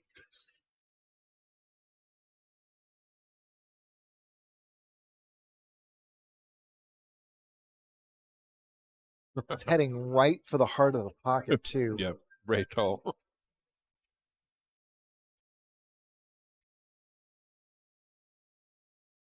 Sean's falling a little funny here. I think he might have to forego the side pocket and go for the top right corner. Yep. He's looking at that too.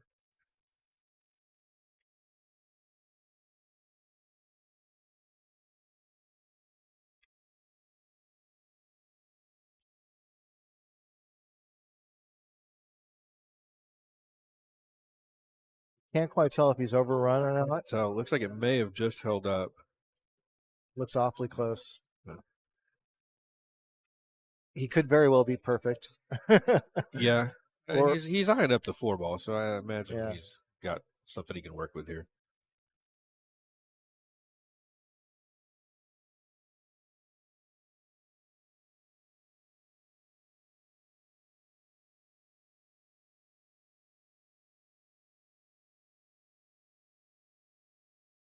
Okay, he's on the wrong side of the 4, but he knew he was going to be here. So I'm pretty sure he finds this very manageable. That 10 ball going to stay out of there?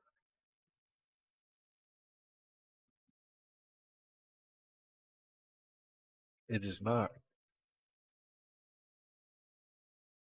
Yeah, I think if it were, he would be shooting by now. Oh, no, he's very much hooked. Yeah.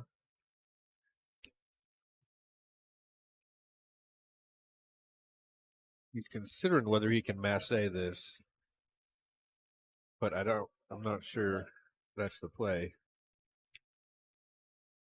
Well, I'll tell you something. Like, if this were anybody else, I wouldn't say this, but since it's Sean, I think he's got to go 2 rails, and I Yeah. think he's got to look at using the 10 as a blocker. Yep.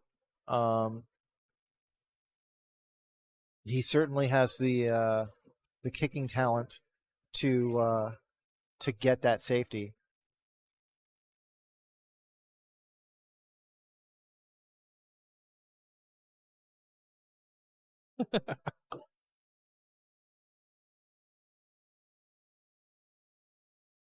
It's going to leak. That was so close. Oh, David with a good point there. He's left-handed, so that masse would have been virtually impossible for him So Daniel to reach. looks like he's either got the 5 in the side or a great safety coming up.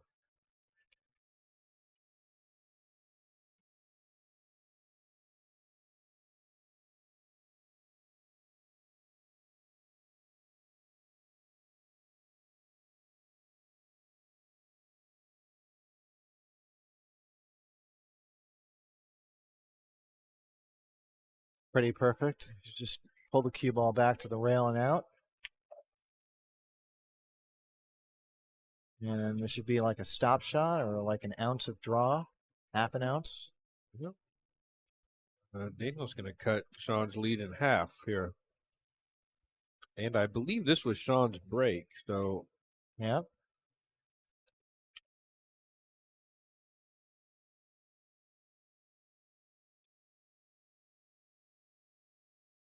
I'm sorry, Daniel. I know you got that, but I think I'll try to replay Sean's amazing kick here.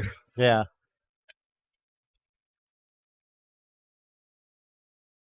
I don't even know what to say. Such a beautiful kick. 5 rail kick.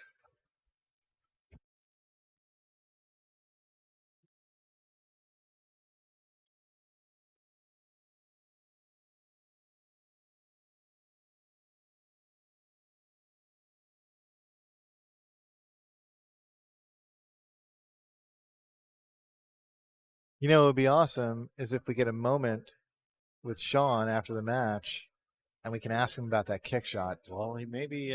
Wait, is this still A side? This is B side. This is B side. The A side is over. Yeah, I don't imagine we will get a moment. No, he probably won't. But I'd be very curious to hear, like, what kind of spin he put on that ball. Mm-hmm. I'm thinking it was bottom left, but I'd like to hear it from the horse's mouth.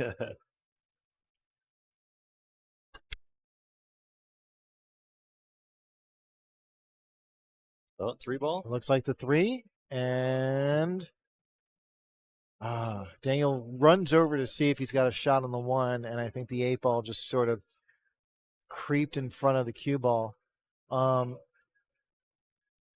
Daniel's going to be shooting at this, and I can tell you all the reasons why. There really isn't any great push here. And as well, yeah, I'm done talking. Yeah.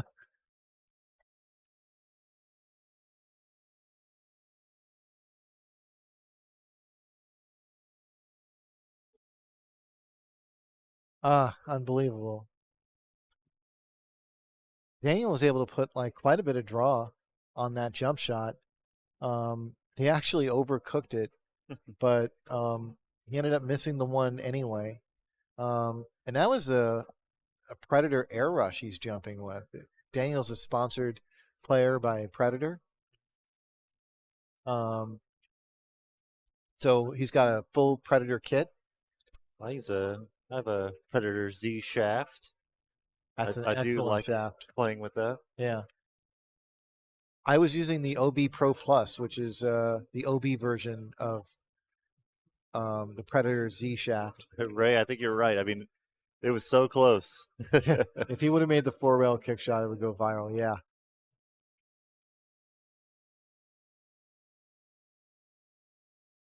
So here's Sean, and he's got a couple of challenges still in front of him. The 4-7, making the 7 isn't a challenge. It's maintaining some sort of a shot on the 4. But the 4 is probably going to slide over toward the next. Oh, I think he got away with it. I think he still has a shot, but he's very close to frozen. Looking at it from our angle, it looks close. What makes this difficult isn't so much as pocketing it, but also like getting a shot on the 5 with this. And Sean knows if Daniel wins this game, and this is a very important game, Sean chooses to play safe instead. And yeah, what I was going to say is if Daniel wins this game, 6-4 feels like definitely within reach.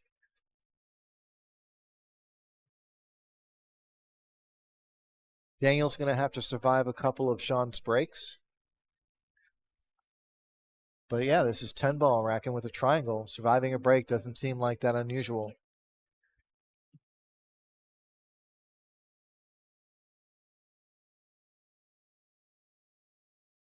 But really, this is all about the 5 ball right now. This rack is. I feel like whoever gets that first shot on the 5 is going to win this rack.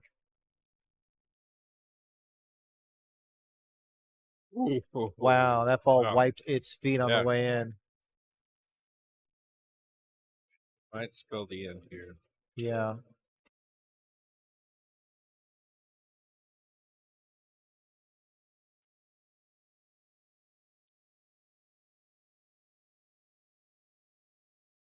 Sean's overcooked this a little bit. What initially was looking like side pocket position, I think he's overrun it and has to reconsider. I think he's gonna go for the corner pocket. Oh no, I think he's still going for the side. Goes around the table. And he's got near ideal shape on the 9.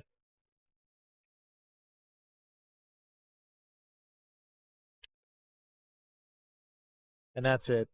Daniel concedes the 10 ball. Phenomenal match. Phenomenal last few games from Daniel Schneider. Yeah. Like I said, it really sucks when you find yourself in that position after having such a good weekend. All right, so we're going to see Sean Black and Manny Chau in our semifinal match. I would throw another poll up there, but everyone's just going to vote for Manny Chau again. Yeah. We got Manny Chau. Finisher. If you guys have any poll ideas, feel free to mention it in the chat.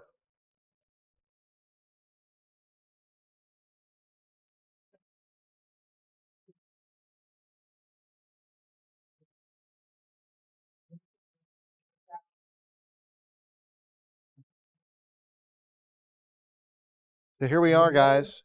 We are down to the final 3 players. And just making sure that our cameras are properly set up because we're going to be back on table 1. And that will be the only table we're going to be broadcasting from for the remainder of the weekend. This is for the final seat in the finals. Manny Chau versus Sean Black. And we have Cristopher Tevez in the hot seat, waiting for the results of this match.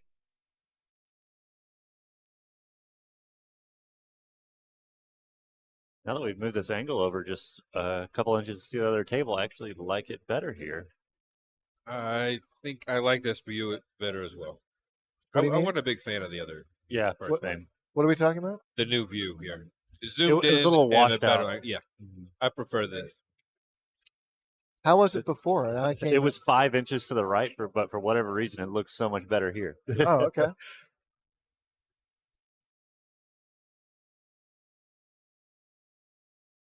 On to beat Manny. So A-Rod likes Sean.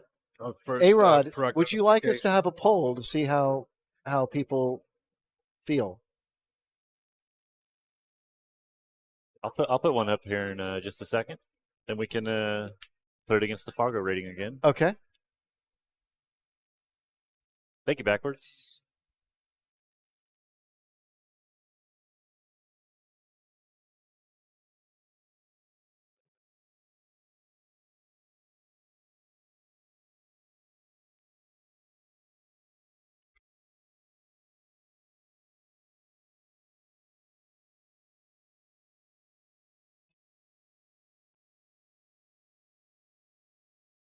If you've heard this before, but dry break and no look at the 1.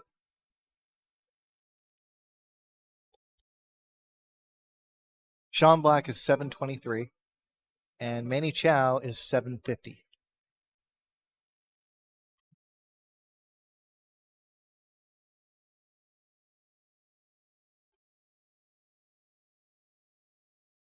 So we're only going to run this poll for a few minutes. Once the first game is in the books, we're gonna take the poll down.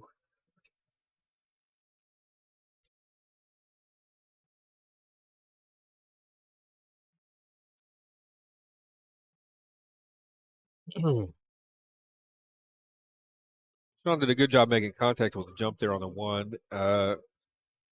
Unfortunately, left it for Manny. Got the 1 down. Look at the 2. It looked like you play out middle of the table for the 4.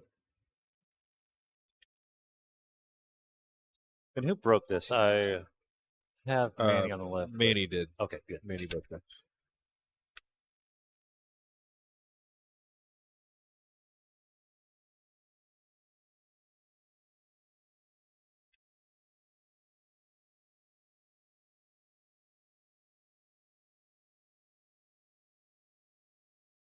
I voted.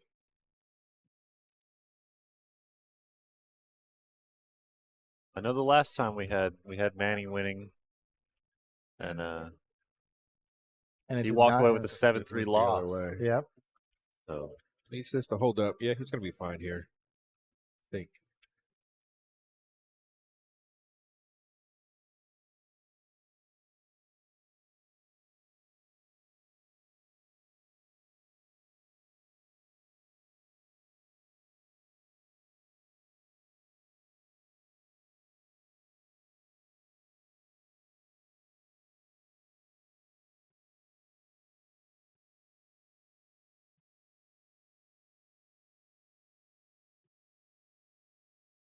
He was not fine. He had to curve that.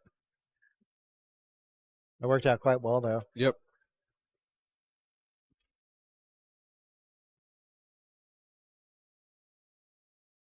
I have a ton of faith in Sean's kicking, though. Like, even if he has to kick at this, I just know he's going to come up with something productive. Does Sean even have a jump cue?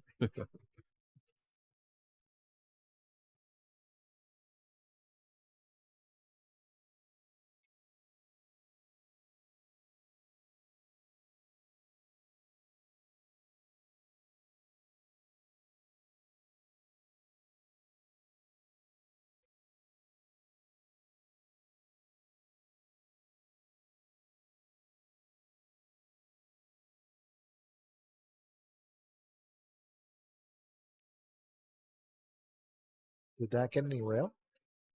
I don't think it did. Nope. So that 310 is, yep. Huh.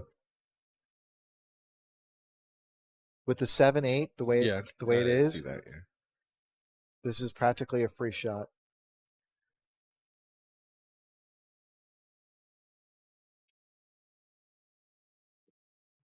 And this is partly, I mean, I didn't mention this before when I was talking about the benefits of playing. Hold on one second.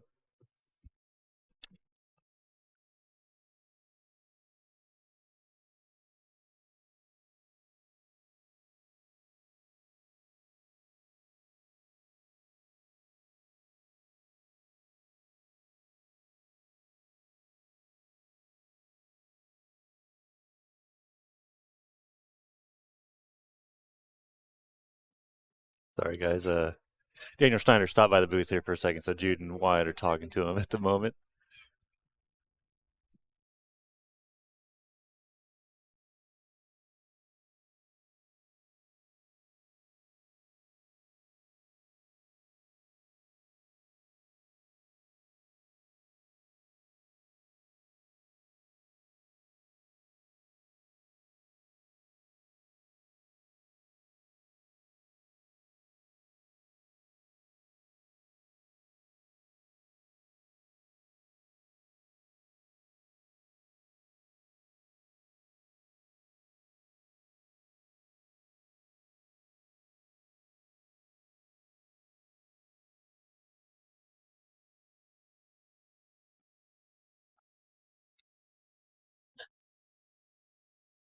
It's a good thing I don't sit like Yeah. that violently.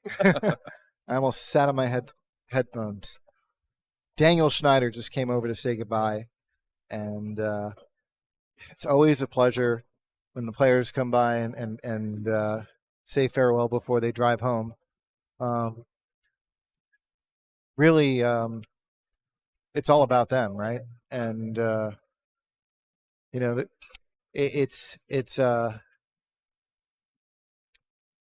it's always a pleasure when people take time out of their weekend. They go on a long drive to play in tournaments here, and these tournaments are sometimes not for a ton of money. It's mostly for the competition. And Daniel came up here from San Antonio. That's like an hour and a half drive, and he's got kids and a wife at home. Ooh. A wife who could also be playing in this tournament. Yeah. And so, we thank Christina as well for holding down the fort, so that Daniel could play.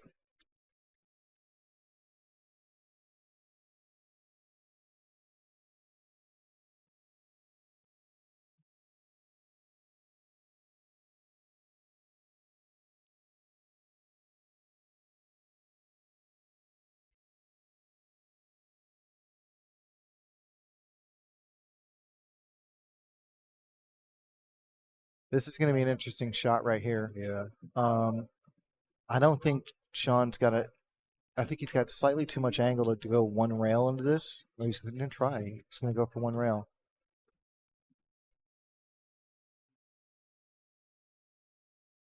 It seemed like a tall order there, but he's not in a ton of trouble. Like, he can definitely shoot out of this.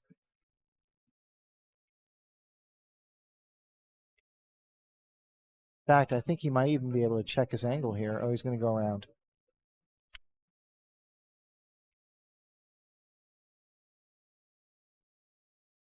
Very pretty shot. Yep.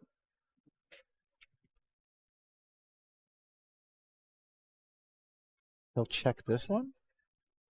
Inside You spin? would think so, yeah.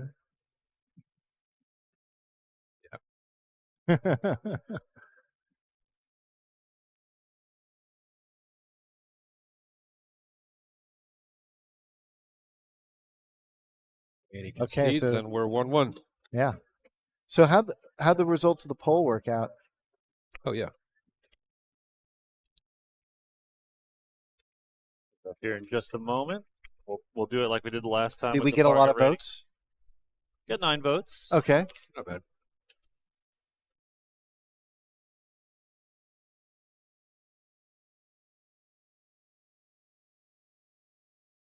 So that is the result of the vote. Okay. Ooh, 2-1. 2-1 for Manny. Interesting. And that's Sean Black. That is not his Fargo. No. His Fargo is 723. Oh, I don't think I put him in. I think the 2-1 odds are probably And Manny pretty, is 750. Yeah, I had him written down right in the poll, but I didn't put him up here. That's bad. And those are the Fargo rate odds. No, These those are the no, poll, these are the odds. vote. These Those are are the the okay. poll odds. results. Got it. And what are the Fargo rate odds? I have no idea. Help me. That's your department, Jude. I thought I gave it to you. I'm sorry. Well, no, it's okay. We'll put them up now. I think you probably did give them to me, but I had other plans.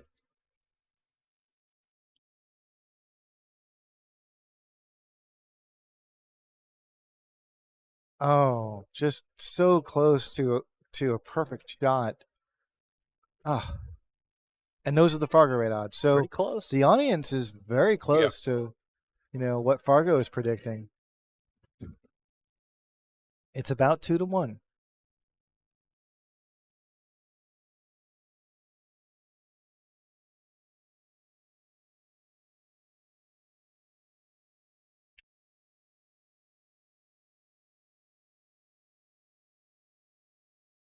We keep doing polls like this. It's going to feel like Oprah Winfrey or something.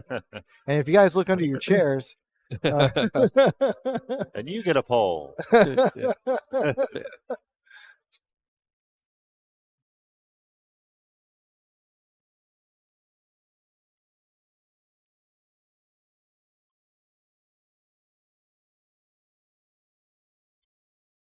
So I think Manny's going to look to play. I look away for a moment, and I guess Sean's kick wasn't successful. Right. But Manny's got like a lot of things to worry about here, particularly with the 5-7, because I don't think the 5 goes. Looks like it doesn't go. And there aren't really very, very many opportunities to break out the 5-7 other than on a safety.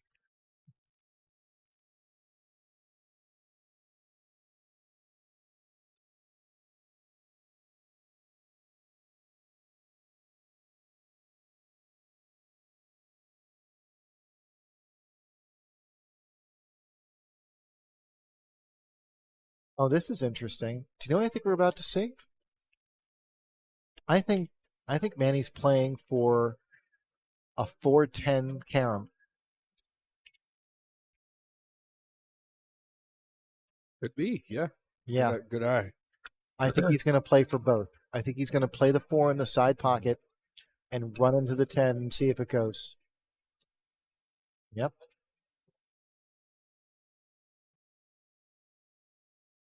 This will be a cool shot. And in a way, I think he's just seeing it as sort of like a free shot. Like if he can go for both at the same time, then that would be perfect. Yeah. But he's looking at it as sort of a free shot. Like he gets to win without breaking open the 5. And if it doesn't go in, hopefully he'll make the 4 and he can play some sort of safe.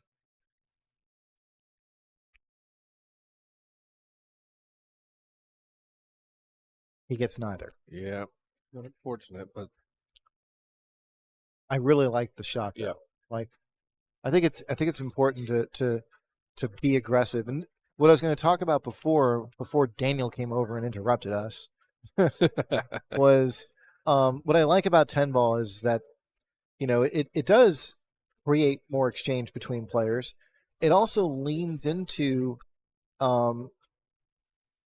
where like combinations and caroms and defense, all of these things become much more important because tables are less runnable.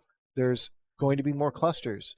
So all of these skills that you've built over the years playing pool, you have to deploy now in 10 ball far more often than you do in 9 ball. So yeah, I also think the 10 ball's a more exciting game. Interesting.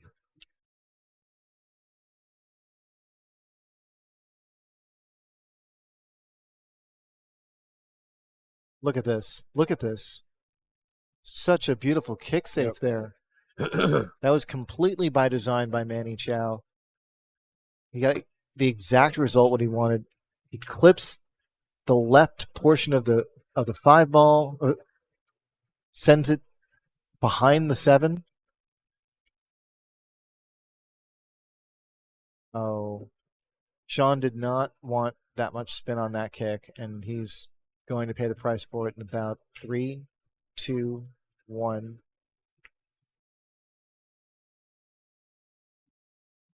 Hey, in the chat, let us know if you're having any audio problems. We got one report that the audio is wonky and then out. If you can hear us, just send us a quick message in the chat, please. And if it's just one of us who's Also, yeah, if you can only hear one of us having issues.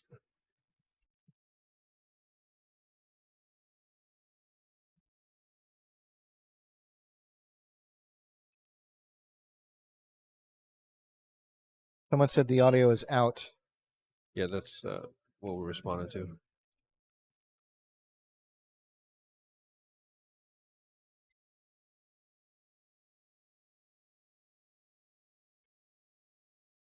Nice try there from Sean, but he's gonna give up ball in hand.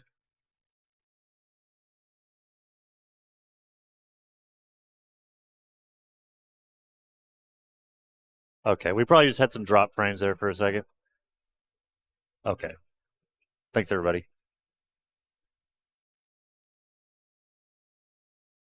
So it could have been a buffering issue.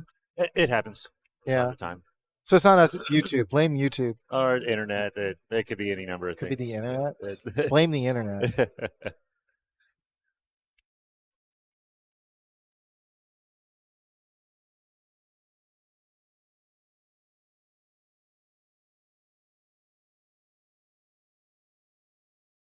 Awesome. Thanks, everybody. Yeah.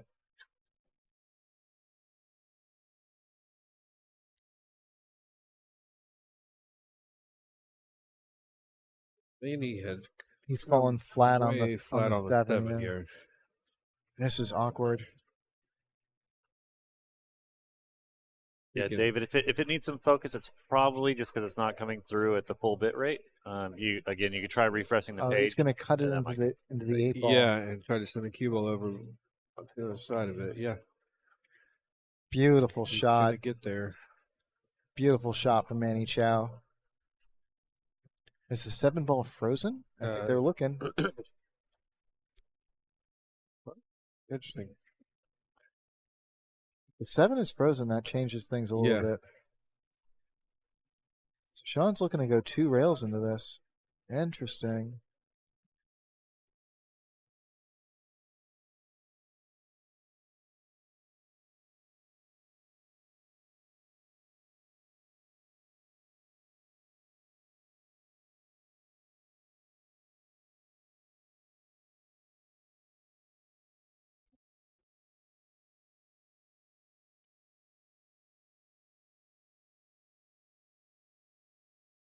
I found that particularly interesting because I thought the 1 railer was available to him.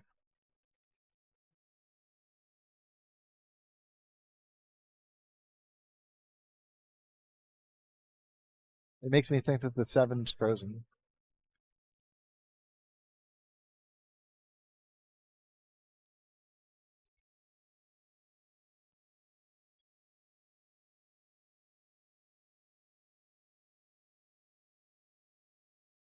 Awesome. Thanks, David.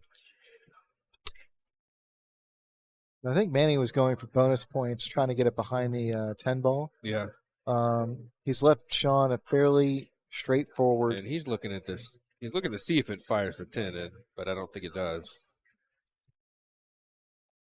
It still might be worth Yeah. going for.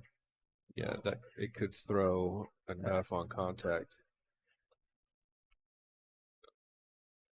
Well, Wow. with the layup on the 8. Makes the 7. Lays up the 8 in front of the corner pocket. How do you like that?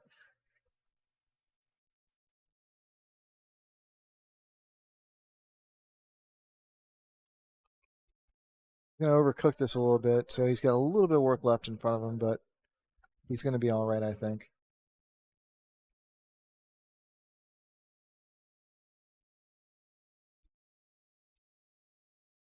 We overcooked this one a lot, an awful lot. Wow. That was really surprising.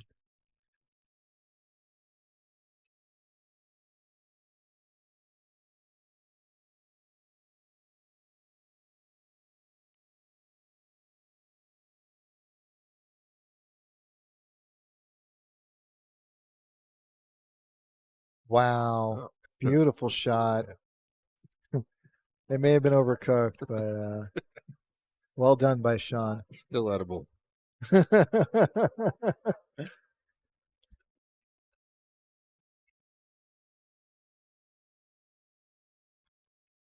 So Sean takes a 2-1 lead in this race to 7. We are playing 10 ball. No call shot. 9 ball rules.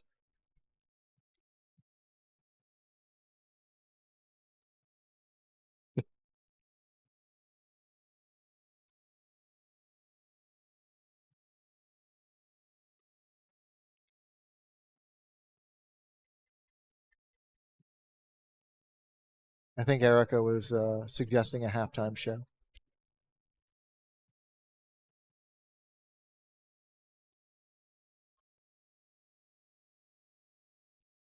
So Sean comes up dry in his break, and Manny is looking at defense. I think he's going to try and say, I don't think there's. He was looking initially at trying to send the 1 ball forward and leave the cue ball behind 9, but I think the 2 is going to keep the 1 ball in the neighborhood. Oh, Not that gonna get a rail. won't reach. Oh. I've seen that happen so many times Yeah. this weekend. Yeah, miscues and failure to catch a rail after contact Yeah. have come up a lot this weekend.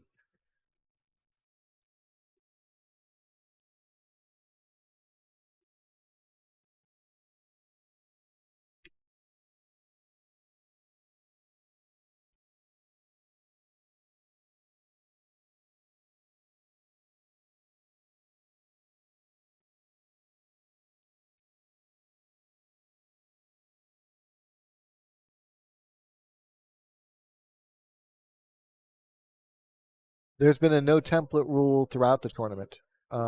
We've only been racking with the Delta rack. The stream last night, you would have seen template racks because that we switched over to the Saturday night weekly, Yeah. and they're still allowing templates there. Boy, Sean's speed has gotten away from him a little bit the last few shots. I think he got away with it, though. I think Yeah. it's about a Yeah. half-inch gap.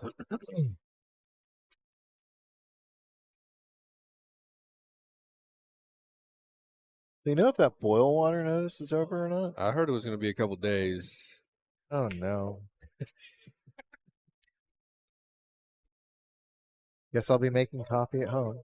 Yeah, we got a couple of bottles of water when the freeze started, just in case we lost water altogether. Yeah. And happy to have it now. Smart. Yeah. Yeah. I wonder if we have any water left over from the wedding. That'd be nice. Come in handy. At least those margaritas Yeah. or martinis, whatever Yeah, you had yeah, there, yeah. those were great. I should talk to Stacey about that. Add water to our registry. Yeah. Uh, Jude, we finally finished the tea that you bought on the day of the wedding. That big tea run we sent you on. yeah. We finally finished the last jug day before yesterday. Was it any good? Oh yeah, it was Okay. Yeah.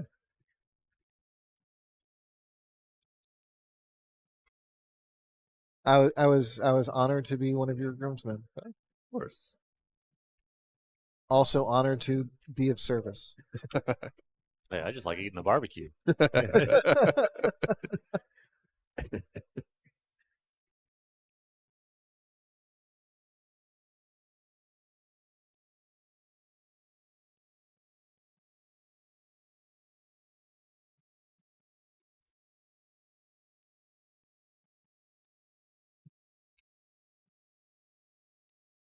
Really Gorgeous nice shot. shot, There. yeah. Really nice work.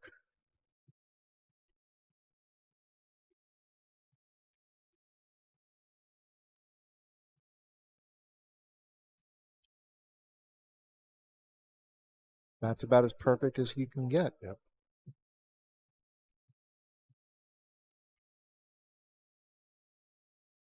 What I really like about Sean's game is that you can tell he's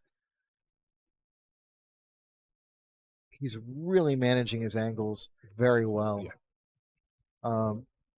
He's made this as effortless as possible, and that isn't to say that a lot of the guys in this tournament at this point haven't. Yeah. They all have, but a lot of these guys you see all the time, Daniel and Manny, and these are guys who are playing in tournaments all over the place.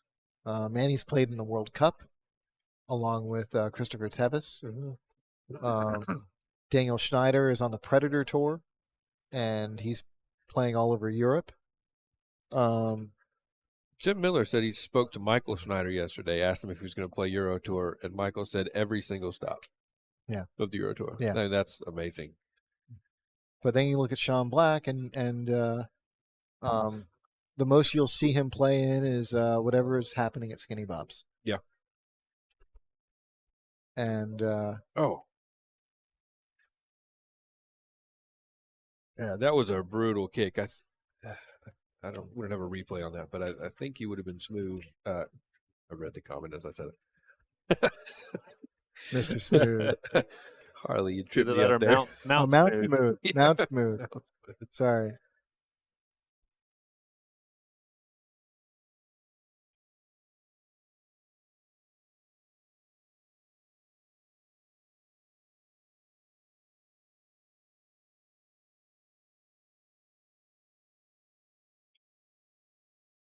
It doesn't look like there's much available from that 9-10 situation. I don't think there's a carom in play. It's hard to tell. It might be.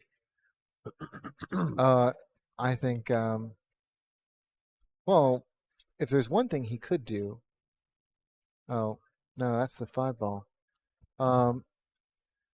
He's going to have an opportunity, or someone's going to have an opportunity to break that open. You could play the 5 off the 10 into the side True. pocket. True. But there's going to Oh, yeah. It'll. be a safety between now and then. Yeah. So we'll see if things start to get rearranged.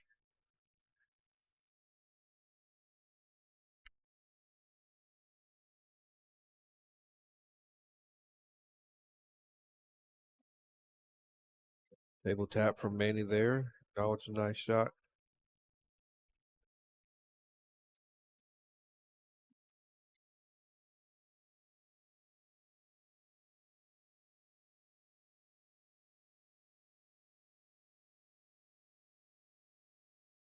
But what's kind of interesting about that idea, like let's say you do play the 5 off the 10, it goes in the side pocket, you've broken open the 9-10. Where's the 6 going to be? It looks like the Yeah. 6 could go undisturbed, It could. and do you want to play for that? You've got 4 balls moving, not including the cue ball. Beautiful shot. I think he's going to leave something. Yeah, he's definitely going to leave something. It's a beautiful kick by Manny, but it's going to yield a shot here, and let's see what Sean's plan is. Because I'll tell you this, if he does play that carom and he can come away with a shot in 6, he's almost certainly out.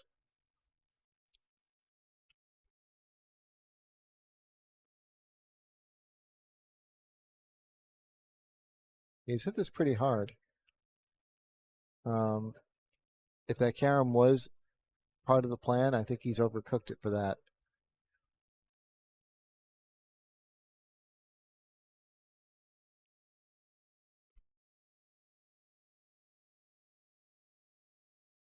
Maybe he plays safe again. Leaves the cue ball behind the 9-10.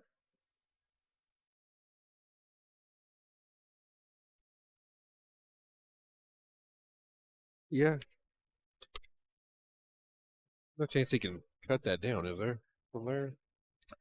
Even if he could, I think the play is to, Play safe. Hope that you get like a very, very gentle bump on the 9.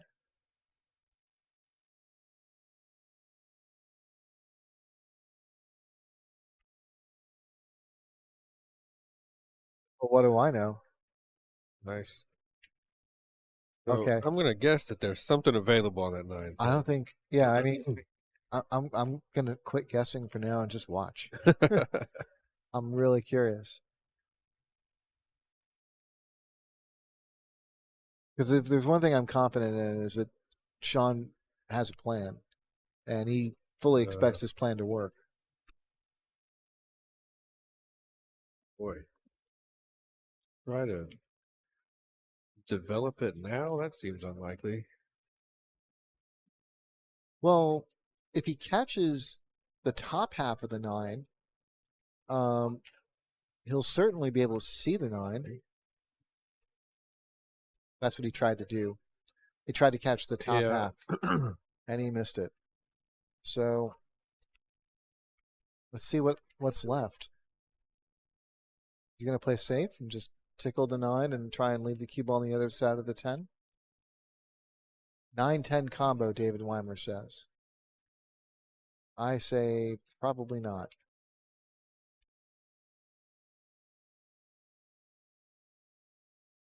Have to slow down.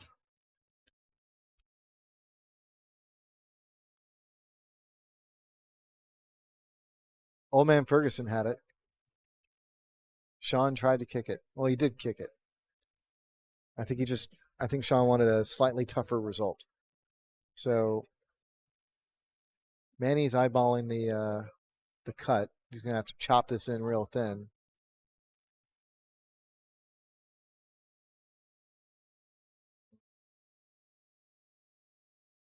Wow, he really butchered that.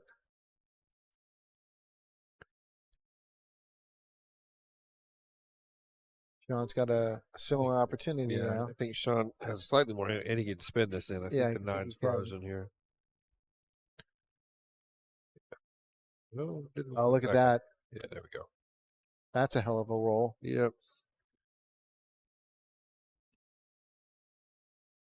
Well, Sean's going to go up 4-1 here.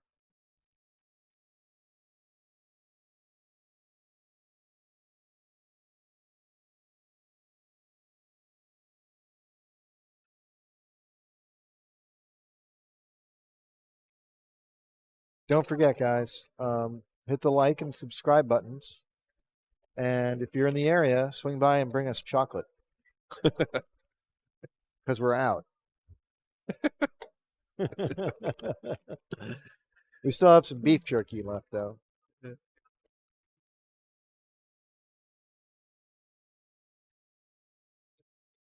Makes it sound like we're on a camping trip. And we didn't pack very well.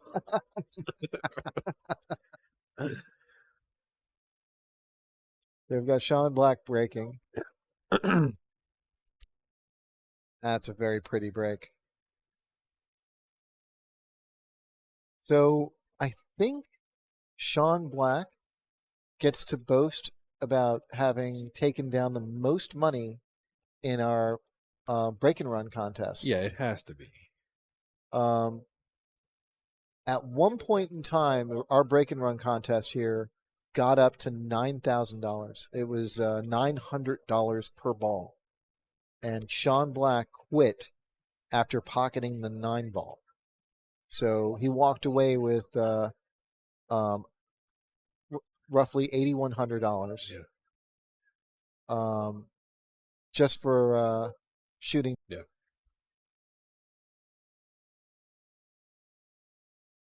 And my understanding is he quit on the 10 ball because he didn't like his stroke on the 9 ball. Interesting. Yeah. So he had a look at the 10. He just didn't trust himself in that. He didn't like the fact in that moment. He had an awkward stroke on the 9 ball. Like maybe he was a little nervous or something like that. And the rule is if you miss, you get nothing. Yeah.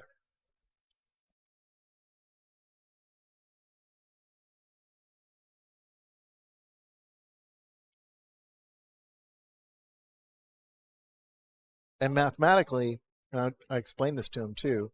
I mean, not that I had to explain it to him, but mathematically, it makes perfect sense. Yeah. There's a point where, like in the beginning, like say you make one ball in the break, and it's $100 per ball. Okay, so you made one ball in the break, and you've made your first shot, so you're now guaranteed $200.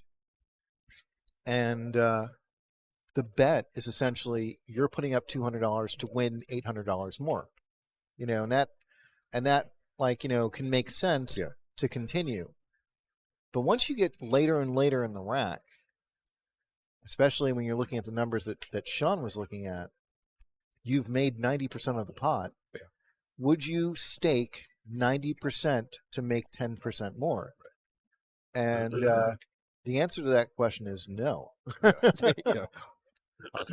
Thank you, Mike. Yeah, it should have just been a quick little blip there. Your ego might want you to. Yeah. But yeah, it's not the right decision. No. I mean, the only time you should shoot at that 10 ball is if you feel like you're in the 99.9% range. Yeah. Meaning it's like a hanger. Yeah.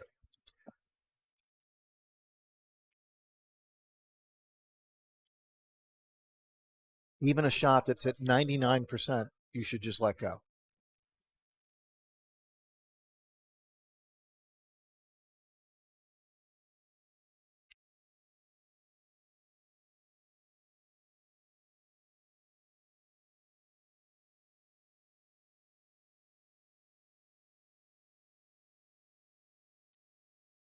Let's see if Sean can. That 7 ball definitely looks like it goes. Yep. He definitely looks like he's gotten nice and close to his work. I like how he played this because now he gets to make a choice. Like if he likes it, he can shoot it. And if he doesn't like it, he can easily play safe.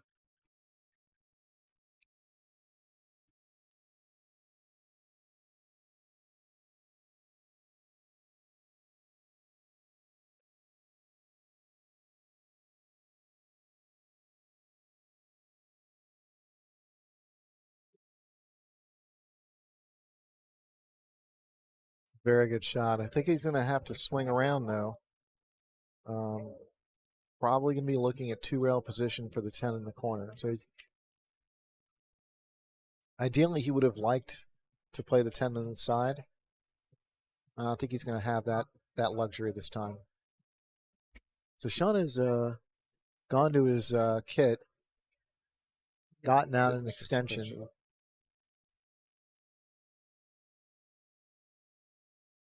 He's turned his pull cue into a javelin.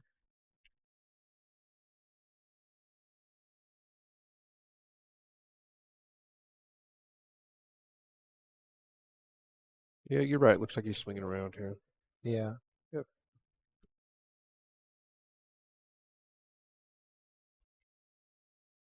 I mean, like if it were like Saturday night at closing and we were, you know, doing prop bets, I'm sure he could have figured out a way to keep the cue ball below the side pockets. Yeah. But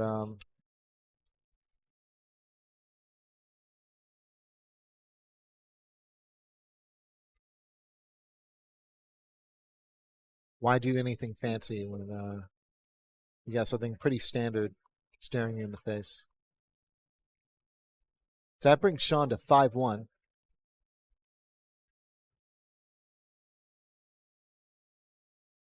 None of this surprises me.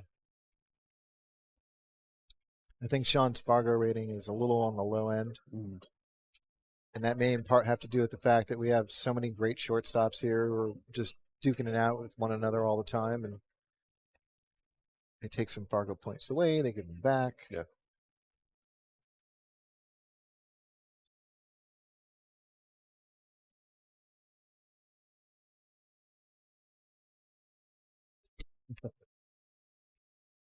David Weimer says no more polls. First Mania when Mania's playing. Curse. Yeah.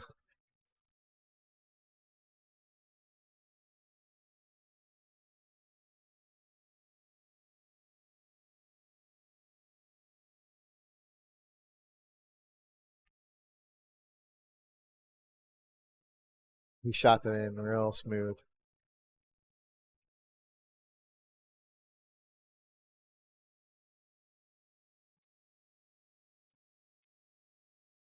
So here comes the trickiest part.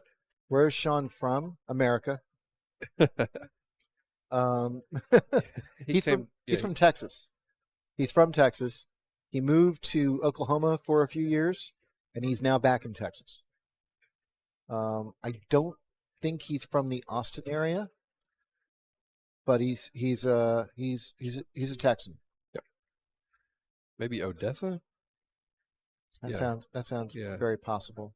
Hey, and Ray confirms it. He's from Midland, Odessa. Look at this. Look at this. Just slow down a little. Whew. Yep. Very nice. I think he would have liked it in the side, but corners are, a nice second prize. Consolation prize. He shot that in like it was a foot away. Yeah.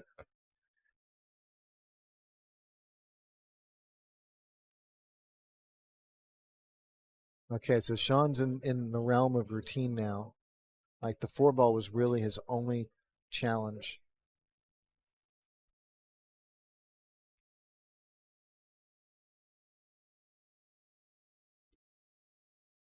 He looks really comfortable. Yeah, he does.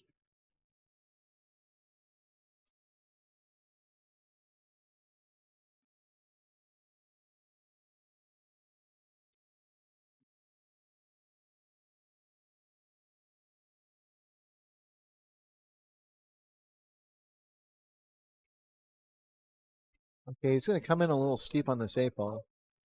And knowing Sean, that was probably by design. I expect him to go back and forth.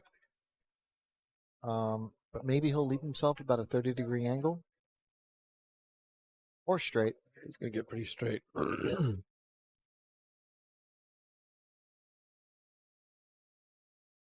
me to ghost. Daniel also ran all 10 balls in the break pot a couple months back.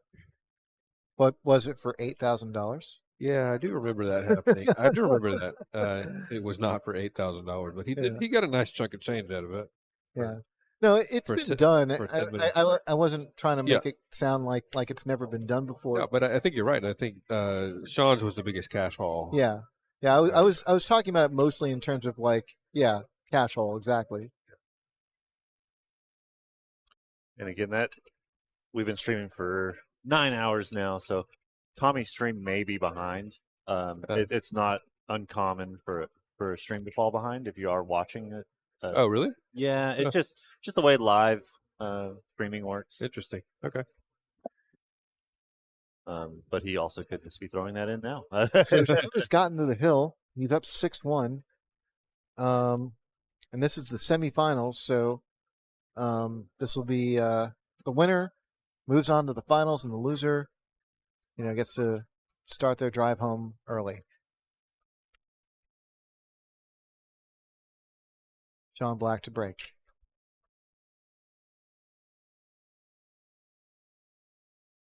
I don't see anything going in. Oh.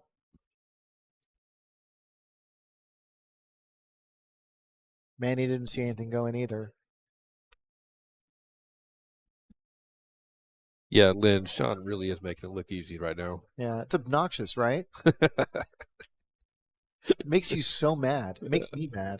Yeah. Especially when you step to the table and you just can't, everything feels so clunky when you do it. Oh, Manny hangs up the 1-ball. That was a bit of a tough shot.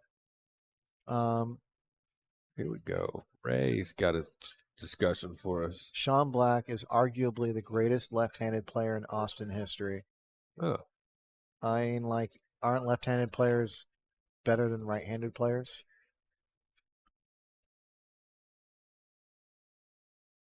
What? Well, just to interrupt your conversation there, Backwards Billiards says a good point. Yes, every buffer slows it down. I don't know who else. I don't know who else is left-handed. I'm sure, Ray, who do you have in mind here? I'm curious to hear. Cammy's left-handed. There we go. So he's not better than second. Stacy's left-handed. Yeah, third. Stacy left-handed too. Yeah. I've played her a bunch of times, and I don't know why I didn't register that. Yeah. She's left-handed in life. Yeah. It's kind of There funny, we go. actually. Like, it dictates everything. Yeah, Hey, thanks for being here, backwards. absolutely. Have a great night. Thank you, backwards. So Sean's got in perfect shape on this 6 ball, and he's Yep. eyeballing the 7 in the side, and I know he wants dead straight on this 7. And if he does get it, like, yeah, this is Pretty straight. going to be all she wrote.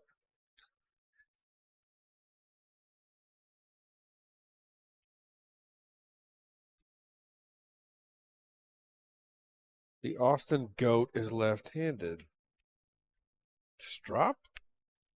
What's the Austin Goat?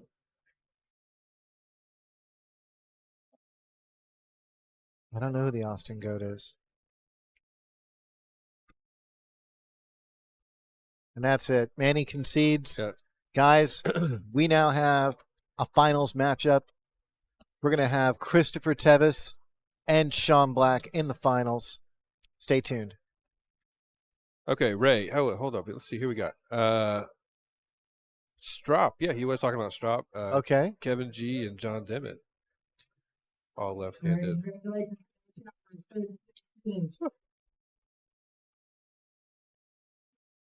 Good to know. Ray, are you ready to put Sean Black ahead of Strop on that list? Andrew was like, I called it.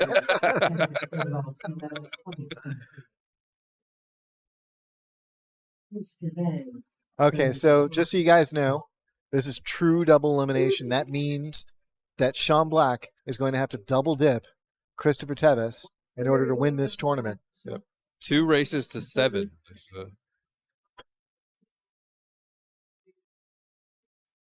Billiards one more time. Thank you so very much, City Bobs, for letting us have this Texas Open tune-up here in your establishment. I appreciate it very, very much. I appreciate On the Ball for helping us out, being a sponsor. I appreciate Melissa Hughes, Ultimate Outdoor Entertainment, and of course, Draw Nation. Gentlemen, oh my God. Please, I am not begging, I am telling you, if you have not subscribed, you have got to do that. Please subscribe to Draw Nation.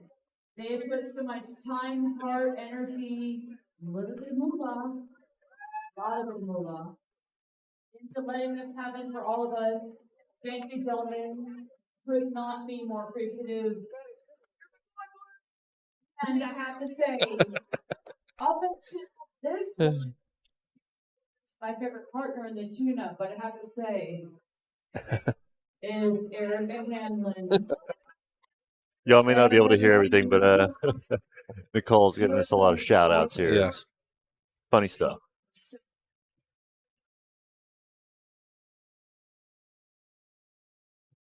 Well,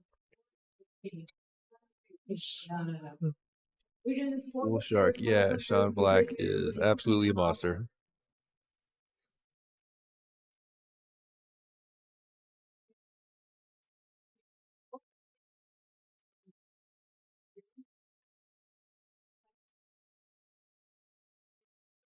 So anyway, thank you very much. Yes, someone definitely knows the payouts. Yeah. Thank you. I think this was a little over $1,000 added. I don't know the exact breakdown of the payouts there. 48-person field, $60 per person. No green fees or green fees? I don't know, dude. I made $100. Were there green fees? Their green fees? No, No. no Okay. green fees. So 60 times 48 plus 1,000 distributed some way. So I know 9 through 12 got $100, and I think first place gets 1,000. First place gets 1,000. Okay. Yeah. There was no Calcutta, and like Wyatt said, there was a $60 entry fee. Part of the reason why was because there's a big tournament down in Houston, and Yeah. so We still wanted to have our tune-up because it's a tradition here, but we wanted to keep it, a little bit subdued. Yeah.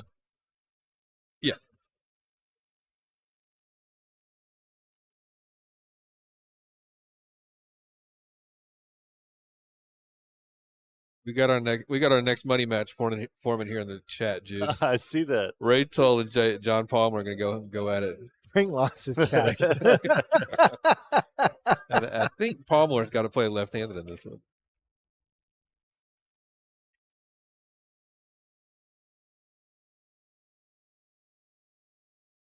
Call it back up, John. They're taking photographs right now of the top three. Manny's putting on a great smile. It's going to be a good picture. Really, I mean, Manny and Cristopher, I don't know them very well because they're only here a couple times a year, but they're such good people. Yeah. Yeah. Manny's a phenomenal pool player, and I got nothing but. Oh, and he was a joy to have in the booth yesterday. Yeah. That was a real treat. But every time I've seen him, every time I've seen him in Houston or here in Austin, he's always made it a point to say hello, and he remembers everybody's name. Palmer can't play a radio.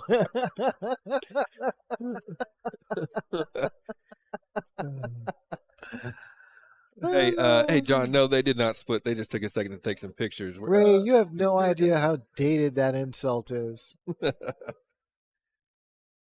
We're about to get going with the final here. What's a radio?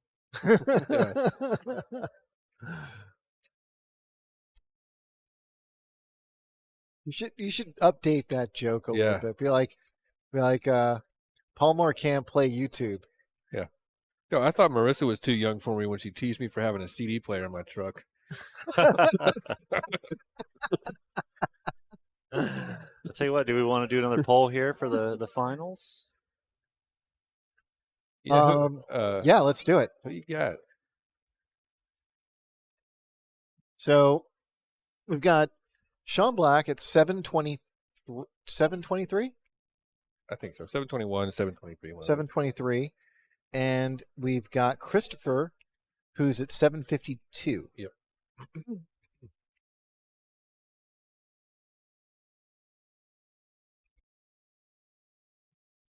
And he just scratched in the break. So you get to. Yeah. So we'll leave the poll open like we did the last time to the first.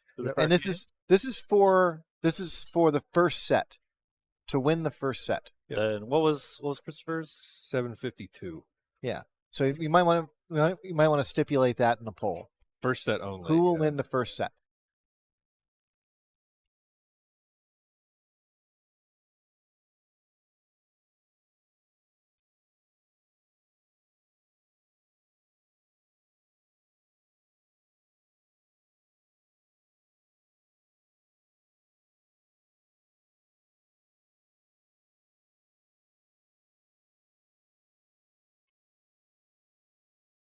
Gone through that wide.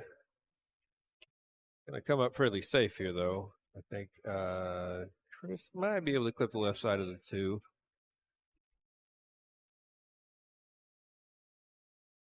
He can. He's got cover from the 6.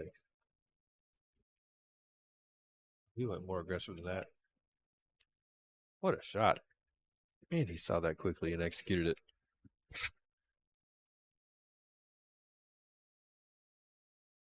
I voted already.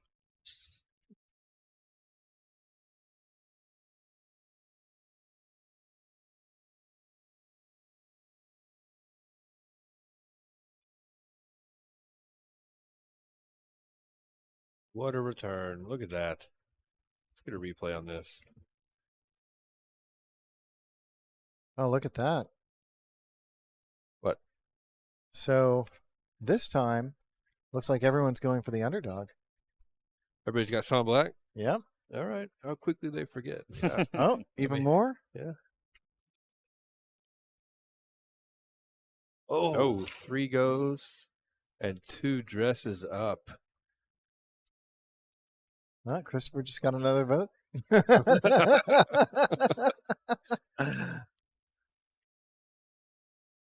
Oh, Christopher got more votes.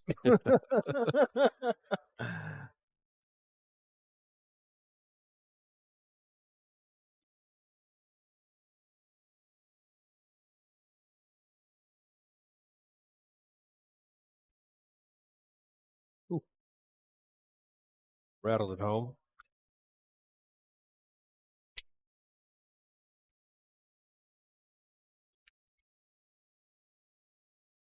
He's a little bit on the. Okay, he's fine. He's probably going to use inside to get on this 10 ball. Just like that. All right, so Chris going to I take think the he's first okay rack. on this shot. Yeah. That was okay. All right. It takes a little bit of the shine off of it because we know how the rack played out. But look at this return safe from Sean. After being hooked opposite rail, he kicks that two beautifully into cover.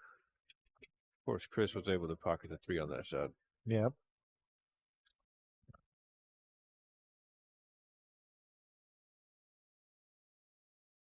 So we've got about 9 votes in. About what we had last time, so we can put that up. And Okay. it ended up about the same as it did before. But I think it was for the other side of the Fargo rating.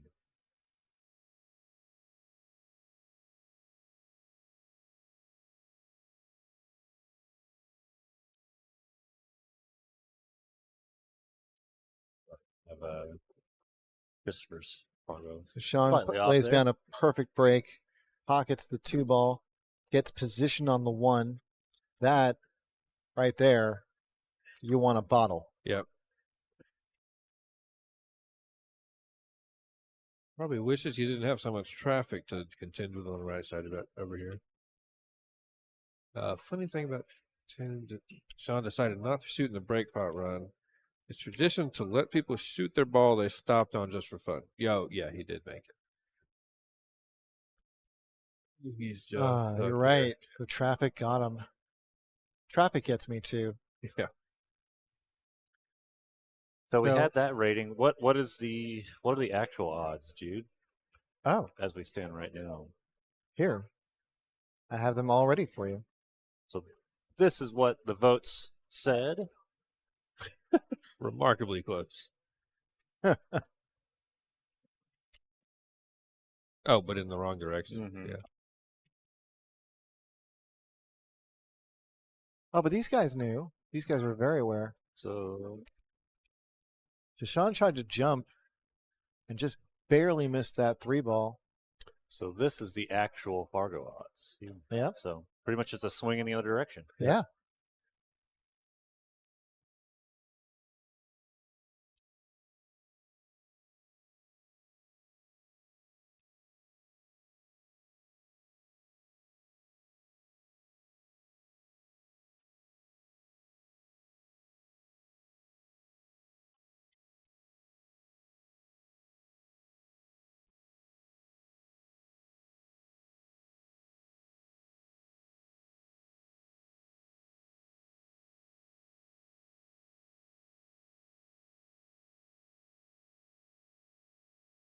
Here's Cristopher. And he is literally just buzzing through these balls.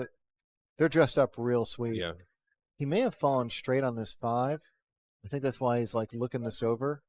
If he had fallen just a little bit higher up on the screen, this would have been like tap, tap, tap routine. He did have a little bit of an angle.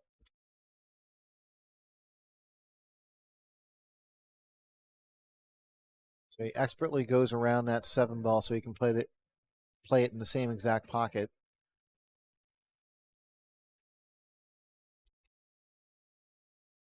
He draws to a perfect angle to get on the 9.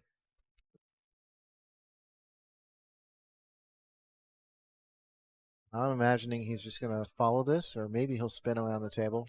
Oh, he's drawing.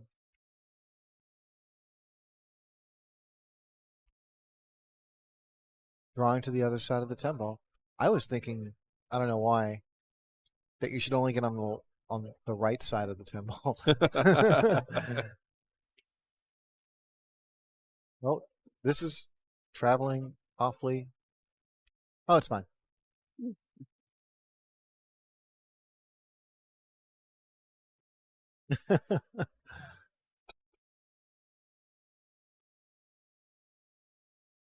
And there we have it. Thank you, Nicole. Yeah, First place is okay. 1,000. See, I told you. So they're paying the top quarter of the field. 9 through 12 is 100. That's me.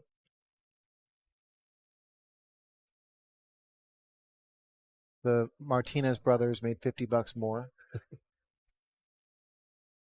Takes a little of the sting out, doesn't it? A little bit. A little bit. If they made like $500, I would have been like, oh, God. Ah.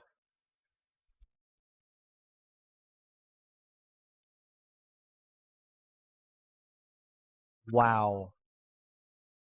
Okay, bottle that one too. That was an incredible break. 3 balls down. Gosh. Hanging 1 ball. And really, the only problem he has is getting on the 3, which is right now. So if he can somehow manage to get through this clutter-free, zone from one end of the table to the other. What a nicely controlled shot there. Yep. Then we should expect him to get out in no time.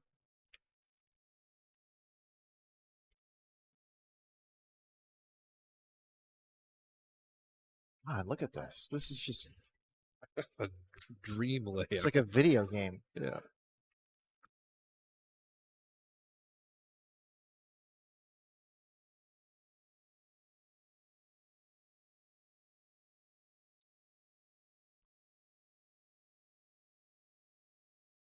Not perfect.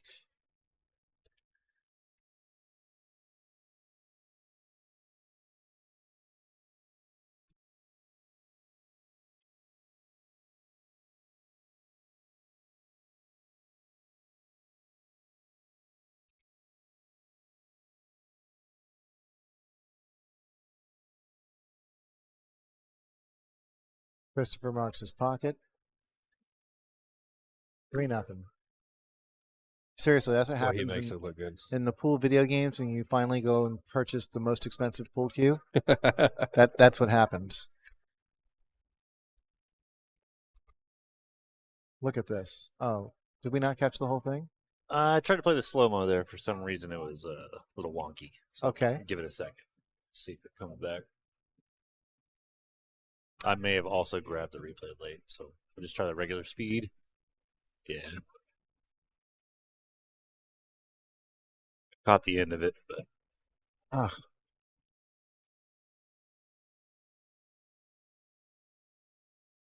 What is Sean breaking with? I don't know. Good That question. might be Margaret's cue because I see the Supreme sticker on it. So yeah, it'd be a BK. Oh, okay.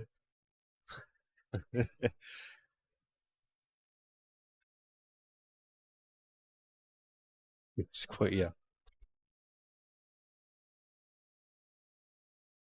Ball down. And a look at the 1. Should be able to swing this around for the 3 too.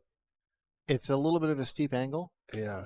so he'll probably do something along the lines of like a drag draw with a ton of left spin. Yeah.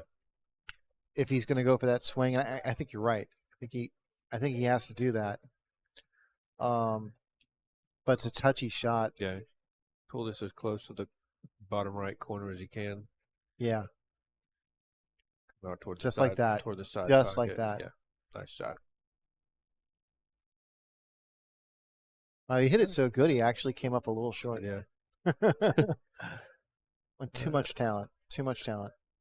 6 to the 7 here is going to be a problem. You may just have to lay up for the 7-9 combination. Yeah. Could try to come underneath it if he wanted to. There's fairly big space back there between the 9 and 10. Yeah, I'm looking at that now. In my opinion, Oh, no, he's not either. especially late in the rack, you don't want to take those risks. Yeah. You don't want to play multi-rail short side position where you could potentially get hooked. Oh, he tried to move it. I think he did. I'm not sure. Yeah. He may have just been making sure to get through it.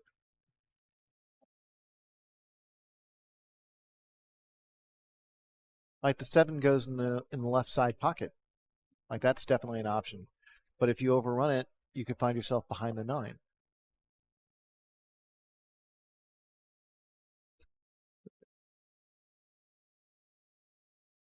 think he might be drawing this up. Oh, no, he's not. Oh, look at that. He is going to go for the side pocket.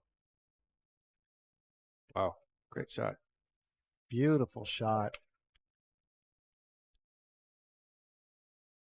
So I think he's going to run into the 10 ball here. Yeah. It looks natural. It allows him to play the 7 at, a reasonable pace. Yep. Cleared it nicely. This is looking like Sean's going to be on the board in about 15 seconds.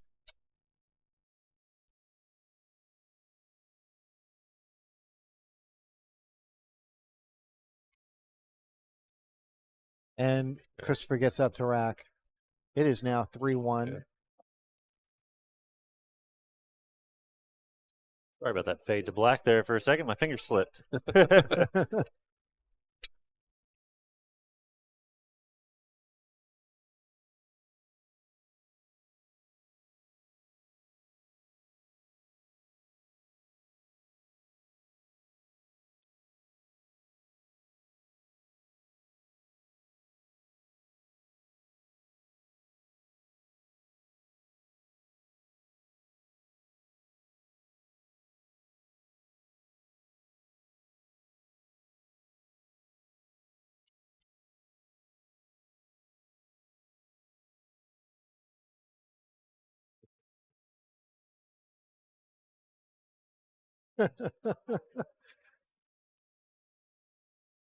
Here's Cristopher.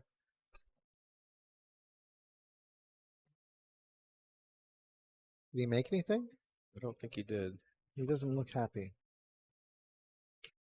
Oh, Yep. 6 right there, yep. Not that he's jumping for joy when he makes a ball. I mean, Right.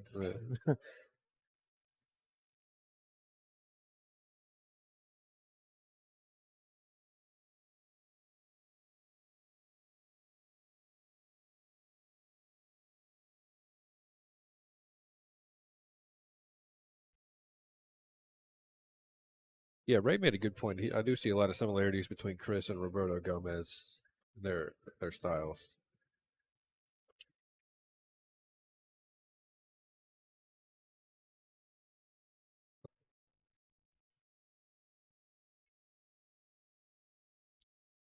This looks like it could be an awkward kick. I don't know how much access he has on the right side, our right side of the 3. Hey, Oh, it's Teresa. Teresa. Hey, Teresa. How are you? Thanks for joining us. Where's Ernesto?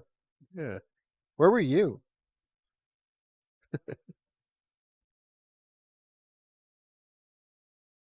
Oh, good try. Just a bit. You know, another way he could have played that. I'm going to teach Cristopher something.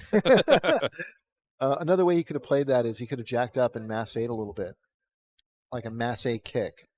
It bends the cue ball just a few inches, and then he's running into that ball head on. He may have had like bigger plans there. Like I wasn't quite paying attention to, maybe there was a safety that he was aiming to do by just clipping it, but like to get the hit, you could have done a mass 8 kick. Cristopher may actually have a better break than Roberto. Oh, that's saying something. You know, if you know any police officers, maybe one of them can come over to Skinny Bob's and bring his radar gun. Sean overcooked that badly. Set.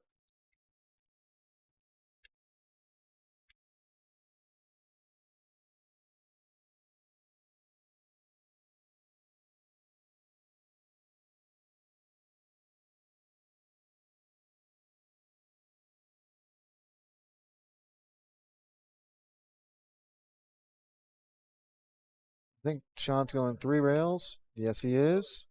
And whew, is he ever in trouble? True. Ah, Y'all going to be here for the Texas Open, Teresa? I sure hope so. Oh, wow. You know, it really looked like he was trying to make the 6. It really did. His eyes went directly to that 6 ball after Yeah. he got that. Like, he knew that's where the action was. Jeez. This is an awkward situation for Sean. He's got the 2 ball near frozen to the 4, and there's not a whole lot of balls except for the 10 ball south of it. So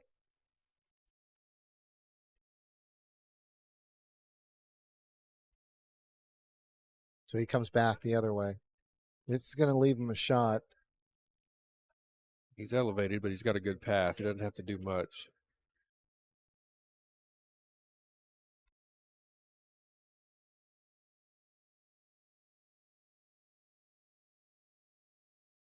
Yeah. Looks like it's a little undercooked. Touch, yeah. Ernesto actually has the hardest break I've ever seen with my own eye. What other eyes are you using? Why do you have to point that out, Ray? This is getting creepy.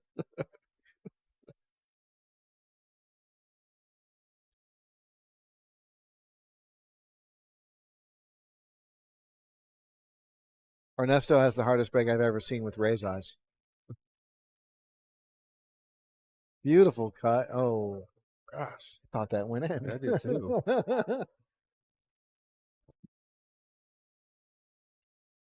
So here comes Sean Black with a golden opportunity to cut this lead to 1.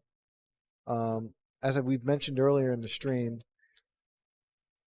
hangers can sometimes be very difficult to manage, Yep. but Sean handles it expertly and gets a great shot on the 5. So he's going to be shooting at another hanger with the 6, and he's going to get awfully close to his work. Very smart decision. I like Yep. that a lot. Yep. Lake Lincoln is the U.S. Amateur Championships.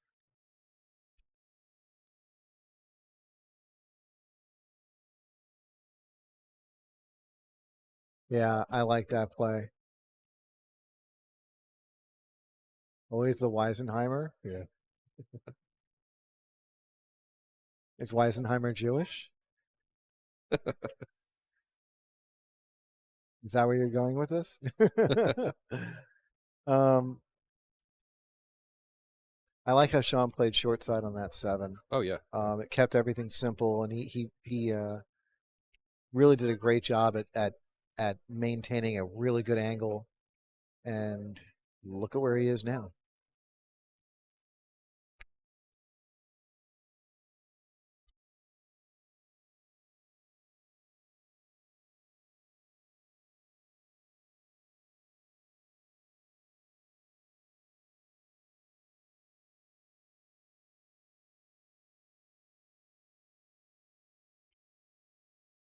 And there it is.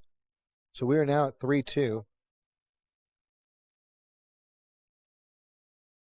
Sean Black is breaking.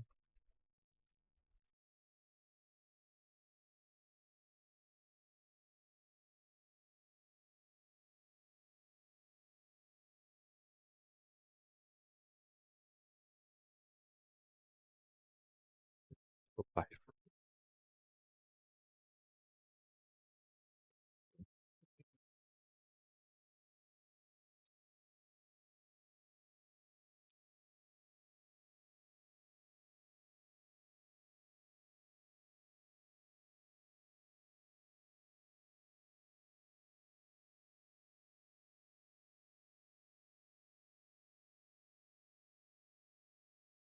like the comment, Ray. Even though I'm not putting it on the screen, I appreciate the edit. Oh, I'm curious what he said now.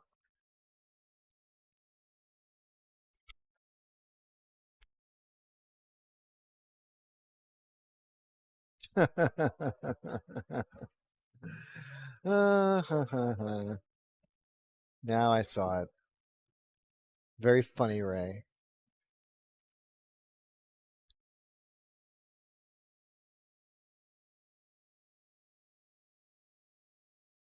This is the first set, Teresa. But yes, it is the finals. Yep.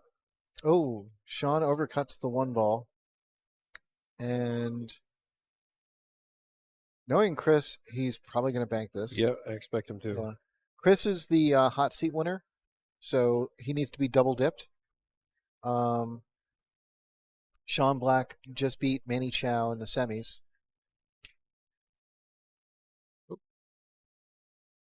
He's going to get a good roll out of this.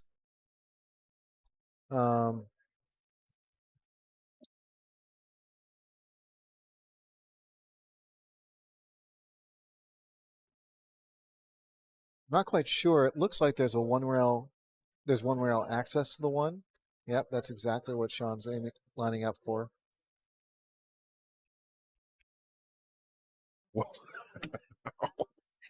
I mean, that was okay.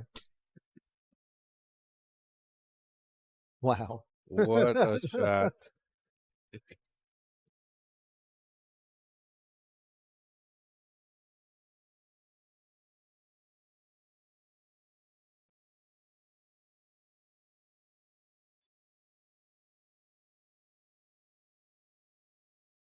So do you think Sean's playing the cut in the 6? I think so. Nope. Oh, he was playing safe. I think he was ducking. Yeah.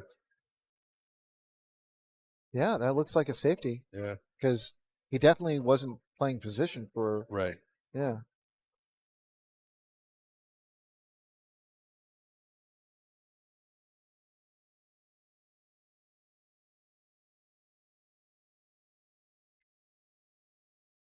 Look at this. What is going on here?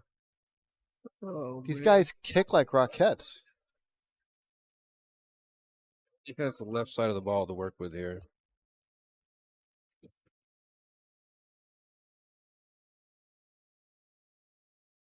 Six might be in danger if he's feeling offensive. I imagine he'll just duck, though. Oh, wait for it. Yeah, he's safe.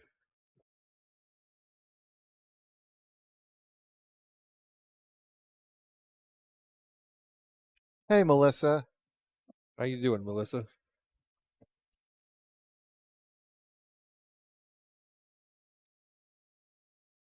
If y'all like these highlight reel shots, y'all got to go back and take a look at the semifinal with Chris Tevez and Manny Chau. Chris put on an absolute clinic. I wouldn't necessarily say it was a clinic. I'd say it was more like a Sports Center highlight reel. Yeah. Yeah. Real nice kick. Very effective kick by Sean Black. Wow. Yeah. And Chris has gone for his jump cue, and it looks like he's got his Predator air rush.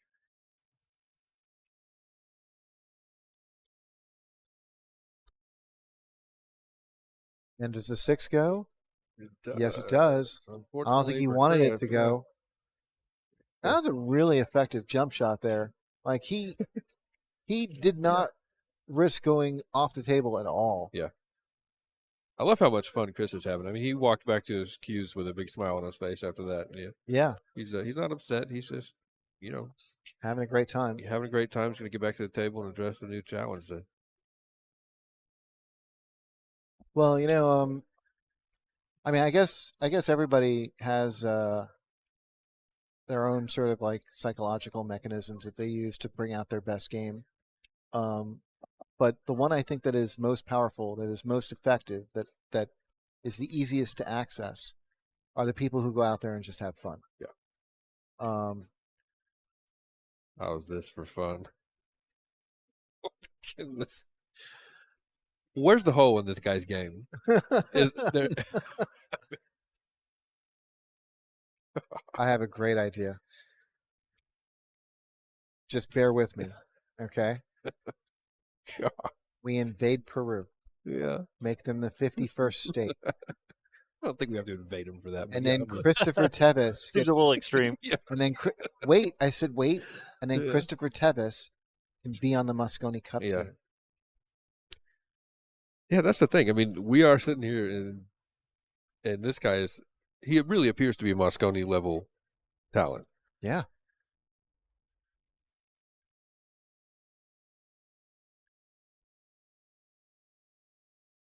Just for the record, I'm just joking. I don't think that we should actually invade Peru, and I think that That it's might important be a YouTube strike. yeah, that YouTube maintain it. That's sorry, that Peru maintains its sovereignty Yeah.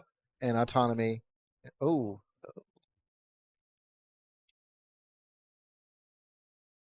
John's going to be annoyed with this role, maybe.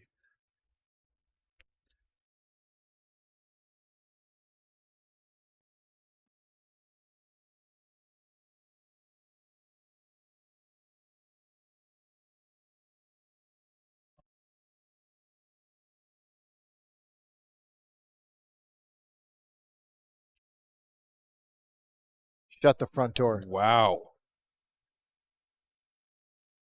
ladies and Ah, gentlemen. Jeez. Sean Black. Wow.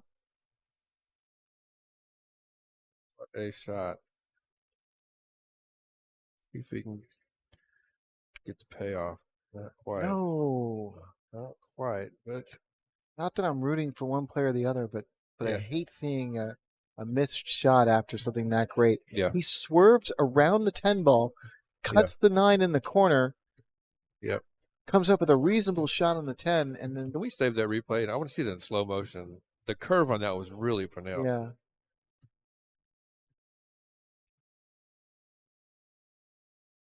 Bit Wow. wide. Just a touch So wide. Sean Black gets to have a second chance at this 10 ball.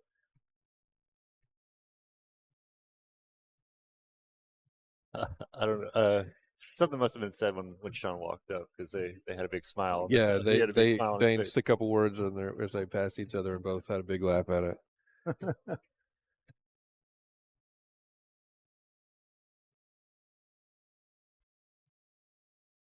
Sean drains the 10 ball. So yeah, let's see that replay again in slow motion.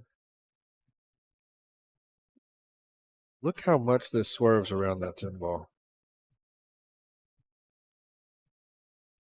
Just about 2/3 of the way there, it makes a pronounced stiff to the left. Well, you can really see it once it hits that end rail. When it You know takes what's that. really weird? How like the cue ball ends up behind the 10 again. Yeah. Can you just do that replay one more time real quick? It could be Yeah. We can see regular speed, yeah. I put it in slow again. Okay. Right? yeah.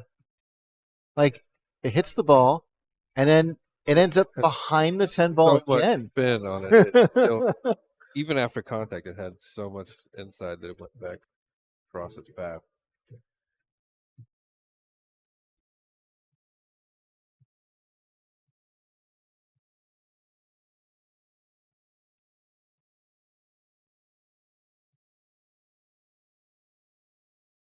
And if I haven't said this enough about how much I love 10 ball over 9 ball, I love the fact that everyone's breaking hard. I love that. Yeah. This is the way pool should be all the time. Like when it comes to like 8 ball, 9 ball, 10 ball, people should break hard. It should be. I know I'm sounding like Earl Strickland right now, but I agree with him on this point. You know, these soft cut breaks and Corey Dual style 6 mile per hour breaks, whatever. You don't it's crap. you don't go see Tiger Woods play with a 250-yard tee shot. You want to see him hit 400. Yeah, Yeah. it's crap. And I'm not dissing Corey Dual for the record. I think he's a genius, and I think it's the job of a professional pool player to seek out any advantage that they can get. That's perfectly valid. But when when soft breaking is popularized to the point where no one breaks hard anymore, something is broken. Yep. And I think this tournament, these players have proven that this is a superior game.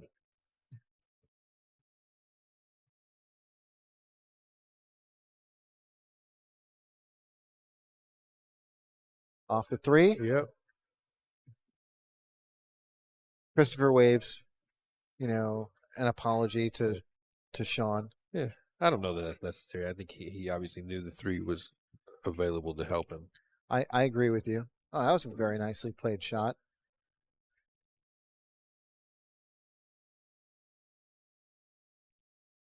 So the issues here aren't that obvious. I don't know if the 4-ball goes. Oh, it looks really? like it. I It think looks it like does. I don't know. Oh. Can't tell. It in real life, like I'm looking at the table, it definitely looks like it goes. On the monitor, it looks awfully close. Chris, Chris, is certainly He's taking a a close look at it. yeah. The other problem is that the 6-ball occupies a little bit of space that Chris might want to use for positioning. I doubt it'll come into play, but it's there. These are minor issues, but it's interesting nonetheless. He's looking at it.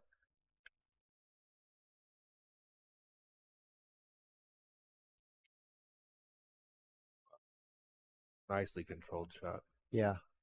So he was able to make it, and yeah, it compromised his position a bit.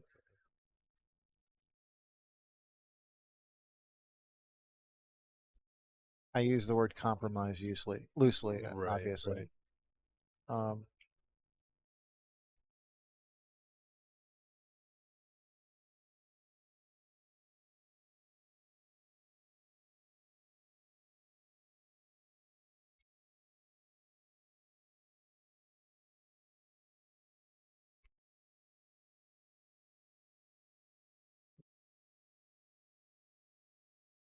This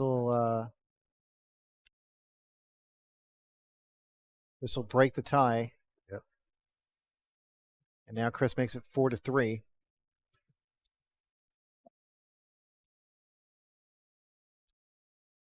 Hi, Nancy. Yes, this is the final that won. Cristopher is in the hot seat, I guess. How's that referred to? At this point? Yeah, Christopher has a hot seat, so Sean has to double dip him, has to beat him two consecutive races to 7. When I saw Sean Morgan's break cue, and it's clearly got this big label on it, red label with white letters, I thought that said Budweiser. Oh, the Supreme label on it? Yeah. Yeah. Because I've often joked that, like, it'd be an awesome hustle to go into a bar with like a Budweiser cue.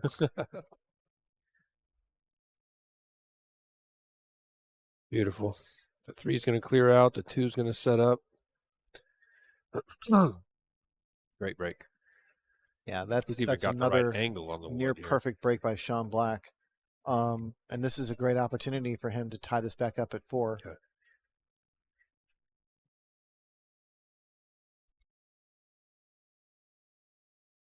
Hits the 1 expertly. And I think he's going to probably want to try and draw back to get straight shape on the 3 in the side. Yep. So he can go tap, tap, tap to the 6.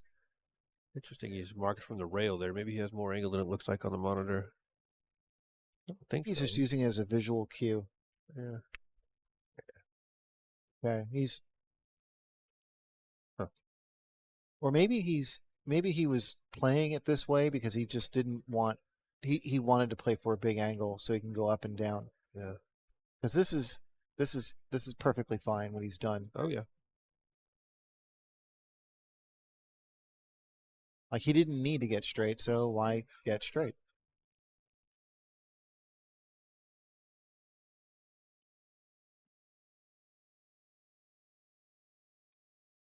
And I think all the challenges are gone. This was a roadmap sort of rack from the onset.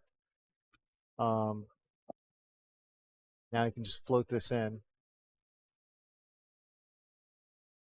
Or not. I kind of agree with him there. That angle seems a pretty little steep. sharp. Yeah. Yeah.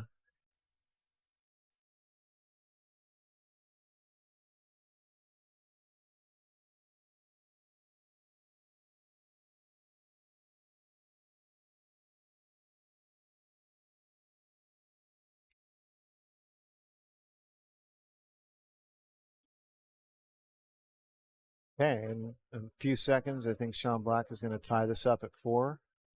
We're racing to 3. Yep.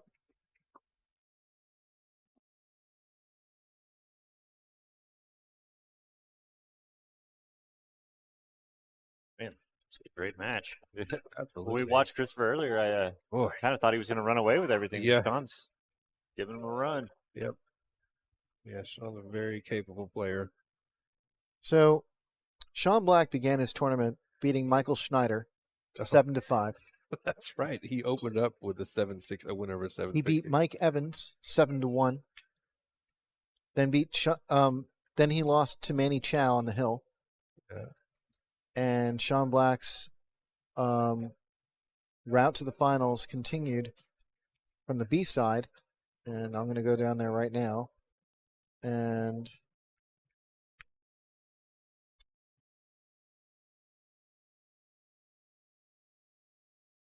Beat Tommy Tokoph on the hill. Oh, so he beat farther back than that. He beat Jason Harkrider 7-6. Another hill. He beat Lazaro Martinez 7-5. Then he beat Tommy Tokoph 7-6. Hill. And then he beat Daniel Schneider 7-3. So I would love to know his effective Fargo rate through this tournament. It's very high. And Cristopher Tevez, which will be an easier one to map since he stayed on the A side throughout the tournament.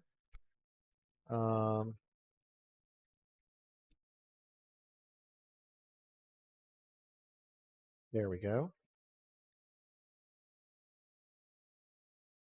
Cristopher Tevez started off his campaign against Lee Rosa, winning 7-1. Then he played Min Fan, winning 7-3. Then he played LD, David Henson, and won 7-2.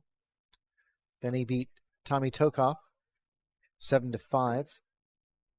And then he beat Manny Chau. Manny Chau 7-3. And then here we are. Yeah.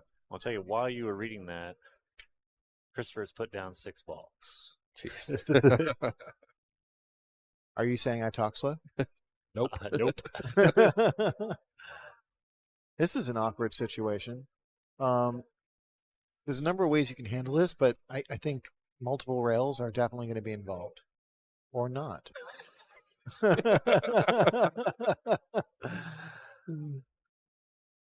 Wow. Nice control. I mean, he's an inch from disaster here.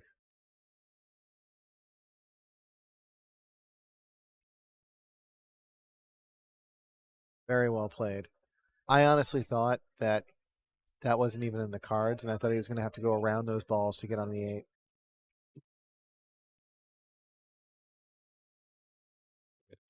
Exceeds that one. So we're 5-4 up for Chris.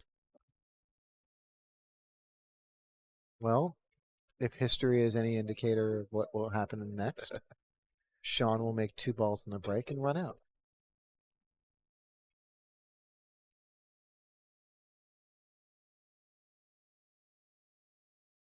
Or we're going to see a lot of defense and some amazing kicks, and Kyle will be wearing out his replay button. I know. I'm already feeling like I'm going to have to move it by next week. You should just keep a replay button like in your pocket, like a Bluetooth thing. It's kind of like an umpire in Like a baseball. clicker. You just Yeah. click it.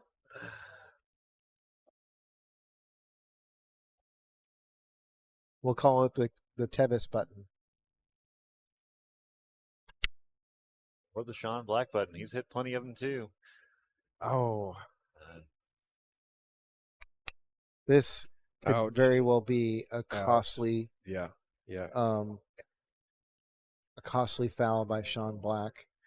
The table is wide open. I don't think he did not drop any balls. So Cristopher is going to have to run out all 10. So that's one challenge. Well,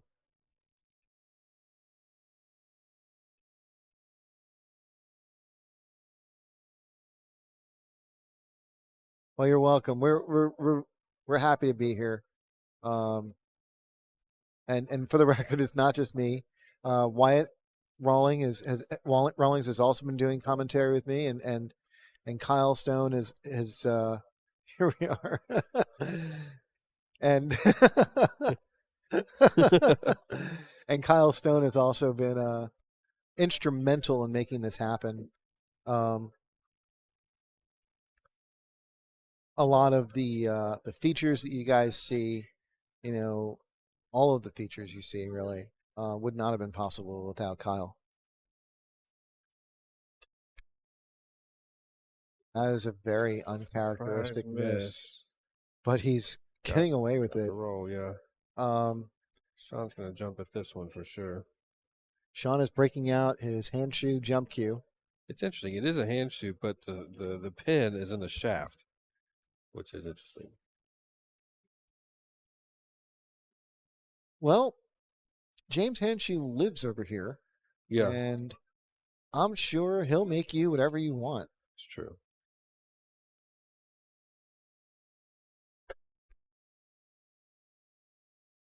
It's traffic, and it did. Not enough traffic, I think, though. Oh, let's see. Well, look at this, Kyle. Yeah. Mm-hmm. Yeah, it's full look, yeah.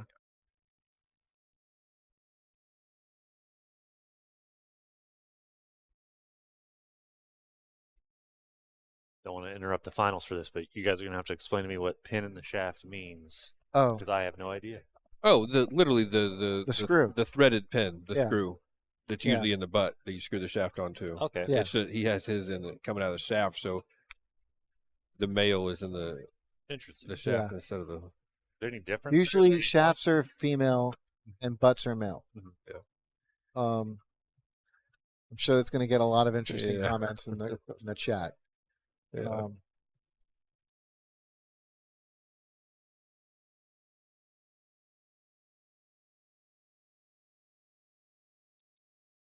That was a really awesome position on the 5. And Uh-oh. that was a really crappy position on the Yeah. 7. Oh. Oh, He's my going to have a God. smile here, and then he's going to kick this ball in. Yeah. Yeah. There's a couple of ways he can do this. He's probably going to go straight at it. Yeah. The way that's he's what I going. expect, yeah. Probably do it real gentle. Yep. Gonna be tough. Oh, he got it. It's fine. I was hoping nobody saw that, but of course you were sitting right there. Thanks, Ray. But yeah, I got really lucky in that. Really cheesy 10 balls early.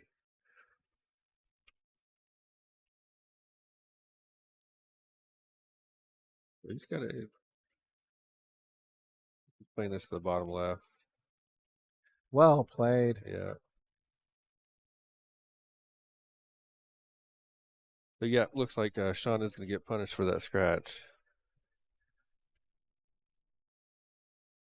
Hate to see the match get its maybe a second 2-game deficit. Sean concedes the 10 ball. Scratch on the I thought it was great that you and Cammie got to play yesterday, and you as well, Wyatt. Although you've done this tournament a few times now. Oh, yeah. The weekly tournaments here, if you guys happen to live in the Central Texas area, we have weekly tournaments on Friday, Saturday, Sunday, Monday, Tuesday, and they're all run by Ray Tull. And it's a lot of fun. They're all like races to 4 and 3, and the prize money is actually really good for what you're paying into. It's a $20 entry fee, and oftentimes first place is running off with like a couple $100. I think as much as like $300. Although I'm sure Ray can verify what his typical payouts are. But regardless, there's always like at least 3 or 4 shortstops in the field every Friday or Saturday night. Sometimes more, sometimes a lot more. If there's something bigger going on, in the Austin area, like if Skinny Bob's is hosting something else that same weekend, the Friday night that precludes that tournament will often have a lot of those players, and it's just super fun. It's a great opportunity to like test things out or just learn to be comfortable playing against better players. Yeah, it was a lot of fun. I mean, I went into it knowing that I wasn't at this caliber, but I just, it's awesome playing people at that level and trying to play up. Yeah. For a time, we had Junior Waco here, Justin Espinoza, and Kevin Command, and Sean Black. And then there's like LD, and who else am I thinking of? Strop Jr. Strop and Strop Jr. And I'm thinking of another guy who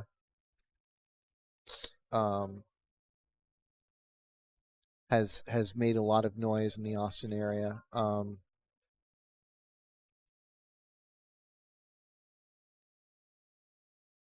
haven't seen much of him lately, and now I'm like, it's at the tip of my brain. I'm gonna go.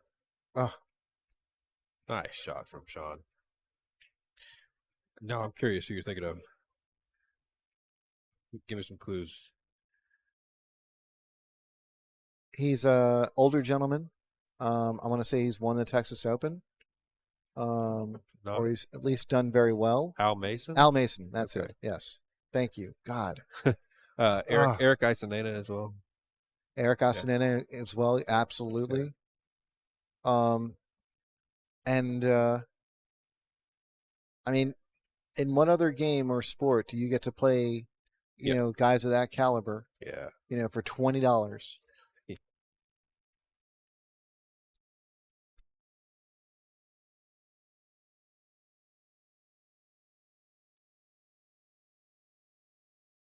It's like Sean's going to try and squeak this 4 past the 5 without disturbing it. Yeah. Oh, he does, and it's okay because he was positioning for that.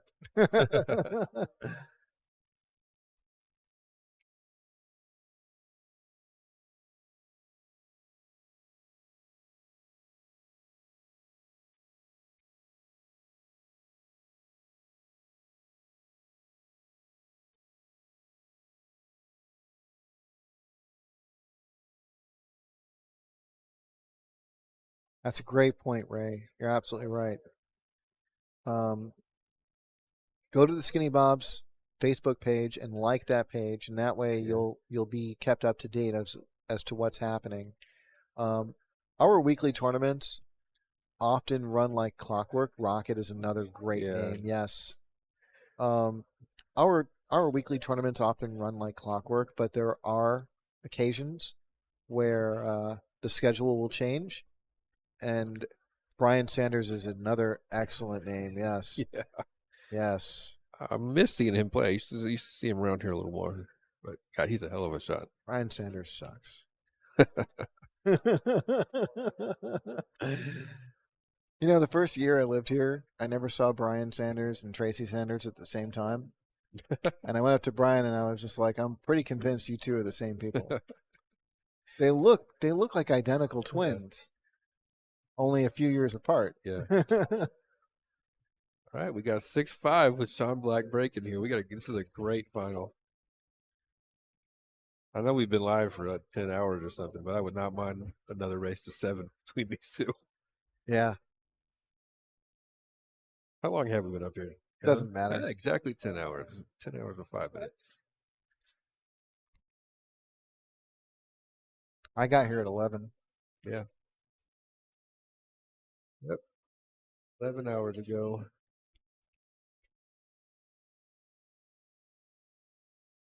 Well, we'll all sleep well tonight. Yeah.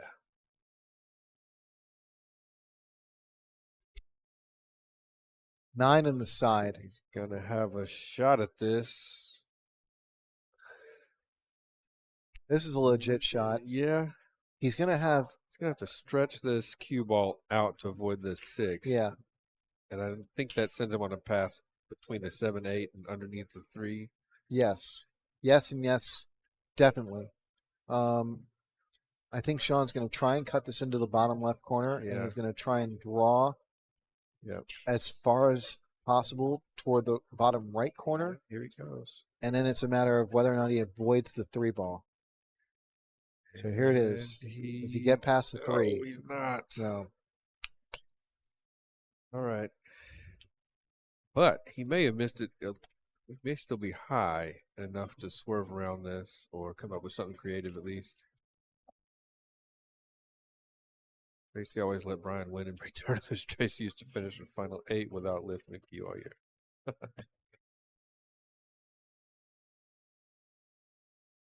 Oh, he had it. Oh, he did have it. All right. Well, now he's elevated.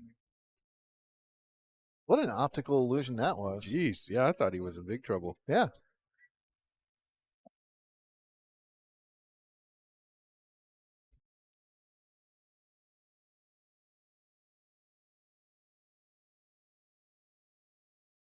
Draw back. He might run into this. Oh, no, he's perfect. Exaggerated, but he's good. Well, this will be a little bit tricky. Yeah. Because it looks like the 10 ball might come into play Oh, here. yeah. I expect the guy. He's got a couple of options, though. He could draw into the 10 and use it as a stopper. Or if he can avoid the 10, he could just come over to the other side of the 5. Oh, wow. Yeah. Or he can go back and forth. And, yep. God, these guys are putting on a show today. Yeah, really great technical pool. This is about to get to Hill. Yeah. So Sean just checked out the angle on the 7 because I'm sure he's going to want to try and leverage, that big side pocket so he can just very conveniently get position on the 8 without much work. Yeah, which is what he's done. He's given himself just a little bit of an angle so he can bounce off that side rail.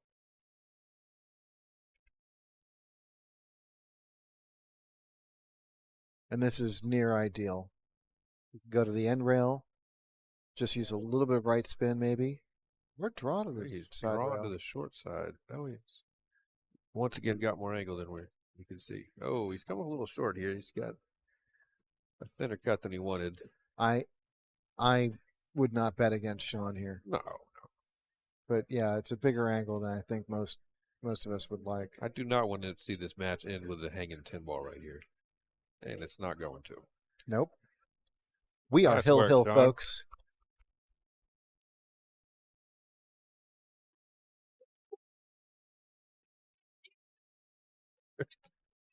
Y'all give some claps in the chat, thumbs up. Margaret gives him something.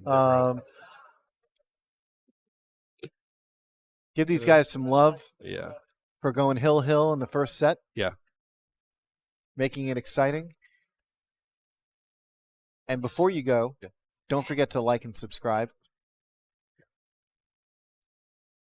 It's really important to us. Yeah, absolutely. And we're not going to just be doing tournaments. We've got plans to do some smaller kind of bite-sized content with shot breakdowns, some highlight reels, stuff like that, product reviews, things like that. Want to make sure y'all get a notification when we start pumping that stuff out. And we want to be able to provide all of this content to you guys for free. Yeah, absolutely. And the way we do that starts with hitting that subscribe button.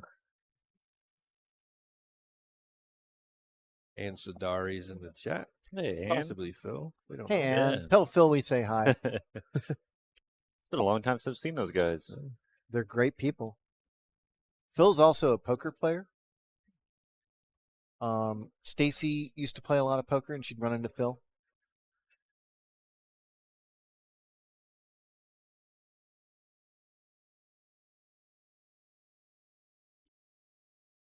So after the scratch by Cristopher, Sean Black takes ball in hand. He has a wide open table. But he's going to have to do some navigating here. Yeah.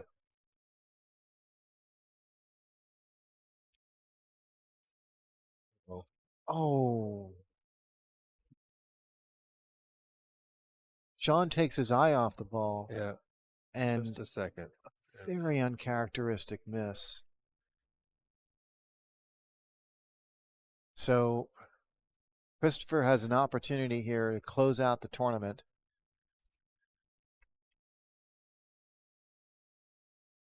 But like I was saying before, there's some navigating that still needs to happen. 4 to 5 comes to mind here. Yeah. I like how he's getting But, on this. Yeah, this is very The nice. inside angle is a great way to go.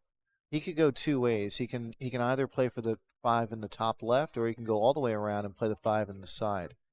Yeah, I think he's gonna. I expect to play 5 in the side, yeah. Oh, he's coming up a little short. A little bit, yeah. So I wonder if he can spin out and get a little bit down table. Yeah. Which is Yeah, exactly what he just tried enough. to do. Yeah. That's a good angle he's got Yeah. there. Thanks, Phil. Really appreciate it. Really well done. And he's probably going to leave himself a little bit of an angle on this 8 ball so he can look to position for the 9 on the side. I don't think that's enough. I think he's going to opt to play the. Oh, he's going to go. Yeah, he could play the 9 on the bottom right. Or he can go for the side anyway. Yep. He had enough angle. Yep. I don't know why I was second guessing myself. Expected to And here we get are. Good on this. Sean's gonna let him go ahead. The and shoot it. 2022 Texas Open Tune-Up champion, Cristopher Tevez. Yeah.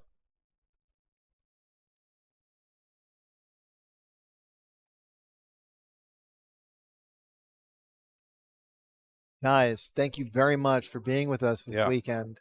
We really appreciate it. We love the chat. We love the fact that you guys responded to so many of our polls, and we'll keep you up to date on when our next outing will be. Yeah. We're going to try and continue doing a Friday night weekly at least once a month. Yeah. And we'll get some bite-sized content out to you, and show you many of the shots that a lot of these great players performed over the weekend. Yeah, we got an absolute highlight reel we could compile from the tournament this weekend. Great match. I mean, hell no, what more can you ask for? Thank you very much. And if you haven't hit the subscribe button yet, and you've been waiting until this last moment to do so, Please do. Yeah. please don't forget. We really appreciate it. And guys, have a great day, and we'll see you soon. Absolutely.